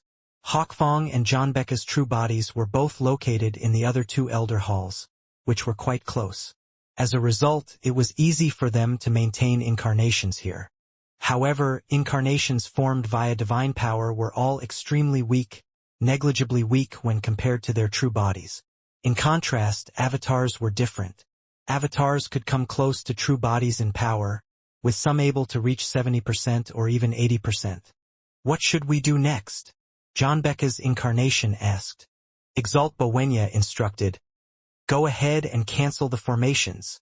Understood, Hawkfang said. The formation which sealed the spacetime continuum around Jining was under the control of his Flameland Elder Hall. The sealed continuum quickly dissipated, allowing the region at the base of the distant sacred mountains to go back to normal and reveal Dao Lord Dark North at its center. Ahahaha, Sith Exalt. Do you have any other tricks up your sleeve? Ning called out loudly from the base of the sacred mountains. From afar, it looked as though his true soul was crumbling quite quickly. His true soul has crumbled to the point where he is on the verge of death. I'm amazed at how calm he is. Zhanbek stared downwards from his elder hall to the base of the sacred mountains, then let out a sigh. Truly impressive. If I was in his position, I'd probably have gone completely berserk by now, Hawkfang's incarnation agreed. Exalt Xianxia stared from afar, his forehead creased in a frown. Do you think Dao Lord Darknorth's true soul is truly crumbling that fast? Or is it perhaps a deception? A deception? The avatars of the hegemons, Hawkfang, and Zhanbek all stared at him in surprise. They had all reached incredibly high levels of insight. To deceive them would be nearly impossible. They had never encountered something like this after becoming hegemons and emperors. You haven't experienced enough. The things you see, the things you sense, it can all be a lie. Even your own intuition can be deceived. Exalt Xianxia looked at the distant Ning. We've lost the first battle just like that. I can't help but feel that something is wrong. If Dao Lord Darknorth was extremely skilled in the Dao of illusions, he would be able to put on a show which none of you could see through. A show? Hawkfang and Zhanbek spoke out at the same time. Both were shocked. That's just one possibility. It's also possible that he really is at the verge of death. Exalt Bowenya narrowed his eyes. Unlike these hegemons and emperors, when he lived in his own chaosverse, he was an actual autarch, and his opponents were also autarchs. In fact, he had even met someone who was even more powerful than the autarchs. He was much more experienced and knew just how terrifying the Tao of illusions could be. Exalt Bowenya said calmly, "I'm just saying that this is a possibility. You have to be wary of it during our upcoming battles. What should we do next?"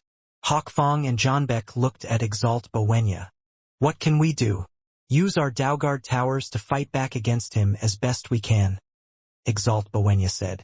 Their Daoguard towers had already used up virtually all of their many long-distance offensive treasures in the first battle. Exalt Bowenya's goal had been to focus fire everything on Ning and destroy him in their first engagement. However, they had already lost that critical battle. As a result, they now had far fewer resources available to them. The only things left were the Daoguard towers themselves. Boom! Ning suddenly soared into the skies, then landed down upon the peak of a distant mountain. He then sat down in the lotus position, establishing a sword Dao domain that completely separated him from the world beyond. A region of 1 billion kilometers transformed into a blurry field of light, preventing Exalt Bowenya and the others from seeing anything else. He's started to train again? He's about to die. He's still training? Everyone, even Exalt Bowenya, felt their hearts clench. When Ning had first entered purgatory, he had done the same thing. He sat down in the lotus position and meditated until he mastered his wind sword Dao.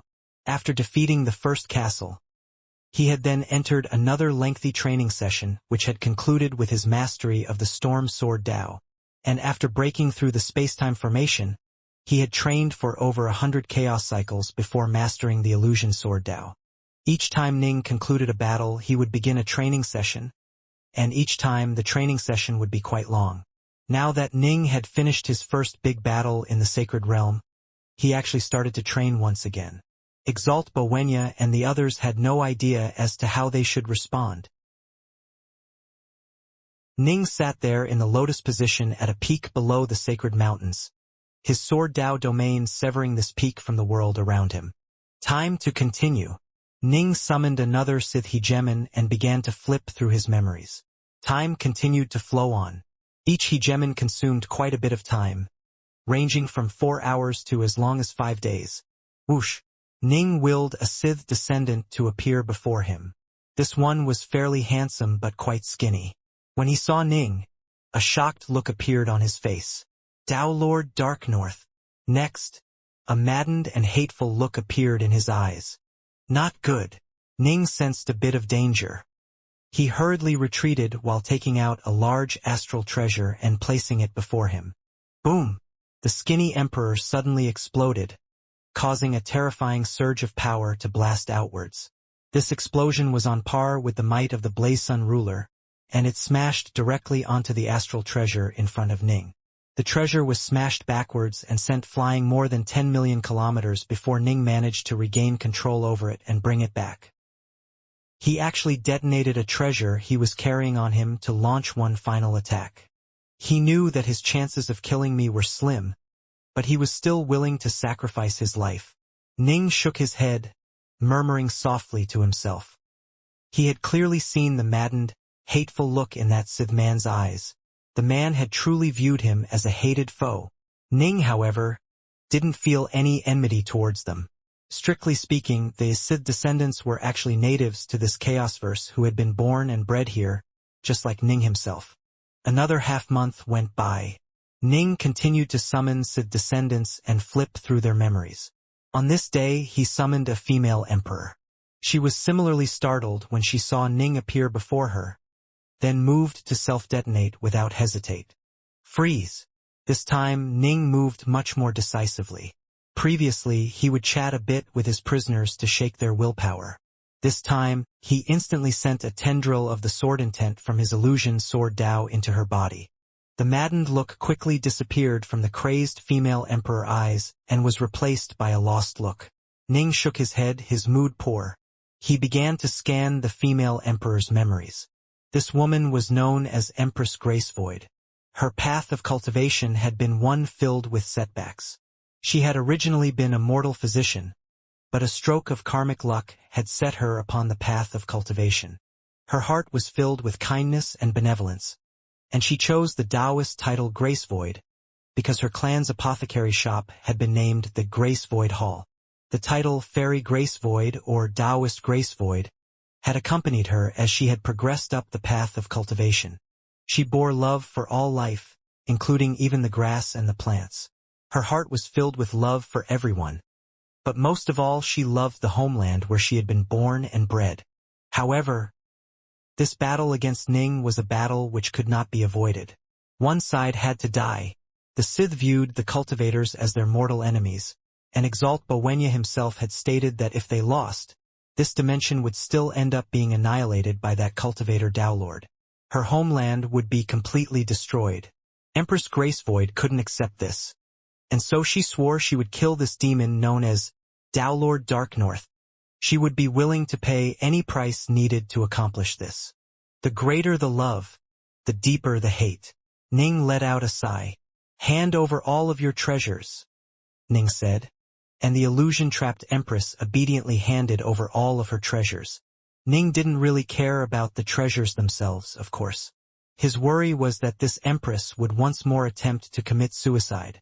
Now wake up, Ning said softly. The Empress trembled slightly, regaining her clarity of mind. When she saw Ning, she once more prepared to launch a desperate assault. But then, she realized she had no treasures on her at all. If she simply tried to self-detonate herself, the resulting blast wouldn't be enough to threaten even a mere hegemon, to say nothing of this terrifying Dowlord. Why must you act like this upon seeing me? Ning shook his head. Another emperor tried to do the same earlier. I was a bit slower and wasn't able to save him. There's no need to shed crocodile tears, the Empress said angrily. You cultivators are our mortal enemies. Once we lose the war, our home will be finished. I, Dowlord Darknorth, swear on my very life itself that even if I do gain victory in the sacred realm, I'll leave without harming any of the 6 mortal realms here. Ning swore.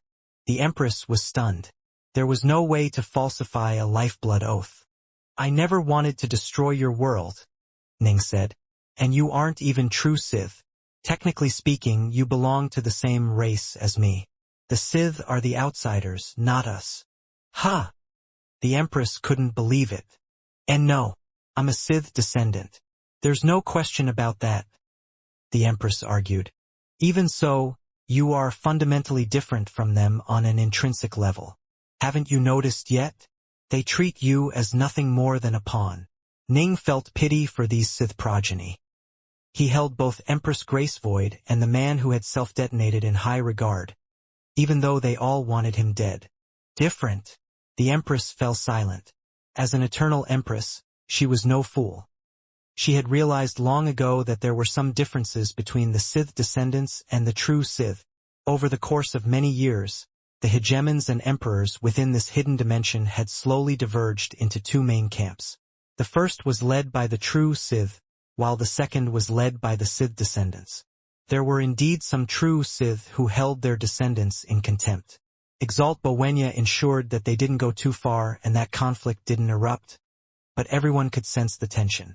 Still other Sith managed to hide their contempt, but the more powerful descendants could still sense it. This infuriated them all the more, which was why they ended up following Hawkfang and setting up their own camp. We train in divine power and immortal energy, but they train in a completely different type of energy, the Empress said softly. We might both be hegemons, but our side completely surpasses them in power. When we strike, the mighty power of the Tao flows through us, but they are dramatically weakened and don't have the power of the Tao behind them. We descendants know all these things and we have many suspicions, but without a doubt they are our ancestors. An anxious look appeared in the Empress' eyes. Hawkfang, for example.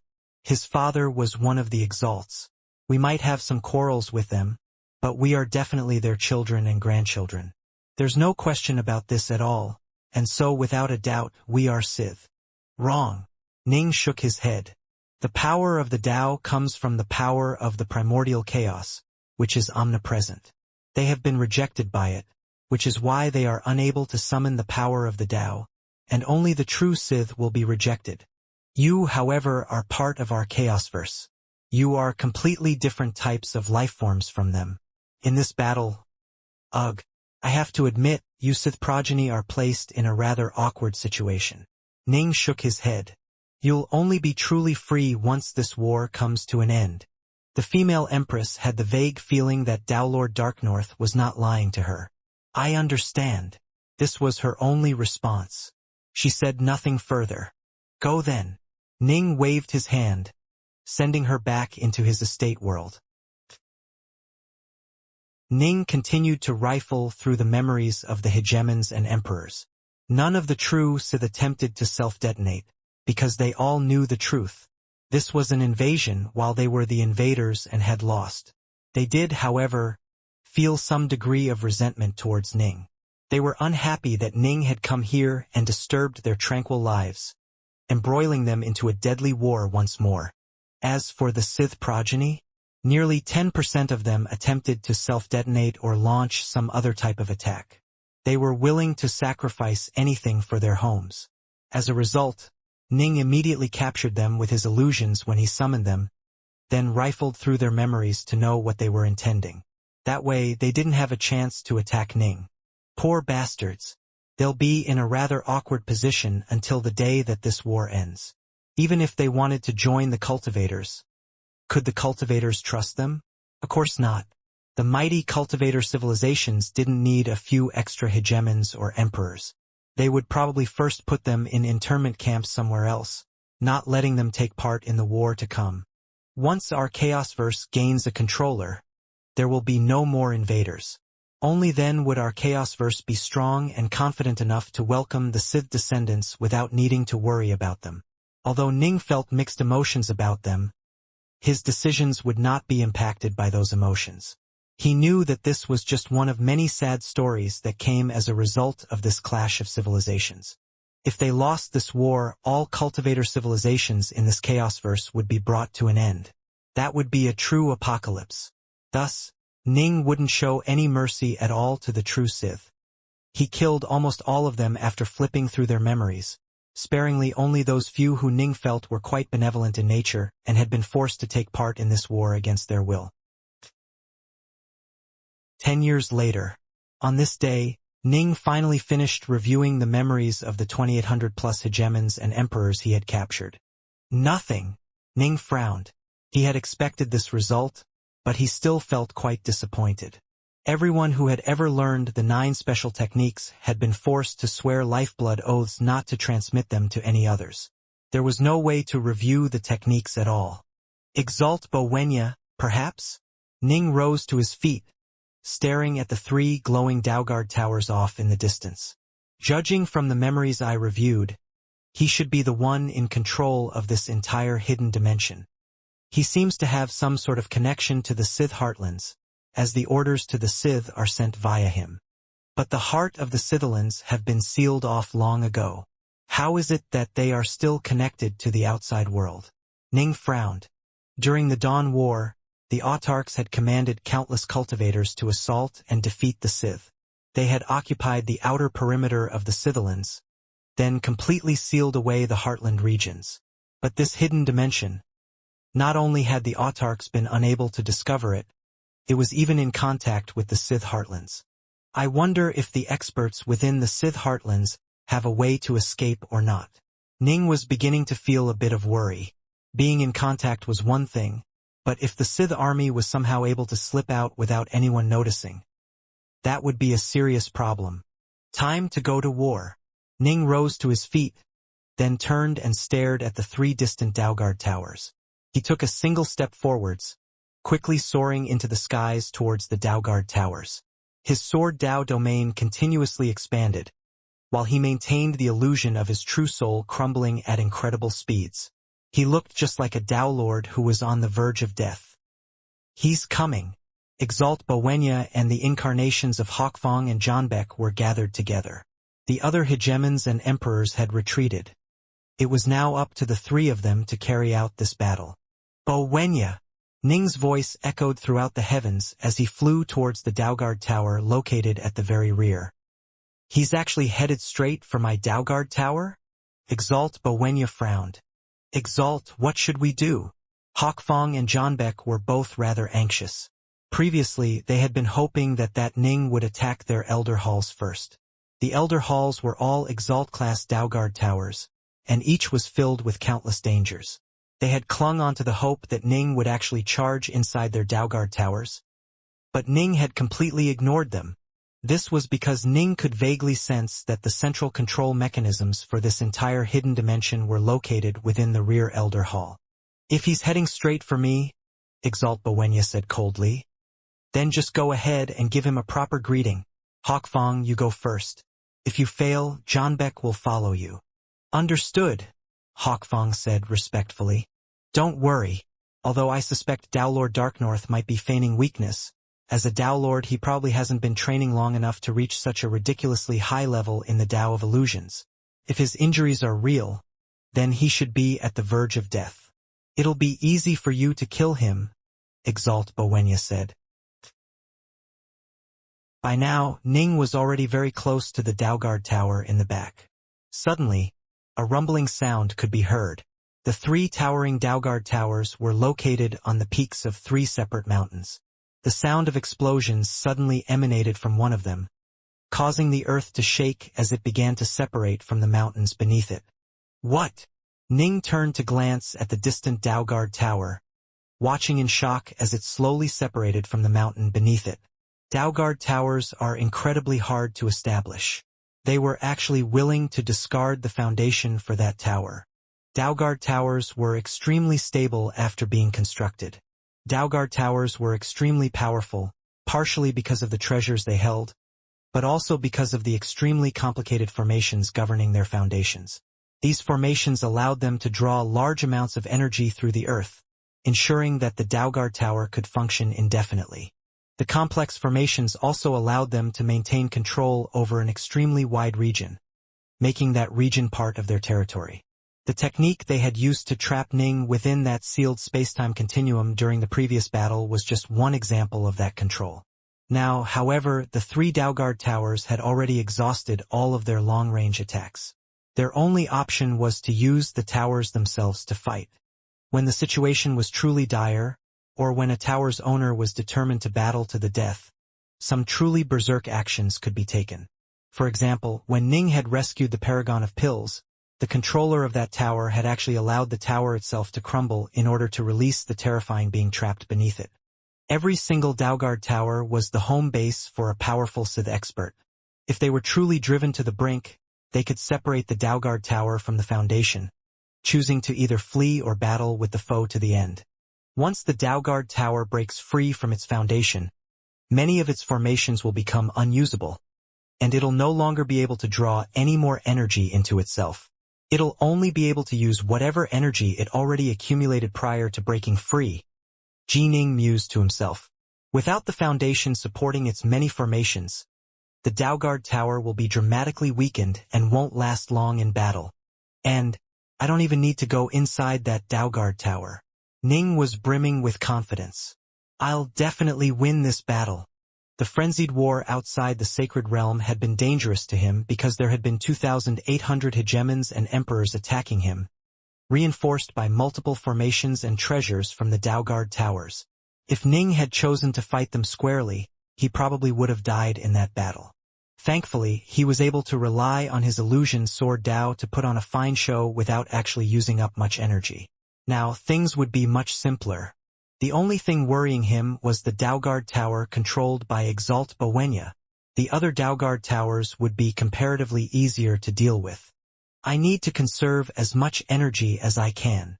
Ning watched as the distant Dalgard Tower flew through the skies in his direction. Based on the memories I searched, this Dalgard Tower should be the Flameland Elder Hall, which Hawkfang controls. I hear that he's an incredibly talented genius who has a chance of becoming an autarch. After breaking free from its foundation, the Flameland Elder Hall began to fly by itself through the air. This was going to be a battle to the death, a war without quarter. Roughly 400 hegemons and emperors were within the Flameland Elder Hall. The entire Sacred Realm only had a total of around 1,200 hegemons and emperors left, and they were divided into 3 squads controlled by Hawkfang, Jonbek, and Exalt Bowenya. The hegemons and emperors who followed Hawkfang were all Sith descendants. Hawkfang, Dowlord Darknorth, is already at the verge of death. There's no need for you to fight personally. Let us go instead. We'll exhaust him to death. A muscular, fiery armored man said. Right, Hawkfang, you have to stay alive. So long as you are alive, the future generations of hegemons and emperors here will have someone to protect them and make their lives easier. Let us be the vanguard in this battle. Once we kill that demon, this tribulation will be at an end and we'll all be able to relax. Hawkfang was silent. His heart was filled with many mixed emotions. He didn't feel much hatred towards Dowlord Darknorth, because he had seen too much and knew too much. He had long ago learned the truth when his avatar had accompanied his father in that final battle during the Dawn War. Is there no way out at all? Hawkfang glanced at his comrades. All of them were native to this dimension. They were powerful experts who had arduously arisen from amongst the countless mortal cultivators born within this realm. He had known them for countless eons, and they were all linked together by deep bonds of love and affection. There's no way out. We've all sworn oaths long ago to be loyal to Exalt Bowenya and obey his commands. If we flee, we'll all die. For the sake of my friends and brothers, Dowlord Darknorth, I suppose you'll have to die in their stead. Cold light flashed through Hawkfang's eyes. Hear my orders. Hawkfang called out loudly. All of the hegemons and emperors turned solemn and let out acknowledging shouts. Assemble a total of 3 Ragnarok formations. We'll need a total of 192 emperors to control them. Hawkfang swept the area with his gaze, then waved his hand and sent his immortal energy flying out towards 192 of the figures present. You shall control these 3 formations. Hurry up and take control. Understood. Everyone else, focus on offensive formations. We'll split the remaining hegemons into 6 squads which will control these formations. Hawkfang divided up the remaining hegemons into multiple squads. He had more hegemons and emperors than he needed to fully staff the Daugard Tower's formations, and so he assigned them to control other formations instead. Hawkfang, what about our avatars? Our avatars will be able to fight as well, the Sith descendants said hurriedly. Hawkfang replied coldly, deploy your avatars as you see fit. Prepare all your treasures and get ready for our final battle. All right. Let's go. The hegemons and emperors quickly began to take control over the respective formations. Ning's Sword Dao domain was continuously maintaining an illusory field within its reach. To the Sith, it looked as though Ning was soaring through the skies towards them.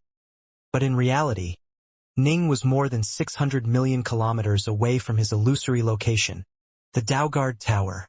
If I refuse to go inside, what can it possibly do to me? Ning stared as that 12-storied tower flew towards him from afar. This Daugard Tower radiated a weighty aura of might, and it did give Ning a vague sense of danger. It continued to move closer to Ning's real location, causing him to frown. He immediately began to retreat, wanting to pull away from it as much as possible. Attack! This cold shout came from the lips of a black-robed man whose eyes were terrifyingly calm. He stood at the entrance to the Daugard Tower, staring at Ning. Ning was able to see the opening, but he certainly wasn't going to charge into it and enter the Daugard Tower. Hawkfang. Ning immediately recognized this person. He had already met Hawkfang numerous times while rifling through the memories of the captured emperors. Rumble. A series of formation lines suddenly lit up on the 9th floor of the Daugard Tower, with a large amount of power circulating through it. Whoosh! A dimensional wave filled with destructive power swept out towards Ning, moving so fast and covering such a great area that it almost instantly appeared before him. Damn! They've actually completely boxed me in. Ning frowned when he saw this. His illusions were still active, but his opponents had launched such a large-scale attack that everything within his Sword Dao domain was being assaulted, including both the illusory Ning and the real Ning. There was really nothing Ning could do against such a large-scale area attack. He immediately drew a northbow sword and lightly sliced the air, causing a dimensional ripple to spread out and surround him. He was going to use his space sword Dao to counter these dimensional ripples. Ning was securely ensconced in a dimensional bubble, which resisted the all-encompassing attack. Ning could sense exactly how much power was pushing against him, and he made sure that his bubble held just a tiny bit more power. He also continued to maintain the illusions with his sword Dao domain, having the illusory Ning also block with the space sword Dao. Attack! Yet another order rang out. This time, the 6th floor of the Daoguard Tower unleashed a terrifyingly large streak of saberlight that shot out in a fan shape. This fan of saberlight was composed of countless tiny streaks of saberlight that were densely clustered together. Their power was overwhelming, and they also constitute a vast area attack that completely covered the entire sword Dao domain, viciously smashing through everything within it. There was nothing Ning could do except use his sword arts to defend once again. Fortunately, it didn't require too much energy, as these untargeted area attacks were much less dangerous to Ning, in that the force exerted against each individual within the area was much lower than in the case of a targeted attack. It was just barely at the Blaze Sun ruler level of power, and so Ning was able to block without too much difficulty. Attack! This time, the attack came from the 3rd floor of the Daoguard Tower. It burst forth with the most powerful attack yet, unleashing a stream of golden flames which covered the skies and blazed away at everything within the sword Dao domain. Have they already guessed that I'm using illusions? Otherwise, why would they exclusively use such large-scale attacks? Ning frowned. These large-scale attacks weren't that dangerous, but they still took up some of his energy. Ning couldn't help but feel worried. Time to change strategies. Exalt Bowenya and Zhanbek were carefully watching this battle from afar. It was impossible for Hawkfang to fully control the tower while using his god sense to maintain a connection with an incarnation, and so he had dispelled it for now. The only people remaining here were Bowenya and Zhanbek's incarnation. Watch carefully, Zhanbek. Exalt Bowenya stared at the distant Ning intently. I hope Hawkfang can win this battle, but if he loses, you are next. You are one of the most impressive Sith hegemons to have come here. I don't care too much if the others die, but I hope you will survive. Don't worry, Exalt, Zhanbek said. Zhanbek was the only hegemon within this entire hidden dimension who had a truly perfect Dao heart. He was close to becoming an Exalt himself. True Sith were only able to become Exalts in this dimension, but their children could become autarchs. This was why the Sith had paid so much attention to Hawkfang. In his heart, though, Exalt Bowenya still felt closer to Zhanbek. He couldn't help it. The two were both true Sith. It doesn't matter if Daolord Darknorth really is skilled in putting on a show. We'll find out the truth soon enough. Zhanbek stared from afar. If he can endure even this sort of all-out assault from Hawkfang's Flameland Elder Hall, we can be all but certain that his injuries were a false front. Yes, if he truly is at the brink of death, it's highly unlikely that he will be able to defeat Hawkfang's Flameland Elder Hall. Exalt Bowenya agreed. Hawkfang's quite intelligent as well. Zhanbek continued to watch, then let out a cold smile. He's using up all the remaining power of his Daoguard Tower to launch repeated wide-scale attacks. That was the 15th wave of attacks. Exalt Bowenya just continued to watch silently. So what if Hawkfang died? So what if even Zhanbek died? He cared, but not that much. So long as he himself survived and managed to successfully kill Ning, he would be a happy man. The white-robed Ji Ning was continuing to dodge and retreat in midair, while the Flameland Elder Hall was continuing to launch frenzied attacks against him. Rumble. The Flameland Elder Hall launched attack after attack, using those massive streams of golden fire, the enormous fans of saberlight, and those giant dimensional waves.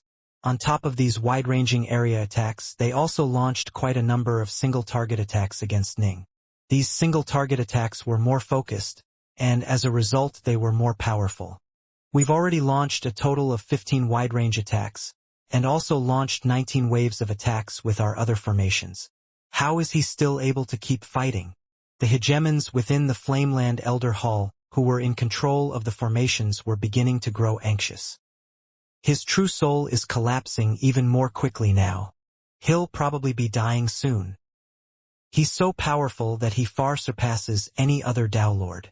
His true soul is probably much stronger as well, allowing him to stay alive for a longer period of time. Let's give him another blast. He'll die any moment now. Under Hawkfang's direction, the hegemons and emperors in the Flameland Elder Hall launched yet another furious wave attacks, while Ning continued to retreat while blocking as best he could. Time continued to tick away. Hawkfang watched as the rate at which Ning's true soul crumbled away continued to increase. He was clearly in increasingly bad shape. Any ordinary Tao Lord would have died long ago. Ning, however, was able to somehow keep fighting. More time passed. Ning continued to run around the area, blocking and defending. He looked as though he was in his death throes. But he simply wouldn't die. By now, the Fireland Elder Hall had used up the majority of its energy stores. It's all an illusion, Hawkfang suddenly said coldly, a frozen look on his face. An illusion? The avatars of the emperors next to him were all stunned. As the battle had raged on for longer than they had expected, they too had started to grow increasingly uneasy, but they could tell that the white-robed Daelord's true soul really was crumbling away faster and faster. It looked as though they were very close to succeeding in their task of slaying this Tao Lord Dark North. They really didn't want to believe it was all an illusion. Hawkfang gritted his teeth. He was already at death's door before we even started. By now, the Flameland Elder Hall has used up more than half of our energy stores. Yet he is somehow still able to keep up the fight? He's just a Tao Lord. How strong could his true soul possibly be? Then the hegemons and emperors all started to panic. So it really is an illusion. Exalt Bowenya watched from afar. He is the first Tao Lord to master an eternal Omega Tao in this Chaosverse. He truly cannot be underestimated. Still, while I knew his sword arts were powerful, I never would have imagined that his illusions would be so incredible as well. Even I cannot see any flaws in his illusions. Exalt Bowenya remained quite calm. He had been alive for a very long time, and the Sith Chaosverse was a far more advanced place than this one. Back in his homeland, there had been quite a few who had become eternal emperors via an Omega Tao. Thus, Exalt Bowenya was able to accurately judge Ning's power and abilities. However, he felt that since Ning was a Tao Lord who had failed the Tao merge, by all rights he should have been lacking in areas aside from his primary Tao, as he simply hadn't been alive long enough. Now, it seemed Tao Lord Dark North had reached incredible heights in the art of illusions. Then what should I do, Exalt? Johnbeck frowned. Follow our original plan, Exalt Bowenya said. I'll give you every treasure I can spare. There's no way Hawkfang can win this fight. His Flameland Elder Hall will run out of energy soon, and once it does it won't even be able to continue flying. This battle will be up to you. Understood. Johnbeck nodded. What a pity. Exalt Bowenya stared off into the distance. We have had innumerable progeny, but Hawkfang was quite arguably the most talented one to have ever arisen within this Chaosverse. He had a good chance of becoming an autarch. If he succeeded, his status would have skyrocketed to a level that was much higher than my own. Unfortunately, his Tao heart was flawed, and he has never been able to perfect it. To become an autarch, one needed a perfect Tao heart. The same was needed to master an eternal Omega Tao. He'll probably die here. Exalt Bowenya let out a sigh. Once the power of the Flameland Elder Hall was used up, it would no longer pose a threat to Tao Lord Dark North at all, who would be able to capture Hawkfang with ease. Not even Exalt Bowenya would dare to battle Ning head-on without the backing of his Daoguard Tower. Within the Sword Tao domain, a glowing castle that was merely 30 meters long was stationed here, with Ning and Azurfian's avatar located within it. Azurfian's avatar was pouring immortal energy into the castle, keeping it active. As for Ning, he was seated off to one side in front of a table that had a flask of wine and a wine cup on it. Every so often, he would lift up the wine cup and take a sip. He only needed to spare a bit of attention to maintaining the illusions within the Sword Tao domain. making the illusory Ning's performance more convincing. The single-target attacks were powerful and concentrated, with the ones shooting out from this Exalt-class Daugard tower being close to Autarch-level attacks in might. However, they all hit the illusory Ning without harming the real one in the slightest. As for the large-scale attacks, they dispersed their might across an extremely wide area, making it fairly easy to defend against them. However, Ning wasn't willing to do so and instead took out a Sith treasure. It must be remembered that Ning had captured over 2,800 hegemons and emperors during the previous battle. They had carried many types of treasures on them, and it could be said that they collectively held roughly over 80% of the total Sith treasures within this hidden dimension. Now, those treasures were all Ning's. There were actually over 10 items that were on the level of the Black Sun. Ning had pulled out one of them and allowed Azurfine's avatar to bind it, then used it to defend against the attacks. Ning had selected this castle for its sturdiness and defensive strength.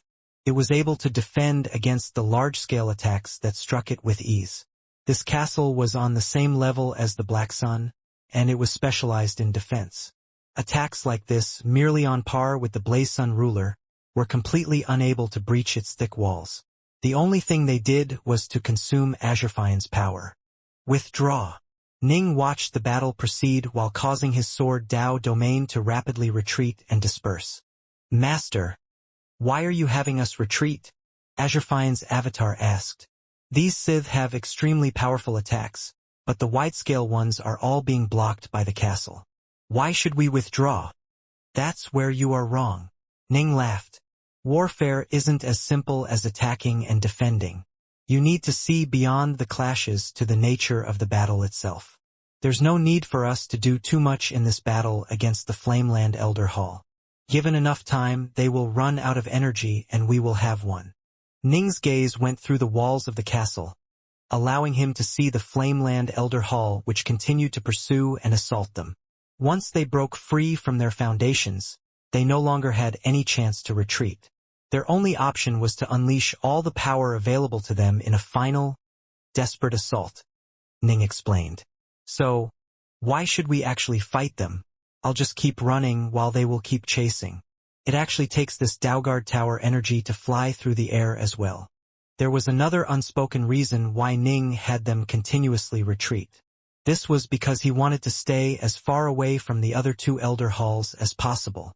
That way, once he captured all the hegemons and emperors in the Flameland Elder Hall, he would be able to review their memories without being disturbed. If he was too close to the other two Elder Halls, they'd probably launch attacks at him and disrupt him. If he stayed farther away, it would be harder for them to bother him. Explosions of ruinous power continued to ring out unabated, with Ning continuing to fight while fleeing. Every so often, a streak of Autarch-level golden light would shoot out, tearing through the earth and gouging unfathomably deep tunnels in the ground.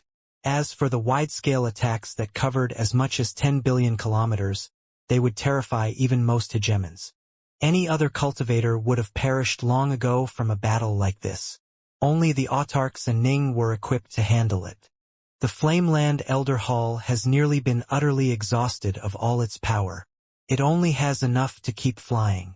Hawkfang gritted his teeth after saying these words.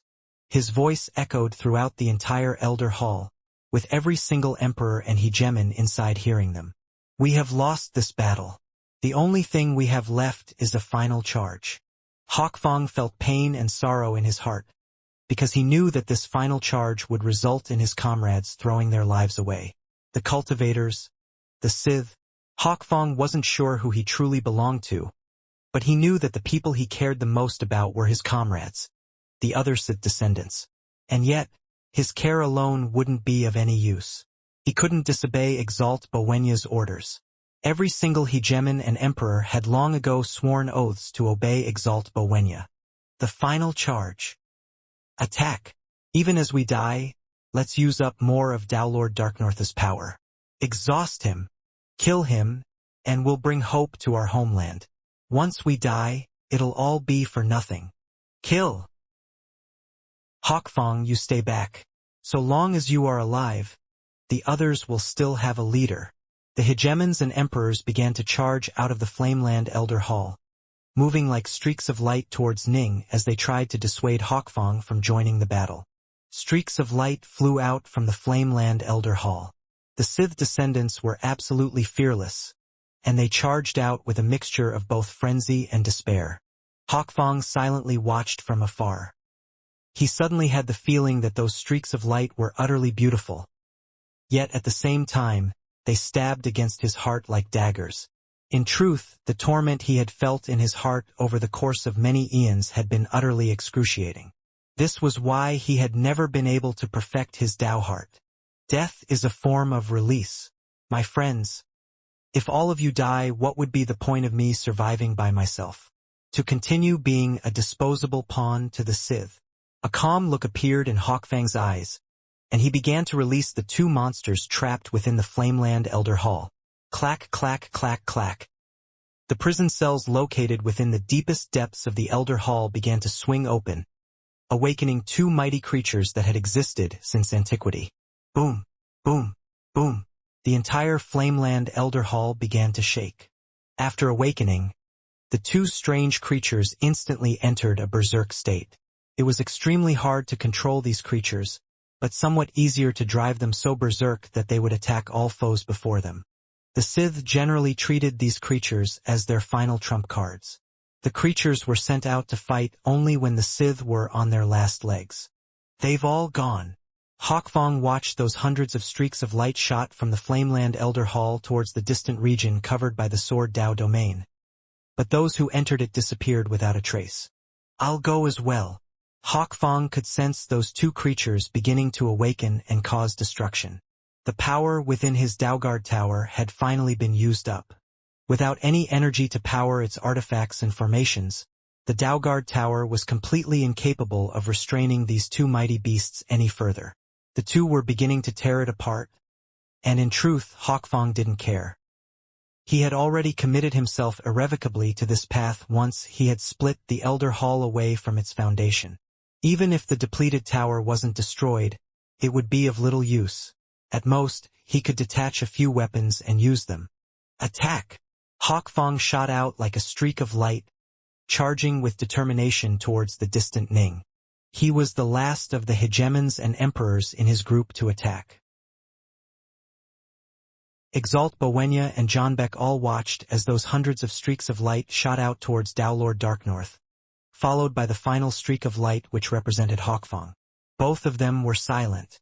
As for Ning, he was absolutely delighted. He had long ago put away his castle and was actively manipulating his Sword Dao domain instead.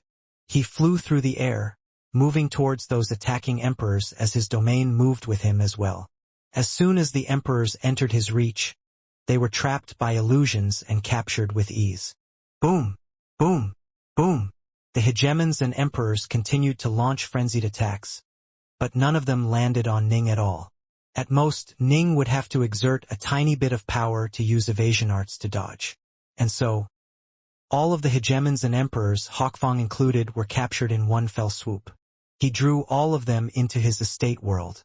Now that is that? Just as Ning was feeling quite satisfied with himself and preparing to review the memories of these hegemons, he suddenly turned to stare at the crumbling Flameland Elder Hall with a slightly tense look on his face. Boom! A giant hole appeared in the side of the Flameland Elder Hall, followed by a creature that looked like a giant fish flying out of the opening. The giant fish quickly expanded in size when it flew out, expanding to become 30,000 kilometers long. It had long whiskers around its mouth, and those whiskers were all 10,000 kilometers as well. It also had a total of 18 sets of claws located alongside its flank. As for its tail, the tip of its tail was connected to a series of slender threads which chopped through space with terrifying power as they swished back and forth.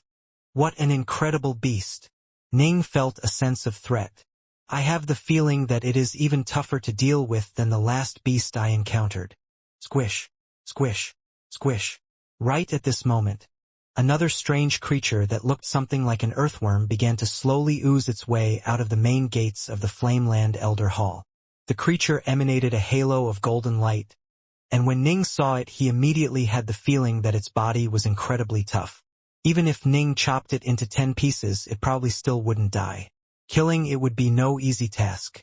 I need to find their essence cores before I can kill them, Ning mused. But both are extremely hard to deal with. It'll probably take me 10 or 20 strikes to kill them. But why should I have to? Ning exerted his will as he landed upon the ground beneath him.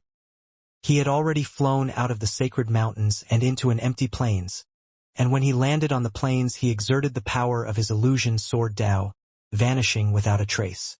He was using his illusions to blend into his surroundings, completely masking his aura and revealing no traces of his presence at all. Kill! Kill! Kill! These two creatures came from outside the Chaosverse, and they were born with incredibly powerful bodies. Their eyes were filled with savagery as they scanned the area, searching for living beings to kill. And yet, after doing so, they ended up turning and charging towards the two remaining Elder Halls instead. Both of those Elder Halls were easily locatable, and they could sense that both held living beings within them. Damn! It really was all an illusion. Dao Lord Darknorth's illusions are truly... Exalt Bowenya turned pale when he saw this. These were clearly his beasts, but upon being unable to find Ning they chose to charge towards him instead. They had captured these beasts and driven them berserk. For these beasts to now attack them was a form of karma. Boom! Squish! The two creatures parted ways, separating as they moved towards the two Elder Halls. They began to launch a frenzied barrage of attacks upon their respective Elder Halls. Their mighty bodies contained an even more massive amount of energy than Flamewing. It gave them all the power they needed to furiously assault the towers to give vent to their hate. They even opened their giant mouths to bite down at the towers. But the two Elder Halls would not be so easily shaken by the likes of them. Boom! Boom! Boom! The two Elder Halls began to counterattack with near-autark levels of might. The attacks left gaping wounds on the bodies of the two creatures. The earthworm creature was able to endure nearly 100 blows before finally being blasted apart, at which point its essence core was destroyed and it perished. As for the giant fish, when it was on the verge of dying it actually came back to its senses and bored into the earth to flee. It regained its mind?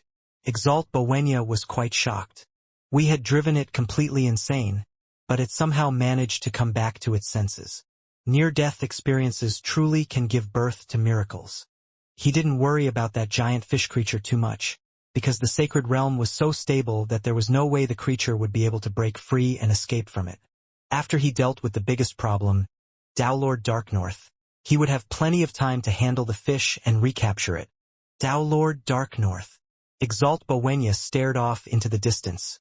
His gaze focused upon the plains where Ning had vanished. Dao Lord Darknorth was 1,000 times more dangerous than that giant fish. Ning had hidden himself via his power over illusions, and upon doing so he had immediately summoned Hawkfang.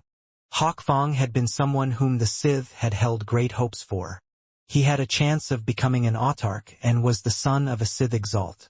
Ning had searched the memories of over 2,800 Sith Emperors to no avail. By now, he felt certain that his chances of finding those 9 techniques in the memories of ordinary emperors were extremely slim. Hawkfang, however, was special. Perhaps he might have something. Whoosh! The black-robed Hawkfang appeared before Ning. His gaze was calm, and he even smiled slightly when he saw Ning appear before him. Dao Lord Darknorth. Ning didn't say anything, immediately drawing Hawkfang into an illusion. He was afraid that Hawkfang would try to commit suicide in the hopes of killing him. If that happened, Ning wouldn't have a chance to search his memories. They would have plenty of time to chat later. The 9 techniques, however, were absolutely critical to him and his hopes of proceeding further along the path of cultivation. He wouldn't take any risks with that. This is certainly a great deal of memories. Ning began to review Hawkfang's memories. Hawkfang's Dao heart was flawed, and so he wasn't able to resist Ning's illusions. Ning couldn't help but sigh as he flipped through Hawkfang's memories. Hawkfang was a rather tragic figure. If he had been born amongst the cultivators, he probably would have already become an autarch. What? He also swore a lifeblood oath not to transmit the 9 techniques to anyone. Ning felt rather speechless when he saw the thought bubbles surrounding those 9 techniques. He had expected this, but he had still been hoping that Hawkfang would be different. In truth, however, every single Sith given access to these techniques had been forced to swear lifeblood oaths. Hawkfang was no exception. Ugh! Ning felt rather disappointed after being unable to access the 9 techniques, but he continued to flip through Hawkfang's other memories. Time slowly flowed on. 2 hours. 4 hours. What's this? Ning's eyes slowly began to light up as he began to flip through the memories faster and faster. The more he saw, the more excited he became, and towards the end he was so excited that his entire body was quivering. The 5 truncheon chapters. Now this is an unexpected surprise. Due to his repeated failures, Ji Ning was already at the verge of abandoning all hope of finding the 9 special techniques. He was simply rifling through the rest of Hawkfang's memories out of a sense of caution. Who would have thought that such an unexpected surprise would pop out? After Hawkfang's father had accompanied the Sith army in their first invasion of the Chaosverse, he began to live here within this hidden dimension. Later on, the Supreme Sith leaders sent orders for the Sith to begin to propagate within this land. As for Hawkfang's father, he was an exalt, but the one and only child he had upon reaching this level was Hawkfang. He began to put all of his efforts into rearing his son. Hawkfang was incredibly talented in every respect, and he skyrocketed in power with no pause at all. However, he was still just a Sith descendant. The true Sith couldn't help but feel a sense of caution towards these descendants, and so they weren't willing to pass down any information or guidance regarding Omega Daos. If one of their children managed to reach autarky via an Omega Dao, it would be their children who would become the rulers of this Chaosverse, which meant that it would still be suited for the current cultivators, not the Sith. The Sith descendants were much like the local cultivators, after all. They were born and bred under the current conditions. In addition, if someone reached autarky via an Omega Dao, not even a lifeblood oath would be able to restrain or affect him. The Sith were afraid that they would no longer be able to control such a person, and so they didn't pass down any Omega Daos. Hawkfang was incredibly talented. Guided by the Sith away from the Omega Daos, he succeeded in the Dao merge and became a mere hegemon. In truth, this was perhaps a lucky thing for Hawkfang. Ning didn't have any guidance as he walked the path of the Omega Sword Dao, but the difficulty of the Dao merge resulted in him failing at it. Becoming a hegemon, it was hard to say if it was a good thing or a bad thing for Hawkfang. After becoming a hegemon, he had quickly reached hegemony in 5 other Daos. His speed of advancement was so shockingly fast that it had amazed the entire Sith race. Even the highest-ranking members of the Sith paid close attention to him. Later on, the Dawn War began. Hawkfang's father, as an exalt, was required to lead the Sith forces into battle. Hawkfang insisted on accompanying his father into battle. As one of the most favored Sith descendants, he had a somewhat special status, and so the highest-level Sith reluctantly agreed to his request. However, they only agreed to let him send his avatar, as they knew the war would be so fierce that Hawkfang could very well die in it. The entire Sith race was eagerly awaiting an autarch arising from within the ranks of their children. During the war, Hawkfang's avatar accompanied his father in battling against the cultivators. He saw many things, and slowly he began to realize the truth. You imbeciles! Can't you feel it? Can't you sense the difference between you and the Sith? It was this vast Chaosverse which gave birth to you, nurtured you, supported you. The primordial chaos of this universe accepts you but rejects the Sith, because the Sith are foreign invaders and enemies. You are helping your own enemies. You are cultivators. Why do you willingly serve the Sith? Autarch Bolin had charged towards them, roaring with accusation and fury. Hawkfang had long ago suspected the truth, and on that day he became certain of it. Fang, my son. His father had sought him out that day. We're quite unlucky to have run into one of the cultivator autarchs so soon. We're going to die today. I'll destroy your avatar to ensure that this autarch won't be able to kill you. Every single one of his strikes is filled with the binding power of karma. If he kills you, he'll use karma to destroy your true body as well. Father, I am a cultivator, not a Sith, right? Hawkfang asked. Ning was looking through Hawkfang's memories and could see through Hawkfang's eyes. He saw the look on the face of Hawkfang's father, and that look shook even Ning's own heart. Hawkfang's father had fallen silent for a moment. He then looked at his son, his eyes filled with mixed emotions. Heartache, love, worry, hope. These were the pure emotions a dying father would feel when gazing at his son. Hawkfang's father had then said softly, "I might as well tell you. I was bound by oaths not to reveal this to you, but now you already know the truth. I didn't have a choice. I had to take part in this war and just hope for the best. You don't have a choice either. The two of us, father and son, we certainly share a sorry fate." When Hawkfang's father had said these words, his eyes had become filled with resentment. He had then let out a sigh. If you can become an autarch, the Sith wouldn't dare to mistreat you. You'd be considered one of their important thugs. But if you fail to make that breakthrough and remain a mere hegemon, you wouldn't even be considered a thug, just a disposable pawn. I was able to protect you, but I'm going to die soon. I won't be able to protect you any longer. If you ever have the chance, flee. Escape and go to the cultivator civilizations. Hawkfang had been stunned. He never would have imagined that his father would tell him to go flee to the cultivators. All right, we're out of time. Hawkfang's father had then reached out and pressed his hand against Hawkfang's chest, destroying Hawkfang's avatar with one blow. And that was the last memory Hawkfang had of his father. The end result of that battle was Autarch Bolin exterminating the entire squad led by Hawkfang's father. Eventually, the Dawn War came to an end. Hawkfang continued to live within the sacred realm inside the hidden dimension. At first, the Sith continued to pay close attention to him, but the shadow that had been cast over his heart made it so that he would be unable to cleanse his Dao heart of all flaws. He was a cultivator, but he was also a descendant of the Sith. If the Sith had treated him with sincerity, he wouldn't feel so torn. But in reality, he now knew that they were nothing more than cannon fodder and pawns. Even if he worked extremely hard and became an autarch, he'd be viewed as nothing more than a useful thug. What was the point of cultivating? And he was forever unable to forget his father's final words.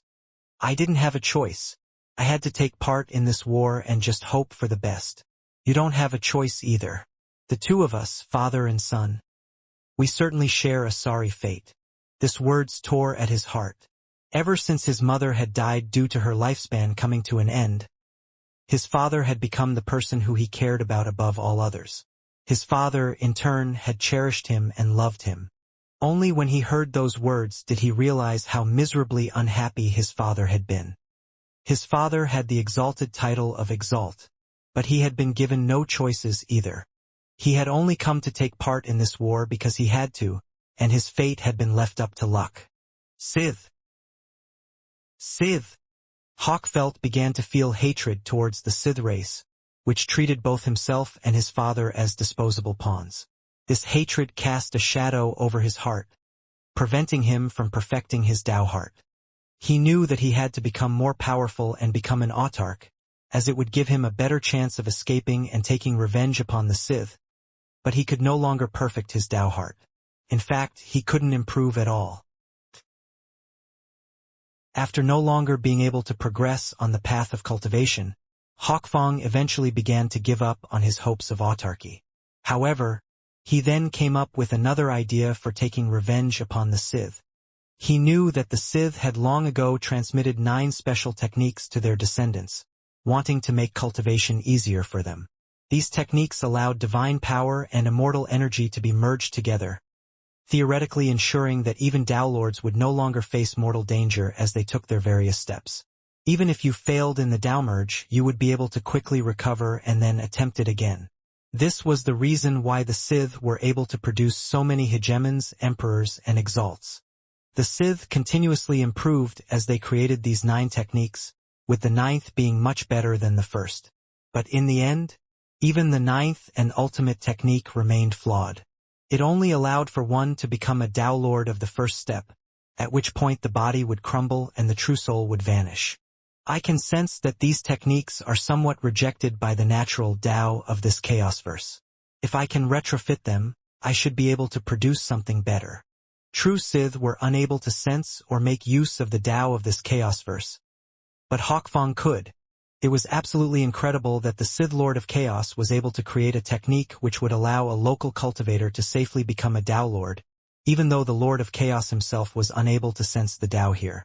Hawkfang had personally viewed all 9 of the techniques in the past, and he had watched as the almighty Sith Lord of Chaos had slowly improved and perfected them. Hawkfang had gained many new insights as he had watched. And so, he had chosen to make use of those insights into creating his own techniques. He had felt certain that all 9 Sith techniques contained fundamental, foundational errors.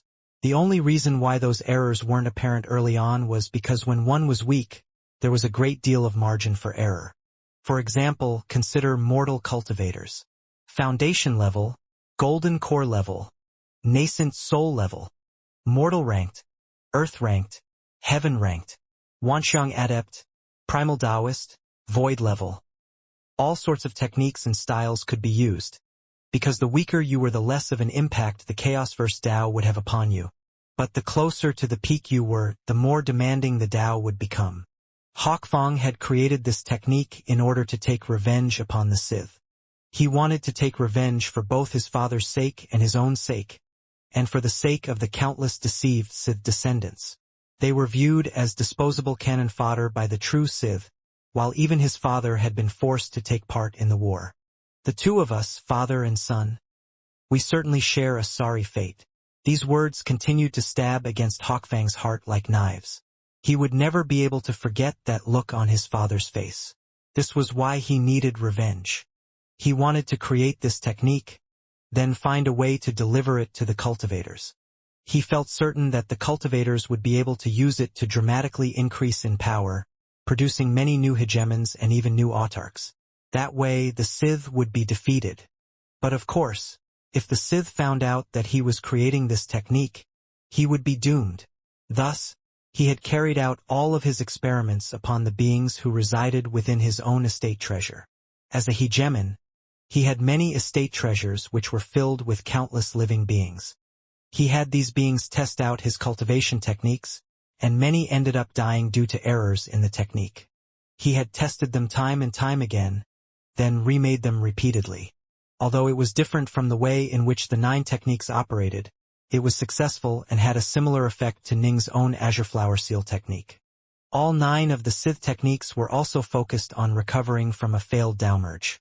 If the Sith Lord of Chaos was also able to sense the Tao of this chaos verse, he probably would have been able to easily create a perfect technique which would allow someone to train all the way to the autarch level. It was like a brand new door had appeared in front of Ning, one which allowed limitless possibilities in a brand new world. But of course, he would first have to create a new technique which would allow the true soul to become deathless and everlasting. I can definitely succeed. I will definitely succeed. Ning was filled with anticipation. They were afraid that the 9 techniques would be disseminated to the cultivators, accelerating their research efforts into this same field. Hawkfang, I truly have to thank you. Ning stared at Hawkfang, who was still in a dazed and illusion-bound state in front of him, then smiled. After completely reviewing Hawkfang's memories, Ning felt that this trip to this hidden dimension had been completely worth it. Awaken, Ning murmured softly. Hawkfang trembled slightly. Moments later, his eyes regained their usual clarity. He looked at Ning, blinked, and then smiled slightly. Tao Lord Dark North. Was I in an illusion just now? Yes. Ning nodded. You've already reviewed my memories? Hawkfang asked. Ning nodded. Thank you, Ning said.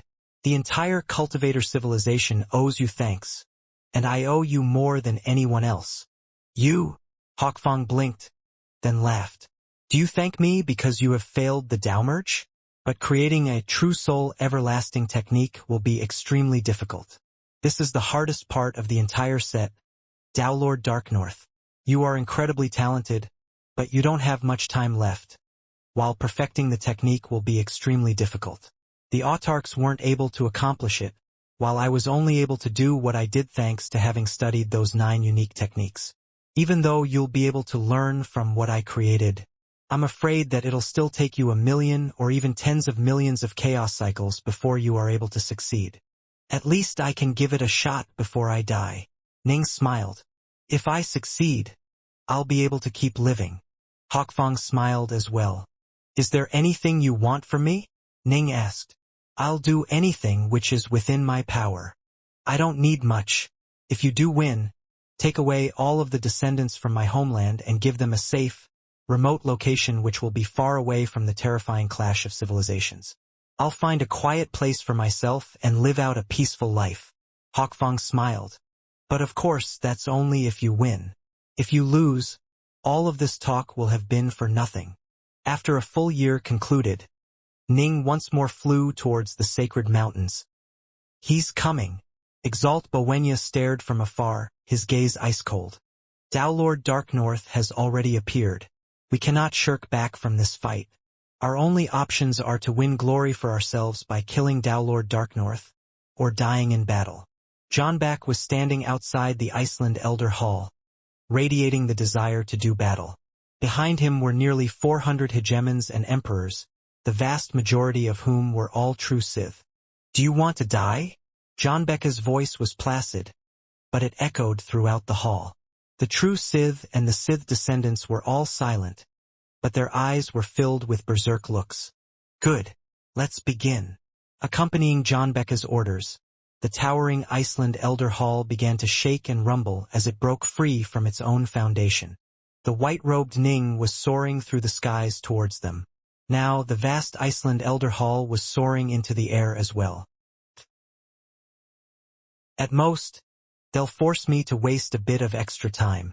Thanks to his illusion sword Dao, Ning would be able to win this fight quite easily. None of them could see through his illusions. His sword Dao domain was able to cover an area of over 1 billion kilometers, and this entire area would be transformed into an illusory realm. Wide-range attacks could hit him, but they would be weak enough that Ning could just hide inside his treasures and defend against them with ease. Focused attacks were powerful, but there was no way they would be able to locate the true Ning within this region of 1 billion kilometers. If I had already mastered the illusion sword Dao while I was fighting in Purgatory, I wouldn't have needed to use my storm sword Dao to evade those attacks when fighting that first castle. The illusion sword Dao would have been enough to make it impossible for my opponents to locate me, much less stop me. Same with that space-time formation. I still would have been trapped, but the illusion sword Dao would have made it impossible for them to injure me. Ning couldn't help but sigh. During the battle in the space-time formation, he had sacrificed many precious treasures and had to strike 18 times before he was able to escape. What a waste!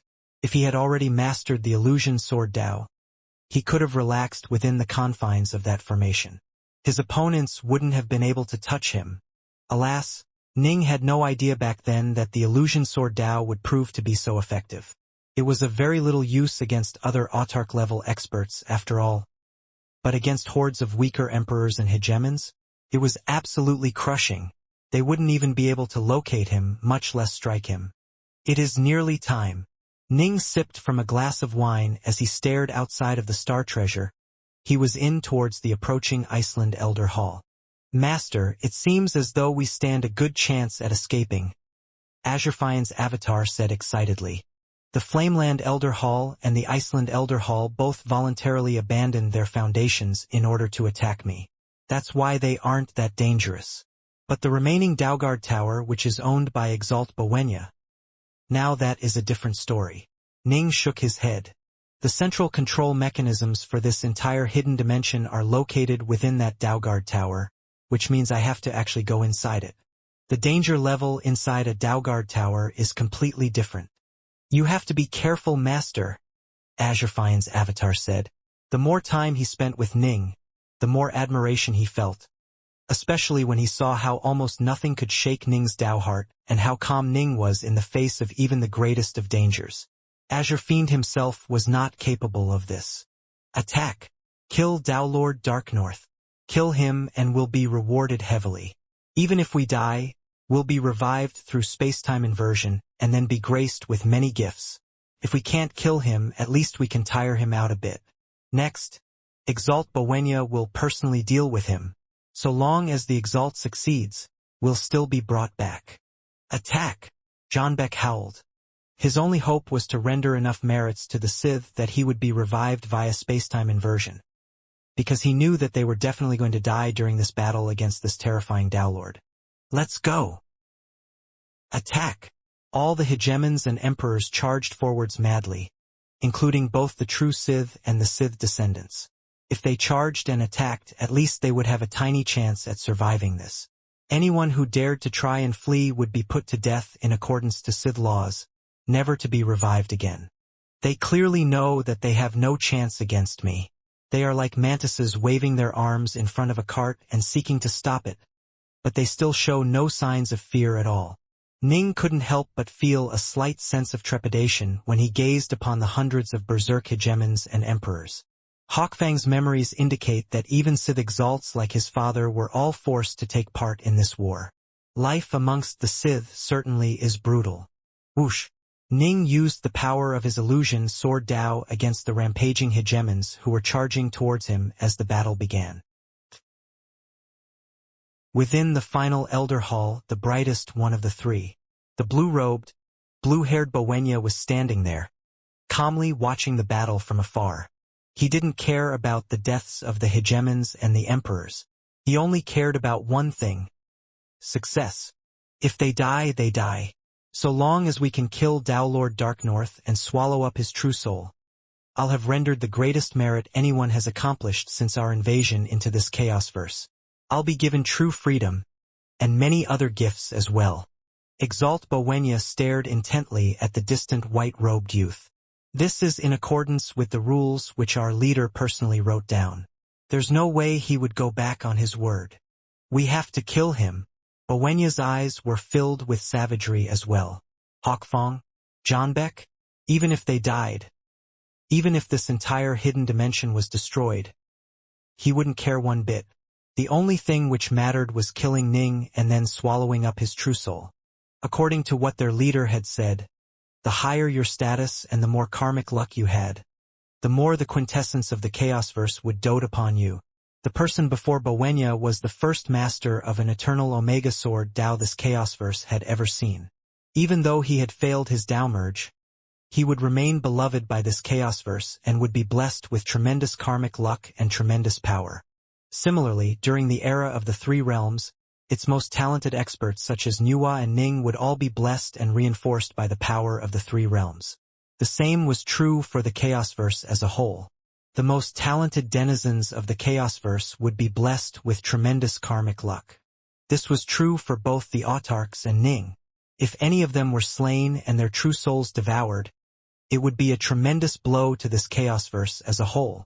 If Ning had died under ordinary circumstances, such as his true soul naturally dissipating, then his true soul fragments would make their way back into the prime essences of the Chaosverse.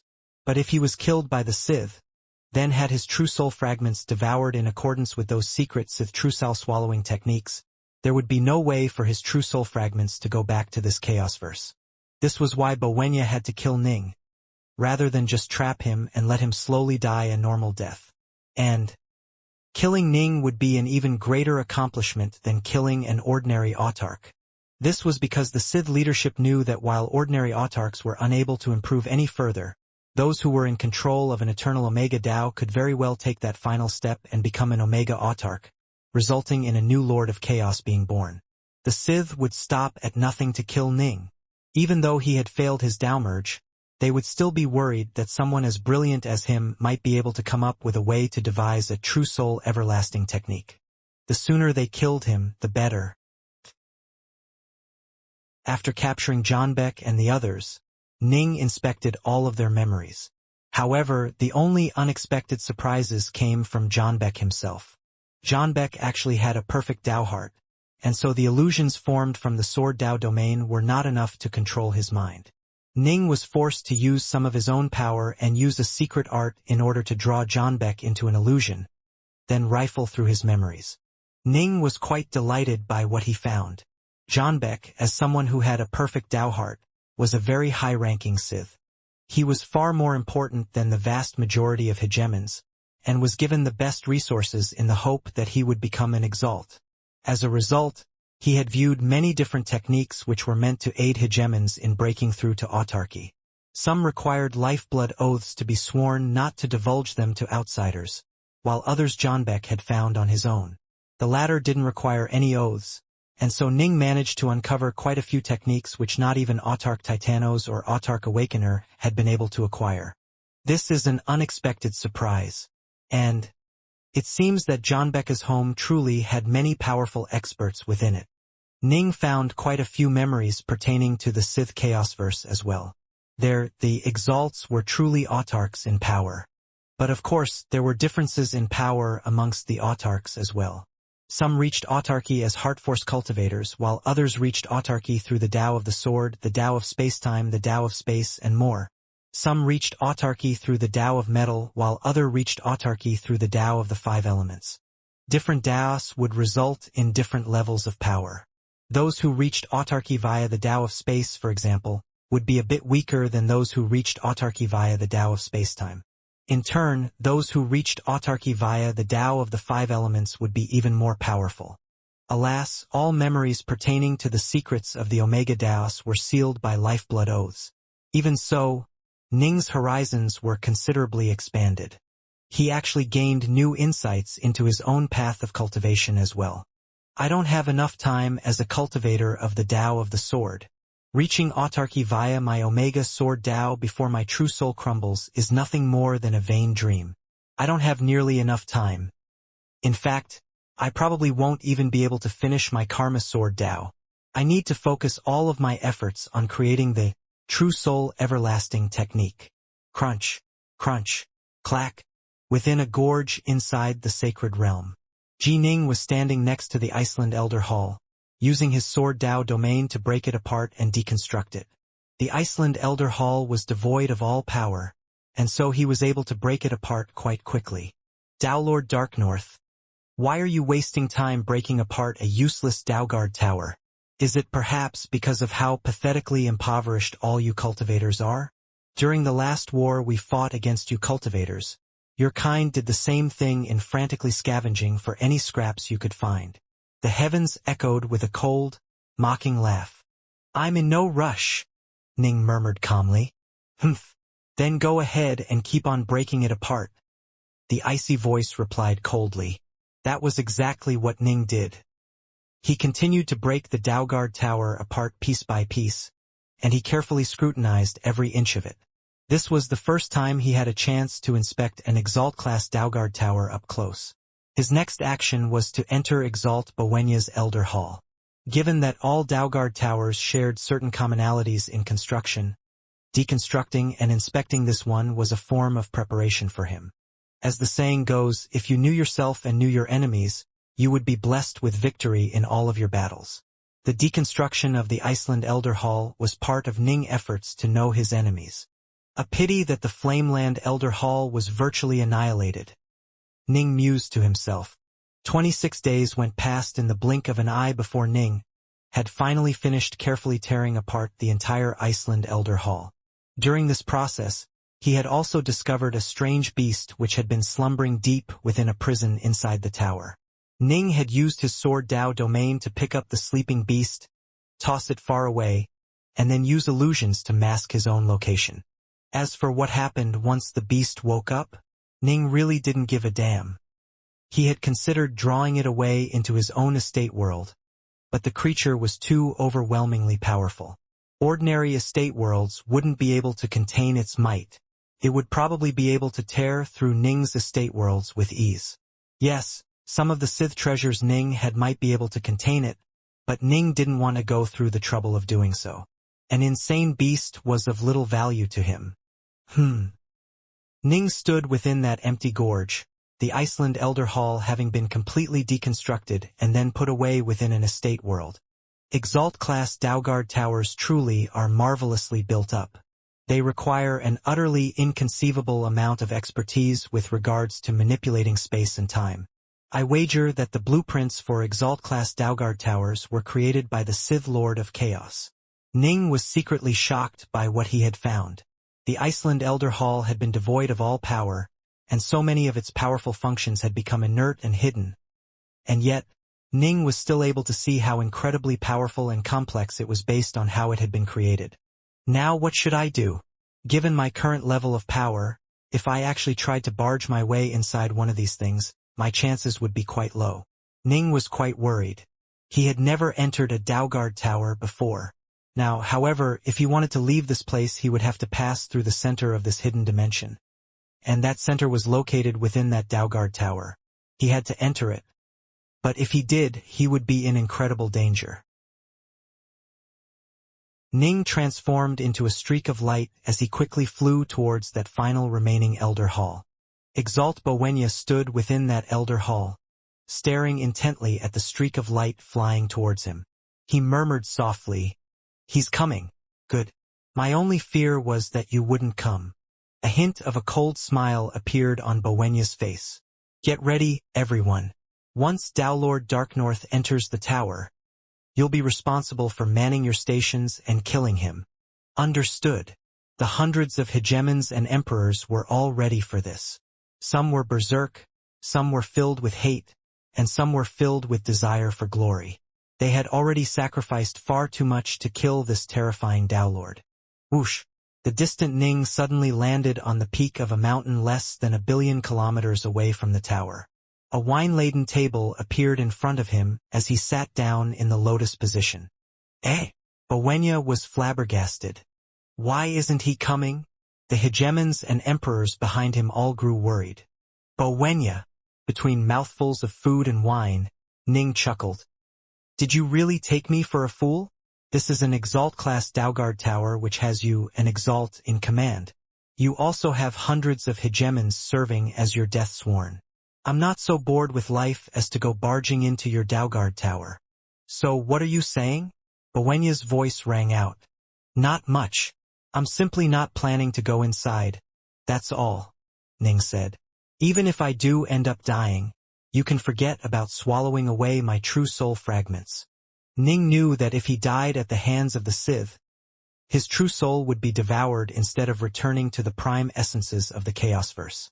Bowenya blinked, while the hegemons and emperors behind him grew anxious. "Exalt, what should we do? If he doesn't come in, what can we do? He's too powerful." He managed to deal with both of the previous Elder Halls when they moved to attack him. Right? What should we do? They were all panicked. Exalt Bowenya barked, "Shut up!" Instantly, the Elder Hall fell silent. He then frowned and stared at the distant Ning, then said in a cold voice, "Daolord Darknorth, I admire you for your strength. If I fought you in solo combat, I would probably be defeated by you with ease. I have no chance of defeating you if I exit this tower. I failed my Daomerch. My true soul has been crumbling this entire time." Ning sat at the peak of that distant mountain, sipping his wine and smiling. "You are still a Sith Exalt, after all. It won't be easy for me to kill you, and my lifespan will be dramatically lessened by battling you. Perhaps my true soul will crumble to the point of collapsing during our battle, in which case you would have won. If you fight, you stand a chance at winning. If I come out and fight you, I have a greater than 90% chance of dying," Bowenya said. "And you, Daolord Darknorth, must know that although killing me won't be easy due to how tough my body is, capturing me would be much simpler." "Humph. I've encountered Omega Emperors before in my own homeland." Ning raised an eyebrow. It was true. Killing Bowenya would be fairly difficult, as his body and true soul were both on the autarch level. It was only because he was a foreign invader that this Chaosverse rejected him and suppressed his power to the level of the Blaze-Sun ruler. To kill him would take many blows, but simply capturing him would be easier. Ning had already mastered the Space Sword Dao. He could use a blow to wrap Exalt Bowenya within layers of space, and then imprison him. Ning had many different Sword Daos. The Space Sword Dao would be the easiest one for capturing Bowenya. "That's why I won't go out and fight you," Bowenya continued. "Either you come inside, or I'll just watch you die from afar." "Watch me die? Then you won't have the chance to be rewarded for this." Ning smirked. "You prepared so many plots to kill me, all for the sake of exhausting me and slaying me so you can swallow up my true soul. If I just die naturally, you won't get my true soul. My life is more valuable than any reward. The rewards for killing you are great enough that I would be willing to risk my life if I felt my chances were good. But given how slim my chances would be, I won't be so foolish as to go out and fight you. You are indeed very powerful. My only chance lies in battling within the Daoguard Tower, Bowenya said. You were able to use your illusions to defeat the many other traps and treasures I threw your way. Now only my Daoguard Tower remains. If you come inside, I'll battle you to the death. If you do not, you can just die outside. Bowenya remained quite calm and focused. He cared intensely about staying alive. He could calmly, emotionlessly watch as over 2,800 hegemons and emperors perished, including Hawkfong and Zhanbek. But himself? He wasn't going to throw his life away. He would rather abandon his chance at glory than to risk himself. Whoosh! Ning transformed into a streak of light and flew towards the Daoguard Tower. He's coming. Bowenya and the others began to grow excited. The gates to this elder hall were wide open. Ning was on par with the autarchs in power. To him, whether or not the gates were open was really meaningless. He could simply teleport inside even a completely sealed-off castle. Ning quickly flew next to the elder hall. He stared upwards at the towering, 12-story tower, then reached out with his right hand and gently pressed it against the surface of the Daoguard Tower. The surface felt rather cool to the touch. Thanks to his mastery over the Metal Sword Dao and the Earth Sword Dao, Ning could sense some of the internal underpinnings of the tower without even having to enter it. As I expected, the most dangerous part of an Exalt-class Daoguard Tower lies in the Dao of spacetime. Ning secretly frowned. When he had torn apart the Iceland Elder Hall, he had come to this conclusion. He was hoping that perhaps Exalt Bowenya's Daoguard Tower was different. But in truth, the situation was essentially the same. The Daoguard Tower looked like a single entity, but it was actually composed of many different spacetime continuums that were fitted together in extremely marvelous ways. This required an extreme level of mastery of the Dao of spacetime. If Ning entered, he would need to traverse a veritable maze of spacetime continuums and would probably die midway through.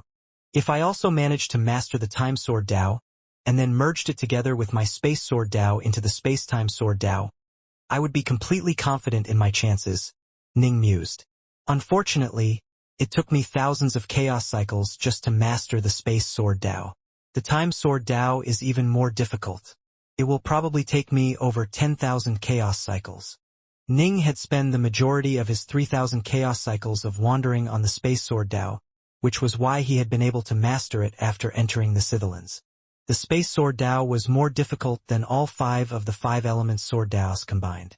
The Time Sword Dao was even more difficult than that.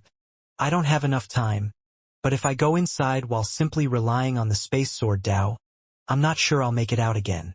Ning hesitated.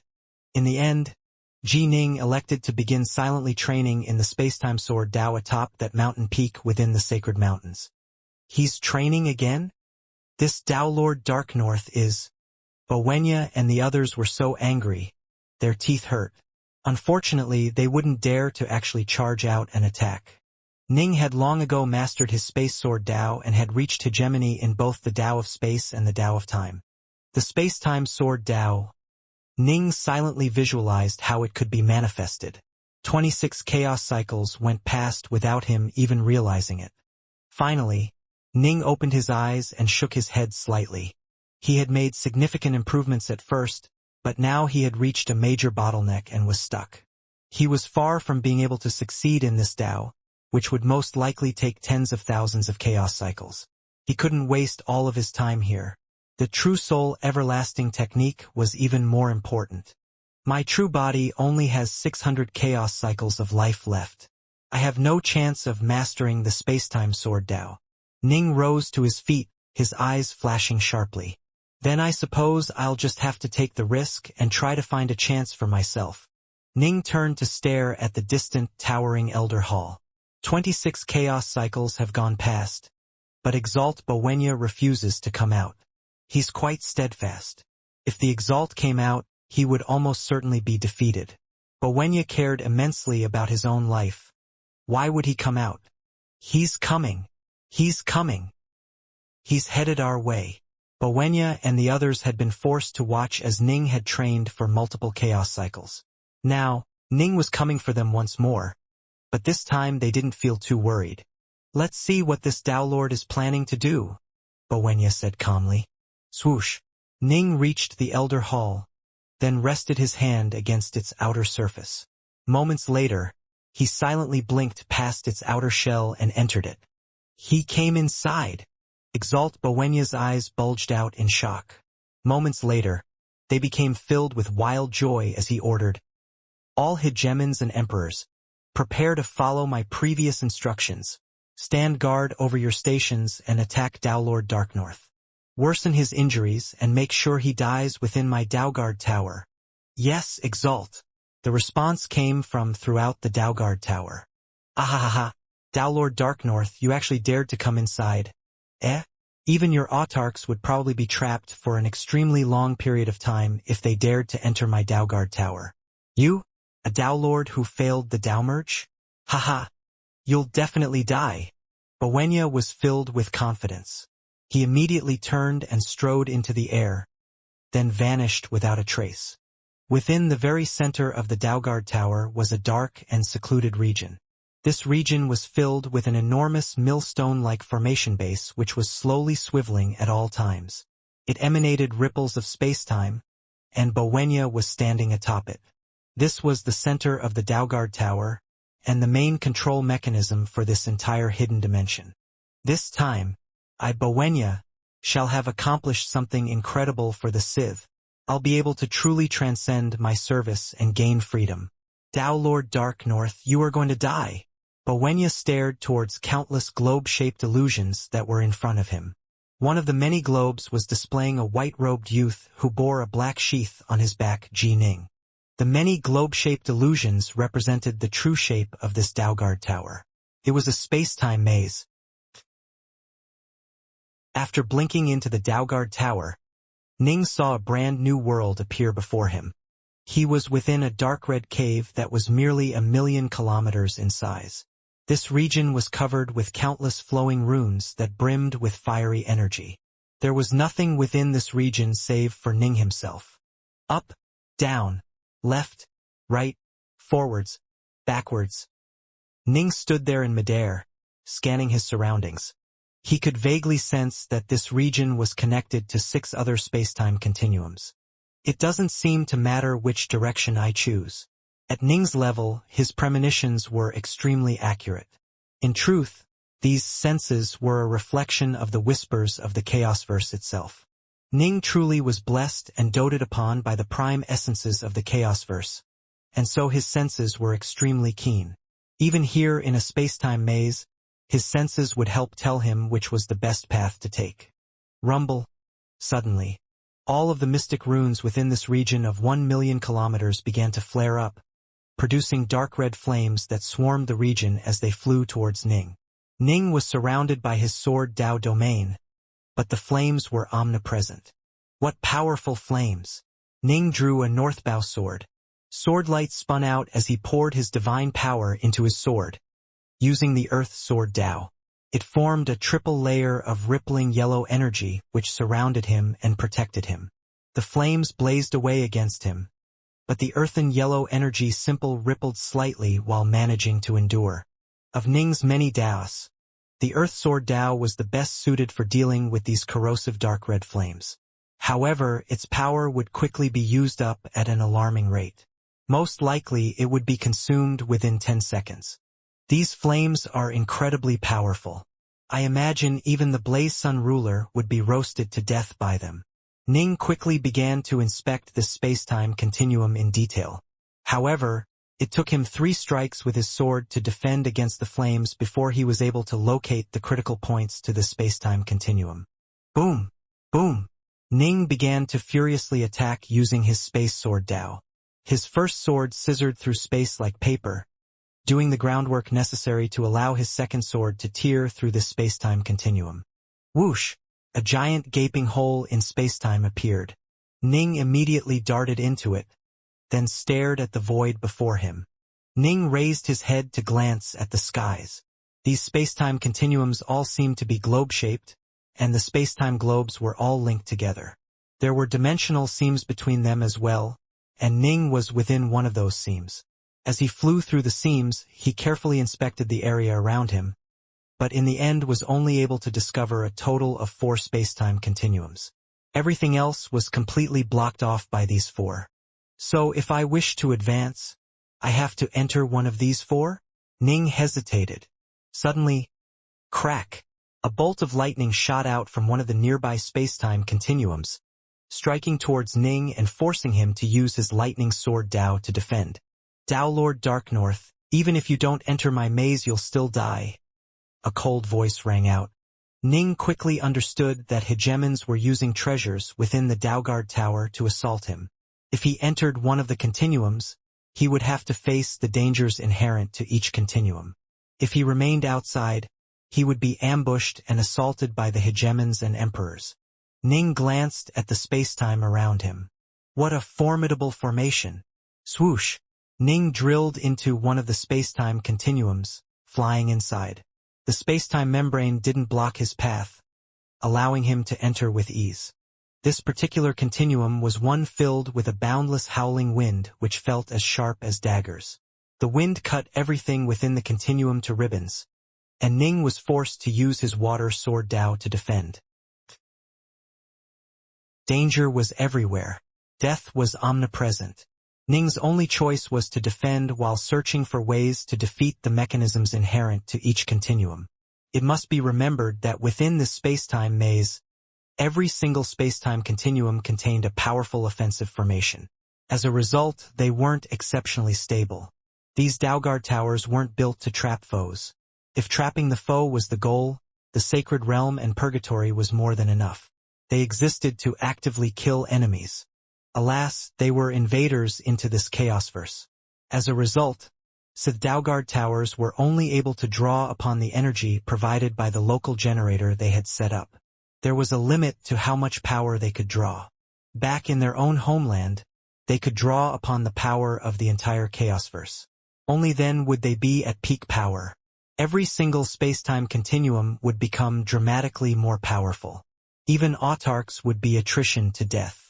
As for now, it would be hard for this Daoguard tower to slay an autarch, but it could certainly trap one for an extended period of time.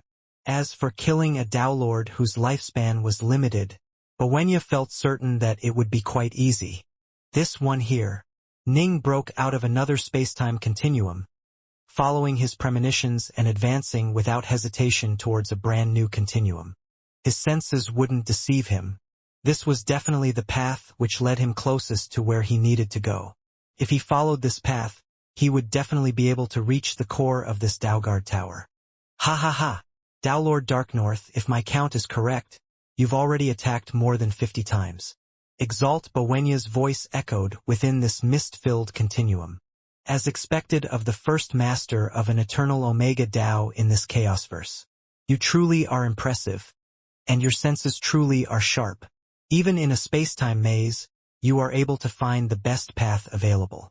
Ning completely ignored him, choosing to instead focus on analyzing the new region he was in. He wanted to find the center of this tower, then assault it with all his power. His strikes against it would be far more effective than his strikes anywhere else. 2 or 3 strikes would be enough to grant him escape. But even if you can find the best path, it'll be of no use. You'll die of exhaustion before you ever reach it. Exalt Wuxia roared with laughter. Let me tell you a little secret. You are still at the outer edges of the spacetime maze. You aren't even close to me yet. Ning did in fact feel anxious. He could sense that although he had indeed chosen the quickest path, the journey before him would be a long one, and he would need to traverse over 1,000 different spacetime continuums. He had to strike at least 4 or 5 times within each spacetime continuum to break free. Some cost him 7 or 8 strikes. He had only been fighting for a short while but had already struck over 50 times. This was rapidly depleting his lifespan. Although Ning had expected that this would be dangerous, there was nothing he could do upon being trapped within the spacetime maze. I didn't have to use full power on each strike, but I really don't have many strikes left in me. My true soul is crumbling faster and faster now. I can't predict when the final collapse will come. Ning was worried. More and more cracks had appeared upon his true soul, hastening the day when it all came crashing down. These cracks were accumulating at an alarming rate. Ning's lifespan was rapidly decreasing, but he didn't slow down in the slightest. He wouldn't give up until the last moment came. Drip, drip, drip. Ning was within a world of rain. His swordlight cut a hole into the world, allowing him to flee the space-time continuum. He had always been charging forwards fearlessly, but suddenly he came to a halt and turned backwards to look into the rain. For some strange reason. Perhaps because he knew he was about to die. When Ning saw the rain, he couldn't help but think back to his father and mother. His father had personally taught him the Raindrop Sutra sword arts. Later on, Ning had then understood the true meaning of the raindrop and embarked upon the path of the Tao. Whoosh! The giant gaping hole behind him began to rapidly close as spacetime reached out to merge together and seal the breach.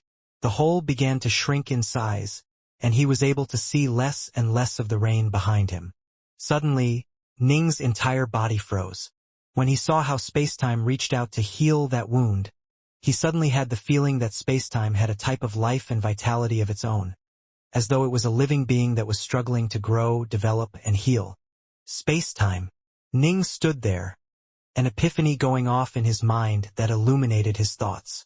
Exalt Bowenya frowned from his position at the very center of the Daoguard Tower as he stared at the small, illusory figure who stood within one of many illusory globes before him. Why did Tao Lord Darknorth suddenly come to a halt in the dimensional seams? Humph! Does he really think he'll last longer if he doesn't go into the next spacetime continuum? Fuse, attack Tao Lord Darknorth. Exalt Bowenya instructed. Understood. Upon hearing the order, a Sith Emperor who was lying in wait within the dimensional seams of the spacetime maze immediately prepared to launch an attack with the treasures within the Daoguard Tower that had been assigned to him. Ning was in the middle of a prajna state of epiphany. When you were weak, you might be unable to control yourself upon entering such a state. In fact, you might even forget the entire world around you, including any danger you were in. Ning, however, had reached an autarka's level of insight. Even though he was in a prajna state, he was able to remain somewhat aware of his surroundings. He first accelerated time by 100x around him, then carefully continued his meditations. Not just him. Even the black-robed primal twin in the outside world had also entered a prajna state. Swish! A streak of black wind howled straight towards Ning. The meditating Ning was able to divert a bit of his attention to dealing with it, using the water sword Tao to form a curtain of water which protected and surrounded him. He's still not leaving? Exalt Bowenya was able to watch everything from afar. When he saw that Ning remained within the dimensional seams, he immediately ordered, "Continue. Do not stop. Since he has chosen to remain within the seams, bombard him with attacks until he dies." The black wind attacked again and again, but Ning continued to stand there without moving. If he entered a new spacetime continuum, he would have to deal with incessant attacks which would come from every direction. This black wind, however, was only able to attack roughly once every 5 seconds. Each time Ning used his sword arts, he would be able to defend for roughly 20 seconds. During this period of time, Ning kept himself at an 100x temporal rate while continuing to maintain his prajna state. Time continued to flow on. After Ning executed the 18th stance from his sword arts, his eyes suddenly lit up. Spacetime is alive and sentient in its own way. So this is the spacetime sword Tao. Ning's heart was filled with joy. If he had been forced to just sit in the outside world and quietly ponder the mysteries of spacetime, it truly would have taken him over 10,000 chaos cycles to understand all of this. But he was in a life-and-death state in a region where spacetime had been manipulated to an unbelievable degree. Thanks to his mastery of the space sword Tao and the many insights it had brought, Ning had also come to understand some of the mysteries behind the spacetime maze, which had been developed by the Sith Lord of Chaos and was incredibly profound and abstruse. All of this had resulted in Ning entering a prajna state, and in doing so he had shattered through all the obstacles in his path, allowing him to break through to the next level. Oftentimes, eons of normal cultivation wouldn't be as effective as a single moment of epiphany. It had been a long time since Ning had entered a prajna state. Generally speaking, the higher a level of insight you reached, the harder it would be for you to truly enter such a state.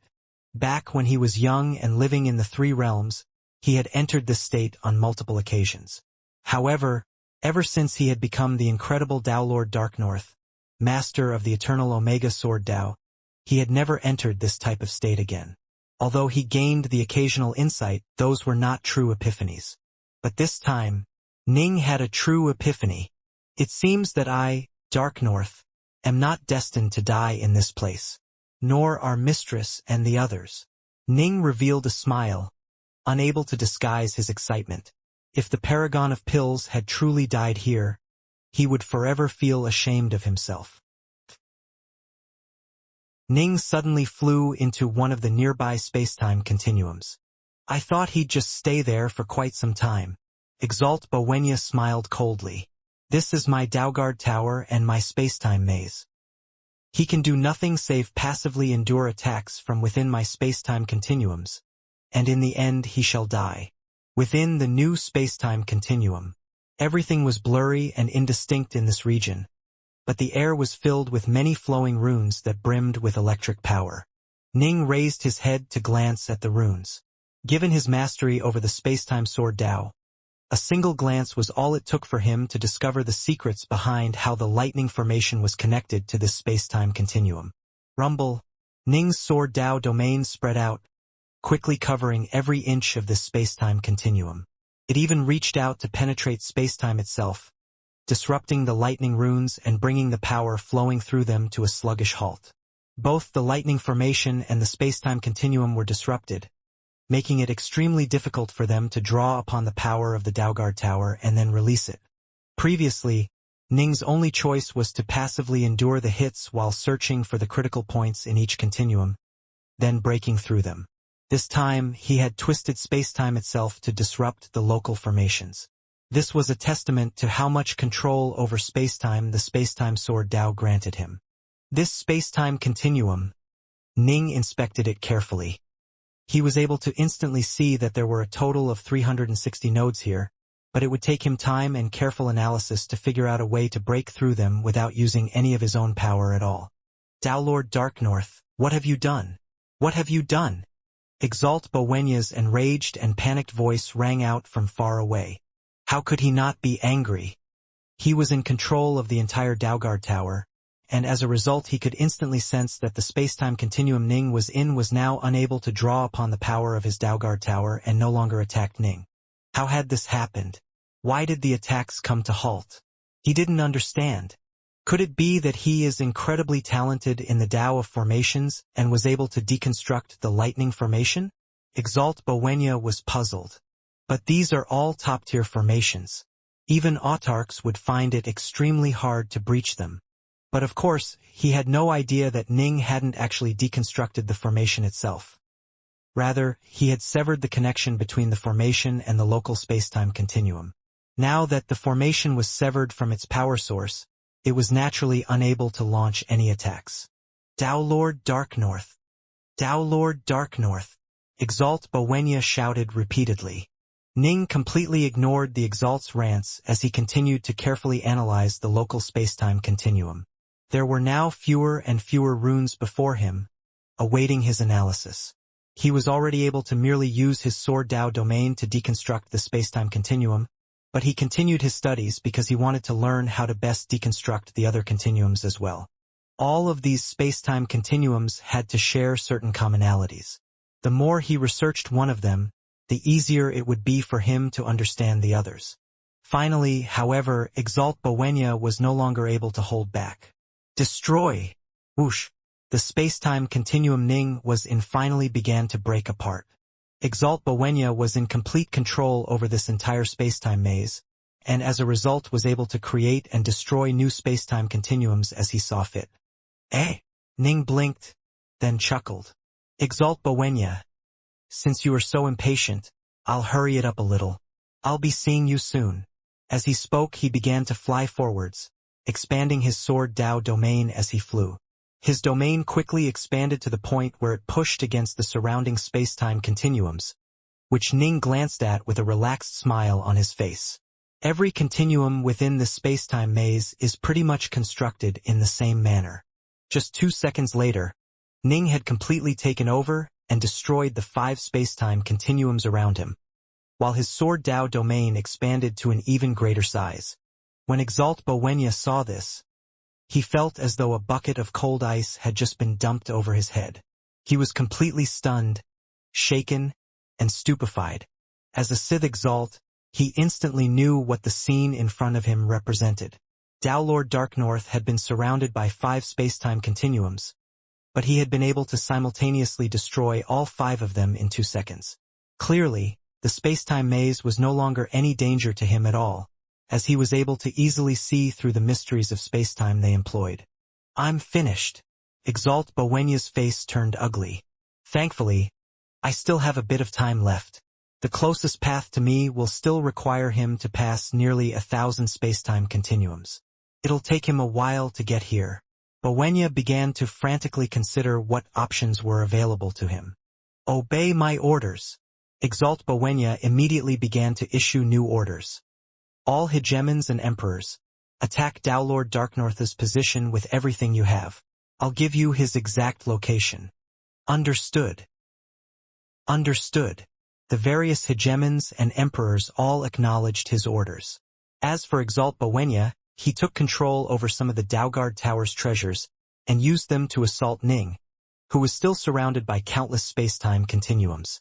Now that the space-time maze was no longer of any threat to Ning, Bowenya's only choice was to use his emperors and the Daoguard Tower's own treasures to attack him. Boom! Whoosh! Slash! All sorts of attacks rained down upon Ning from every direction, passing through various space-time continuums.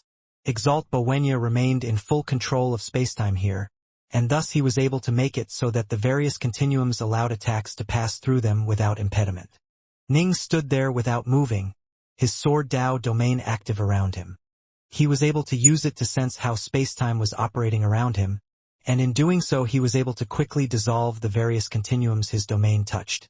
This time he was actually a bit faster than previously. Every single continuum was deconstructed with ease. What he needed to do was to get a clear picture of how each of the continuums operated. Upon doing so, he would be able to deconstruct them. Ning suddenly felt a premonition that dangerous attacks were raining down towards him from every direction. What's with all these attacks? The hegemons and emperors were all scattered throughout the Daoguard Tower, which was why prior to this Ning had only had to deal with a single attack each time. Now that Exalt Bowenya had abandoned using the space-time maze to trap Ning, all of the emperors were attacking at the same time. Some were so very far away that their attacks had to fly through space-time for an extremely long period of time before reaching Ning, who was able to use his illusion Sword Dao to dodge the vast majority of them. The only ones which were dangerous were the ones coming from nearby hegemons and emperors who were attacking from close range. The ones who were just 10 or 20 million kilometers away were especially dangerous. Whoosh! Ning was forced to use his Water Sword Dao to defend. His Sword Dao domain was currently only able to expand to a maximum of 8 million kilometers, and so these attacks were able to easily saturate this entire region with attacks. Pop! Pop! More surrounding space-time continuums were destroyed, with Ning continuing to deconstruct them faster and faster. "Dao Lord Dark North," a voice rang out from afar. "I know that we are going to lose this battle. My only request is that you spare the countless mortals who live within our homeland. Give them a chance to survive. Boundless, how dare you betray me? Attack and kill Dao Lord Dark North." Exalt Bowenya screamed frantically. Boundless? Why even bother with him? Angry, desperate, and grief-filled voices rang out. These came from the other hegemons and emperors within the Daoguard Tower, and the rain of attacks pouring down upon Ning began to slow down. Pop! Pop! Pop! Just 4 seconds later, Ning was able to destroy 4 more continuums towards his left. He instantly saw the hegemon known as Boundless, who was controlling treasures from the dimensional seam beyond those continuums. He was looking at Ning, a pleading look in his eyes, and his aura was rapidly weakening. His true soul was breaking apart. Even his body began to break apart and decompose. It must be remembered that these hegemons and emperors had all sworn lifeblood oaths to obey Exalt Bowenya's orders. Exalt Bowenya had ordered all of them to attack Ning. If they were perhaps a bit slow while they attacked or took it easy on Ning, that would be one thing. But if they suddenly and completely halted all of their attacks, that would constitute a violation of orders and therefore a violation of their oaths. They would be punished for it.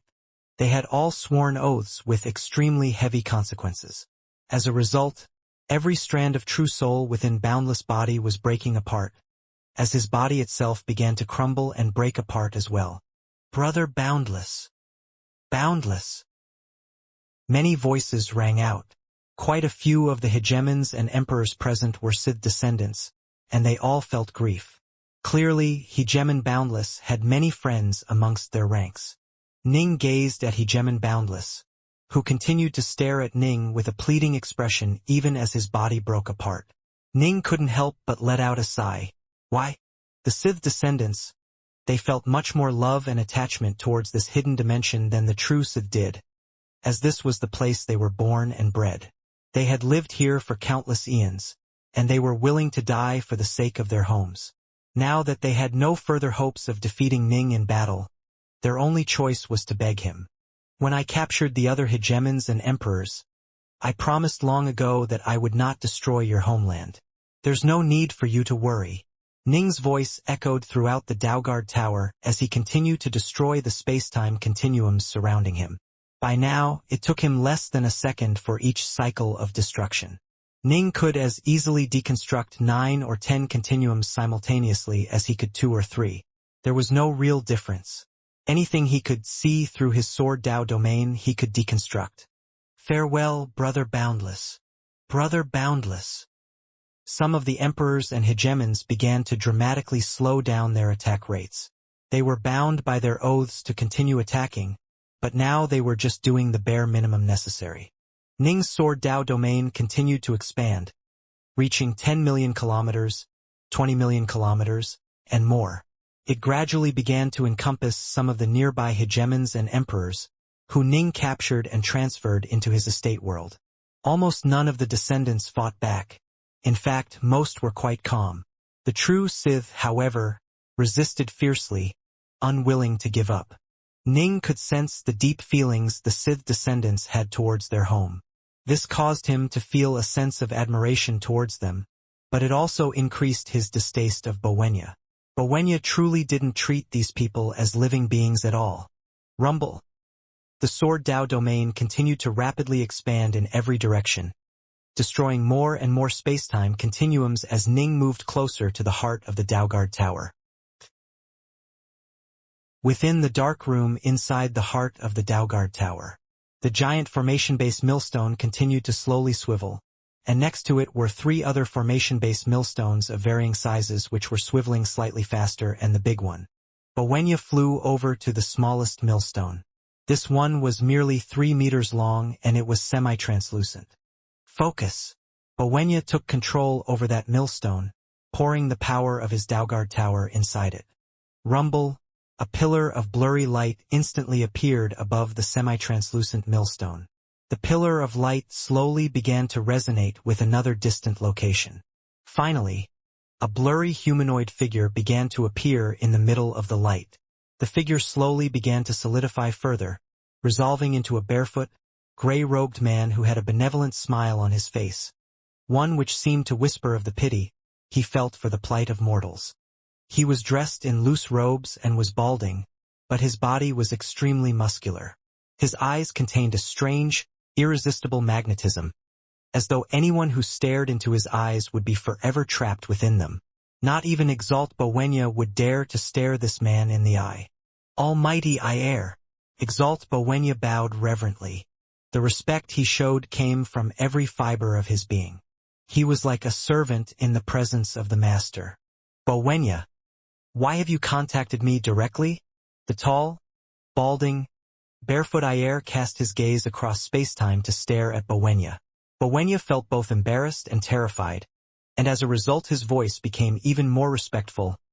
Almighty Ier, I have discovered that this Chaos Verse has given birth to a Dao Lord who controls an eternal Omega Dao.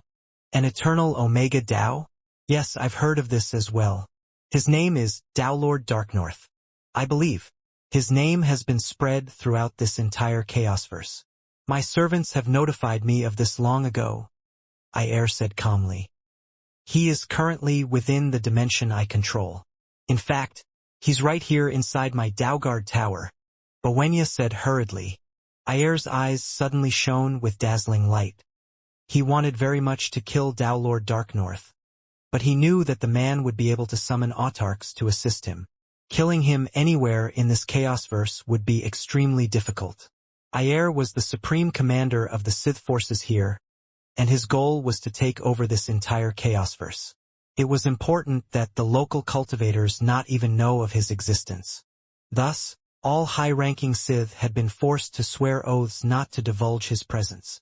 As a result, neither Ning nor the autarchs even knew of Ayer's existence. Have you killed him? Ayer asked. I have not. He's already solved my space-time maze and will reach the heart of my Daugard Tower soon, Bowenya said hurriedly. I'm no match for him at all. He's solved the space-time maze? Ayer hesitated slightly, then said in a calm voice, I'll send an Apocalypse-class servitor over. Remember, you must not reveal any traces of my existence. A hidden weapon was only effective when it remained hidden. Once his presence was revealed, the cultivators would be on their guard against him, which would drastically weaken the impact he might have. During the previous Dawn War, Ayer could tell that the situation was unfavorable for them. Even if he led his forces in a final attack, they would at most be able to cause the cultivators to suffer heavy losses. Victory would still elude them, and so he instead chose to hide, waiting for a better opportunity. He was a very patient man. There was no way he would be willing to risk exposing himself merely to kill Lord Darknorth. I understand, Bowenya said respectfully. Sharp light flickered in his eyes. He had sacrificed too much in his efforts to kill this damnable Lord Darknorth. An Apocalypse-class servitor. Humph. Those are some of the most powerful servants under Almighty Ayer's control. Bowenya was filled with eagerness. This time we'll definitely be able to kill you, even if we have to simply attrition you to death. He had previously used an Apocalypse-class castle and formation against Ning. In truth, Apocalypse-class simply represented an overall level of power. Apocalypse-class servitors, however, were actual living beings. Every single attack they launched was comparable to the power of an Apocalypse-class treasure, making them far more deadly than the treasures themselves. Rumble. Deep within the space-time maze, Ning stood there at the center of the maze, his Sword Dao domain continuing to furiously expand as he popped the various space-time continuums and destroyed them. Each continuum was only able to last a single second in the face of Ning's might, and just a short while later his Sword Dao domain had already stretched out to encompass 100 million kilometers. We've lost. I really can't accept this. Who would have thought that after surviving the last great war in this Chaosverse, we'd end up dying here? The true Sith hegemons were filled with despair as the Sword Dao domain reached out to encompass them. They were captured without being able to fight back at all. Ning continued to furiously expand his Sword Dao domain as he moved closer and closer towards the center of the Daugard Tower.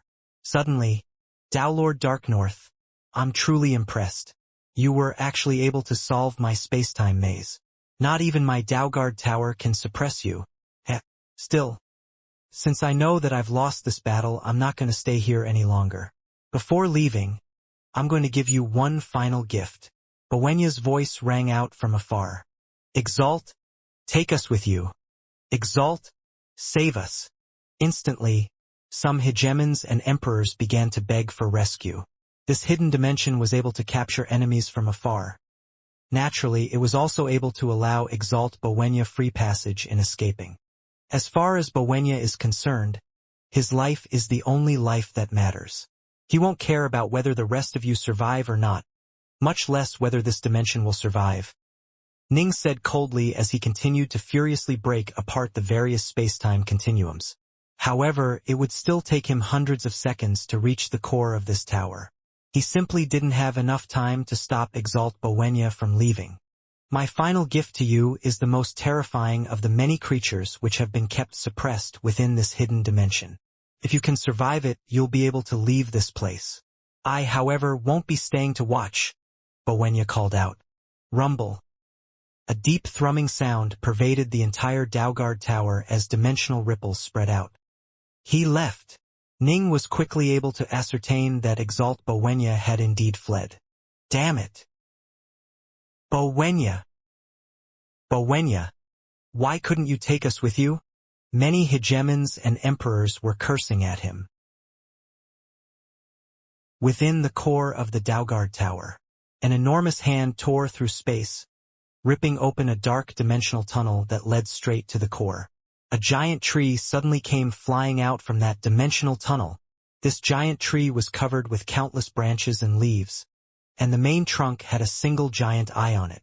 When it flew out of the black passageway, it gave Bowenya a cold glance. Bowenya said, "I'll leave the rest up to you." He quickly fled into the dimensional tunnel. Although this Exalt-class Dalgard Tower did indeed hold other creatures within it, those were all insane prisoners. How could he possibly have an Apocalypse-class servitor with him? These powerful beings always followed by Ayer's side. The giant tree grunted, watching as Bowenya disappeared within the darkness of the tunnel. The tree was now in charge of protecting the core of this entire Dalgard Tower, and it quickly took control of it as the tunnel behind it vanished. Whoosh! Its countless branches all stretched out, extending out of the central room and towards the outside world as its countless branches grew longer and thicker. It must be understood that this creature had lived in the infinite void prior to being captured and tamed by Ayer. Its true form was as vast as any celestial object. Its current form was just a miniaturized version of itself. The space-time maze was quite enormous. Ning had only dealt with a small portion of it. The branches quickly extended outside the Dalgard Tower, then began to twist themselves around it. As soon as they exited the Dalgard Tower, the branches began to rapidly expand in size, with each branch coiling around the tower like a titanic python. The entire Dalgard Tower was almost instantly surrounded by a cocoon of countless leafy branches. The branches covered every single inch of the Dalgard Tower in a tight embrace. Next, the branches began to extend in every other direction, including both the sacred mountains, the skies, and the depths of the earth. They continued to furiously expand in size, snaking out longer and longer. After just 10 seconds, the branches had filled every inch of the entire sacred realm, completely covering every inch of it. Within the Dalgard Tower, as soon as the giant tree completely covered the Dalgard Hall, it began to attack Ning as well. Ning turned pale. He could subconsciously sense that something incredibly dangerous was happening. Moments later, a series of enormous black branches shot through the air and entered the range of his Sword Dao domain. Illusion Sword Dao. Ning kept his illusory realm active, hiding the location of his true body. Dao Lord Dark North, do you think you can hide from me? A sonorous voice boomed out as a large number of twisting veins appeared on the surface of every single branch. The countless branches began to sweep through every inch of the Sword Dao domain. There were simply too many of them, while Ning's domain was merely 100 million kilometers in size. There was nowhere for him to hide. Break! The Northbow sword in Ning's hand suddenly flashed with light. Crack! 12 branches were instantly severed by this blow. It seemed as though this creature was actually more fragile than the other creatures Ning had encountered. Still, Ning's face remained quite somber. There were simply too many of these branching tendrils, and the ones he severed began to quickly regrow. Whoosh! Whoosh! The branches quickly managed to locate where Ning was, then began to lash out at him with abandon. Each strike was just as powerful as the strikes from the first beast Ning had encountered.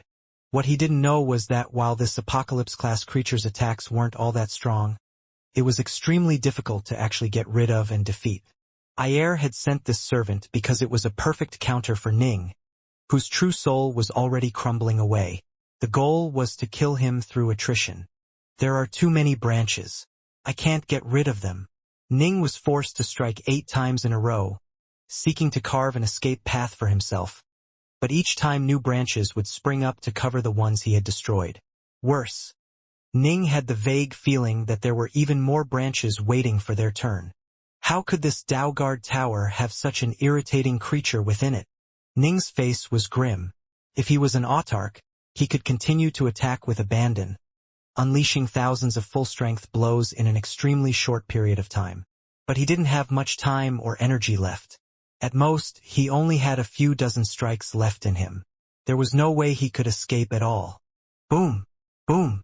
The branches continued to furiously rain blows upon Ning, who was forced to use the space-time sword Dao to create a tiny miniature space-time continuum which served as a form of armor which covered him. This was his most powerful defensive technique thus far. Focusing on defense allowed him to conserve more energy. Attacking consumed it far too quickly. Die! Die!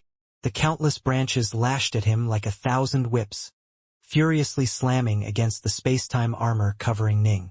They attacked at such high speed that they were like countless leafy blurs, and each strike was slightly stronger than a blow from the Blaze Sun ruler. Ning continued to fly about and dodge while letting his armor absorb the blows, but just 1 second later he was forced to once more use his sword arts to recreate the armor. His divine power and immortal energy was depleting at a fast pace, and the cracks in his true soul were growing larger and larger as the crumbling process accelerated. Autarch Mog, hurry up and deconstruct this hidden dimension. Ning felt extremely anxious. I'm not going to be able to hang on for much longer. He had been just one step away from success. If he died here, that meant the Paragon of Pills would die here as well. Ning truly couldn't accept this outcome. The outside world. There were 3 figures located in the dark void outside this hidden dimension. They were the black-robed Ji Ning, the bald, red-robed avatar of Autarch Titanos, and the skinny, black-robed avatar of Autarch Mog. Boom! As Bowenya departed from this dimension and the tree creature arrived, a dimensional ripple suddenly spread outwards. A spatial ripple. Autarch Titanos revealed a look of delight, as did the black-robed Ning. Both of them turned to look at Autarch Mog. The black-robed Ning said, Bowenya probably fled out of the hidden dimension. Autarch Mog's azure eyes narrowed intently as he stared at the dimensional ripples before him. He said softly, Yes, I can sense a dimensional tunnel, but it was opened in an extremely careful and intricate way. The ripples are very minute. The dimensional tunnel had not actually opened up from within the hidden dimension itself. If it had, the ripples would be far greater. This was a passageway created from afar by air, and the ripples were very subdued as a result. I'm being attacked by some sort of strange life form. It is incredibly powerful, and I won't be able to hold on for much longer, Ning blurted out. I'm moving as fast as I can, Autarch Mog said. 15 seconds went by. Found it! Autarch Mog's eyes lit up. Those ripples were minute, but he was still able to use them to lock onto the location of that hidden dimension. Autarch Mog was the autarch of the space Daobirth essence, after all, and he was in his own chaosverse. He had every factor on his side, and as a result he was naturally able to locate that dimension. Hurry up and open a path into it, Autarch Titanos urged. All right. Autarch Mog drew an extremely slender saber with his right hand, then gave it a wave. Slash! The space before him was torn open as easily as paper, producing a neat wound in space. This slash tore through multiple layers of different dimensional continuums, reaching all the way towards the hidden dimension which Autarch Mog located. Ryup! The slash clashed against the tenacious exterior membrane protecting the hidden continuum. There it is. Autarch Mog blinked in surprise. The membrane is quite tough. Break! Autarch Mog instantly manifested a total of 6 arms. Each of them was grasping an extremely long and slender blade, and he leapt forwards to soar towards the membrane. Thousands of beautiful flowers seemed to bloom before him, with each snowy white flower being formed from a slash of dimensional saberlight. Autarch Mog was definitely the paramount expert in chopping apart dimensional membranes, and it took him just a single second to tear through it. Impressive! Ning couldn't help but sigh in amazement. He might have his space sword Dao, but its power was still fundamentally that of the Dao of the sword, The Tao of space was just a supporting Tao. There was no way it could compare to Autark Mog's space Tao birth essence. Without question, Autark Mog's mastery over space was superior to all others within this chaosverse. If Autark Titanos had to assault the dimensional membrane, he would have been forced to tear through it by hammering it repeatedly through brute force attacks. Autark Mog was able to accomplish it much more easily. Let's go inside. Autark Mog led Ning into the hidden dimension. As soon as the two avatars and the black-robed Ning entered it, they saw the countless leafy tendrils which completely filled this entire world. There were many places which were completely surrounded by those countless branches. This sight caused even Autark Mog and Autark Titanos to reveal looks of surprise. Die! When the great tree saw that outsiders had arrived, it instantly sent countless tendrils sweeping towards them. My true body is right in the center of the Daoguard Tower, Ning said hurriedly. Titanos, you take care of Darknorth's primal twin. I'll go to the Daoguard Tower, Mog said. Better that we go together. Darknorth's true body isn't going to be able to hold on much longer. Darknorth, go inside my estate world for a short while. Autark Titanos waved his hand, sending the black-robed Ning into his estate world. Ning didn't try to resist it. Attack! The avatars of Autark Mog and Autark Titanos drew their weapons and began to fight. Thanks to their mastery over space and karma, they were able to accurately sense the location of the Daoguard Tower, and the two worked together to charge closer and closer towards it. Whoosh! Whoosh! Whoosh! Autark Mog's 6 slender sabers chopped through everything within their path. His weapons were like dimensional blades that could chop through all matter, and his strikes actually extended out on a multidimensional level to continue cutting through space itself. His attack speed was absolutely incredible. Die! Autark Titanos was wearing a set of inky black gloves on all 6 of his hands, and each glove unleashed boundless mystical power as he struck out towards the opponent. Although his movements seemed much more relaxed, each strike caused countless branches to decay and rot away. In terms of raw damage, he vastly surpassed Autark Mog. This creature has incredible vitality. Most of these creatures are unable to take more than 3 palms from me. Autark Titanos frowned as he realized how strong this creature's vital force was. The two continued to advance at high speed, with black gloves annihilating countless branches on one side and slender sabers chopping through everything on the other. The tree was suffering more and more injuries. It didn't really care too much about Autark Mog's chops, because it could regrow the parts that had been severed. Autark Mog's attacks weren't causing too much real damage. Autark Titanos' karmic strikes, however, were assaulting its very essence and causing it much more damage. I have to kill him. The tree was under orders, and it began to fight in an even more frenzied manner. It didn't have much time left. It had to kill Ning as soon as possible. Within the Daoguard Tower, countless tough tendrils and branches were continuing to furiously rain blows upon Ning, whose true soul was crumbling at an extremely fast pace.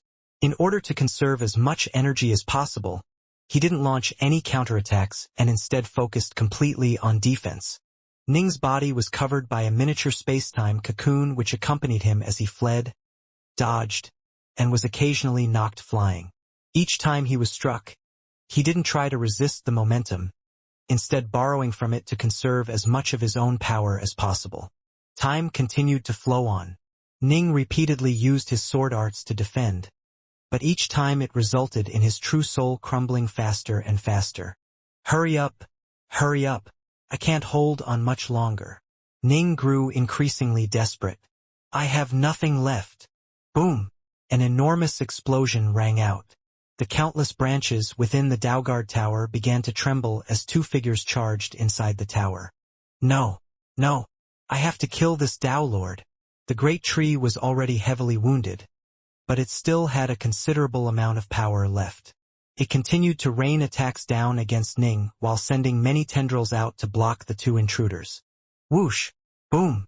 Saberlight flashed while black gloves struck out as Autark Mog and Autark Titanos unleashed the power of their Daos. In the face of their attacks, these branches seemed unspeakably weak and were destroyed on a large scale. A snowy white streak of saberlight suddenly flashed out, severing all the branches and leaves within its path. Some of the branches which were furiously assaulting Ning were severed as well, and Ning could sense that the attacks against him had suddenly lessened. The saber light was followed by 2 consecutive strikes from the black gloves, causing the surrounding branches to wither away and rot into nothingness. Ning finally allowed himself to relax. He landed atop one of the undamaged space-time bubbles, then sat down and took a deep breath. Phew! Ning smiled as he looked at Autarch Mog and Autarch Titanos. You finally made it. Ning laughed, and his laughter was very joyful. They had finally succeeded. Autarch Titanos' terrifying black gloves finally demolished the great tree's remaining life force. The Daugard Tower was now completely empty, with just a few remnants of the space-time maze left behind as well as some terrified Sith. The great tree had not gone out of its way to slay these hegemons and emperors. Dark North, Autarch Titanos and Autarch Mog both looked at Ning. They quickly turned pale. Ning's true soul was crumbling at an incredibly fast rate. It was now so badly cracked that the true soul itself was shuddering violently, as though it was going to break apart at any moment. If Ning absolutely had to, he might be able to unleash 4 or 5 strikes at most. But even if he didn't, the true soul was still going to completely crumble apart soon. As soon as my true body became trapped in here, I knew that my chances of surviving would be slim. I'm happy that I was able to survive as long as I did. And to tell the truth, I benefited greatly from my experiences here, Ning said with a smile. You? Autarch Titanos could sense that Ning's true soul suddenly began to crumble many times faster than before. Clearly, it was about to completely break apart. Oh, don't be in a rush to kill these hegemons and emperors. Many of them are Sith descendants. They are quite pitiable, Ning said hurriedly. It doesn't really matter if we kill them or not. They're nothing more than foot soldiers, Autarch Titanos said. But if we don't kill them, I recommend that we at least imprison them. We shouldn't let them escape and reinforce the other Sith. I understand. Ning smiled. There's something else I'll need to trouble you two with. Autarch Titanos and Autarch Mog both looked at Ning.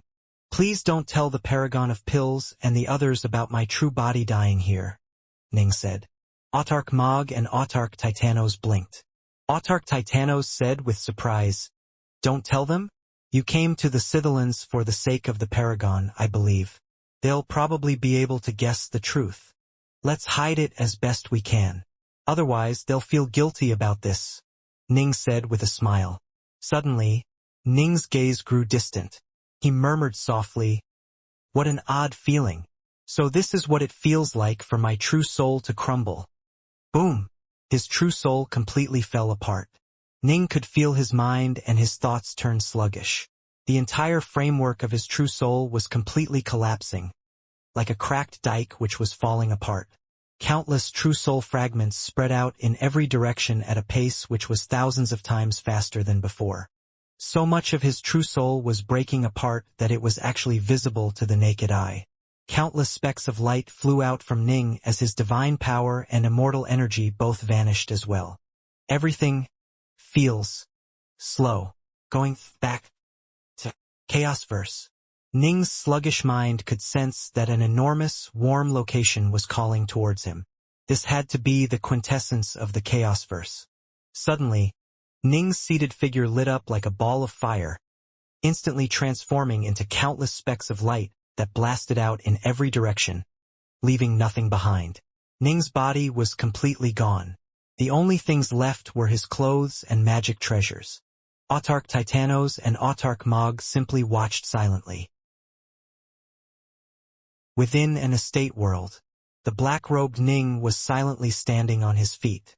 The death of his true body had no impact on his primal twin at all, as the two were completely different lives.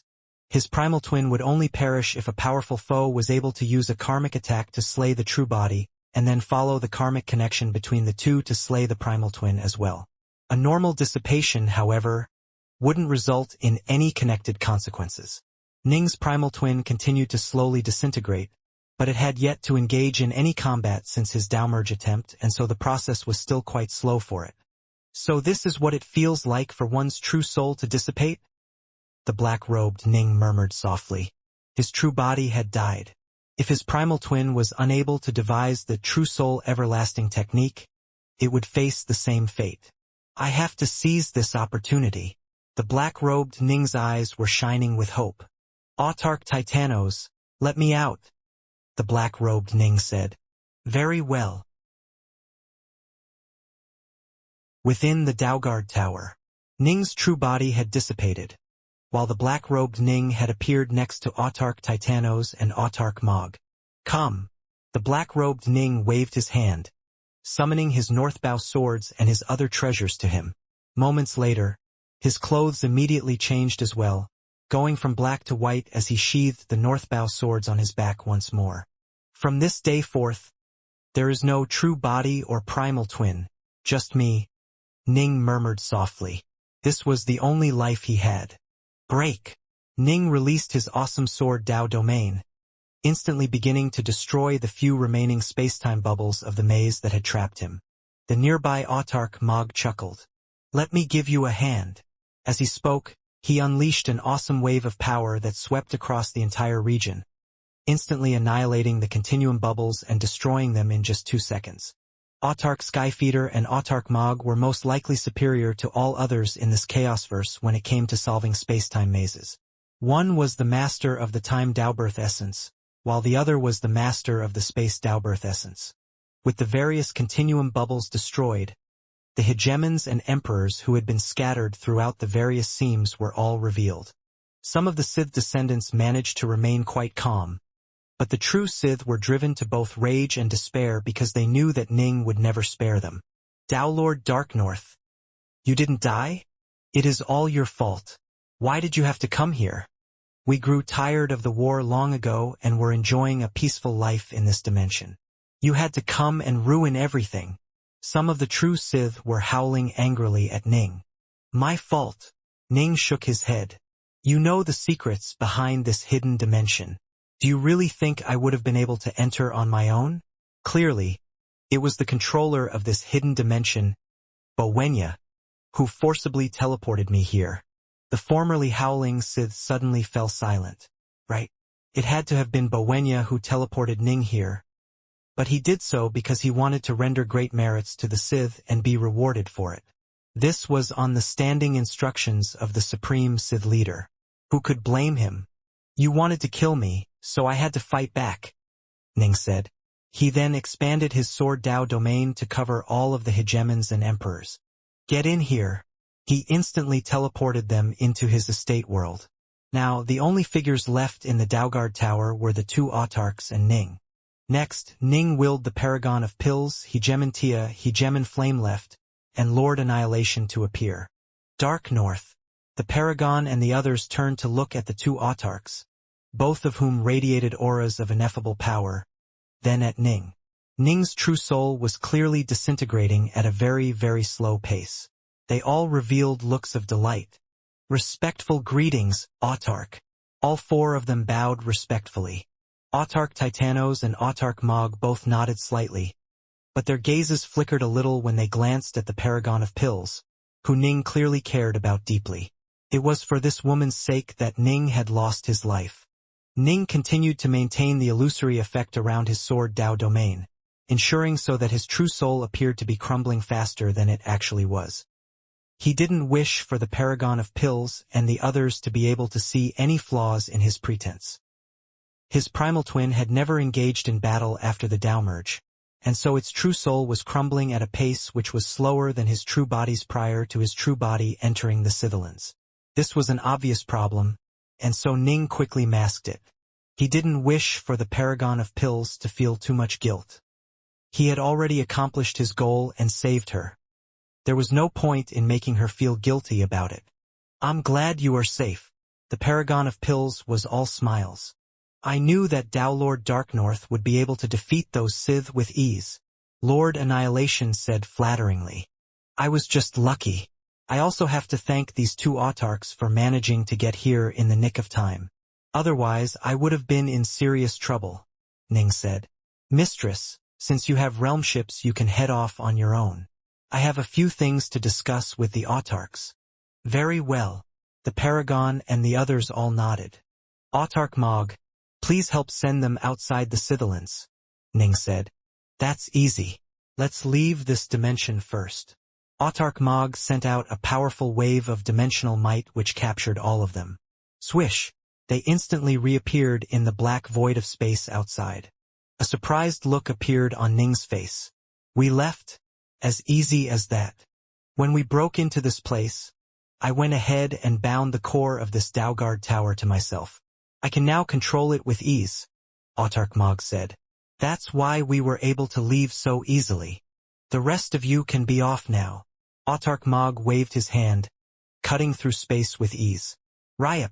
An iridescent dimensional tunnel appeared before him, leading out of the Scythelans. The Scythelans was quite a dangerous place, after all. Who knew what would happen if they had to fly out? Given how strong the Paragon was, once they made it outside the Scythelans they would definitely be safe. Dark North, I really have to thank you for everything. The Paragon looked at Ning. She felt extremely grateful towards him. Not only had Ning ensured that her 3 brothers were brought back to life, he had also helped her survive this place, allowing her to reunite with them in person. She had no idea how she was supposed to repay him. Thankfully, Ning didn't suffer any serious injuries during their time in this dangerous dimension. Otherwise, she truly would have been racked by guilt. Off with you. Shoo! Ning smiled at her.